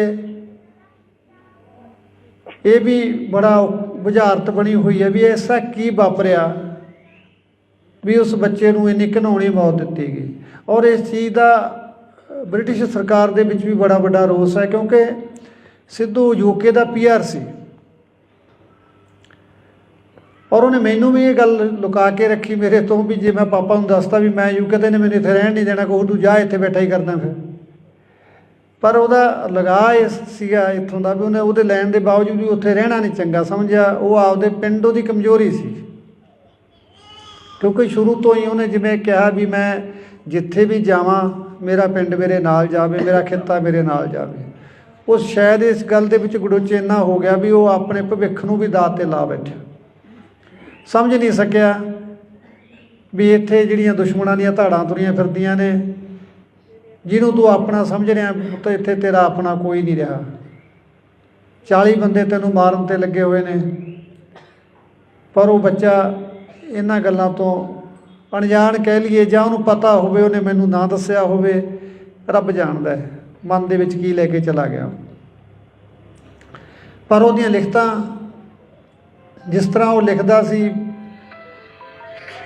ਉਹਨਾਂ ਤੋਂ ਲੱਗਦਾ ਵੀ ਜ਼ਰੂਰ ਉਹਦੇ ਮਨ ਦੇ ਉੱਤੇ ਕੋਈ ਵਜਨ ਤਾਂ ਸੀਗਾ। ਕਾਫੀ ਉਦਾਸ ਲਹਿਜੇ ਦੇ ਵਿੱਚ ਉਹਨੇ ਕਾਫੀ ਲਿਖੇ, ਚਾਹੇ ਆਪਾਂ ਲਾਸਟ ਰਾਈਡ ਕਹਿ ਲਈਏ, ਉਹਦੇ ਵਿੱਚ ਉਹਨੇ ਇਕੱਲੀ ਇਕੱਲੀ ਗੱਲ ਦਾ ਬਿਆਨ ਕੀਤਾ। ਉਹਨੇ ਮੌਤ ਨੂੰ ਨੇੜੇ ਤੋਂ ਦੇਖਿਆ ਉਸ ਗੱਲ ਦੇ ਵਿੱਚ, ਪਰ ਉਹ ਜਿਵੇਂ ਗੱਲਾਂ ਕਰਦਾ ਸੀ, ਅਸੀਂ ਦੁਨਿਆਵੀ ਹੋਣ ਦੇ ਨਾਤੇ ਉਹਦੇ ਨਾਲ ਨਾਰਾਜ਼ ਵੀ ਹੁੰਦੇ ਸੀ ਇਸ ਪੱਖ ਤੋਂ ਵੀ ਤੂੰ ਇਹ ਕੀ ਲਿਖੀ ਜਾਂਦਾ। ਉਹਨੇ ਉਹ ਕਹਿੰਦਾ ਮੈਂ ਤਾਂ ਟਪਾ ਕੇ 'ਤੇ ਲਿਖਿਆ, ਇਹ ਤਾਂ ਜਿਹੜੇ ਮੇਰੇ ਪਹਿਲਾਂ ਮੈਂ ਜਿਹਨਾਂ ਨੂੰ ਪੜ੍ਹਦਾ, ਜਿਹਨਾਂ ਨੂੰ ਮੈਂ ਦੇਖਦਾ, ਮੈਂ ਤਾਂ ਉਹਨਾਂ 'ਤੇ ਲਿਖਿਆ ਹੈ ਨਾ। ਉਹ ਕਹਿ ਦਿੰਦਾ ਚੱਲ ਅਸੀਂ ਵੀ ਚੁੱਪ ਕਰ ਜਾਂਦੇ ਵੀ ਹੋ ਸਕਦਾ ਉਹ 'ਤੇ ਲਿਖਿਆ ਹੋਵੇ, ਪਰ ਜਦੋਂ ਆਪਦੇ ਨਾਲ ਵਾਪਰ ਗਈ ਫਿਰ ਐਂ ਲੱਗਿਆ ਵੀ ਇਹ ਤਾਂ ਆਪਣੇ ਸਮਝਣ 'ਚ ਹੀ ਫਰਕ ਰਹਿ ਗਿਆ। ਉਹ ਤਾਂ ਸਾਰਾ ਕੁਛ ਆਪਣੀ ਜਵਾਨੀ ਦੱਸੀ ਜਾਂਦਾ ਸੀ। ਇਹ ਹੁਣ ਬੀਤੇ ਦੀ ਗੱਲ ਹੋ ਚੁੱਕੀ ਹੈ ਵੀਰੋ, ਇਸ ਗੱਲ 'ਤੇ ਕੁਛ ਵੀ ਨਹੀਂ ਨਿਬੜਨਾ, ਕਿਉਂਕਿ ਨਾ ਤਾਂ ਆਪਾਂ ਜੋ ਨੁਕਸਾਨ ਖਾ ਲਿਆ ਉਹ ਪੂਰਾ ਹੋਣਾ। ਹਾਂ, ਸਰਕਾਰਾਂ ਅੱਗੇ ਇੰਨੀ ਕੁ ਬੇਨਤੀ ਜ਼ਰੂਰ ਕਰਦੇ ਹਾਂ ਵੀ ਘੱਟੋ ਘੱਟ ਜਦੋਂ ਹਾਸੋਹੀਣੇ ਫੈਸਲੇ ਕਰਦੀਆਂ ਨੇ, ਦੁੱਖ ਬੜਾ ਹੁੰਦਾ ਹੈ। ਲਾਇਸੈਂਸ ਲੈਣੇ ਤਾਂ ਸਰਕਾਰ ਨੇ ਪਹਿਲਾਂ ਹੀ ਇੰਨੇ ਔਖੇ ਕੀਤੇ ਹੋਏ ਸੀ ਵੀ ਜੇ ਬੰਦਾ ਇੱਕ ਵਾਰੀ ਇਹਦੀ ਲਾਈਨ 'ਚ ਲੱਗ ਜੇ ਨਾ, ਮੇਰਾ ਖਿਆਲ ਇੱਕ ਵਾਰੀ ਰਿਨਿਊ ਕਰਾਉਣ ਲੱਗ ਜੇ ਤਾਂ ਮੁੜ ਕੇ ਉਹਦਾ ਜੀਅ ਕਰਦਾ ਮਸਲਾ ਸਿੱਟ ਕੇ ਭੱਜ ਜਾ। ਇੰਨਾ ਔਖਾ ਪ੍ਰੋਸੈਸ ਹੈ ਲਾਇਸੈਂਸ ਲੈਣ ਦਾ, ਇਹਨੂੰ ਰਿਨਿਊ ਕਰਾਉਣ ਦਾ, ਕੋਈ ਇਹਦੇ ਵਿੱਚ ਚੇਂਜ ਕਰਨੀ ਹੈ ਵੀ ਬੰਦੇ ਨੂੰ ਐਂ ਲੱਗਦਾ ਜਿਵੇਂ ਮੈਂ 84 ਵਾਲੇ ਗੇੜ 'ਚ ਹੀ ਪੈ ਗਿਆ ਹੁੰਦਾ। ਇੰਨਾ ਔਖਾ ਕੰਮ ਹੈ। ਔਰ ਉਲਟਾ ਉਹਨੂੰ ਬੰਦ ਕਰਨ ਦੇ ਉੱਤੇ ਤਾਂ ਬਿਲਕੁਲ ਨਿਹੱਥਾ ਕਰਨ ਵਾਲੀ ਗੱਲ ਹੀ ਕਰਤੀ। ਤੁਸੀਂ ਦੇਖੋ ਬਦਮਾਸ਼ਾਂ ਦੇ ਕੋਲੇ ਜਿਹੜਾ ਅਸਲਾ ਹੈ, ਰਸ਼ੀਅਨ ਵੈਪਨ AK-47 45 ਦਾ USA ਦੇ ਅਸਲਾ, 30 ਦੇ ਪਿਸਟਲ, ਜਿਹੜੇ ਬੰਦੇ ਨੂੰ ਪਾੜ ਕੇ ਰੱਖ ਦਿੰਦੇ ਨੇ ਜੇ ਕਿੱਲਾ ਪਾੜ ਦੂੰਗੀ। ਔਰ ਜੇ ਅਸੀਂ ਲਾਇਸੈਂਸ ਲੈ ਰੱਖੇ ਨੇ, ਕੋਈ 12 ਬੋਰ ਦਾ ਲੈ ਲਿਆ ਕਿਸੇ ਨੇ ਆਪਦੀ ਸੇਫਟੀ ਵਾਸਤੇ, ਜੇ ਕੋਈ ਜਾਂ 32 ਬੋਰ ਦਾ ਲੈ ਲਿਆ, ਉਹਦੇ ਵਿੱਚ ਕੀ ਨੁਕਸਾਨ ਵਾਲੀ ਗੱਲ ਹੋ ਗਈ। ਤੁਸੀਂ ਸੈਂਕੜੇ ਜੁਰਮਾਂ ਦਾ ਅਧਿਐਨ ਕਰਕੇ ਵੇਖ ਲਓ, ਜੇ ਆਪਾਂ ਇਕੱਲਾ ਸੂਰੀ ਦਾ ਦੇਖੀਏ ਵੀ ਕਤਲ ਜਿਹੜਾ ਹੋਇਆ ਹੈ ਉਹ ਜ਼ਰੂਰ ਲਾਇਸੈਂਸੀ ਅਸਲੇ ਨਾਲ ਹੋ ਗਿਆ। ਬਾਕੀ ਮੇਰਾ ਖਿਆਲ ਇੱਕ ਵੀ ਕਿਲਿੰਗ ਹੈ ਜਿਹੜੀ ਉਹ ਲਾਇਸੈਂਸੀ ਅਸਲੇ ਨਾਲ ਨਹੀਂ ਹੋਈ। ਔਰ ਜਿਹੜਾ 2 ਨੰਬਰ ਦਾ ਅਸਲਾ ਹੈ ਉਹ 'ਤੇ ਕੋਈ ਕੰਟਰੋਲ ਨਹੀਂ। 5-5 ਜਾਣੇ ਦੁਕਾਨ ਦੇ ਵਿੱਚ ਧਾੜਾਂ ਪਰ ਨੰਗੇ ਮੂੰਹ ਵੜ ਜਾਂਦੇ ਨੇ, ਬੰਦਾ ਮਾਰ ਕੇ ਭੱਜ ਜਾਂਦੇ ਨੇ, ਕੋਈ ਦਿੱਕਤ ਵਾਲੀ ਗੱਲ ਨਹੀਂ। ਛੋਟੇ ਤੋਂ ਛੋਟੇ ਗੈਂਗਸਟਰ ਦੇ ਕੋਲੇ ਵੀ 30 ਤੋਂ ਘੱਟ ਦਾ ਪਿਸਟਲ ਨਹੀਂ ਹੈ ਔਰ ਬੜੀ ਆਸਾਨੀ ਨਾਲ ਉਹਨੂੰ ਮਿਲ ਵੀ ਰਹੇ ਨੇ। ਔਰ ਕੋਈ ਉਹ ਯੂਪੀ ਕਾਨਪੁਰ ਵਾਲਾ ਨਹੀਂ ਲੈਂਦੇ, ਸਾਰਾ ਇੰਪੋਰਟਡ ਅਸਲਾ ਸਾਰਾ ਉਹਨਾਂ ਕੋਲੇ। ਉਧਰ ਵੱਲ ਨੂੰ ਕਿਸੇ ਦਾ ਕੋਈ ਧਿਆਨ ਨਹੀਂ। ਜੇ ਧਿਆਨ ਆ ਗਿਆ ਤਾਂ ਜਿਹੜੀਆਂ ਮਨ ਪੱਕੀਆਂ, ਜੇ ਤੁਸੀਂ ਅੱਜ DC ਦਫ਼ਤਰ ਜਾਓਗੇ ਅਸਲੇ ਦਾ ਲਾਇਸੈਂਸ ਅਪਲਾਈ ਕਰੋ ਤਾਂ ਤੁਹਾਡੀ ਰੈੱਡ ਕਰਾਸ ਦੀ 50,000 ਦੀ ਤਾਂ ਪਰਚੀ ਕੱਟ ਦੇਣਗੇ। ਜੇ ਸਿਫਾਰਸ਼ਾਂ ਲਾ ਕੇ ਉਹਨੂੰ ਤੁਸੀਂ 10-20 'ਚ ਕਰਾ ਵੀ ਲਓਗੇ ਫਿਰ ਵੀ ਤੁਹਾਡਾ ਘੱਟੋ ਘੱਟ 1.5 ਤੋਂ 2 ਲੱਖ ਰੁਪਈਆ ਲਾ ਕੇ ਤੁਹਾਨੂੰ ਲਾਇਸੈਂਸ ਮਿਲਦਾ ਹੈ। ਕੌਣ ਲਊਗਾ? ਜਿਹੜਾ ਕੋਈ ਫਸਿਆ ਵੇਲੇ ਇੱਕ ਵੇਲੇ, ਜਿਹਨੂੰ ਸਰਦਾ ਵੀ ਮੈਨੂੰ ਕੋਈ ਅੜਿੱਕਾ ਨਾ। ਪਰਸੋਂ ਸੁਨਿਆਰ ਦੇ ਉੱਤੇ ਅੰਮ੍ਰਿਤਸਰ ਹੋਈ ਹੈ ਘਟਨਾ, ਜੇ ਉਹਦੇ ਕੋਲ ਅਸਲਾ ਨਾ ਹੁੰਦਾ ਉਹ ਤਾਂ ਮਾਰਤਾ ਸੀ। ਜਿਹੜਾ ਬੰਦਾ ਕੋਈ 4 ਪੈਸੇ ਦਾ ਕਾਰੋਬਾਰ ਕਰਦਾ ਉਹਦੀ ਸੇਫਟੀ ਲਈ ਲੈਂਦਾ, ਡਿਫੈਂਸ ਲਈ ਲੈਂਦਾ, ਠੀਕ ਹੈ, ਦਿਖਾਵਾ ਮਾੜੀ ਗੱਲ ਹੈ, ਨਹੀਂ ਕਰਨਾ ਚਾਹੀਦਾ। ਅਤੇ ਜੇ ਤੁਸੀਂ ਜਾ ਕੇ ਬੱਚਿਆਂ 'ਤੇ ਪਰਚੇ ਕਰਨ ਲੱਗ ਜਾਓਗੇ ਤਾਂ ਕਿੱਡੀ ਮਾੜੀ ਗੱਲ ਹੈ। ਇੱਕ ਫੋਟੋ ਤਾਂ ਨਹੀਂ ਕਿਸੇ ਦੇ ਉੱਤੇ ਫਾਇਰ ਕਰਦੀ ਯਾਰ, ਉਹ ਤਾਂ ਸ਼ਰੇਆਮ ਜਿਹੜੇ ਫਿਰਦੇ ਉਹ ਤਾਂ ਤੁਹਾਨੂੰ ਦਿਖਾਈ ਨਹੀਂ ਦੇ ਰਹੇ। ਇੱਕ ਮਰਡਰ ਕਰਨ ਵਾਲਾ ਬੰਦਾ ਧਮਕੀਆਂ ਦੇ ਰਿਹਾ, ਹਰ ਛੋਟੇ ਸਿੰਗਰ ਨੂੰ ਧਮਕੀ ਆਈ ਜਾਂਦੀ ਹੈ। ਜੇ ਕਿਸੇ ਨੂੰ ਧਮਕੀ ਆਉਂਦੀ ਹੈ ਤਾਂ 384 ਦਾ ਪਰਚਾ ਦੇਣਾ ਬਣਦਾ ਉਸ ਬੰਦੇ ਦੇ ਉੱਤੇ। ਸਗੋਂ ਜਾਂਦੇ ਆ ਥਾਣੇ ਸਮਝਾ ਕੇ ਮੋੜ ਦਿੰਦੇ ਆ, ਤਾਂ ਕੀ ਲੈਣਾ ਯਾਰ, ਤੂੰ ਜਵਾਕ ਚੱਲੇ ਵਾਲਾ ਬੰਦਾ, ਇਹਨਾਂ ਦਾ ਕੀ ਪਤਾ ਤੈਨੂੰ ਕਦੋਂ ਮਾਰ ਦੇਣਗੇ। ਸੋ ਅਸਲਾ ਦੇ ਨਿਯਮ ਤਾਂ ਸੌਖੇ ਕਰਨੇ ਚਾਹੀਦੇ, ਨਾ ਕਿ ਤੁਸੀਂ ਨਿਹੱਥੇ ਕਰਦੇ ਹੋ ਲੋਕਾਂ ਨੂੰ। ਜਿਹੜਾ ਕੋਈ ਆਪਦੀ ਸੇਫਟੀ ਲਈ ਲੈਂਦਾ ਉਹਨੂੰ ਸਗੋਂ ਵੀ ਅਸਲਾ ਹੀ ਬਥੇਰਾ ਮਹਿੰਗਾ ਹੋਇਆ ਪਿਆ, ਰਹਿੰਦੀਆਂ ਖੁਦੀਆਂ ਸ਼ਰਤਾਂ ਇੰਨੀਆਂ ਮਹਿੰਗੀਆਂ ਕਰਤੀਆਂ। ਇਹ ਤਾਂ ਫਿਰ ਸਾਨੂੰ ਤਾਂ ਨਿਹੱਥੇ ਕਰਨ ਵਾਲੀ ਗੱਲ ਆ ਤੁਹਾਡੀ। ਹਾਂ, ਜਾਂ ਤੁਸੀਂ ਮਾਹੌਲ ਇਹੋ ਜਿਹਾ ਦੇ ਦਿਓ, ਅਸੀਂ ਤਾਂ ਅਸਲਾ ਜਮ੍ਹਾਂ ਹੀ ਕਰਵਾ ਦਿੰਦੇ। ਕੀ ਕਰਨਾ ਰੱਖ ਕੇ, ਤਾਂ ਆਪ ਤੰਗ ਇਹਨਾਂ ਤੋਂ।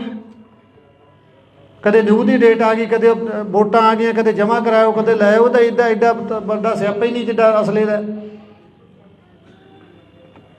ਤੋ ਲਾਇਸੈਂਸੀ ਅਸਲਾ ਕ੍ਰਾਈਮ ਨਹੀਂ ਕਰਦਾ। ਮੈਂ ਸਰਕਾਰ 'ਚ ਬੈਠੇ ਉਹਨੂੰ ਸਲਾਹ ਦੇਣ ਵਾਲੇ ਅਫਸਰਾਂ ਨੂੰ ਬੇਨਤੀ ਕਰਦਾ, ਤੁਸੀਂ ਜਿਹੜੀ ਗੱਲ ਵੱਲ ਧਿਆਨ ਦੇਣਾ, ਤੁਸੀਂ ਬਦਮਾਸ਼ਾਂ ਵੱਲ ਧਿਆਨ ਦੇ ਲਓ। ਲਾਇਸੈਂਸ ਵਾਲਾ ਬੰਦਾ ਜਾ ਕੇ, ਜਿਹੜਾ ਬੰਦਾ ਲੱਖ ਸਵਾ ਲੱਖ ਰੁਪਇਆ ਲਾ ਕੇ ਢਿੱਡ ਬੰਨ੍ਹ ਕੇ ਲੈਂਦਾ, ਇੰਨਾ ਕਿਸੇ ਕੋਲੇ ਵਾਧੂ ਪੈਸਾ ਨਹੀਂ ਪਿਆ ਜਿਹੜਾ ਅਸਲੇ 'ਤੇ ਖਰਚਣ ਵਾਸਤੇ ਕਬੀਲਦਾਰ ਬੰਦਾ ਤਿਆਰ ਹੋ ਜਾਊਗਾ। ਠੀਕ ਹੈ, ਮੈਂ ਮੰਨਦਾ ਵਿਦੇਸ਼ਾਂ ਦੇ ਵਿੱਚ ਵੀ ਇਹ ਚੀਜ਼ਾਂ 'ਤੇ ਪਾਬੰਦੀਆਂ ਨੇ, ਪਰ ਉੱਥੋਂ ਦਾ ਸਿਸਟਮ ਵੀ ਦੇਖੋ ਕਿੱਡਾ ਹੈ। ਮੈਂ UK ਜਾ ਕੇ ਆਇਆ ਵੀਰੋ, ਜਹਾਜ਼ ਦੇ ਵਿੱਚੋਂ ਅਗਲੇ ਨੇ ਮੈਨੂੰ ਲੈ ਲਿਆ ਔਰ ਆਪਣੀ ਕਾਰ ਦੇ ਵਿੱਚ ਜਾ ਕੇ ਮੈਨੂੰ ਸੁਰੱਖਿਅਤ ਜਗ੍ਹਾ 'ਤੇ, ਜਿੱਥੇ ਮੇਰਾ ਰੈਜ਼ੀਡੈਂਸ ਸੀ, ਉੱਥੇ ਜਾ ਕੇ ਛੱਡ ਕੇ ਆਇਆ ਔਰ ਆਪਣਾ ਸੈਂਸਰ ਵੀ ਕਮਰੇ ਦੇ ਵਿੱਚ ਲਾਇਆ ਅਗਲੇ। ਔਰ ਵਿਦਇਨ 3 ਮਿੰਟ ਕੋਈ ਤਖਤੇ ਨੂੰ ਧੱਕਾ ਵੀ ਮਾਰ ਗਿਆ ਨਾ ਬਾਹਰੋਂ ਆ ਕੇ, 3 ਮਿੰਟਾਂ ਦੇ ਅੰਦਰ ਅੰਦਰ ਜਿਹੜੀ ਪੁਲਿਸ ਦੀ ਹੈ ਸਰਵਿਸ ਹੈ, ਰੀਸਾਂ ਕਰਦੇ ਉਹਨਾਂ ਦੀਆਂ, ਉਹਨਾਂ ਵਰਗਾ ਸਿਸਟਮ ਦੇ ਕੇ ਦਿਖਾਓ ਪਹਿਲਾਂ। ਔਰ ਮੈਂ ਪਬਲਿਕ ਨੂੰ ਮਿਲਿਆ, ਮੈਨੂੰ ਨਹੀਂ ਲੱਗਿਆ ਮੈਂ ਕਿਸੇ ਬਾਹਰਲੇ ਮੁਲਕ ਦੇ ਵਿੱਚ ਆਇਆ। ਮੈਨੂੰ ਐਂ ਲੱਗਿਆ ਇੱਥੇ ਵੀ ਮੇਰਾ ਪੰਜਾਬ ਹੀ ਵਸਿਆ ਹੋਇਆ, ਇੱਥੇ ਵੀ ਮੇਰੇ ਲੋਕਾਂ ਨੂੰ ਕਿੰਨਾ ਦਰਦ ਹੈ। ਔਰ ਜਿਹੜੇ ਹਾਲ ਦੇ ਵਿੱਚ ਪ੍ਰੋਗਰਾਮ ਰੱਖਿਆ ਸੀ, ਤੁਸੀਂ ਯਕੀਨ ਕਰਿਓ ਤਿਲ ਸਿੱਟਣ ਨੂੰ ਵੀ ਜਗ੍ਹਾ ਨਹੀਂ ਸੀ ਉੱਥੇ, ਔਰ ਸਾਰੇ ਲੋਕ ਟਿਕਟਾਂ ਲੈ ਕੇ ਆਏ ਸੀ। ਪਾਕਿਸਤਾਨੀ ਮੂਲ ਦੀ ਲੜਕੀ ਨੇ ਮੈਕ ਲੈ ਕੇ ਬੋਲਿਆ ਵੀ ਦਿਨ ਵੀ ਸਾਡਾ ਸ਼ੁਰੂ ਸਿੱਧੂ ਦੇ ਨਾਲ ਹੁੰਦਾ ਸੀ, ਸਮਾਪਤੀ ਵੀ ਸਾਡੀ ਸਿੱਧੂ ਦੇ ਨਾਲ ਹੁੰਦੀ ਸੀ। ਔਰ ਕਿਸ ਕਦਰ ਅਸੀਂ ਉਸ ਬੱਚੇ ਨੂੰ ਪਿਆਰ ਕਰਦੇ ਹਾਂ, ਤੁਸੀਂ ਅੰਦਾਜ਼ਾ ਵੀ ਨਹੀਂ ਲਾ ਸਕਦੇ। ਔਰ ਇੱਥੇ ਉਹਨੂੰ ਜਾਨਵਰਾਂ ਵਾਂਗੂ ਮਾਰ ਦਿੱਤਾ ਗਿਆ। ਜਿਸ ਬੱਚੇ ਨੇ, ਆਸਟ੍ਰੇਲੀਆ ਤੋਂ ਮੇਰੇ ਕੋਲ ਕੱਲ੍ਹ ਫੋਨ ਆਇਆ, ਹਿੰਦੂ ਮਾਈਂਡਡ ਬੰਦਾ ਹੈ, ਔਰ ਮੈਨੂੰ ਕਹਿੰਦਾ ਜੀ ਮੈਨੂੰ ਤੁਸੀਂ ਜਦੋਂ ਘਰੇ ਆ ਗਏ ਤਾਂ ਮੈਂ ਇੰਡੀਆ ਆਉਣਾ, ਮੈਂ ਮਾਤਾ ਤੋਂ ਦਸਤਾਰਬੰਦੀ ਕਰਾ ਕੇ ਜਾਣੀ ਹੈ। ਦੇਖੋ, ਹਿੰਦੂ ਮਤ ਨਾਲ ਸੰਬੰਧ ਰੱਖਦਾ ਬੰਦਾ, ਕੋਈ ਆਪਾਂ ਉਹਨੂੰ ਪ੍ਰੈਸ਼ਰ ਨਹੀਂ ਕੀਤਾ। ਮੈਂ ਤੁਹਾਨੂੰ ਦੱਸਦਾ ਵੀ ਸਿੱਧੂ ਨੂੰ ਕਈ ਲੋਕ ਪੁੱਛਦੇ ਯਾਰ ਸਿੱਧੂ ਦੀ ਐਡੀ ਕੀ ਦੇਣ ਹੈ। ਇਹ ਦੇਣ ਹੈ ਵੀ ਵਲੰਟੀਅਰ ਰੂਪ ਦੇ ਵਿੱਚ ਉਹ ਬੱਚਾ ਹਿੰਦੂ ਪਰਿਵਾਰ ਸੰਬੰਧ ਰੱਖਦਾ ਔਰ ਕਹਿੰਦਾ ਮੈਂ ਸਿਰ 'ਤੇ ਦਸਤਾਰ ਸਜਾਉਣੀ ਔਰ ਉਸ ਤੋਂ ਬਾਅਦ ਹਮੇਸ਼ਾ ਪੱਗ ਬੰਨ੍ਹ ਕੇ ਰੱਖੂੰਗਾ। ਤੁਸੀਂ ਜਦੋਂ ਘਰੇ ਆ ਗਏ ਮੈਨੂੰ ਮੈਸੇਜ ਕਰ ਦਿਓ ਵੀ ਅਸੀਂ ਪਿੰਡ ਪਹੁੰਚ ਚੁੱਕੇ ਹਾਂ। ਇਹ ਸੀ ਸਿੱਧੂ ਦੀ ਦੇਣ। ਘੱਟੋ ਘੱਟ 150 ਮੁਲਕ ਦੇ ਵਿੱਚ ਪੱਗ ਨੂੰ ਪੁੱਜਦਾ ਕੀਤਾ ਹੈ। ਮੈਂ UK ਜਦੋਂ ਗਿਆ ਤਾਂ ਉੱਥੇ ਮੈਨੂੰ ਬਰਨਾ ਬॉयਜ਼, ਤੁਸੀਂ ਦੇਖਿਆ ਹੋਣਾ, ਕਾਲਾ ਆਪਣਾ ਰੈਪਰ ਹੈ ਨਾਈਜੀਰੀਆ ਦਾ, ਬਹੁਤ ਵੱਡਾ ਰੈਪਰ ਹੈ, ਵੱਡਾ ਸਟੇਟਸ ਹੈ ਬੰਦੇ ਦਾ। ਪਰ ਉਹ ਬੰਦਾ ਇੱਕ ਮਿੰਟ ਲਈ ਵੀ ਮੇਰੇ ਬਰਾਬਰ ਨਹੀਂ ਸੋਫੇ ਤੇ ਬੈਠਾ, ਮੇਰੇ ਪੈਰਾਂ 'ਚ ਬੈਠਾ ਥੱਲੇ। ਔਰ ਉਹਨੇ ਆਪਣੇ ਗਾਣੇ ਦੇ ਵਿੱਚ ਇੱਕ ਫੋਟੋ ਲਾਉਣੀ ਹੈ ਸਿੱਧੂ ਦੀ, ਪਰਮਿਸ਼ਨ ਲੈਣ ਵਾਸਤੇ ਆਇਆ ਵੀ ਤੁਹਾਨੂੰ ਕੋਈ ਇਤਰਾਜ਼ ਤਾਂ ਨਹੀਂ, ਮੈਂ ਭਰਾ ਸੀ ਮੇਰਾ ਸਿੱਧੂ ਔਰ ਮੈਂ ਉਹਦੀ ਫੋਟੋ ਲਾਉਣੀ ਚਾਹੁੰਦਾ, ਤੁਹਾਡੇ ਪਰਿਵਾਰ ਨੂੰ ਕੋਈ ਇਤਰਾਜ਼ ਤਾਂ ਨਹੀਂ। ਔਰ ਸਾਡੇ ਉਹਦੇ ਗਾਣੇ ਚੱਕ ਕੇ ਅਸੀਂ ਕੀ ਕਰੀ ਜਾਂਦੇ ਹਾਂ। ਔਰ ਜਿਹੜਾ ਵੱਖਰੇ ਮੂਲ ਦਾ, ਵੱਖਰੀ ਨਸਲ ਦਾ, ਵੱਖਰੇ ਸਮਾਜ ਦੇ ਵਿੱਚੋਂ ਆਉਂਦਾ ਹੈ ਕਲਾਕਾਰ, ਉਹ ਸਿੱਧੂ ਨੂੰ ਆਪਣਾ ਭਰਾ ਮੰਨ ਕੇ, ਆਪਣਾ ਆਈਡੀਅਲ ਮੰਨ ਕੇ ਚੱਲ ਰਿਹਾ ਹੈ। ਸਾਡੇ ਆਪਣੇ ਉਹਦੀਆਂ ਗਾਣਿਆਂ ਦੀਆਂ ਤੁਕਾਂ ਚੱਕ ਕੇ ਫਿਲਮਾਂ ਦੇ ਵਿੱਚ ਠੋਕਣ ਦੀ ਕੋਸ਼ਿਸ਼ ਕਰ ਰਿਹਾ, ਕੋਈ ਕਿਤੇ ਕਿਤੇ ਆਪੋ ਆਪਣੇ ਢੰਗ ਨਾਲ ਉਹਦੀ ਵਰਤੋਂ ਕਰ ਰਿਹਾ। ਤਾਂ ਸਿੱਧੂ ਦਾ ਆਪਣੇ ਸਮਾਜ 'ਤੇ ਤਾਂ ਅਸਰ ਹੋਣਾ ਸੀ, ਉਹਨਾਂ ਗੋਰਿਆਂ ਦੇ ਵਿੱਚ ਵੀ। ਔਰ ਜੇ ਮੇਰੇ ਸ਼ੋਅ ਦੇ ਵਿੱਚ ਲਗਭਗ 25 ਤੋਂ 30% ਗੋਰੇ ਆਏ ਸੀ, ਜਿਨ੍ਹਾਂ ਦਾ ਸਿੱਧੂ ਨਾਲ ਕੀ ਸੰਬੰਧ ਸੀ। ਪਰ ਜਿਹੜੀ ਪੀੜ੍ਹੀ ਉੱਥੇ ਜਾ ਕੇ ਵੱਸ ਗਈ, ਉਹ ਬੰਦੇ ਕਹਿੰਦੇ ਅਸੀਂ ਇੰਨੇ ਚਿੰਤਤ ਸੀ ਵੀ ਯਾਰ ਅਸੀਂ ਤਾਂ ਪੰਜਾਬੀ ਸੀ, ਸਾਡੇ ਬੱਚੇ ਵੀ ਪੰਜਾਬੀ ਬੋਲਣ ਲੱਗ ਗਏ। ਹੁਣ ਜਿਹੜੇ ਸਾਡੇ ਪੋਤੇ ਆ ਗਏ ਉਹ ਪਿਓਰ ਅੰਗਰੇਜ਼ ਬਣ ਗਏ ਸੀ ਵੀ ਉਹ ਪੰਜਾਬੀ ਨਹੀਂ ਬੋਲਣਾ ਸ਼ੁਰੂ ਕਰ ਰਹੇ ਸੀ। ਯਾਰ ਅਸੀਂ ਬੜੀ ਚਿੰਤਾ ਦੇ ਵਿੱਚ ਸੀ, ਪਰ ਯਾਰ ਉਸ ਚੀਜ਼ ਦਾ ਸਲੂਸ਼ਨ ਸਾਨੂੰ ਸਿੱਧੂ ਨੇ ਦੇਤਾ ਸੀ। ਅਸੀਂ ਤੀਜੀ ਪੀੜ੍ਹੀ ਨੂੰ ਵੀ ਪੰਜਾਬੀ ਨਾਲ ਜੋੜਨ ਲਈ ਸਿੱਧੂ ਦੇ ਗਾਣੇ ਸੁਣਨ ਲੱਗੇ ਸਾਡੇ ਬੱਚੇ। ਔਰ ਹੁਣ ਅਸੀਂ ਯਕੀਨ ਮੰਨੋ ਸਾਡੀ ਗੱਡੀ 'ਚ ਦੂਜਾ ਗਾਣਾ ਵੱਜਦਾ ਹੀ ਨਹੀਂ ਸੀ। ਇਸ ਚੀਜ਼ ਦੀ ਕੀਮਤ ਉਹ ਲੋਕ ਜਾਣਦੇ ਜੋ ਸਾਡੀ ਜਿਹੜੀ ਮਾਂ ਬੋਲੀ ਨਾਲ ਟੁੱਟ ਰਹੀ ਸੀ ਨਾ ਤੀਜੀ ਪੀੜ੍ਹੀ ਜਾ ਕੇ, ਕਿਉਂਕਿ ਤੀਜੀ ਪੀੜ੍ਹੀ ਅੰਗਰੇਜ਼ ਹੀ ਬਣ ਜਾਂਦੀ ਸੀ। ਅਤੇ ਉਹਨਾਂ ਨੂੰ ਮਤਲਬ ਆਪਣੇ ਸਿੱਧੂ ਦੀ ਦੇਣ ਦਾ ਪਤਾ ਸੀਗਾ ਵੀ ਜੇ ਉਹਨੇ ਗਾਣਿਆਂ ਦੇ ਵਿੱਚ ਪੰਜਾਬੀ ਨੂੰ ਇਸ ਢੰਗ ਨਾਲ ਫਿੱਟ ਕੀਤਾ ਵੀ ਉਹਦੇ 'ਚ ਰੈਪ ਪੰਜਾਬੀ ਪਾਇਆ, ਇੱਕ ਵੱਖਰਾ ਟੇਸਟ ਬਣਾਇਆ ਮਿਊਜ਼ਿਕ ਦਾ, ਉਹ ਚੀਜ਼ ਗੋਰਿਆਂ ਨੂੰ ਵੀ ਭਾਈ, ਜਿਹੜੀ ਸਾਡੀ ਤੀਜੀ ਪੀੜ੍ਹੀ ਅੰਗਰੇਜ਼ ਬਣਦੀ ਜਾ ਰਹੀ ਸੀ ਉੱਥੇ, ਉਹ ਵੀ ਕਿਤੇ ਨਾ ਕਿਤੇ ਜਾ ਕੇ ਪੰਜਾਬੀ ਵੱਲ ਮੁੜੇ। ਇਹ ਸਿੱਧੂ ਦੀ ਦੇਣ ਸੀ ਪੰਜਾਬੀ ਮਾਂ ਬੋਲੀ ਨੂੰ। ਸੋ ਜਦੋਂ ਇੰਨੀਆਂ ਦੁਆਵਾਂ ਹੋਣ, ਮੈਂ ਹੁਣ ਇਸ ਗੱਲ ਦੇ ਉੱਤੇ ਮੇਰਾ ਮਨ ਇੰਨਾ ਕੁ ਟਿਕਿਆ ਥੋੜ੍ਹਾ ਜਿਹਾ ਵੀ ਜਦੋਂ ਤੁਹਾਡੀਆਂ ਦੁਆਵਾਂ ਇੰਨੀਆਂ, ਅਸੀਂ ਸਾਰੇ ਲੋਕ ਪਰਮਾਤਮਾ ਨੂੰ ਮੰਨਦੇ ਹਾਂ, ਜੇ ਕਰੋੜਾਂ ਦੁਆਵਾਂ ਦੇ ਨਾਲ ਵੀ ਆਪਾਂ ਨੂੰ ਜਸਟਿਸ ਨਹੀਂ ਮਿਲਦਾ ਤਾਂ ਫਿਰ ਆਪਾਂ ਨੂੰ ਦੁਨਿਆਵੀ ਅਦਾਲਤਾਂ ਵੀ ਨਹੀਂ ਦੇ ਸਕਦੇ। ਤੁਸੀਂ ਸਾਰੇ ਤਹਿ ਦਿਲੋਂ ਸਿੱਧੂ ਨੂੰ ਪਿਆਰ ਕਰਦੇ ਹੋ, ਸਾਰੇ ਆਪਦੇ ਦੀਨ ਮਜ਼ਹਬ ਦੇ ਹਿਸਾਬ ਨਾਲ ਉਹਨੂੰ ਅਰਦਾਸ ਕਰਦੇ ਹੋ ਗੁਰੂ ਦੇ ਅੱਗੇ ਵੀ ਸੱਚੇ ਪਾਤਸ਼ਾਹ ਸਾਡਾ ਕੋਈ ਕਸੂਰ ਨਹੀਂ ਸੀ, ਸਾਨੂੰ ਬੇਕਸੂਰਾ ਮਾਰਿਆ ਗਿਆ। ਜੇ ਫਿਰ ਵੀ ਜਸਟਿਸ ਨਾ ਮਿਲਿਆ ਤਾਂ ਅਗਲੇ ਸਿੱਧੂ ਨੂੰ ਕਿਸੇ ਨੂੰ ਜਸਟਿਸ ਮਿਲਦਾ ਤਾਂ ਆਪਾਂ ਉਮੀਦ ਵੀ ਨਹੀਂ ਕਰ ਸਕਦੇ, ਜੇ ਇੰਨੀਆਂ ਭਾਵਨਾਵਾਂ ਜੁੜੀਆਂ ਹੋਣ ਦੇ ਬਾਵਜੂਦ ਵੀ ਸਾਨੂੰ ਜਸਟਿਸ ਨਾ ਮਿਲੇ। ਆਰੋਪੀ ਫੜੇ ਜਾ ਚੁੱਕੇ ਨੇ ਲਗਭਗ, ਪਰ ਮਾਸਟਰਮਾਈਂਡ ਸਿੱਧੂ ਕਿੰਨਾਂ ਦੀਆਂ ਅੱਖਾਂ ਦੇ ਵਿੱਚ ਚੁਭਿਆ, ਬਸ ਮੈਨੂੰ ਤਾਂ ਉਹਨਾਂ ਦਾ ਇਹ ਪਤਾ ਲੱਗਣਾ ਚਾਹੀਦਾ ਵੀ ਯਾਰ ਇਸ ਬੰਦੇ ਨੂੰ ਤਕਲੀਫ ਸੀ, ਇਹਨੇ ਕੋਈ ਇਸ ਤਰ੍ਹਾਂ ਕੋਈ ਸੁਪਾਰੀ ਦੇ ਕੇ ਮਰਵਾਇਆ ਗਿਆ। ਕਿਉਂਕਿ ਮੈਨੂੰ ਵੀ ਨਹੀਂ ਹਾਲੇ ਤੱਕ ਇਸ ਗੱਲ ਦਾ ਪਤਾ ਵੀ ਉਹਨੂੰ ਆਖਰ ਨੂੰ ਮਾਰਿਆ ਤਾਂ ਮਾਰਿਆ ਕੀ ਨੇ, ਮਾਰਨ ਵਾਲੇ ਨੂੰ ਕੀ ਮਿਲਿਆ ਉਹਨੂੰ ਮਾਰ ਕੇ। ਉਹ ਤਾਂ ਇੱਕ ਦੇਸ਼ ਦਾ, ਕੌਮ ਦਾ, ਮਾਂ ਬੋਲੀ ਦਾ ਯਾਰ ਚੰਗਾ ਕੰਮ ਕਰ ਰਿਹਾ ਸੀ। ਸ਼ੁਰੂ ਦੇ ਵਿੱਚ ਉਹਦੇ 'ਤੇ ਵੈਪਨ ਦੇ ਇਤਰਾਜ਼ ਲੱਗੇ ਵੀ ਉਹ ਵੈਪਨ 'ਤੇ ਗਾਉਂਦਾ, ਪਰ ਹੁਣ ਤਾਂ ਵੈਪਨ ਤੋਂ ਵੀ ਮੋੜਾ ਖਾ ਗਿਆ ਸੀ ਉਹ, ਕਿਉਂਕਿ ਜਿਵੇਂ ਜਿਵੇਂ ਮੈਚਿਓਰ ਹੋ ਰਿਹਾ ਸੀ, ਜਿਵੇਂ ਜਿਵੇਂ ਉਹਨੂੰ ਅਕਲ ਆ ਰਹੀ ਸੀ, ਉਵੇਂ ਉਹ ਮੁੱਦਿਆਂ ਵੱਲ, ਸਥਾਨਕ ਵੱਲ, ਸਮੱਸਿਆਵਾਂ ਜੋ ਦਰਪੇਸ਼ ਸੀਗੀਆਂ ਉਹਨਾਂ ਵੱਲ ਉਹਦਾ ਝੁਕਾਅ ਹੋ ਰਿਹਾ ਸੀਗਾ। ਫਿਰ ਹੁਣ ਉਹਨੂੰ ਮਾਰਨ ਦੀ ਕੀ ਲੋੜ ਪੈ ਗਈ ਸੀ? ਜਾਂ ਤਾਂ ਮੈਂ ਕਹਿ ਸਕਦਾ ਵੀ ਇਹਨਾਂ ਨੇ ਮੈਦਾਨ ਵਿਹਲਾ ਕੀਤਾ ਵੀ ਜੇ ਸਿੱਧੂ ਰਿਹਾ ਤਾਂ ਅਸੀਂ ਨਹੀਂ ਚੱਲਣਾ, ਜਾਂ ਪੋਲੀਟਿਕਸ ਦਾ ਵੀ ਕੰਮ ਹੋ ਸਕਦਾ। ਤੁਸੀਂ ਸ਼ੁਰੂ ਦੇ ਵਿੱਚ ਜਦੋਂ ਸਿੱਧੂ ਦਾ ਕੇਸ ਹੋਇਆ ਤੁਸੀਂ ਗੱਲ ਦੇਖੀ ਹੋਣੀ ਹੈ, ਅਕਾਲੀ ਨੇਤਾ ਦਾ ਇੱਕ ਦਾ ਨਾਮ ਆਉਂਦਾ ਸੀਗਾ ਸੰਦੀਪ ਕਾਹਲੋਂ, ਕੌਣ ਸੀ ਉਹ ਤੋਂ ਵੈਪਨ ਫੜੇ ਜਾਂਦੇ ਨੇ 1 ਸਾਲ ਪਹਿਲਾਂ, ਔਰ ਪਰਦੇ 'ਤੇ ਆਉਂਦਾ ਔਰ ਗਾਇਬ ਹੋ ਜਾਂਦਾ। ਮੈਂ ਉਹ ਵੀ ਸਰਕਾਰ ਦੇ ਧਿਆਨ 'ਚ ਲਿਆ ਰਿਹਾ, ਤਸੱਲੀ ਨਾਲ, ਇਮਾਨਦਾਰੀ ਨਾਲ ਜਾਂਚ ਕਰ ਦਿਓ, ਸਜ਼ਾ ਤੁਹਾਡਾ ਮਨ ਕਰਦਾ ਦੇ ਦਿਓ, ਜੇ ਤੁਹਾਨੂੰ ਜੀ ਕਰਦਾ ਵੀ ਇਹ ਕੋਈ ਚੰਗਾ ਕੰਮ ਕਰਦਾ ਤਾਂ ਛੱਡ ਦਿਓ, ਕੋਈ ਗੱਲ ਨਹੀਂ। ਅੱਜ ਮੈਂ ਕੋਈ ਨਵੀਂ ਸਟੇਟਮੈਂਟ ਜਾਂ ਕੋਈ ਬਿਆਨ ਦੇਣ ਦਾ ਮੇਰਾ ਕੋਈ ਇਰਾਦਾ ਨਹੀਂ ਸੀਗਾ, ਪਰ ਜਿਹੜੀ ਛਿੜੀ ਗੱਲ ਦੇ ਵਿੱਚ ਜਿਹੜੀਆਂ ਮਾਈਨਰ ਗੱਲਾਂ ਹੋ ਹੀ ਜਾਂਦੀਆਂ, ਅਤੇ ਜੋ ਆਪਣਾ ਜਸਟਿਸ ਦੀ ਜੋ ਤਫਤੀਸ਼ ਹੈ ਕਾਫੀ ਵੱਡੀ ਪੱਧਰ ਦੇ ਉੱਤੇ ਰੱਦੋ ਬਦਲ ਹੋਏ ਨੇ, ਹੁਣ ਸਾਰੇ ਅਫਸਰ ਇੱਧਰ ਉੱਧਰ ਹੋਏ ਨੇ, ਤਾਂ ਹੁਣ ਆਪਾਂ ਲੱਗੇ ਹੋਏ ਹਾਂ ਉਹਨਾਂ ਦੇ ਉੱਤੇ। ਤਾਂ ਮੈਂ ਵੀ ਉਮੀਦ ਕਰਦਾ ਵੀ ਅਗਲੇ ਸਮੇਂ ਦੇ ਵਿੱਚ ਆਪਾਂ ਨੂੰ ਕੁਛ ਨਾ ਕੁਛ ਇਹਦੇ 'ਚੋਂ ਨਿਕਲੂਗਾ ਲਾਜ਼ਮੀ। ਤਾਂ ਇੰਨਾ ਕੁ ਤੁਸੀਂ ਸਾਰਿਆਂ ਨੇ ਇੰਨਾ ਸਮਾਂ ਦਿੱਤਾ, ਇੰਨੀ ਬਾਟੋ ਸਮਾਂ ਕੱਢ ਕੇ ਉਹਨਾਂ ਤੋਂ ਪ੍ਰਮਾਤਮਾ ਤੁਹਾਡਾ ਕਦਮ ਕਦਮ ਲੇਖੇ ਲਾਵੇ। ਕੋਈ ਸ਼ਬਦ ਵੱਧ ਘੱਟ ਕਿਸੇ ਨੂੰ ਨਾ ਚੰਗਾ ਲੱਗਿਆ ਹੋਵੇ, ਸੰਗਤ ਮਾਫ ਕਰਨ ਯੋਗ ਹੈ। ਵਾਹਿਗੁਰੂ ਜੀ ਕਾ ਖਾਲਸਾ, ਵਾਹਿਗੁਰੂ ਜੀ ਕੀ ਫਤਿਹ। ਸੰਗਤ ਜੀ, ਸਭ ਤੋਂ ਪਹਿਲਾਂ ਫਤਿਹ ਅਰਜ਼ ਕਰਦਾ, ਵਾਹਿਗੁਰੂ ਜੀ ਕਾ ਖਾਲਸਾ, ਵਾਹਿਗੁਰੂ ਜੀ ਕੀ ਫਤਿਹ। ਜਿਵੇਂ ਤੁਹਾਨੂੰ ਸਾਰਿਆਂ ਨੂੰ ਭਲੀ ਭਾਂਤ ਪਤਾ ਇਸ ਗੱਲ ਦਾ ਵੀ ਆਪਾਂ ਪਿਛਲੇ 6 ਮਹੀਨੇ ਤੋਂ ਲੱਗੇ ਹੋਏ ਹਾਂ। ਕਾਫੀ ਚੈਨਲ ਨੇ ਆਪਣੇ ਅਲਟੀਮੇਟਮ ਬਾਰੇ ਜਾਂ ਕੁਛ ਇੱਦਾਂ ਦੀਆਂ ਗੱਲਾਂ ਕਰੀਆਂ ਕਾਫੀ, ਔਰ ਆਪਾਂ ਕਿਹਾ ਵੀ ਸੀ ਸਰਕਾਰ ਨੂੰ। ਪਰ ਜਿਵੇਂ ਮੈਂ ਯੂਕੇ ਜਾਣ ਤੋਂ ਪਹਿਲਾਂ ਡੀਜੀ ਸਾਹਿਬ ਨੂੰ ਮਿਲ ਕੇ ਗਿਆ ਸੀਗਾ, ਪਰ ਉਹਨਾਂ ਨੇ ਜਿਹੜੇ ਆਪਾਂ ਉਹਨਾਂ ਨੂੰ ਨੁਕਤੇ ਦੇ ਕੇ ਆਏ ਸੀਗੇ ਉਹ 'ਤੇ ਬਖੂਬੀ ਕੰਮ ਚੱਲ ਰਿਹਾ ਹੁਣ। ਕੱਲ੍ਹ ਆਪਣੇ ਜ਼ਿਲ੍ਹੇ ਦੇ SSP ਸਾਹਿਬ ਆਪਣੀ ਟੀਮ ਨੂੰ ਲੈ ਕੇ ਮੁਲਾਕਾਤ ਕਰਕੇ ਗਏ ਨੇ।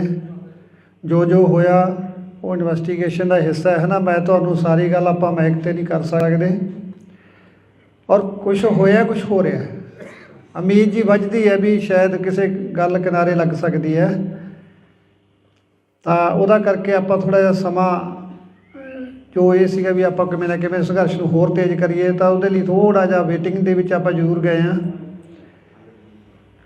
ਕਿਉਂਕਿ ਕੇਸ ਉਲਝਿਆ ਹੋਇਆ ਹੀ ਇੰਨਾ ਹੈ ਕਿ ਕੋਈ ਕਿਤੋਂ ਚੱਲ ਕੇ ਆ ਗਿਆ, ਕੋਈ ਮਹਾਰਾਸ਼ਟਰ ਤੋਂ ਆ ਗਿਆ, ਕੋਈ MP ਤੋਂ ਆ ਗਿਆ। ਬਲ ਸਾਰੇ ਦੋਸ਼ੀਆਂ ਦੀਆਂ ਕ੍ਰਾਈਮ ਹੈ ਪਹਿਲੀ ਵਾਰ ਹੈ, ਔਰ ਬਾਹਰੋਂ ਆਏ, ਦੂਰੋਂ ਆਏ। ਇਹਨੂੰ ਟਰੇਸ ਕਰਨ 'ਤੇ ਸਮਾਂ ਜ਼ਰੂਰ ਲੱਗਦਾ ਹੈ, ਕਿਉਂਕਿ ਜਦੋਂ ਆਪਾਂ ਗੱਲ ਕਰਦੇ ਹਾਂ ਉਹ ਗੱਲ ਸਮਝ ਆਉਂਦੀ ਹੈ। ਅਤੇ ਚਲੋ ਆਪਣੀ ਇੰਨੀ ਬਹੁਤ ਹੈ ਵੀ ਜੇ ਉਹ ਇਸ ਪਾਸੇ ਨੂੰ ਤੁਰੇ ਨੇ, ਜਿਹੜੀ ਗੱਲ ਆਪਾਂ ਕਹਿੰਦੇ ਹਾਂ ਵੀ ਇਸ ਬੰਦੇ ਦਾ ਸਾਨੂੰ ਸ਼ੱਕ ਹੈ, ਇਹਨੂੰ ਇਨਵੈਸਟੀਗੇਸ਼ਨ 'ਚ ਸ਼ਾਮਲ ਕਰੋ, ਉਹਨਾਂ ਨੂੰ ਕੀਤਾ ਗਿਆ ਹੈ। 1-2 ਗ੍ਰਿਫਤਾਰੀਆਂ ਵੀ ਹੋਈਆਂ ਨੇ, ਅਤੇ ਬਾਕੀ ਅਗਲੇ ਹਫਤੇ ਦੇ ਵਿੱਚ ਕਾਫੀ ਕੁਛ ਸੰਭਾਵਨਾ ਹੈਗੀ ਵੀ ਕੁਛ ਨਾ ਕੁਛ ਕੋਈ ਗੱਲ ਸਾਹਮਣੇ ਆ ਸਕਦੀ ਹੈ। ਬਾਕੀ ਰਹੀ ਗੱਲ ਬਾਹਰ ਆਪਣੇ ਜਾਣ ਦੀ ਗੱਲ, ਯੂਕੇ ਹੁਣ ਮੈਂ ਜਾ ਕੇ ਆਇਆ। ਤੁਸੀਂ ਦੇਖੋ ਵੀ ਸੰਗਤ ਦੇ ਵਿੱਚ, ਕਿਉਂਕਿ ਸਰਕਾਰ ਨੂੰ ਵੀ ਮੈਂ ਇਹ ਗੱਲ ਸਪਸ਼ਟ ਕਰਨੀ ਚਾਹੁੰਦਾ ਵੀ ਇਹ ਇਕੱਲਾ ਇਹ ਨਹੀਂ ਹੈਗਾ ਵੀ ਇਹ ਇੱਕ ਸਿੰਗਲ ਮਰਡਰ ਹੋ ਗਿਆ ਜਾਂ ਸਿੱਧੂ ਮੇਰਾ ਬੇਟਾ ਸੀ, ਇਹ ਪੂਰੇ ਸੰਸਾਰ ਦਾ ਬੇਟਾ ਬਣ ਚੁੱਕਿਆ ਸੀ। ਇਹਦੇ 'ਚ ਕੋਈ ਸ਼ੱਕ ਨਹੀਂ ਹੈ ਕਿ ਜਿਵੇਂ ਜਿਵੇਂ ਉਹਦੀ ਉਮਰ ਹੁਣ ਵੱਧ ਹੋ ਰਹੀ ਸੀ ਜਾਂ ਉਹ ਮੈਚਿਓਰ ਹੋ ਰਿਹਾ ਸੀ, ਉਹਦਾ ਜਿਹੜਾ ਰੁਝਾਨ ਸੀਗਾ ਉਹ ਸਥਾਨਕ ਸਮੱਸਿਆਵਾਂ ਵੱਲ, ਸਥਾਨਕ ਮੁੱਦਿਆਂ ਵੱਲ, ਆਪਦੇ ਧਰਮ ਦੇ ਵੱਲ ਉਹਦਾ ਮੋੜਾ ਪੈ ਚੁੱਕਿਆ ਸੀ।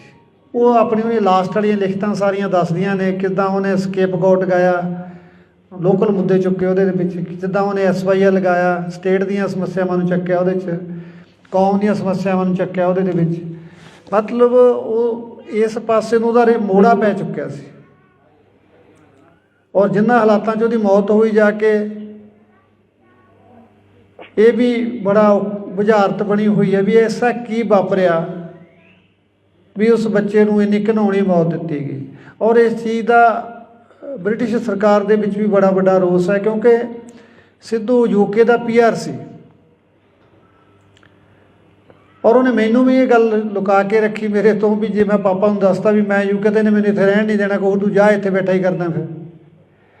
ਪਰ ਉਹਦਾ ਲਗਾਅ ਇਹ ਸੀਗਾ ਇੱਥੋਂ ਦਾ ਵੀ ਉਹਨੇ ਉਹਦੇ ਲੈਣ ਦੇ ਬਾਵਜੂਦ ਵੀ ਉੱਥੇ ਰਹਿਣਾ ਨਹੀਂ ਚੰਗਾ ਸਮਝਿਆ। ਉਹ ਆਪਦੇ ਪਿੰਡ ਉਹਦੀ ਕਮਜ਼ੋਰੀ ਸੀ, ਕਿਉਂਕਿ ਸ਼ੁਰੂ ਤੋਂ ਹੀ ਉਹਨੇ ਜਿਵੇਂ ਕਿਹਾ ਵੀ ਮੈਂ ਜਿੱਥੇ ਵੀ ਜਾਵਾਂ ਮੇਰਾ ਪਿੰਡ ਮੇਰੇ ਨਾਲ ਜਾਵੇ, ਮੇਰਾ ਖਿੱਤਾ ਮੇਰੇ ਨਾਲ ਜਾਵੇ।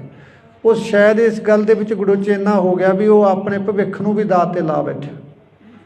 ਸਮਝ ਨਹੀਂ ਸਕਿਆ ਵੀ ਇੱਥੇ ਜਿਹੜੀਆਂ ਦੁਸ਼ਮਣਾਂ ਦੀਆਂ ਧਾੜਾਂ ਤੁਰੀਆਂ ਫਿਰਦੀਆਂ ਨੇ, ਜਿਹਨੂੰ ਤੂੰ ਆਪਣਾ ਸਮਝ ਰਿਹਾ ਪੁੱਤ, ਇੱਥੇ ਤੇਰਾ ਆਪਣਾ ਕੋਈ ਨਹੀਂ ਰਿਹਾ।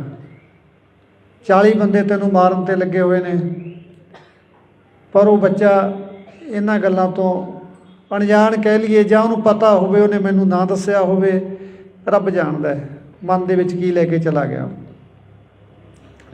ਪਰ ਉਹਦੀਆਂ ਲਿਖਤਾਂ ਜਿਸ ਤਰ੍ਹਾਂ ਉਹ ਲਿਖਦਾ ਸੀ, ਉਹਨਾਂ ਤੋਂ ਲੱਗਦਾ ਵੀ ਜ਼ਰੂਰ ਉਹਦੇ ਮਨ ਦੇ ਉੱਤੇ ਕੋਈ ਵਜਨ ਤਾਂ ਸੀਗਾ। ਕਾਫੀ ਉਦਾਸ ਲਹਿਜੇ ਦੇ ਵਿੱਚ ਉਹਨੇ ਕਾਫੀ ਲਿਖੇ, ਚਾਹੇ ਆਪਾਂ ਲਾਸਟ ਰਾਈਡ ਕਹਿ ਲਈਏ, ਉਹਦੇ ਵਿੱਚ ਉਹਨੇ ਇਕੱਲੀ ਇਕੱਲੀ ਗੱਲ ਦਾ ਬਿਆਨ ਕੀਤਾ। ਉਹਨੇ ਮੌਤ ਨੂੰ ਨੇੜੇ ਤੋਂ ਦੇਖਿਆ ਉਸ ਗੱਲ ਦੇ ਵਿੱਚ, ਪਰ ਉਹ ਜਿਵੇਂ ਗੱਲਾਂ ਕਰਦਾ ਸੀ, ਅਸੀਂ ਦੁਨਿਆਵੀ ਹੋਣ ਦੇ ਨਾਤੇ ਉਹਦੇ ਨਾਲ ਨਾਰਾਜ਼ ਵੀ ਹੁੰਦੇ ਸੀ ਇਸ ਪੱਖ ਤੋਂ ਵੀ ਤੂੰ ਇਹ ਕੀ ਲਿਖੀ ਜਾਂਦਾ। ਉਹਨੇ ਉਹ ਕਹਿੰਦਾ ਮੈਂ ਤਾਂ ਟਪਾ ਕੇ 'ਤੇ ਲਿਖਿਆ, ਇਹ ਤਾਂ ਜਿਹੜੇ ਮੇਰੇ ਪਹਿਲਾਂ ਮੈਂ ਜਿਨ੍ਹਾਂ ਨੂੰ ਪੜ੍ਹਦਾ, ਜਿਨ੍ਹਾਂ ਨੂੰ ਮੈਂ ਦੇਖਦਾ, ਮੈਂ ਤਾਂ ਉਹਨਾਂ 'ਤੇ ਲਿਖਿਆ ਹੈ ਨਾ। ਉਹ ਕਹਿ ਦਿੰਦਾ ਚੱਲ ਅਸੀਂ ਵੀ ਚੁੱਪ ਕਰ ਜਾਂਦੇ ਵੀ ਹੋ ਸਕਦਾ ਉਹ 'ਤੇ ਲਿਖਿਆ ਹੋਵੇ, ਪਰ ਜਦੋਂ ਆਪਦੇ ਨਾਲ ਵਾਪਰ ਗਈ ਫਿਰ ਐਂ ਲੱਗਿਆ ਵੀ ਇਹ ਤਾਂ ਆਪਣੇ ਸਮਝਣ 'ਚ ਹੀ ਫਰਕ ਰਹਿ ਗਿਆ। ਉਹ ਤਾਂ ਸਾਰਾ ਕੁਛ ਆਪਣੀ ਜ਼ੁਬਾਨੀ ਦੱਸੀ ਜਾਂਦਾ ਸੀ। ਇਹ ਹੁਣ ਬੀਤੇ ਦੀ ਗੱਲ ਹੋ ਚੁੱਕੀ ਹੈ ਵੀਰੋ, ਇਸ ਗੱਲ 'ਤੇ ਕੁਛ ਵੀ ਨਹੀਂ ਨਿਬੜਨਾ, ਕਿਉਂਕਿ ਨਾ ਤਾਂ ਆਪਾਂ ਜੋ ਨੁਕਸਾਨ ਖਾ ਲਿਆ ਉਹ ਪੂਰਾ ਹੋਣਾ। ਹਾਂ, ਸਰਕਾਰਾਂ ਅੱਗੇ ਇੰਨੀ ਕੁ ਬੇਨਤੀ ਜ਼ਰੂਰ ਕਰਦੇ ਹਾਂ ਵੀ ਘੱਟੋ ਘੱਟ ਜਦੋਂ ਹਾਸੋਹੀਣੇ ਫੈਸਲੇ ਕਰਦੀਆਂ ਨੇ ਦੁੱਖ ਬੜਾ ਹੁੰਦਾ। ਲਾਇਸੈਂਸ ਲੈਣੇ ਤਾਂ ਸਰਕਾਰ ਨੇ ਪਹਿਲਾਂ ਹੀ ਇੰਨੇ ਔਖੇ ਕੀਤੇ ਹੋਏ ਸੀ ਵੀ ਜੇ ਬੰਦਾ ਇੱਕ ਵਾਰੀ ਇਹਦੀ ਲਾਈਨ 'ਚ ਲੱਗ ਜੇ ਨਾ, ਮੇਰਾ ਖਿਆਲ ਇੱਕ ਵਾਰੀ ਰਿਨਿਊ ਕਰਾਉਣ ਲੱਗ ਜੇ ਤਾਂ ਮੁੜ ਕੇ ਉਹਦਾ ਜੀਅ ਕਰਦਾ ਮਸਲਾ ਸਿੱਟ ਕੇ ਭੱਜ ਜਾ। ਇੰਨਾ ਔਖਾ ਪ੍ਰੋਸੈਸ ਹੈ ਲਾਇਸੈਂਸ ਲੈਣ ਦਾ, ਇਹਨੂੰ ਰਿਨਿਊ ਕਰਾਉਣ ਦਾ, ਕੋਈ ਇਹਦੇ ਵਿੱਚ ਚੇਂਜ ਕਰਨੀ ਹੈ ਵੀ ਬੰਦੇ ਨੂੰ ਐਂ ਲੱਗਦਾ ਜਿਵੇਂ ਮੈਂ 84 ਵਾਲੇ ਗੇੜ 'ਚ ਹੀ ਪੈ ਗਿਆ ਹੁੰਦਾ। ਇੰਨਾ ਔਖਾ ਕੰਮ ਹੈ, ਔਰ ਉਲਟਾ ਉਹਨੂੰ ਬੰਦ ਕਰਨ ਦੇ ਉੱਤੇ ਤਾਂ ਬਿਲਕੁਲ ਨਿਹੱਥਾ ਕਰਨ ਵਾਲੀ ਗੱਲ ਹੀ ਕਰਤੀ।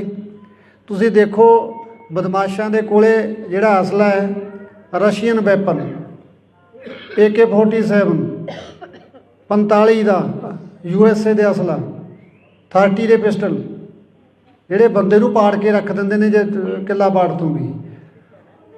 ਔਰ ਜੇ ਅਸੀਂ ਲਾਇਸੈਂਸ ਲੈ ਰੱਖੇ ਨੇ, ਕੋਈ 12 ਬੋਰ ਦਾ ਲੈ ਲਿਆ ਕਿਸੇ ਨੇ ਆਪਦੀ ਸੇਫਟੀ ਵਾਸਤੇ, ਜੇ ਕੋਈ ਜਾਂ 32 ਬੋਰ ਦਾ ਲੈ ਲਿਆ, ਉਹਦੇ ਵਿੱਚ ਕੀ ਨੁਕਸਾਨ ਵਾਲੀ ਗੱਲ ਹੋ ਗਈ।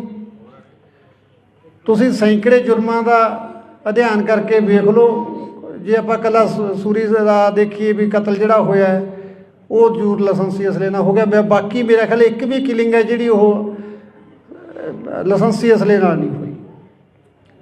ਔਰ ਜਿਹੜਾ 2 ਨੰਬਰ ਦਾ ਅਸਲਾ ਹੈ ਉਹ 'ਤੇ ਕੋਈ ਕੰਟਰੋਲ ਨਹੀਂ। 5-5 ਜਾਣੇ ਦੁਕਾਨ ਦੇ ਵਿੱਚ ਧਾੜਾਂ ਪਰ ਨੰਗੇ ਮੂੰਹ ਵੜ ਜਾਂਦੇ ਨੇ, ਬੰਦਾ ਮਾਰ ਕੇ ਭੱਜ ਜਾਂਦੇ ਨੇ, ਕੋਈ ਦਿੱਕਤ ਵਾਲੀ ਗੱਲ ਨਹੀਂ। ਛੋਟੇ ਤੋਂ ਛੋਟੇ ਗੈਂਗਸਟਰ ਦੇ ਕੋਲੇ ਵੀ 30 ਤੋਂ ਘੱਟ ਦਾ ਪਿਸਟਲ ਨਹੀਂ ਹੈ, ਔਰ ਬੜੀ ਆਸਾਨੀ ਨਾਲ ਉਹਨੂੰ ਮਿਲ ਵੀ ਰਹੇ ਨੇ। ਔਰ ਕੋਈ ਉਹ ਯੂਪੀ ਕਾਨਪੁਰ ਵਾਲਾ ਨਹੀਂ ਲੈਂਦੇ, ਸਾਰਾ ਇੰਪੋਰਟਡ ਅਸਲਾ ਸਾਰਾ ਉਹਨਾਂ ਕੋਲੇ। ਉਧਰ ਵੱਲ ਨੂੰ ਕਿਸੇ ਦਾ ਕੋਈ ਧਿਆਨ ਨਹੀਂ। ਜੇ ਧਿਆਨ ਆ ਗਿਆ ਤਾਂ ਜਿਹੜੀਆਂ ਮਨ ਪੱਕੀਆਂ, ਜੇ ਤੁਸੀਂ ਅੱਜ DC ਦਫ਼ਤਰ ਜਾਓਗੇ ਅਸਲੇ ਦਾ ਲਾਇਸੈਂਸ ਅਪਲਾਈ ਕਰੋ ਤਾਂ ਤੁਹਾਡੀ ਰੈੱਡ ਕਰਾਸ ਦੀ 50,000 ਦੀ ਤਾਂ ਪਰਚੀ ਕੱਟ ਦੇਣਗੇ। ਜੇ ਸਿਫਾਰਸ਼ਾਂ ਲਾ ਕੇ ਉਹਨੂੰ ਤੁਸੀਂ 10-20 'ਚ ਕਰਾ ਵੀ ਲਓਗੇ ਫਿਰ ਵੀ ਤੁਹਾਡਾ ਘੱਟੋ ਘੱਟ 1.5 ਤੋਂ 2 ਲੱਖ ਰੁਪਈਆ ਲਾ ਕੇ ਤੁਹਾਨੂੰ ਲਾਇਸੈਂਸ ਮਿਲਦਾ ਹੈ। ਕੌਣ ਲਊਗਾ? ਜਿਹੜਾ ਕੋਈ ਫਸਿਆ ਵੇਲੇ ਕੁ ਵੇਲੇ, ਜਿਹਨੂੰ ਸਰਦਾ ਵੀ ਮੈਨੂੰ ਕੋਈ ਅੜਿੱਕਾ ਨਾ। ਪਰਸੋਂ ਸੁਨਿਆਰ ਦੇ ਉੱਤੇ ਅੰਮ੍ਰਿਤਸਰ ਹੋਈ ਹੈ ਘਟਨਾ, ਜੇ ਉਹਦੇ ਕੋਲ ਅਸਲਾ ਨਾ ਹੁੰਦਾ ਉਹ ਤਾਂ ਮਾਰਤਾ ਸੀ। ਜਿਹੜਾ ਬੰਦਾ ਕੋਈ 4 ਪੈਸੇ ਦਾ ਕਾਰੋਬਾਰ ਕਰਦਾ ਉਹਦੀ ਸੇਫਟੀ ਲਈ ਲੈਂਦਾ, ਡਿਫੈਂਸ ਲਈ ਲੈਂਦਾ, ਠੀਕ ਹੈ, ਦਿਖਾਵਾ ਮਾੜੀ ਗੱਲ ਹੈ, ਨਹੀਂ ਕਰਨਾ ਚਾਹੀਦਾ। ਅਤੇ ਜੇ ਤੁਸੀਂ ਜਾ ਕੇ ਬੱਚਿਆਂ 'ਤੇ ਪਰਚੇ ਕਰਨ ਲੱਗ ਜਾਓਗੇ ਤਾਂ ਕਿੱਡੀ ਮਾੜੀ ਗੱਲ ਹੈ। ਇੱਕ ਫੋਟੋ ਤਾਂ ਨਹੀਂ ਕਿਸੇ ਦੇ ਉੱਤੇ ਫਾਇਰ ਕਰਦੀ ਯਾਰ, ਉਹ ਤਾਂ ਸ਼ਰੇਆਮ ਜਿਹੜੇ ਫਿਰਦੇ ਉਹ ਤਾਂ ਤੁਹਾਨੂੰ ਦਿਖਾਈ ਨਹੀਂ ਦੇ ਰਹੇ। ਇੱਕ ਮਰਡਰ ਕਰਨ ਵਾਲਾ ਬੰਦਾ ਧਮਕੀਆਂ ਦੇ ਰਿਹਾ, ਹਰ ਛੋਟੇ ਸਿੰਗਰ ਨੂੰ ਧਮਕੀ ਆਈ ਜਾਂਦੀ ਹੈ। ਜੇ ਕਿਸੇ ਨੂੰ ਧਮਕੀ ਆਉਂਦੀ ਹੈ ਤਾਂ 384 ਦਾ ਪਰਚਾ ਦੇਣਾ ਬਣਦਾ ਉਸ ਬੰਦੇ ਦੇ ਉੱਤੇ। ਸਗੋਂ ਜਾਂਦੇ ਆ ਥਾਣੇ ਸਮਝਾ ਕੇ ਮੋੜ ਦਿੰਦੇ ਆ, ਤਾਂ ਕੀ ਲੈਣਾ ਯਾਰ, ਤੂੰ ਜਵਾਕ ਚੱਲੇ ਵਾਲਾ ਬੰਦਾ, ਇਹਨਾਂ ਦਾ ਕੀ ਪਤਾ ਤੈਨੂੰ ਕਦੋਂ ਮਾਰ ਦੇਣਗੇ। ਸੋ ਅਸਲਾ ਦੇ ਨਿਯਮ ਤਾਂ ਸੌਖੇ ਕਰਨੇ ਚਾਹੀਦੇ, ਨਾ ਕਿ ਤੁਸੀਂ ਨਿਹੱਥੇ ਕਰਦੇ ਹੋ ਲੋਕਾਂ ਨੂੰ। ਜਿਹੜਾ ਕੋਈ ਆਪਦੀ ਸੇਫਟੀ ਲਈ ਲੈਂਦਾ ਉਹਨੂੰ ਸਗੋਂ ਵੀ ਅਸਲਾ ਹੀ ਬਥੇਰਾ ਮਹਿੰਗਾ ਹੋਇਆ ਪਿਆ, ਰਹਿੰਦੀਆਂ ਖੁੱਦੀਆਂ ਸ਼ਰਤਾਂ ਇੰਨੀਆਂ ਮਹਿੰਗੀਆਂ ਕਰਤੀਆਂ। ਇਹ ਤਾਂ ਫਿਰ ਸਾਨੂੰ ਤਾਂ ਨਿਹੱਥੇ ਕਰਨ ਵਾਲੀ ਗੱਲ ਆ ਤੁਹਾਡੀ। ਹਾਂ, ਜਾਂ ਤੁਸੀਂ ਮਾਹੌਲ ਇਹੋ ਜਿਹਾ ਦੇ ਦਿਓ, ਅਸੀਂ ਤਾਂ ਅਸਲਾ ਜਮ੍ਹਾਂ ਹੀ ਕਰਵਾ ਦਿੰਦੇ। ਕੀ ਕਰਨਾ ਰੱਖ ਕੇ, ਤਾਂ ਆਪ ਤੰਗ ਇਹਨਾਂ ਤੋਂ। ਕਦੇ ਨਿਊ ਦੀ ਡੇਟ ਆ ਗਈ, ਕਦੇ ਵੋਟਾਂ ਆ ਗਈਆਂ, ਕਦੇ ਜਮ੍ਹਾਂ ਕਰਾਇਓ, ਕਦੇ ਲੈ ਆਓ। ਤਾਂ ਐਡਾ ਵੱਡਾ ਸਿਆਪਾ ਹੀ ਨਹੀਂ ਜਿੱਡਾ ਅਸਲੇ ਦਾ। ਤੋ ਲਾਇਸੈਂਸੀ ਅਸਲਾ ਕ੍ਰਾਈਮ ਨਹੀਂ ਕਰਦਾ। ਮੈਂ ਸਰਕਾਰ 'ਚ ਬੈਠੇ ਉਹਨੂੰ ਸਲਾਹ ਦੇਣ ਵਾਲੇ ਅਫਸਰਾਂ ਨੂੰ ਬੇਨਤੀ ਕਰਦਾ, ਤੁਸੀਂ ਜਿਹੜੀ ਗੱਲ ਵੱਲ ਧਿਆਨ ਦੇਣਾ, ਤੁਸੀਂ ਬਦਮਾਸ਼ਾਂ ਵੱਲ ਧਿਆਨ ਦੇ ਲਓ। ਲਾਇਸੈਂਸ ਵਾਲਾ ਬੰਦਾ ਜਾ ਕੇ, ਜਿਹੜਾ ਬੰਦਾ ਲੱਖ ਸਵਾ ਲੱਖ ਰੁਪਇਆ ਲਾ ਕੇ ਢਿੱਡ ਬੰਨ੍ਹ ਕੇ ਲੈਂਦਾ, ਇੰਨਾ ਕਿਸੇ ਕੋਲੇ ਵਾਧੂ ਪੈਸਾ ਨਹੀਂ ਪਿਆ ਜਿਹੜਾ ਅਸਲੇ 'ਤੇ ਖਰਚਣ ਵਾਸਤੇ ਕਬੀਲਦਾਰ ਬੰਦਾ ਤਿਆਰ ਹੋ ਜਾਊਗਾ।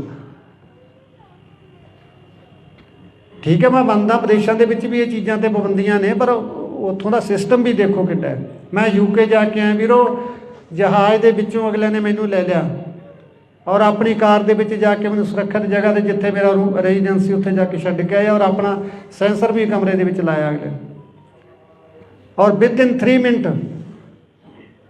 ਕੋਈ ਤਖਤੇ ਨੂੰ ਧੱਕਾ ਵੀ ਮਾਰ ਗਿਆ ਨਾ ਬਾਹਰੋਂ ਆ ਕੇ, 3 ਮਿੰਟਾਂ ਦੇ ਅੰਦਰ ਅੰਦਰ ਜਿਹੜੀ ਪੁਲਿਸ ਦੀ ਹੈ ਸਰਵਿਸ ਹੈ,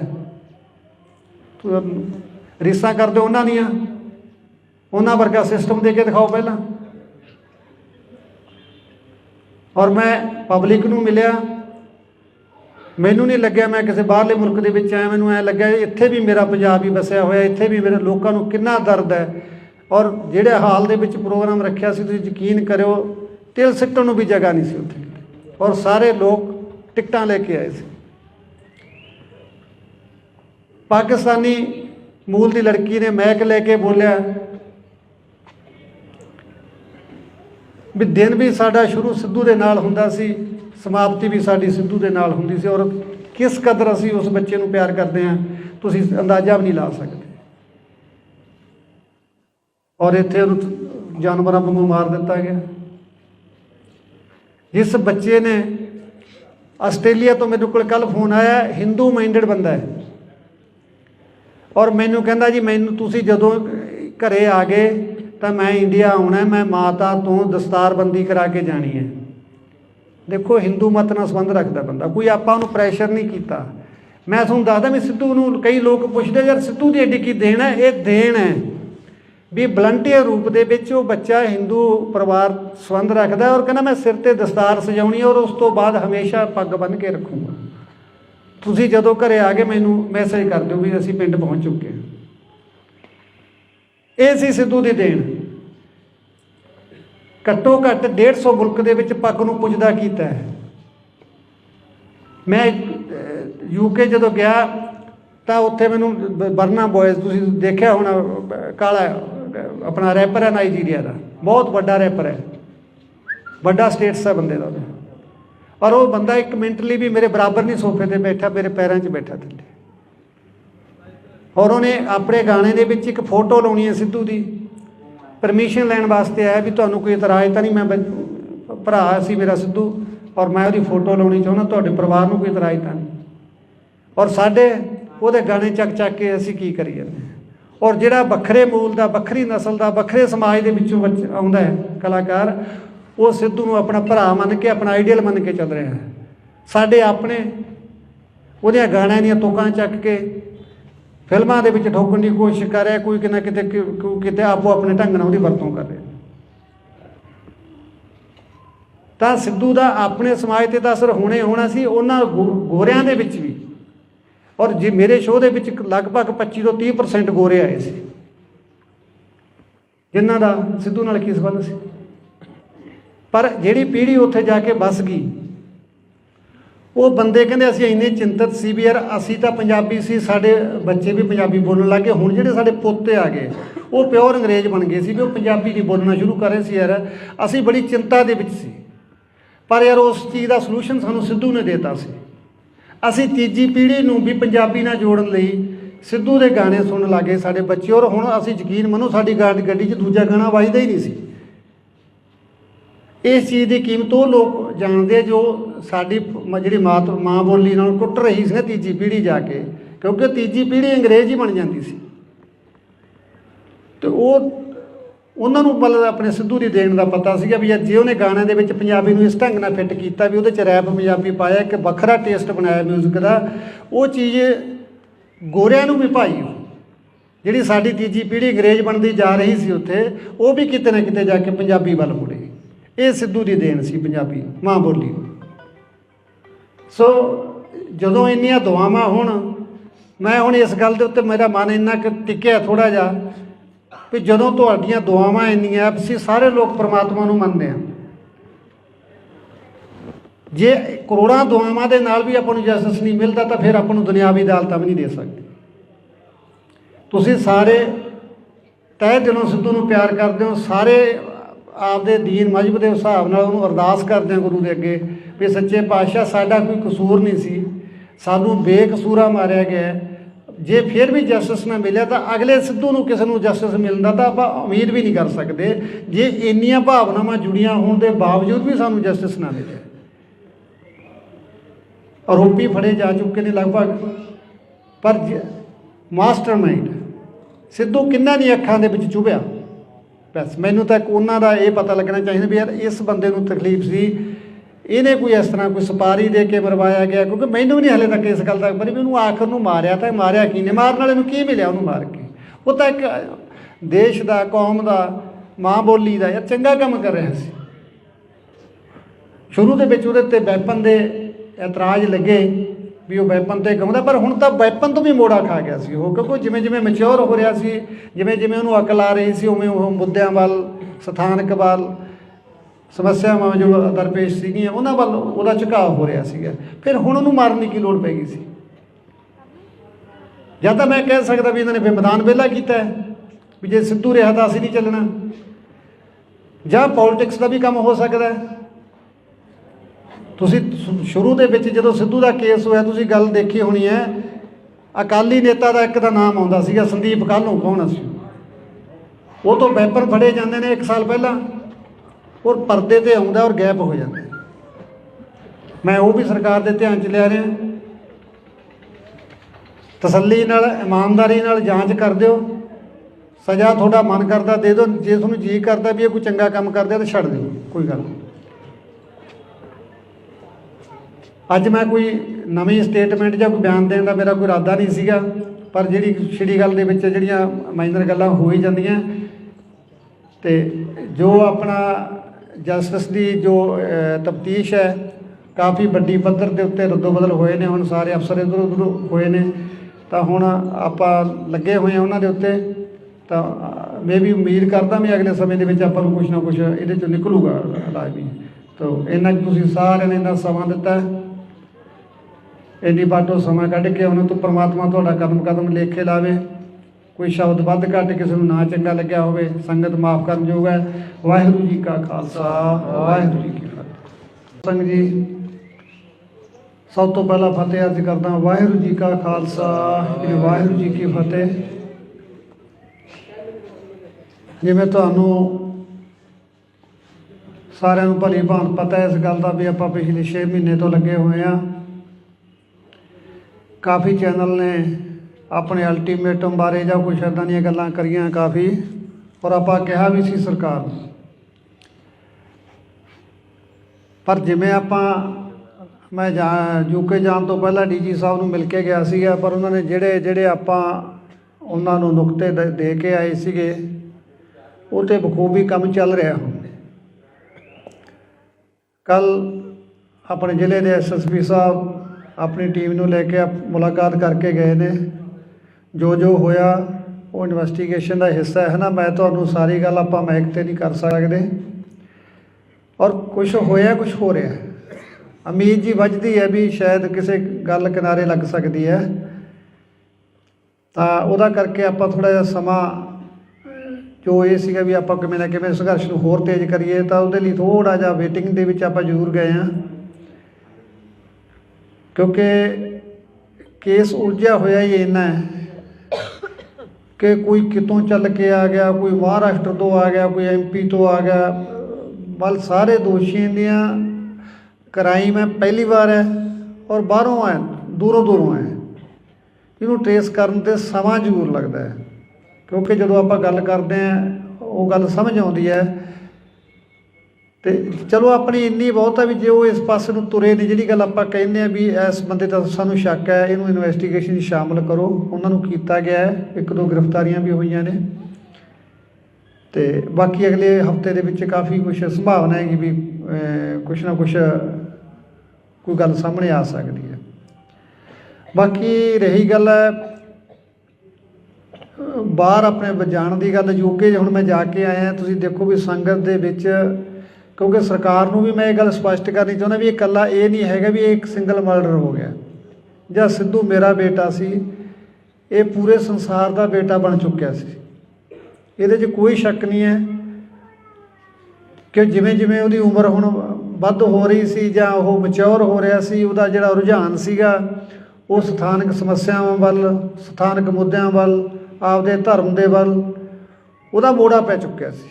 ਉਹ ਆਪਣੀ ਉਹਦੀ ਲਾਸਟ ਵਾਲੀਆਂ ਲਿਖਤਾਂ ਸਾਰੀਆਂ ਦੱਸਦੀਆਂ ਨੇ ਕਿੱਦਾਂ ਉਹਨੇ ਸਕੇਪਗੋਟ ਗਾਇਆ, ਲੋਕਲ ਮੁੱਦੇ ਚੁੱਕੇ ਉਹਦੇ ਵਿੱਚ, ਜਿੱਦਾਂ ਉਹਨੇ SYL ਲਗਾਇਆ, ਸਟੇਟ ਦੀਆਂ ਸਮੱਸਿਆਵਾਂ ਨੂੰ ਚੱਕਿਆ ਉਹਦੇ 'ਚ, ਕੌਮ ਦੀਆਂ ਸਮੱਸਿਆਵਾਂ ਨੂੰ ਚੱਕਿਆ ਉਹਦੇ ਦੇ ਵਿੱਚ। ਮਤਲਬ ਉਹ ਇਸ ਪਾਸੇ ਨੂੰ ਉਹਦਾ ਮੋੜਾ ਪੈ ਚੁੱਕਿਆ ਸੀ। ਔਰ ਜਿਨ੍ਹਾਂ ਹਾਲਾਤਾਂ 'ਚ ਉਹਦੀ ਮੌਤ ਹੋਈ ਜਾ ਕੇ, ਇਹ ਵੀ ਬੜਾ ਬੁਝਾਰਤ ਬਣੀ ਹੋਈ ਹੈ ਵੀ ਐਸਾ ਕੀ ਵਾਪਰਿਆ ਵੀ ਉਸ ਬੱਚੇ ਨੂੰ ਇੰਨੀ ਘਿਨਾਉਣੀ ਮੌਤ ਦਿੱਤੀ ਗਈ। ਔਰ ਇਸ ਚੀਜ਼ ਦਾ ਬ੍ਰਿਟਿਸ਼ ਸਰਕਾਰ ਦੇ ਵਿੱਚ ਵੀ ਬੜਾ ਵੱਡਾ ਰੋਸ ਹੈ, ਕਿਉਂਕਿ ਸਿੱਧੂ UK ਦਾ PR ਸੀ ਔਰ ਉਹਨੇ ਮੈਨੂੰ ਵੀ ਇਹ ਗੱਲ ਲੁਕਾ ਕੇ ਰੱਖੀ ਮੇਰੇ ਤੋਂ ਵੀ ਜੇ ਮੈਂ ਪਾਪਾ ਨੂੰ ਦੱਸਤਾ ਵੀ ਮੈਂ UK ਤੇ ਨੇ ਮੈਨੂੰ ਇੱਥੇ ਰਹਿਣ ਨਹੀਂ ਦੇਣਾ, ਕਹੂ ਤੂੰ ਜਾ ਇੱਥੇ ਬੈਠਾ ਹੀ ਕਰਦਾ ਫਿਰ। ਪਰ ਉਹਦਾ ਲਗਾ ਇਸ ਸੀਗਾ ਇੱਥੋਂ ਦਾ ਵੀ ਉਹਨੇ ਉਹਦੇ ਲੈਣ ਦੇ ਬਾਵਜੂਦ ਵੀ ਉੱਥੇ ਰਹਿਣਾ ਨਹੀਂ ਚੰਗਾ ਸਮਝਿਆ। ਉਹ ਆਪਦੇ ਪਿੰਡ ਉਹਦੀ ਕਮਜ਼ੋਰੀ ਸੀ, ਕਿਉਂਕਿ ਸ਼ੁਰੂ ਤੋਂ ਹੀ ਉਹਨੇ ਜਿਵੇਂ ਕਿਹਾ ਵੀ ਮੈਂ ਜਿੱਥੇ ਵੀ ਜਾਵਾਂ ਮੇਰਾ ਪਿੰਡ ਮੇਰੇ ਨਾਲ ਜਾਵੇ, ਮੇਰਾ ਖਿੱਤਾ ਮੇਰੇ ਨਾਲ ਜਾਵੇ। ਉਹ ਸ਼ਾਇਦ ਇਸ ਗੱਲ ਦੇ ਵਿੱਚ ਗੜੋਚੇ ਇੰਨਾ ਹੋ ਗਿਆ ਵੀ ਉਹ ਆਪਣੇ ਭਵਿੱਖ ਨੂੰ ਵੀ ਦਾਅ 'ਤੇ ਲਾ ਬੈਠਿਆ। ਸਮਝ ਨਹੀਂ ਸਕਿਆ ਵੀ ਇੱਥੇ ਜਿਹੜੀਆਂ ਦੁਸ਼ਮਣਾਂ ਦੀਆਂ ਧਾੜਾਂ ਤੁਰੀਆਂ ਫਿਰਦੀਆਂ ਨੇ, ਜਿਹਨੂੰ ਤੂੰ ਆਪਣਾ ਸਮਝ ਰਿਹਾ ਤਾਂ ਇੱਥੇ ਤੇਰਾ ਆਪਣਾ ਕੋਈ ਨਹੀਂ ਰਿਹਾ। 40 ਬੰਦੇ ਤੈਨੂੰ ਮਾਰਨ 'ਤੇ ਲੱਗੇ ਹੋਏ ਨੇ, ਪਰ ਉਹ ਬੱਚਾ ਇਹਨਾਂ ਗੱਲਾਂ ਤੋਂ ਅਣਜਾਣ ਕਹਿ ਲਈਏ ਜਾਂ ਉਹਨੂੰ ਪਤਾ ਹੋਵੇ, ਉਹਨੇ ਮੈਨੂੰ ਨਾ ਦੱਸਿਆ ਹੋਵੇ, ਰੱਬ ਜਾਣਦਾ ਹੈ ਮਨ ਦੇ ਵਿੱਚ ਕੀ ਲੈ ਕੇ ਚਲਾ ਗਿਆ। ਪਰ ਉਹਦੀਆਂ ਲਿਖਤਾਂ ਜਿਸ ਤਰ੍ਹਾਂ ਉਹ ਲਿਖਦਾ ਸੀ, ਉਹਨਾਂ ਤੋਂ ਲੱਗਦਾ ਵੀ ਜ਼ਰੂਰ ਉਹਦੇ ਮਨ ਦੇ ਉੱਤੇ ਕੋਈ ਵਜਨ ਤਾਂ ਸੀਗਾ। ਕਾਫੀ ਉਦਾਸ ਲਹਿਜੇ ਦੇ ਵਿੱਚ ਉਹਨੇ ਕਾਫੀ ਲਿਖੇ, ਚਾਹੇ ਆਪਾਂ ਲਾਸਟ ਰਾਈਡ ਕਹਿ ਲਈਏ, ਉਹਦੇ ਵਿੱਚ ਉਹਨੇ ਇਕੱਲੀ ਗੱਲ ਦਾ ਬਿਆਨ ਕੀਤਾ। ਉਹਨੇ ਮੌਤ ਨੂੰ ਨੇੜੇ ਤੋਂ ਦੇਖਿਆ ਉਸ ਗੱਲ ਦੇ ਵਿੱਚ। ਪਰ ਉਹ ਜਿਵੇਂ ਗੱਲਾਂ ਕਰਦਾ ਸੀ, ਅਸੀਂ ਦੁਨਿਆਵੀ ਹੋਣ ਦੇ ਨਾਤੇ ਉਹਦੇ ਨਾਲ ਨਾਰਾਜ਼ ਵੀ ਹੁੰਦੇ ਸੀ ਇਸ ਪੱਖ ਤੋਂ ਵੀ ਤੂੰ ਇਹ ਕੀ ਲਿਖੀ ਜਾਂਦਾ। ਉਹਨੇ ਉਹ ਕਹਿੰਦਾ ਮੈਂ ਤਾਂ ਤੁਪਾਕ 'ਤੇ ਲਿਖਿਆ, ਇਹ ਤਾਂ ਜਿਹੜੇ ਮੇਰੇ ਪਹਿਲਾਂ ਮੈਂ ਜਿਹਨਾਂ ਨੂੰ ਪੜ੍ਹਦਾ, ਜਿਹਨਾਂ ਨੂੰ ਮੈਂ ਦੇਖਦਾ, ਮੈਂ ਤਾਂ ਉਹਨਾਂ 'ਤੇ ਲਿਖਿਆ ਹੈ ਨਾ। ਉਹ ਕਹਿ ਦਿੰਦਾ ਚੱਲ ਅਸੀਂ ਵੀ ਚੁੱਪ ਕਰ ਜਾਂਦੇ ਵੀ ਹੋ ਸਕਦਾ ਉਹ 'ਤੇ ਲਿਖਿਆ ਹੋਵੇ। ਪਰ ਜਦੋਂ ਆਪਦੇ ਨਾਲ ਵਾਪਰ ਗਈ ਫਿਰ ਐਂ ਲੱਗਿਆ ਵੀ ਇਹ ਤਾਂ ਆਪਣੇ ਸਮਝਣ 'ਚ ਹੀ ਫਰਕ ਰਹਿ ਗਿਆ। ਉਹ ਤਾਂ ਸਾਰਾ ਕੁਛ ਆਪਣੀ ਜਵਾਨੀ ਦੱਸੀ ਜਾਂਦਾ ਸੀ। ਇਹ ਹੁਣ ਬੀਤੇ ਦੀ ਗੱਲ ਹੋ ਚੁੱਕੀ ਹੈ ਵੀਰੋ, ਇਸ ਗੱਲ 'ਤੇ ਕੁਛ ਵੀ ਨਹੀਂ ਨਿਬੜਨਾ, ਕਿਉਂਕਿ ਨਾ ਤਾਂ ਆਪਾਂ ਜੋ ਨੁਕਸਾਨ ਖਾ ਲਿਆ ਉਹ ਪੂਰਾ ਹੋਣਾ। ਹਾਂ, ਸਰਕਾਰਾਂ ਅੱਗੇ ਇੰਨੀ ਕੁ ਬੇਨਤੀ ਜ਼ਰੂਰ ਕਰਦੇ ਹਾਂ ਵੀ ਘੱਟੋ ਘੱਟ ਜਦੋਂ ਹਾਸੋਹੀਣੇ ਫੈਸਲੇ ਕਰਦੀਆਂ ਨੇ ਦੁੱਖ ਬੜਾ ਹੁੰਦਾ ਹੈ। ਲਾਇਸੈਂਸ ਲੈਣੇ ਤਾਂ ਸਰਕਾਰ ਨੇ ਪਹਿਲਾਂ ਹੀ ਇੰਨੇ ਔਖੇ ਕੀਤੇ ਹੋਏ ਸੀ ਵੀ ਜੇ ਬੰਦਾ ਇੱਕ ਵਾਰੀ ਇਹਦੀ ਲਾਈਨ 'ਚ ਲੱਗ ਜੇ ਨਾ, ਮੇਰਾ ਖਿਆਲ ਇੱਕ ਵਾਰੀ ਰਿਨਿਊ ਕਰਾਉਣ ਲੱਗ ਜੇ ਤਾਂ ਮੁੜ ਕੇ ਉਹਦਾ ਜੀਅ ਕਰਦਾ ਮਸਲਾ ਸਿੱਟ ਕੇ ਭੱਜ ਜਾ।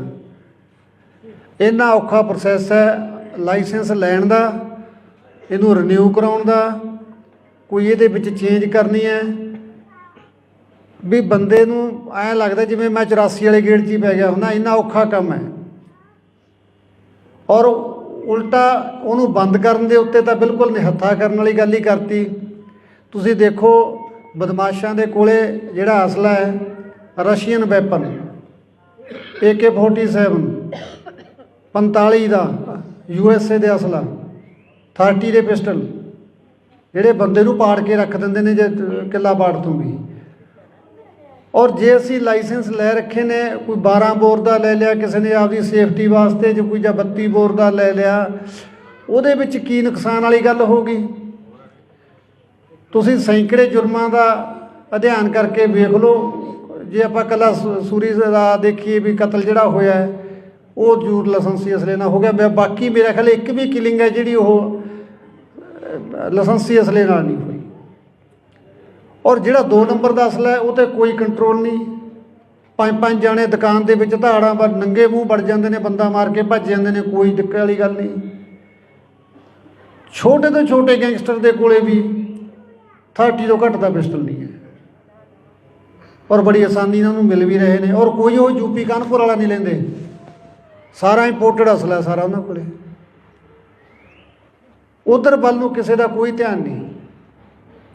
ਜੇ ਧਿਆਨ ਆ ਗਿਆ ਤਾਂ ਜਿਹੜੀਆਂ ਮਨ ਪੱਕੀਆਂ, ਜੇ ਤੁਸੀਂ ਅੱਜ DC ਦਫ਼ਤਰ ਜਾਓਗੇ ਅਸਲੇ ਦਾ ਲਾਇਸੈਂਸ ਅਪਲਾਈ ਕਰੋ ਤਾਂ ਤੁਹਾਡੀ ਰੈੱਡ ਕਰਾਸ ਦੀ 50,000 ਦੀ ਤਾਂ ਪਰਚੀ ਕੱਟ ਦੇਣਗੇ।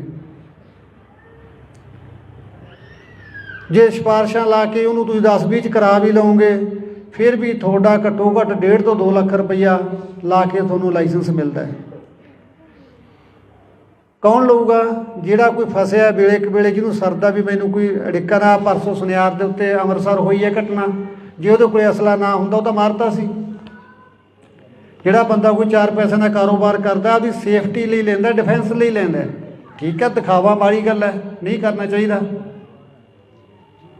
ਤੇ ਜੇ ਤੁਸੀਂ ਜਾ ਕੇ ਬੱਚਿਆਂ ਤੇ ਪਰਚੇ ਕਰਨ ਲੱਗ ਜਾਓਗੇ ਤਾਂ ਕਿੰਨੀ ਮਾੜੀ ਗੱਲ ਹੈ। ਇੱਕ ਫੋਟੋ ਤਾਂ ਨਹੀਂ ਕਿਸੇ ਦੇ ਉੱਤੇ ਫਾਇਰ ਕਰਦੀ ਯਾਰ, ਫੋਟੋ ਤਾਂ ਸ਼ਰੇਆਮ ਜਿਹੜੇ ਫਿਰਦੇ ਉਹ ਤਾਂ ਤੁਹਾਨੂੰ ਦਿਖਾਈ ਨਹੀਂ ਦੇ ਰਹੇ। ਇੱਕ ਮਰਡਰ ਕਰਨ ਵਾਲਾ ਬੰਦਾ ਧਮਕੀਆਂ ਦੇ ਰਿਹਾ, ਹਰ ਛੋਟੇ ਸਿੰਗਰ ਨੂੰ ਧਮਕੀ ਆਈ ਜਾਂਦੀ ਹੈ। ਜੇ ਕਿਸੇ ਨੂੰ ਧਮਕੀ ਆਉਂਦੀ ਹੈ ਤਾਂ 384 ਦਾ ਪਰਚਾ ਦੇਣਾ ਬਣਦਾ ਉਸ ਬੰਦੇ ਦੇ ਉੱਤੇ। ਸਗੋਂ ਜਾਂਦੇ ਆ ਥਾਣੇ, ਸਮਝਾ ਕੇ ਮੋੜ ਦਿੰਦੇ ਆ। ਤਾਂ ਕੀ ਲੈਣਾ ਯਾਰ, ਤੂੰ ਜਵਾਕ ਚੱਲੇ ਵਾਲਾ ਬੰਦਾ, ਇਹਨਾਂ ਦਾ ਕੀ ਪਤਾ ਤੈਨੂੰ ਕਦੋਂ ਮਾਰ ਦੇਣਗੇ।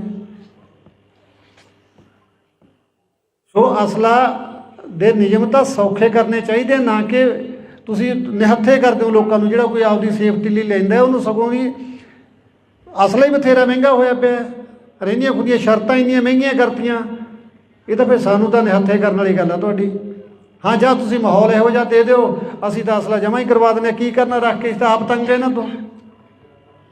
ਕਦੇ ਨਿਊ ਦੀ ਡੇਟ ਆ ਗਈ, ਕਦੇ ਵੋਟਾਂ ਆ ਗਈਆਂ, ਕਦੇ ਜਮ੍ਹਾਂ ਕਰਾਇਓ, ਕਦੇ ਲੈ ਆਓ। ਤਾਂ ਐਡਾ ਵੱਡਾ ਸਿਆਪਾ ਹੀ ਨਹੀਂ ਜਿੱਡਾ ਅਸਲੇ ਦਾ। ਤੋ ਲਾਇਸੈਂਸੀ ਅਸਲਾ ਕ੍ਰਾਈਮ ਨਹੀਂ ਕਰਦਾ। ਮੈਂ ਸਰਕਾਰ 'ਚ ਬੈਠੇ ਉਹਨੂੰ ਸਲਾਹ ਦੇਣ ਵਾਲੇ ਅਫਸਰਾਂ ਨੂੰ ਬੇਨਤੀ ਕਰਦਾ, ਤੁਸੀਂ ਜਿਹੜੀ ਗੱਲ ਵੱਲ ਧਿਆਨ ਦੇਣਾ, ਤੁਸੀਂ ਬਦਮਾਸ਼ਾਂ ਵੱਲ ਧਿਆਨ ਦੇ ਲਓ। ਲਾਇਸੈਂਸ ਵਾਲਾ ਬੰਦਾ ਜਾ ਕੇ, ਜਿਹੜਾ ਬੰਦਾ ਲੱਖ ਸਵਾ ਲੱਖ ਰੁਪਇਆ ਲਾ ਕੇ ਢਿੱਡ ਬੰਨ੍ਹ ਕੇ ਲੈਂਦਾ, ਇੰਨਾ ਕਿਸੇ ਕੋਲੇ ਵਾਧੂ ਪੈਸਾ ਨਹੀਂ ਪਿਆ ਜਿਹੜਾ ਅਸਲੇ 'ਤੇ ਖਰਚਣ ਵਾਸਤੇ ਕਬੀਲਦਾਰ ਬੰਦਾ ਤਿਆਰ ਹੋ ਜਾਊਗਾ। ਠੀਕ ਹੈ, ਮੈਂ ਮੰਨਦਾ ਵਿਦੇਸ਼ਾਂ ਦੇ ਵਿੱਚ ਵੀ ਇਹ ਚੀਜ਼ਾਂ 'ਤੇ ਪਾਬੰਦੀਆਂ ਨੇ, ਪਰ ਉੱਥੋਂ ਦਾ ਸਿਸਟਮ ਵੀ ਦੇਖੋ ਕਿੱਡਾ ਹੈ। ਮੈਂ UK ਜਾ ਕੇ ਆਇਆ ਵੀਰੋ, ਜਹਾਜ਼ ਦੇ ਵਿੱਚੋਂ ਅਗਲਿਆਂ ਨੇ ਮੈਨੂੰ ਲੈ ਲਿਆ ਔਰ ਆਪਣੀ ਕਾਰ ਦੇ ਵਿੱਚ ਜਾ ਕੇ ਮੈਨੂੰ ਸੁਰੱਖਿਅਤ ਜਗ੍ਹਾ 'ਤੇ, ਜਿੱਥੇ ਮੇਰਾ ਰੈਜ਼ੀਡੈਂਸੀ, ਉੱਥੇ ਜਾ ਕੇ ਛੱਡ ਕੇ ਆਇਆ ਔਰ ਆਪਣਾ ਸੈਂਸਰ ਵੀ ਕਮਰੇ ਦੇ ਵਿੱਚ ਲਾਇਆ ਅਗਲੇ। ਔਰ ਵਿਦਇਨ 3 ਮਿੰਟ ਕੋਈ ਤਖਤੇ ਨੂੰ ਧੱਕਾ ਵੀ ਮਾਰ ਗਿਆ ਨਾ ਬਾਹਰੋਂ ਆ ਕੇ, 3 ਮਿੰਟਾਂ ਦੇ ਅੰਦਰ ਅੰਦਰ ਜਿਹੜੀ ਪੁਲਿਸ ਦੀ ਹੈ ਸਰਵਿਸ ਹੈ, ਰੀਸਾਂ ਕਰਦੇ ਉਹਨਾਂ ਦੀਆਂ, ਉਹਨਾਂ ਵਰਗਾ ਸਿਸਟਮ ਦੇ ਕੇ ਦਿਖਾਓ ਪਹਿਲਾਂ। ਔਰ ਮੈਂ ਪਬਲਿਕ ਨੂੰ ਮਿਲਿਆ, ਮੈਨੂੰ ਨਹੀਂ ਲੱਗਿਆ ਮੈਂ ਕਿਸੇ ਬਾਹਰਲੇ ਮੁਲਕ ਦੇ ਵਿੱਚ ਆਇਆ। ਮੈਨੂੰ ਐਂ ਲੱਗਿਆ ਇੱਥੇ ਵੀ ਮੇਰਾ ਪੰਜਾਬ ਹੀ ਵਸਿਆ ਹੋਇਆ, ਇੱਥੇ ਵੀ ਮੇਰੇ ਲੋਕਾਂ ਨੂੰ ਕਿੰਨਾ ਦਰਦ ਹੈ। ਔਰ ਜਿਹੜੇ ਹਾਲ ਦੇ ਵਿੱਚ ਪ੍ਰੋਗਰਾਮ ਰੱਖਿਆ ਸੀ, ਤੁਸੀਂ ਯਕੀਨ ਕਰਿਓ, ਤਿਲ ਸਿੱਟਣ ਨੂੰ ਵੀ ਜਗ੍ਹਾ ਨਹੀਂ ਸੀ ਉੱਥੇ। ਔਰ ਸਾਰੇ ਲੋਕ ਟਿਕਟਾਂ ਲੈ ਕੇ ਆਏ ਸੀ। ਪਾਕਿਸਤਾਨੀ ਮੂਲ ਦੀ ਲੜਕੀ ਨੇ ਮੈਕ ਲੈ ਕੇ ਬੋਲਿਆ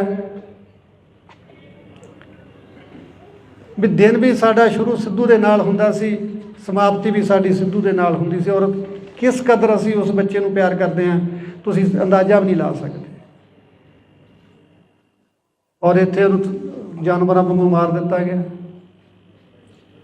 ਜਿਸ ਬੱਚੇ ਨੇ, ਆਸਟ੍ਰੇਲੀਆ ਤੋਂ ਮੇਰੇ ਕੋਲ ਕੱਲ੍ਹ ਫੋਨ ਆਇਆ, ਹਿੰਦੂ ਮਾਈਂਡਡ ਬੰਦਾ ਹੈ, ਔਰ ਮੈਨੂੰ ਕਹਿੰਦਾ ਜੀ ਮੈਨੂੰ ਤੁਸੀਂ ਜਦੋਂ ਘਰੇ ਆ ਗਏ ਤਾਂ ਮੈਂ ਇੰਡੀਆ ਆਉਣਾ, ਮੈਂ ਮਾਤਾ ਤੋਂ ਦਸਤਾਰਬੰਦੀ ਕਰਾ ਕੇ ਜਾਣੀ ਹੈ।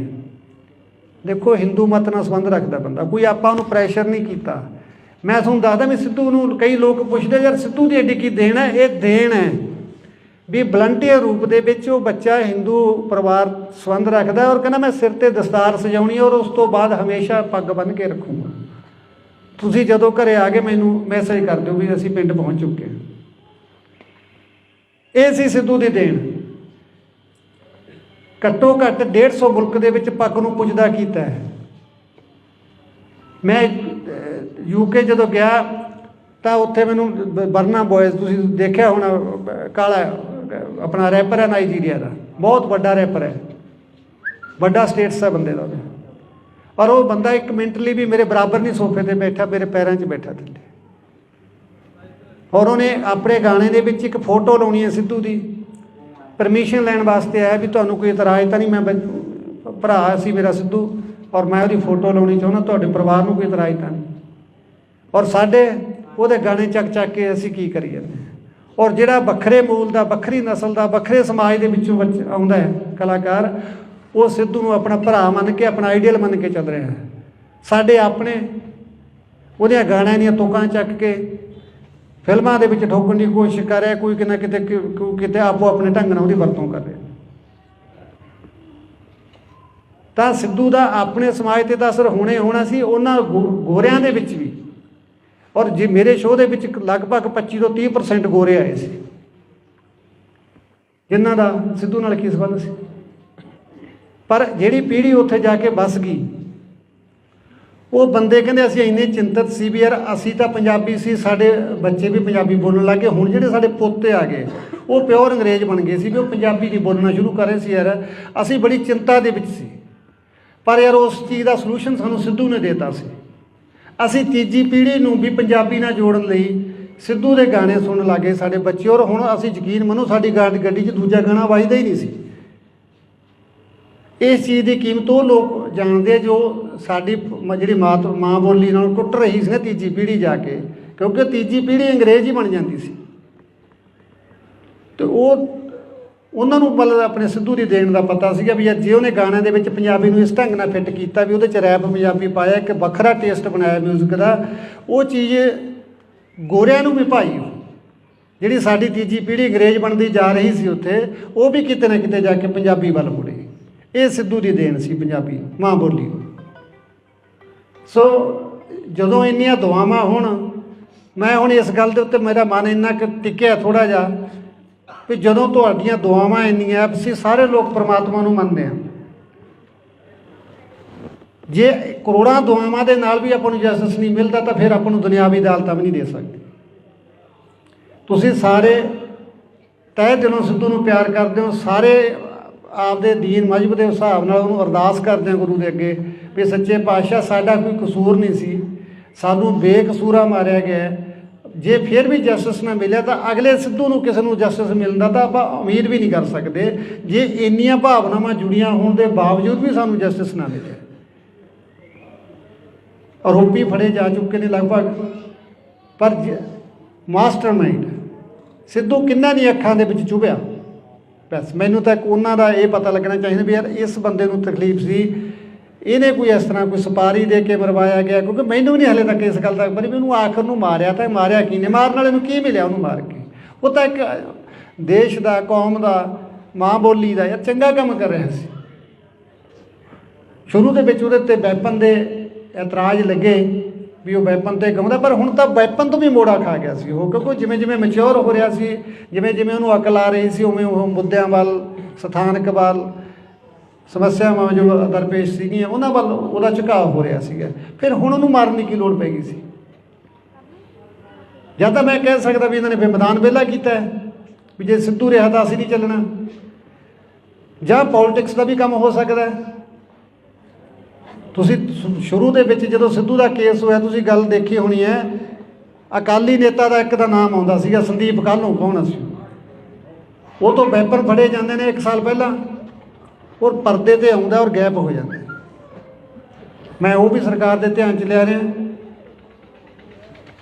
ਤਸੱਲੀ ਨਾਲ, ਇਮਾਨਦਾਰੀ ਨਾਲ ਜਾਂਚ ਕਰ ਦਿਓ, ਸਜ਼ਾ ਤੁਹਾਡਾ ਮਨ ਕਰਦਾ ਦੇ ਦਿਓ, ਜੇ ਤੁਹਾਨੂੰ ਜੀ ਕਰਦਾ ਵੀ ਇਹ ਕੋਈ ਚੰਗਾ ਕੰਮ ਕਰਦੇ ਤਾਂ ਛੱਡ ਦਿਓ, ਕੋਈ ਗੱਲ ਨਹੀਂ। ਅੱਜ ਮੈਂ ਕੋਈ ਨਵੀਂ ਸਟੇਟਮੈਂਟ ਜਾਂ ਕੋਈ ਬਿਆਨ ਦੇਣ ਦਾ ਮੇਰਾ ਕੋਈ ਇਰਾਦਾ ਨਹੀਂ ਸੀਗਾ, ਪਰ ਜਿਹੜੀ ਛਿੜੀ ਗੱਲ ਦੇ ਵਿੱਚ ਜਿਹੜੀਆਂ ਮਾਈਨਰ ਗੱਲਾਂ ਹੋ ਹੀ ਜਾਂਦੀਆਂ, ਅਤੇ ਜੋ ਆਪਣਾ ਜਸਟਿਸ ਦੀ ਜੋ ਤਫਤੀਸ਼ ਹੈ ਕਾਫੀ ਵੱਡੀ ਪੱਧਰ ਦੇ ਉੱਤੇ ਰੱਦੋ ਬਦਲ ਹੋਏ ਨੇ, ਹੁਣ ਸਾਰੇ ਅਫਸਰ ਇੱਧਰ ਉੱਧਰ ਹੋਏ ਨੇ, ਤਾਂ ਹੁਣ ਆਪਾਂ ਲੱਗੇ ਹੋਏ ਹਾਂ ਉਹਨਾਂ ਦੇ ਉੱਤੇ। ਤਾਂ ਮੈਂ ਵੀ ਉਮੀਦ ਕਰਦਾ ਵੀ ਅਗਲੇ ਸਮੇਂ ਦੇ ਵਿੱਚ ਆਪਾਂ ਨੂੰ ਕੁਛ ਨਾ ਕੁਛ ਇਹਦੇ 'ਚੋਂ ਨਿਕਲੂਗਾ ਲਾਜ਼ਮੀ। ਤਾਂ ਇੰਨਾ ਤੁਸੀਂ ਸਾਰਿਆਂ ਨੇ ਇੰਨਾ ਸਮਾਂ ਦਿੱਤਾ, ਇੰਨੀ ਬਾਟੋ ਸਮਾਂ ਕੱਢ ਕੇ ਉਹਨਾਂ ਤੋਂ ਪਰਮਾਤਮਾ ਤੁਹਾਡਾ ਕਦਮ ਕਦਮ ਲੇਖੇ ਲਾਵੇ। ਕੋਈ ਸ਼ਬਦ ਵੱਧ ਘੱਟ ਕਿਸੇ ਨੂੰ ਨਾ ਚੰਗਾ ਲੱਗਿਆ ਹੋਵੇ, ਸੰਗਤ ਮਾਫ ਕਰਨਯੋਗ ਹੈ। ਵਾਹਿਗੁਰੂ ਜੀ ਕਾ ਖਾਲਸਾ, ਵਾਹਿਗੁਰੂ ਜੀ ਕੀ ਫਤਿਹ। ਸੰਗ ਜੀ ਸਭ ਤੋਂ ਪਹਿਲਾਂ ਫਤਿਹ ਅਰਜ਼ ਕਰਦਾ, ਵਾਹਿਗੁਰੂ ਜੀ ਕਾ ਖਾਲਸਾ, ਵਾਹਿਗੁਰੂ ਜੀ ਕੀ ਫਤਿਹ। ਜਿਵੇਂ ਤੁਹਾਨੂੰ ਸਾਰਿਆਂ ਨੂੰ ਭਲੀ ਭਾਂਤ ਪਤਾ ਇਸ ਗੱਲ ਦਾ ਵੀ ਆਪਾਂ ਪਿਛਲੇ 6 ਮਹੀਨੇ ਤੋਂ ਲੱਗੇ ਹੋਏ ਹਾਂ। ਕਾਫੀ ਚੈਨਲ ਨੇ ਆਪਣੇ ਅਲਟੀਮੇਟਮ ਬਾਰੇ ਜਾਂ ਕੁਛ ਇੱਦਾਂ ਦੀਆਂ ਗੱਲਾਂ ਕਰੀਆਂ ਕਾਫੀ, ਔਰ ਆਪਾਂ ਕਿਹਾ ਵੀ ਸੀ ਸਰਕਾਰ ਨੂੰ, ਪਰ ਜਿਵੇਂ ਮੈਂ ਯੂਕੇ ਜਾਣ ਤੋਂ ਪਹਿਲਾਂ ਡੀਜੀ ਸਾਹਿਬ ਨੂੰ ਮਿਲ ਕੇ ਗਿਆ ਸੀਗਾ, ਪਰ ਉਹਨਾਂ ਨੇ ਜਿਹੜੇ ਆਪਾਂ ਉਹਨਾਂ ਨੂੰ ਨੁਕਤੇ ਦੇ ਕੇ ਆਏ ਸੀਗੇ, ਉਹ 'ਤੇ ਬਖੂਬੀ ਕੰਮ ਚੱਲ ਰਿਹਾ ਹੁਣ। ਕੱਲ੍ਹ ਆਪਣੇ ਜ਼ਿਲ੍ਹੇ ਦੇ SSP ਸਾਹਿਬ ਆਪਣੀ ਟੀਮ ਨੂੰ ਲੈ ਕੇ ਮੁਲਾਕਾਤ ਕਰਕੇ ਗਏ ਨੇ। ਜੋ ਹੋਇਆ ਉਹ ਇਨਵੈਸਟੀਗੇਸ਼ਨ ਦਾ ਹਿੱਸਾ ਹੈ ਨਾ, ਮੈਂ ਤੁਹਾਨੂੰ ਸਾਰੀ ਗੱਲ ਆਪਾਂ ਮਾਈਕ 'ਤੇ ਨਹੀਂ ਕਰ ਸਕਦੇ। ਔਰ ਕੁਛ ਹੋਇਆ, ਕੁਛ ਹੋ ਰਿਹਾ। ਉਮੀਦ ਜੀ ਵੱਝਦੀ ਹੈ ਵੀ ਸ਼ਾਇਦ ਕਿਸੇ ਗੱਲ ਕਿਨਾਰੇ ਲੱਗ ਸਕਦੀ ਹੈ, ਤਾਂ ਉਹਦਾ ਕਰਕੇ ਆਪਾਂ ਥੋੜ੍ਹਾ ਜਿਹਾ ਸਮਾਂ ਜੋ ਇਹ ਸੀਗਾ ਵੀ ਆਪਾਂ ਕਿਵੇਂ ਨਾ ਕਿਵੇਂ ਸੰਘਰਸ਼ ਨੂੰ ਹੋਰ ਤੇਜ਼ ਕਰੀਏ, ਤਾਂ ਉਹਦੇ ਲਈ ਥੋੜ੍ਹਾ ਜਿਹਾ ਵੇਟਿੰਗ ਦੇ ਵਿੱਚ ਆਪਾਂ ਜ਼ਰੂਰ ਗਏ ਹਾਂ, ਕਿਉਂਕਿ ਕੇਸ ਉਲਝਿਆ ਹੋਇਆ ਹੀ ਇੰਨਾ ਹੈ ਕਿ ਕੋਈ ਕਿਤੋਂ ਚੱਲ ਕੇ ਆ ਗਿਆ, ਕੋਈ ਮਹਾਰਾਸ਼ਟਰ ਤੋਂ ਆ ਗਿਆ, ਕੋਈ MP ਤੋਂ ਆ ਗਿਆ। ਬਲ ਸਾਰੇ ਦੋਸ਼ੀਆਂ ਦੀਆਂ ਕ੍ਰਾਈਮ ਹੈ, ਪਹਿਲੀ ਵਾਰ ਹੈ, ਔਰ ਬਾਹਰੋਂ ਆਏ, ਦੂਰੋਂ ਆਏ। ਇਹਨੂੰ ਟਰੇਸ ਕਰਨ 'ਤੇ ਸਮਾਂ ਜ਼ਰੂਰ ਲੱਗਦਾ ਹੈ, ਕਿਉਂਕਿ ਜਦੋਂ ਆਪਾਂ ਗੱਲ ਕਰਦੇ ਹਾਂ ਉਹ ਗੱਲ ਸਮਝ ਆਉਂਦੀ ਹੈ। ਅਤੇ ਚਲੋ ਆਪਣੀ ਇੰਨੀ ਬਹੁਤ ਹੈ ਵੀ ਜੇ ਉਹ ਇਸ ਪਾਸੇ ਨੂੰ ਤੁਰੇ ਨਹੀਂ, ਜਿਹੜੀ ਗੱਲ ਆਪਾਂ ਕਹਿੰਦੇ ਹਾਂ ਵੀ ਇਸ ਬੰਦੇ ਦਾ ਸਾਨੂੰ ਸ਼ੱਕ ਹੈ, ਇਹਨੂੰ ਇਨਵੈਸਟੀਗੇਸ਼ਨ 'ਚ ਸ਼ਾਮਲ ਕਰੋ, ਉਹਨਾਂ ਨੂੰ ਕੀਤਾ ਗਿਆ ਹੈ। 1-2 ਗ੍ਰਿਫਤਾਰੀਆਂ ਵੀ ਹੋਈਆਂ ਨੇ, ਅਤੇ ਬਾਕੀ ਅਗਲੇ ਹਫਤੇ ਦੇ ਵਿੱਚ ਕਾਫੀ ਕੁਛ ਸੰਭਾਵਨਾ ਹੈਗੀ ਵੀ ਕੁਛ ਨਾ ਕੁਛ ਕੋਈ ਗੱਲ ਸਾਹਮਣੇ ਆ ਸਕਦੀ ਹੈ। ਬਾਕੀ ਰਹੀ ਗੱਲ ਹੈ ਬਾਹਰ ਆਪਣੇ ਜਾਣ ਦੀ ਗੱਲ, UK ਹੁਣ ਮੈਂ ਜਾ ਕੇ ਆਇਆ। ਤੁਸੀਂ ਦੇਖੋ ਵੀ ਸੰਗਤ ਦੇ ਵਿੱਚ, ਕਿਉਂਕਿ ਸਰਕਾਰ ਨੂੰ ਵੀ ਮੈਂ ਇਹ ਗੱਲ ਸਪਸ਼ਟ ਕਰਨੀ ਚਾਹੁੰਦਾ ਵੀ ਇਹ ਇਕੱਲਾ ਇਹ ਨਹੀਂ ਹੈਗਾ ਵੀ ਇਹ ਇੱਕ ਸਿੰਗਲ ਮਰਡਰ ਹੋ ਗਿਆ ਜਾਂ ਸਿੱਧੂ ਮੇਰਾ ਬੇਟਾ ਸੀ, ਇਹ ਪੂਰੇ ਸੰਸਾਰ ਦਾ ਬੇਟਾ ਬਣ ਚੁੱਕਿਆ ਸੀ।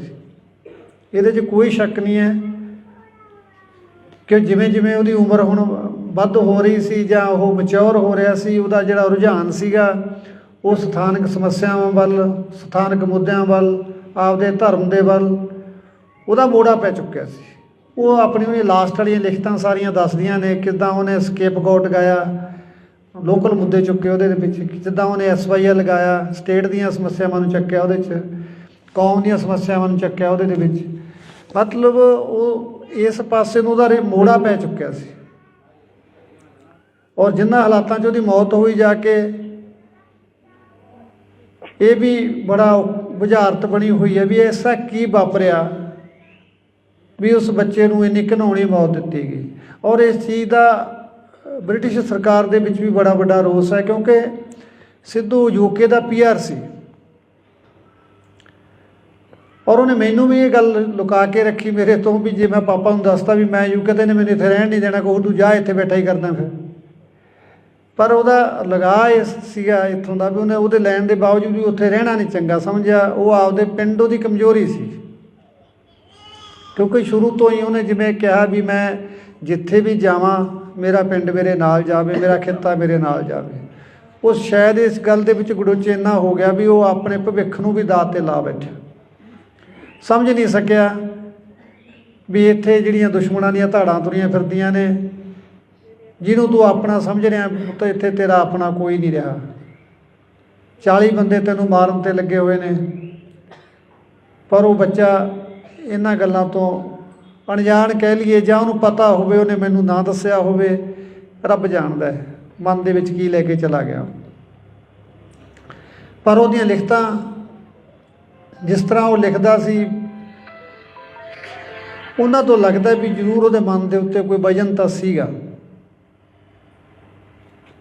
ਕਾਫੀ ਉਦਾਸ ਲਹਿਜੇ ਦੇ ਵਿੱਚ ਉਹਨੇ ਕਾਫੀ ਲਿਖੇ, ਚਾਹੇ ਆਪਾਂ ਲਾਸਟ ਰਾਈਡ ਕਹਿ ਲਈਏ, ਉਹਦੇ ਵਿੱਚ ਉਹਨੇ ਇਕੱਲੀ ਗੱਲ ਦਾ ਬਿਆਨ ਕੀਤਾ। ਉਹਨੇ ਮੌਤ ਨੂੰ ਨੇੜੇ ਤੋਂ ਦੇਖਿਆ ਉਸ ਗੱਲ ਦੇ ਵਿੱਚ, ਪਰ ਉਹ ਜਿਵੇਂ ਗੱਲਾਂ ਕਰਦਾ ਸੀ, ਅਸੀਂ ਦੁਨਿਆਵੀ ਹੋਣ ਦੇ ਨਾਤੇ ਉਹਦੇ ਨਾਲ ਨਾਰਾਜ਼ ਵੀ ਹੁੰਦੇ ਸੀ ਇਸ ਪੱਖ ਤੋਂ ਵੀ ਤੂੰ ਇਹ ਕੀ ਲਿਖੀ ਜਾਂਦਾ। ਉਹਨੇ ਉਹ ਕਹਿੰਦਾ ਮੈਂ ਤਾਂ ਟਪਾ ਕੇ 'ਤੇ ਲਿਖਿਆ, ਇਹ ਤਾਂ ਜਿਹੜੇ ਮੇਰੇ ਪਹਿਲਾਂ ਮੈਂ ਜਿਹਨਾਂ ਨੂੰ ਪੜ੍ਹਦਾ, ਜਿਹਨਾਂ ਨੂੰ ਮੈਂ ਦੇਖਦਾ, ਮੈਂ ਤਾਂ ਉਹਨਾਂ 'ਤੇ ਲਿਖਿਆ ਹੈ ਨਾ। ਉਹ ਕਹਿ ਦਿੰਦਾ ਚੱਲ ਅਸੀਂ ਵੀ ਚੁੱਪ ਕਰ ਜਾਂਦੇ ਵੀ ਹੋ ਸਕਦਾ ਉਹ 'ਤੇ ਲਿਖਿਆ ਹੋਵੇ, ਪਰ ਜਦੋਂ ਆਪਦੇ ਨਾਲ ਵਾਪਰ ਗਈ ਫਿਰ ਐਂ ਲੱਗਿਆ ਵੀ ਇਹ ਤਾਂ ਆਪਣੇ ਸਮਝਣ 'ਚ ਹੀ ਫਰਕ ਰਹਿ ਗਿਆ। ਉਹ ਤਾਂ ਸਾਰਾ ਕੁਛ ਆਪਣੀ ਜਵਾਨੀ ਦੱਸੀ ਜਾਂਦਾ ਸੀ। ਇਹ ਹੁਣ ਬੀਤੇ ਦੀ ਗੱਲ ਹੋ ਚੁੱਕੀ ਹੈ ਵੀਰੋ, ਇਸ ਗੱਲ 'ਤੇ ਕੁਛ ਵੀ ਨਹੀਂ ਨਿਬੜਨਾ, ਕਿਉਂਕਿ ਨਾ ਤਾਂ ਆਪਾਂ ਜੋ ਨੁਕਸਾਨ ਖਾ ਲਿਆ ਉਹ ਪੂਰਾ ਹੋਣਾ। ਹਾਂ, ਸਰਕਾਰਾਂ ਅੱਗੇ ਇੰਨੀ ਕੁ ਬੇਨਤੀ ਜ਼ਰੂਰ ਕਰਦੇ ਹਾਂ ਵੀ ਘੱਟੋ ਘੱਟ ਜਦੋਂ ਹਾਸੋਹੀਣੇ ਫੈਸਲੇ ਕਰਦੀਆਂ ਨੇ ਦੁੱਖ ਬੜਾ ਹੁੰਦਾ ਹੈ।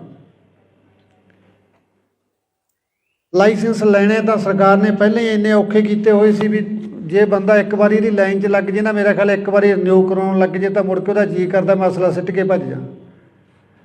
इन्ना औखा प्रोसैस है लाइसेंस लैण दा, इहनूं रिन्यू कराउण दा, कोई इहदे विच चेंज करनी है भी बंदे नूं ऐ लगदा जिवें मैं 84 वाले गेट 'ਚ ही पै गया हुंदा, इन्ना औखा काम है।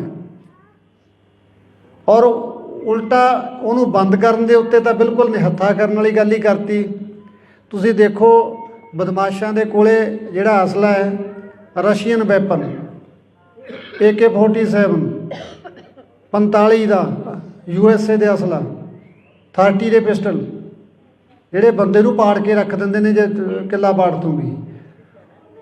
ਔਰ ਜੇ ਅਸੀਂ ਲਾਇਸੈਂਸ ਲੈ ਰੱਖੇ ਨੇ, ਕੋਈ 12 ਬੋਰ ਦਾ ਲੈ ਲਿਆ ਕਿਸੇ ਨੇ ਆਪਦੀ ਸੇਫਟੀ ਵਾਸਤੇ, ਜੇ ਕੋਈ ਜਾਂ 32 ਬੋਰ ਦਾ ਲੈ ਲਿਆ, ਉਹਦੇ ਵਿੱਚ ਕੀ ਨੁਕਸਾਨ ਵਾਲੀ ਗੱਲ ਹੋ ਗਈ। ਤੁਸੀਂ ਸੈਂਕੜੇ ਜੁਰਮਾਂ ਦਾ ਅਧਿਐਨ ਕਰਕੇ ਵੇਖ ਲਓ। ਜੇ ਆਪਾਂ ਇਕੱਲਾ ਸੂਰੀ ਦਾ ਦੇਖੀਏ ਵੀ ਕਤਲ ਜਿਹੜਾ ਹੋਇਆ ਉਹ ਜ਼ਰੂਰ ਲਾਇਸੈਂਸੀ ਅਸਲੇ ਨਾਲ ਹੋ ਗਿਆ। ਬਾਕੀ ਮੇਰਾ ਖਿਆਲ ਇੱਕ ਵੀ ਕਿਲਿੰਗ ਹੈ ਜਿਹੜੀ ਉਹ ਲਾਇਸੈਂਸੀ ਅਸਲੇ ਨਾਲ ਨਹੀਂ ਹੋਈ। ਔਰ ਜਿਹੜਾ 2 ਨੰਬਰ ਦਾ ਅਸਲਾ ਹੈ ਉਹ 'ਤੇ ਕੋਈ ਕੰਟਰੋਲ ਨਹੀਂ।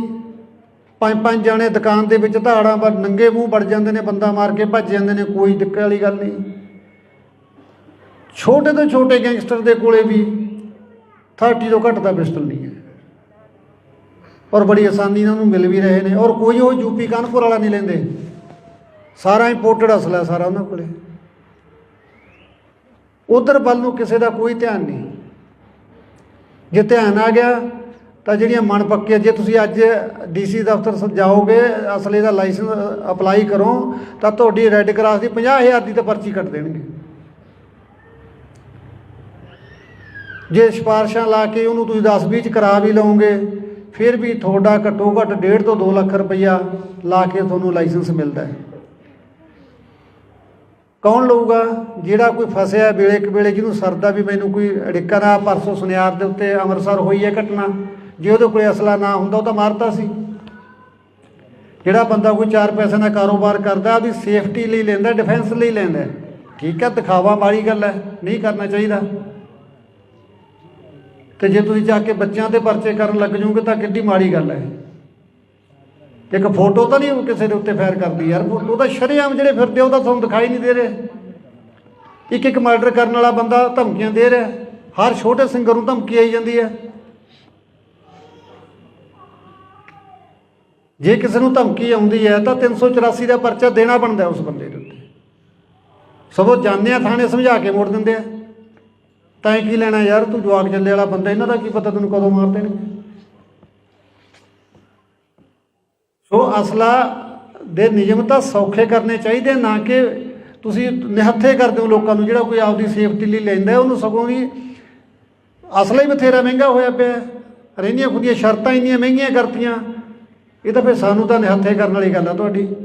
ਹਾਂ, ਜਾਂ ਤੁਸੀਂ ਮਾਹੌਲ ਇਹੋ ਜਿਹਾ ਦੇ ਦਿਓ, ਅਸੀਂ ਤਾਂ ਅਸਲਾ ਜਮ੍ਹਾਂ ਹੀ ਕਰਵਾ ਦਿੰਦੇ। ਕੀ ਕਰਨਾ ਰੱਖ ਕੇ, ਤਾਂ ਆਪ ਤੰਗ ਇਹਨਾਂ ਤੋਂ। ਕਦੇ ਨਿਊ ਦੀ ਡੇਟ ਆ ਗਈ, ਕਦੇ ਵੋਟਾਂ ਆ ਗਈਆਂ, ਕਦੇ ਜਮ੍ਹਾਂ ਕਰਾਇਓ, ਕਦੇ ਲੈ ਆਓ। ਤਾਂ ਐਡਾ ਵੱਡਾ ਸਿਆਪਾ ਹੀ ਨਹੀਂ ਜਿੱਡਾ ਅਸਲੇ ਦਾ। ਤੋ ਲਾਇਸੈਂਸੀ ਅਸਲਾ ਕ੍ਰਾਈਮ ਨਹੀਂ ਕਰਦਾ। ਮੈਂ ਸਰਕਾਰ 'ਚ ਬੈਠੇ ਉਹਨੂੰ ਸਲਾਹ ਦੇਣ ਵਾਲੇ ਅਫਸਰਾਂ ਨੂੰ ਬੇਨਤੀ ਕਰਦਾ, ਤੁਸੀਂ ਜਿਹੜੀ ਗੱਲ ਵੱਲ ਧਿਆਨ ਦੇਣਾ, ਤੁਸੀਂ ਬਦਮਾਸ਼ਾਂ ਵੱਲ ਧਿਆਨ ਦੇ ਲਓ। ਲਾਇਸੈਂਸ ਵਾਲਾ ਬੰਦਾ ਜਾ ਕੇ, ਜਿਹੜਾ ਬੰਦਾ ਲੱਖ ਸਵਾ ਲੱਖ ਰੁਪਇਆ ਲਾ ਕੇ ਢਿੱਡ ਬੰਨ੍ਹ ਕੇ ਲੈਂਦਾ, ਇੰਨਾ ਕਿਸੇ ਕੋਲੇ ਵਾਧੂ ਪੈਸਾ ਨਹੀਂ ਪਿਆ ਜਿਹੜਾ ਅਸਲੇ 'ਤੇ ਖਰਚਣ ਵਾਸਤੇ ਕਬੀਲਦਾਰ ਬੰਦਾ ਤਿਆਰ ਹੋ ਜਾਊਗਾ।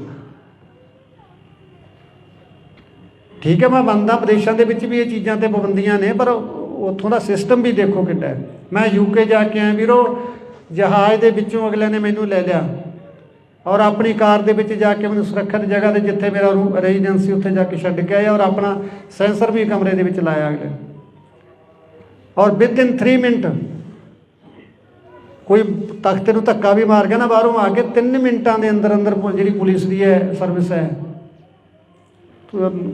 ਰੀਸਾਂ ਕਰਦੇ ਉਹਨਾਂ ਦੀਆਂ, ਉਹਨਾਂ ਵਰਗਾ ਸਿਸਟਮ ਦੇ ਕੇ ਦਿਖਾਓ ਪਹਿਲਾਂ।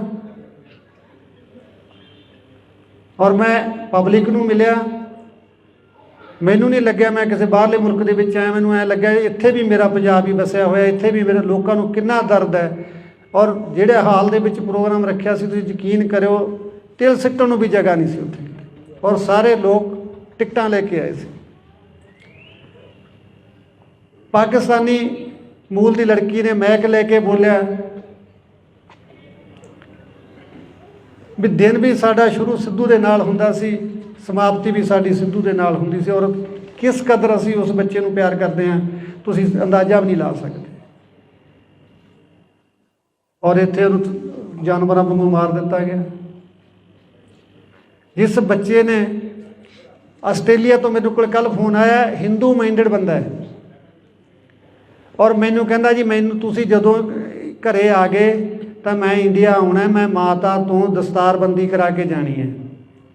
ਦੇਖੋ ਹਿੰਦੂ ਮਤ ਨਾਲ ਸੰਬੰਧ ਰੱਖਦਾ ਬੰਦਾ, ਕੋਈ ਆਪਾਂ ਉਹਨੂੰ ਪ੍ਰੈਸ਼ਰ ਨਹੀਂ ਕੀਤਾ।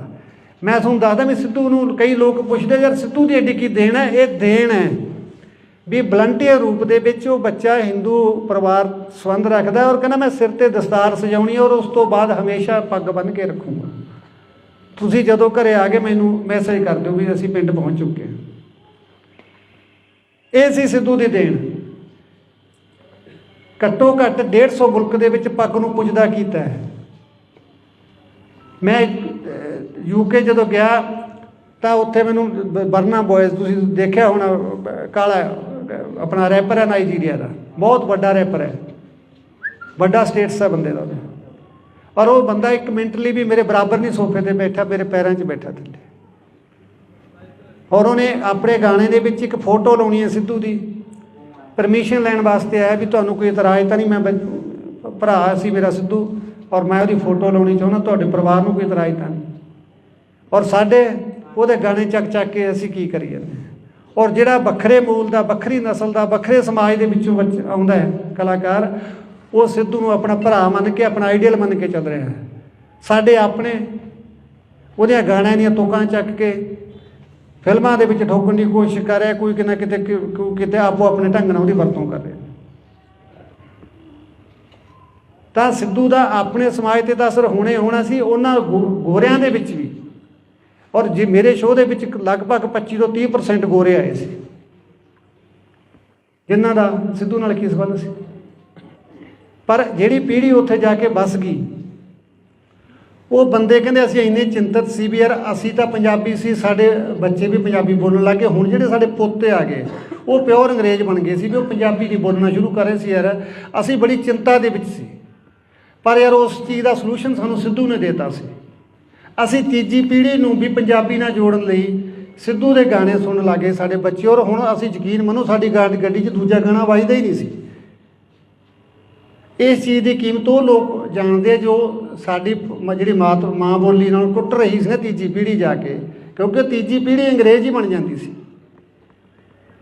ਅਤੇ ਉਹਨਾਂ ਨੂੰ ਮਤਲਬ ਆਪਣੇ ਸਿੱਧੂ ਦੀ ਦੇਣ ਦਾ ਪਤਾ ਸੀਗਾ ਵੀ ਜੇ ਉਹਨੇ ਗਾਣਿਆਂ ਦੇ ਵਿੱਚ ਪੰਜਾਬੀ ਨੂੰ ਇਸ ਢੰਗ ਨਾਲ ਫਿੱਟ ਕੀਤਾ ਵੀ ਉਹਦੇ 'ਚ ਰੈਪ ਪੰਜਾਬੀ ਪਾਇਆ, ਇੱਕ ਵੱਖਰਾ ਟੇਸਟ ਬਣਾਇਆ ਮਿਊਜ਼ਿਕ ਦਾ, ਉਹ ਚੀਜ਼ ਗੋਰਿਆਂ ਨੂੰ ਵੀ ਭਾਈ ਜਿਹੜੀ ਸਾਡੀ ਤੀਜੀ ਪੀੜ੍ਹੀ ਅੰਗਰੇਜ਼ ਬਣਦੀ ਜਾ ਰਹੀ ਸੀ ਉੱਥੇ, ਉਹ ਵੀ ਕਿਤੇ ਨਾ ਕਿਤੇ ਜਾ ਕੇ ਪੰਜਾਬੀ ਵੱਲ ਮੁੜੇ।